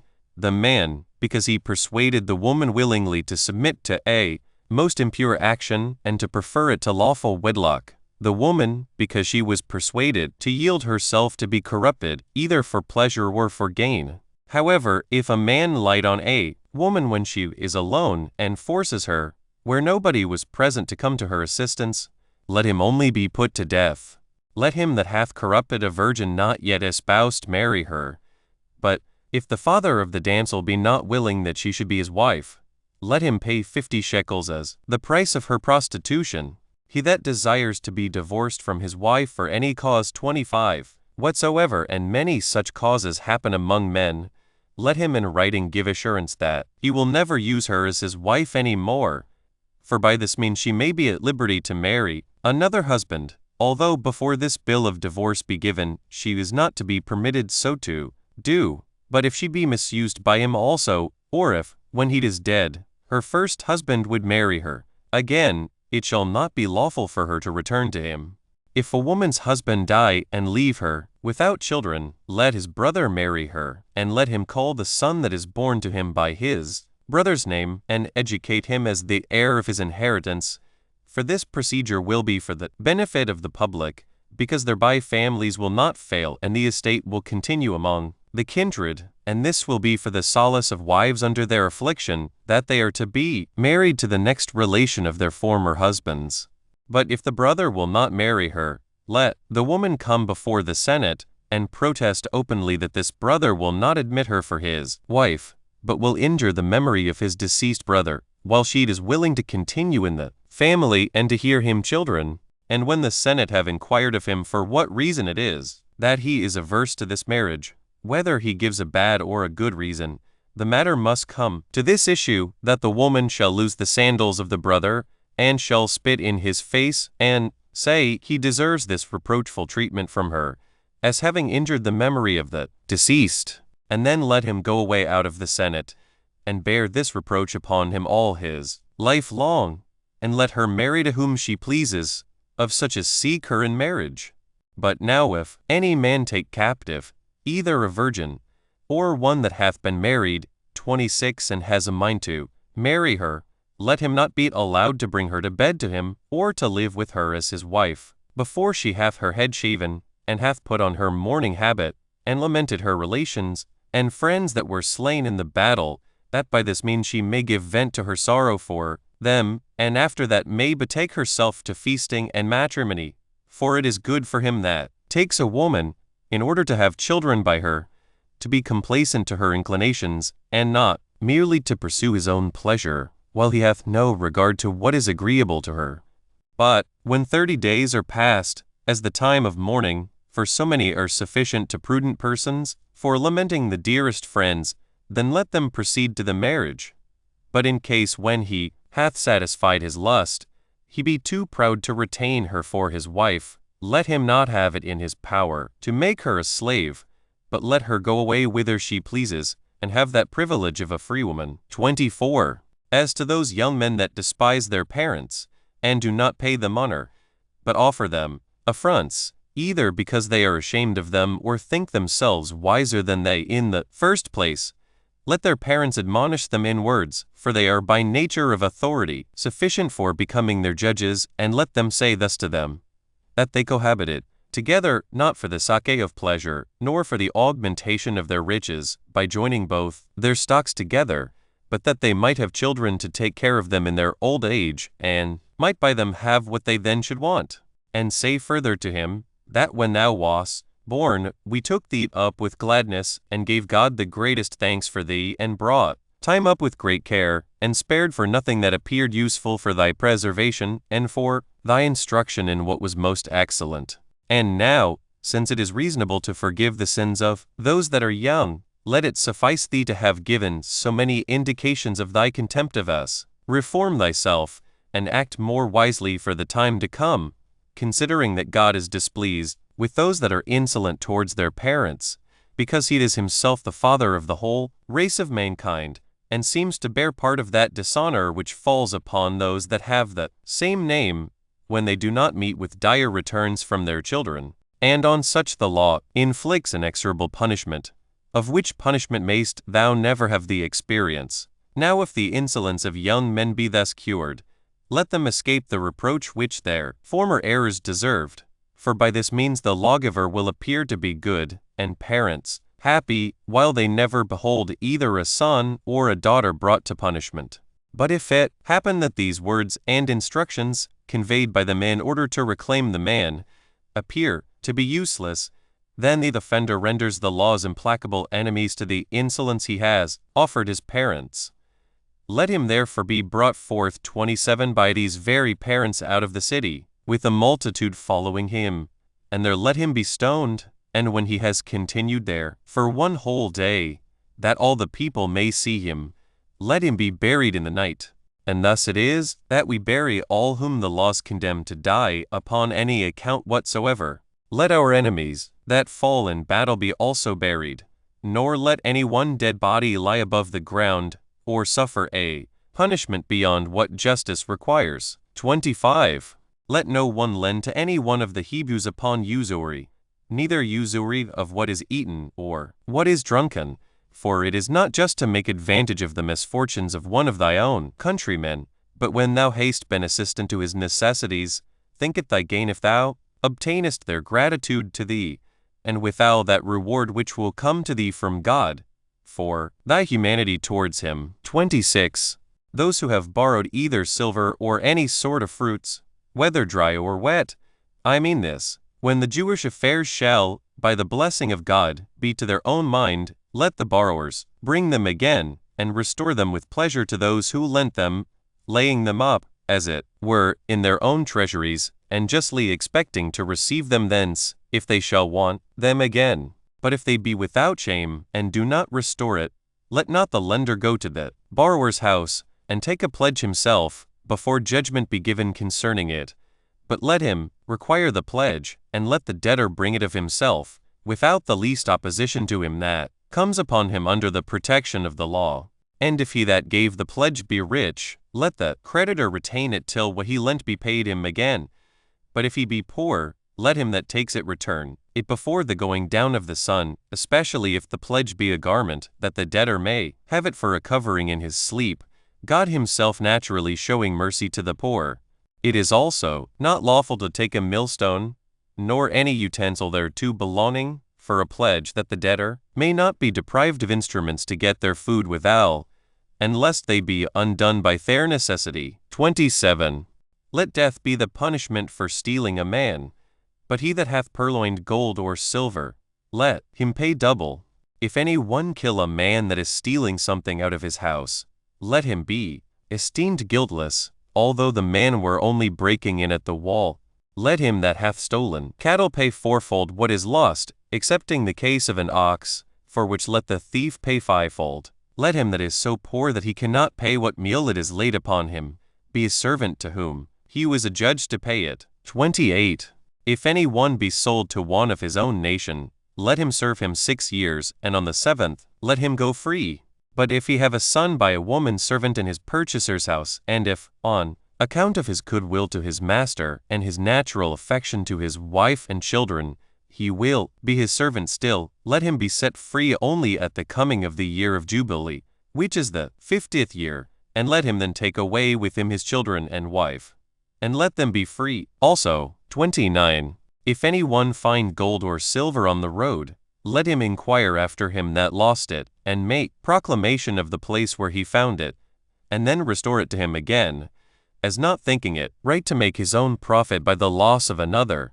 And the same rule is to be observed in cattle, found to have wandered away into a lonely place.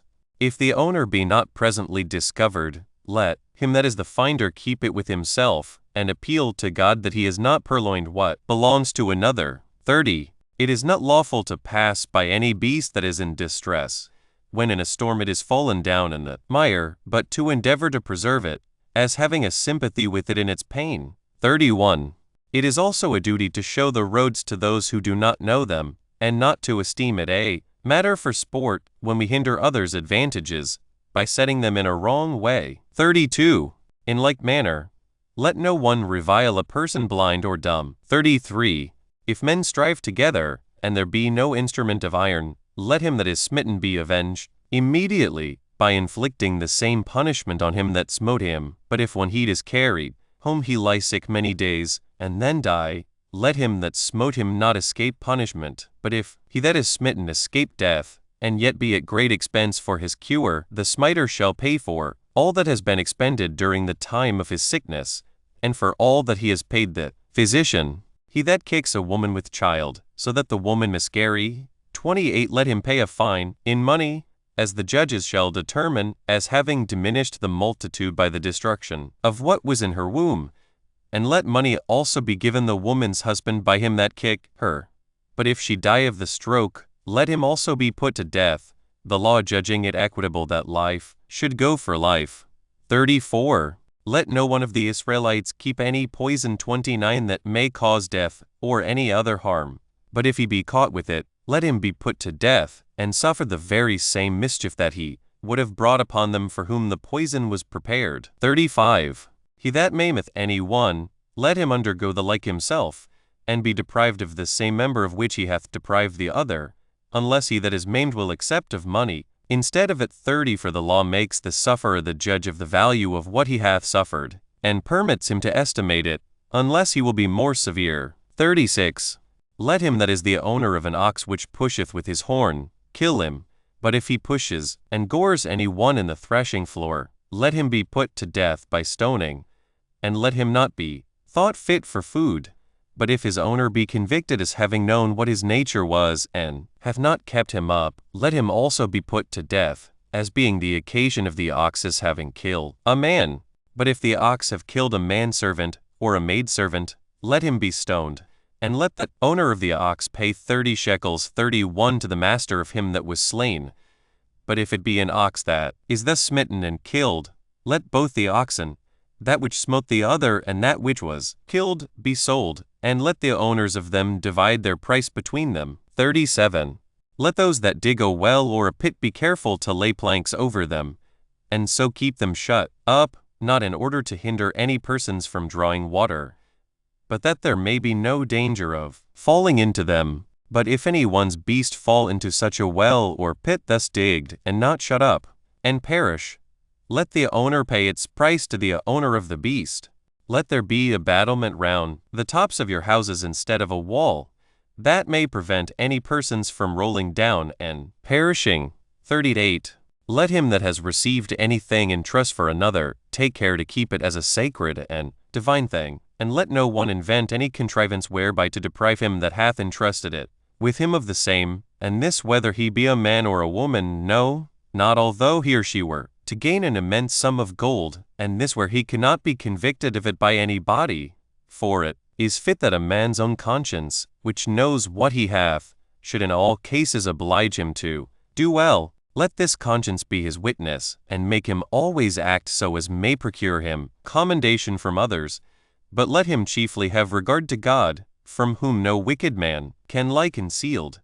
But if he in whom the trust was reposed, without any deceit of his own, lose what he was entrusted withal, let him come before the 7 judges, and swear by God that nothing hath been lost willingly, or with a wicked intention, and that he hath not made use of any part thereof, and so let him depart without blame.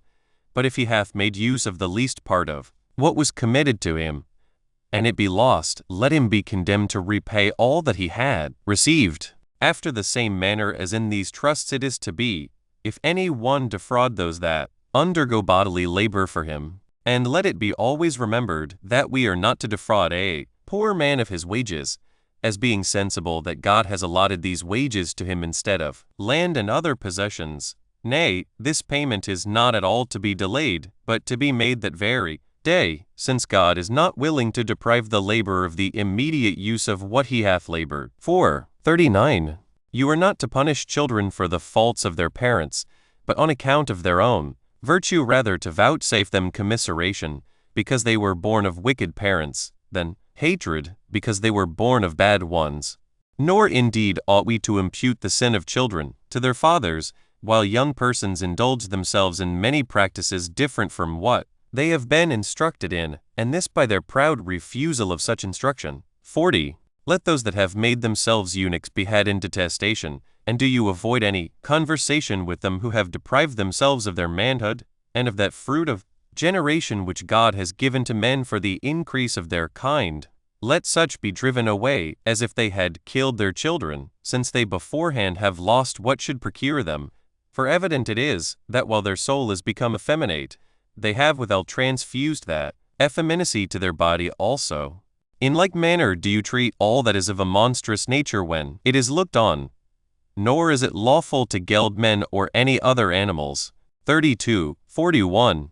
Let this be the constitution of your political laws in time of peace, and God will be so merciful as to preserve this excellent settlement free from disturbance, and may that time never come which may innovate anything and change it for the contrary. But since it must needs happen that mankind fall into troubles and dangers either undesignedly or intentionally, come, let us make a few constitutions concerning them, that so being apprised beforehand what ought to be done, you may have salutary counsels ready when you want them, and may not then be obliged to go to seek what is to be done, and so be unprovided, and fall into dangerous circumstances. May you be a laborious people, and exercise your souls in virtuous actions, and thereby possess and inherit the land without wars, while neither any foreigners make war upon it, and so afflict you, nor any internal sedition seize upon it, whereby you may do things that are contrary to your fathers, and so lose the laws which they have established. And may you continue in the observation of those laws which God hath approved of, and hath delivered to you. Let all sort of warlike operations, whether they befall you now in your own time, or hereafter in the times of your posterity, be done out of your own borders. But when you are about to go to war, send embassiges and heralds to those who are your voluntary enemies, for it is a right thing to make use of words to them before you come to your weapons of war, and assure them thereby, that although you have a numerous army, with horses and weapons, and, above these, a God merciful to you, and ready to assist you, you do however desire them not to compel you to fight against them, nor to take from them what they have, which will indeed be our gain, but what they will have no reason to wish we should take to ourselves. And if they hearken to you, it will be proper for you to keep peace with them.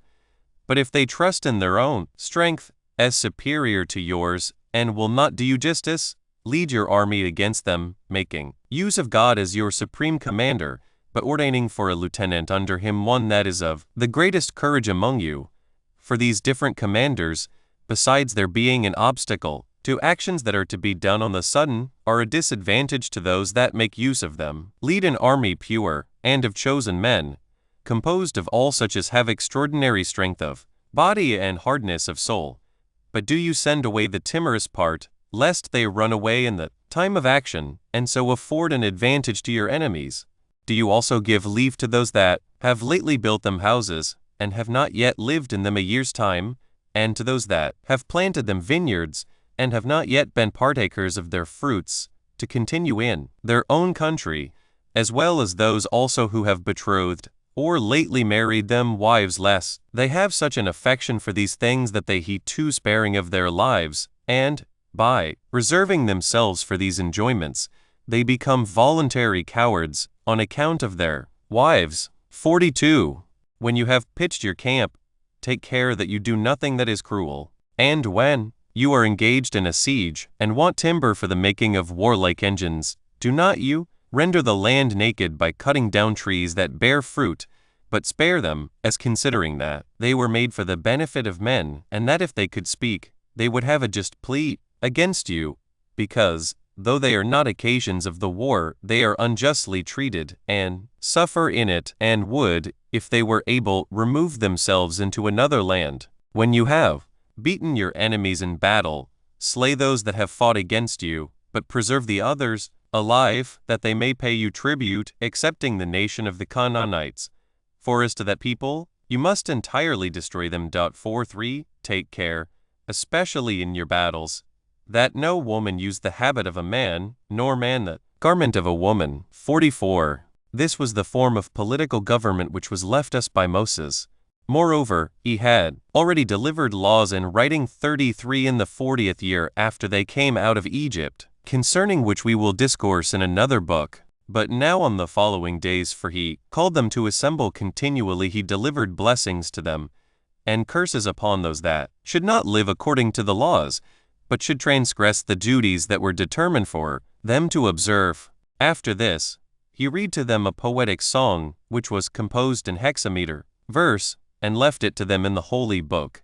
It contained a prediction of what was to come to pass afterward, agreeably whereto all things have happened all along, and do still happen to us, and wherein he has not at all deviated from the truth.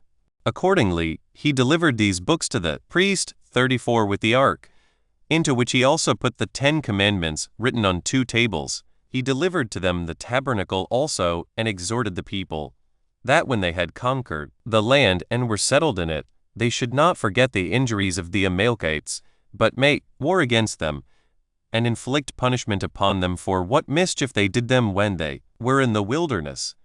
and that when they had got possession of the land of the Canaanites, and when they had destroyed the whole multitude of its inhabitants, as they ought to do, they should erect an altar that should face the rising sun, not far from the city of Shechem, between the two mountains, that of Gerizim, situate on the right hand, and that called Ebal on the left, and that the army should be so divided that 6 tribes should stand upon each of the 2 mountains, and with them the Levites and the priests, and that first those that were upon Mount Gerizim should pray for the best blessings upon those who were diligent about the worship of God, and the observation of his laws, and who did not reject what Moses had said to them, while the other wished them all manner of happiness also. And when these last put up the like prayers, the former praised them. After this, curses were denounced upon those that should transgress those laws, they answering one another alternately, by way of confirmation of what had been said. Moses also wrote their blessings and their curses, that they might learn them so thoroughly that they might never be forgotten by length of time. And when he was ready to die, he wrote these blessings and curses upon the altar on each side of it, where he says also the people stood, and then sacrificed and offered burnt offerings, though after that day they never offered upon it any other sacrifice, for it was not lawful so to do. These are the constitutions of Moses, and the Hebrew nation still live according to them. 45. On the next day, Moses called the people together, with the women and children, to a congregation, so as the very slaves were present also, that they might engage themselves to the observation of these laws by oath, and that, duly considering the meaning of God in them, they might not, either for favor of their kindred, or out of fear of any one, or indeed for any motive whatsoever, think anything ought to be preferred to these laws, and so might transgress them, that in case any one of their own blood, or any city, should attempt to confound or dissolve their constitution of government, they should take vengeance upon them, both all in general, and each person in particular, and when they had conquered them, should overturn their city to the very foundations, and, if possible, should not leave the least footsteps of such madness, but that, if they were not able to take such vengeance, they should still demonstrate that what was done was contrary to their wills. So the multitude bound themselves by oath so to do. 46.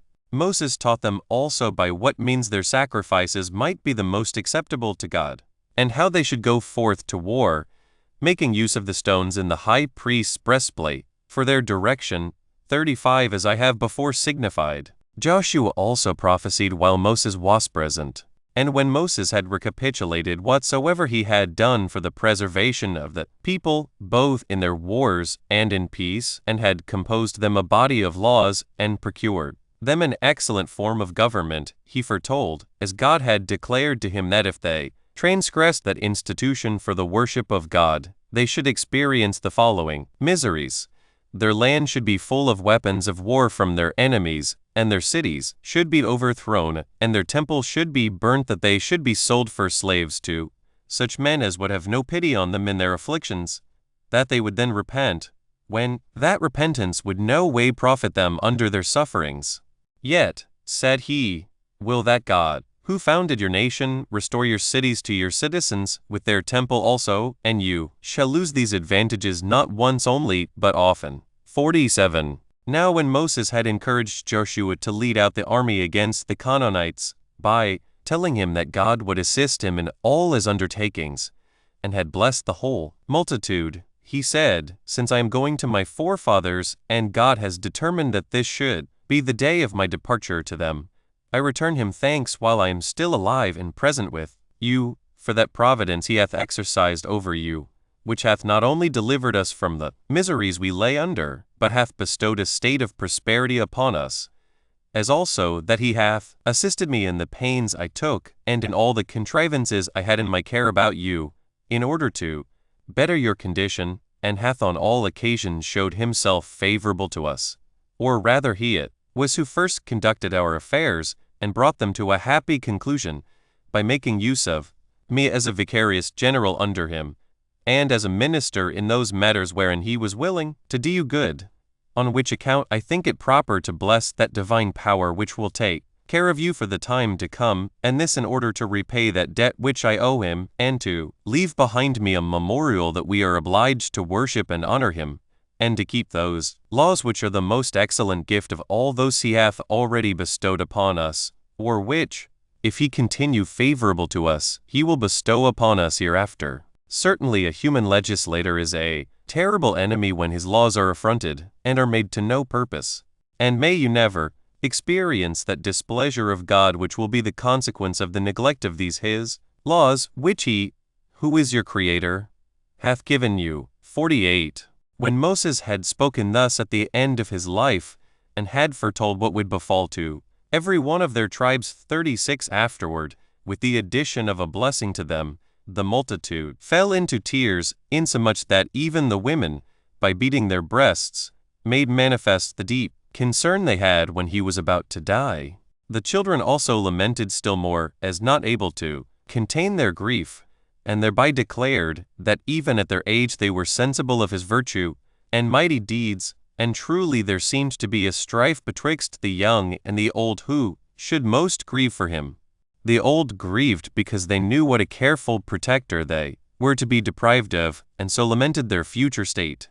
But the young grieved not only for that, but also because it so happened that they were to be left by him before they had well tasted of his virtue. Now one may make a guess at the excess of this sorrow and lamentation of the multitude from what happened to the legislator himself, for although he was always persuaded that he ought not to be cast down at the approach of death, since the undergoing it was agreeable to the will of God and the law of nature, yet what the people did so overbore him that he wept himself. Now as he went thence to the place where he was to vanish out of their sight, they all followed after him weeping. But Moses beckoned with his hand to those that were remote from him, and bade them stay behind in quiet, while he exhorted those that were near to him that they would not render his departure so lamentable. Whereupon they thought they ought to grant him that favor to let him depart according as he himself desired. So they restrained themselves, though weeping still towards one another.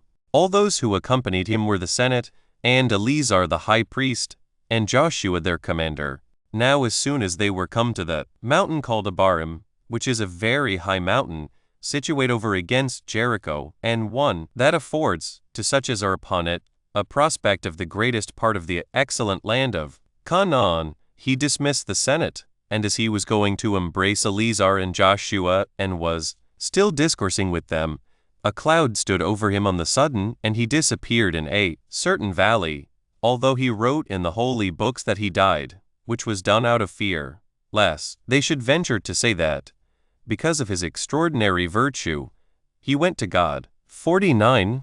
Now Moses lived in all 120 years, a third part of which time, abating 1 month, he was the people's ruler, and he died on the last month of the year, which is called by the Macedonians Distris, but by us Adar, on the first day of the month. He was one that exceeded all men that ever were in understanding, and made the best use of what that understanding suggested to him. He had a very graceful way of speaking and addressing himself to the multitude, and as to his other qualifications, he had such a full command of his passions, as if he hardly had any such in his soul, and only knew them by their names, as rather perceiving them in other men than in himself. He was also such a general of an army as is seldom seen, as well as such a prophet as was never known, and this to such a degree, that whatsoever he pronounced, you would think you heard the voice of God himself. So the people mourned for him 30 days, nor did ever any grief so deeply affect the Hebrews as did this upon the death of Moses, nor were those that had experienced his conduct the only persons that desired him, but those also that perused the laws he left behind him had a strong desire after him, and by them gathered the extraordinary virtue he was master of. And this shall suffice for the declaration of the manner of the death of Moses.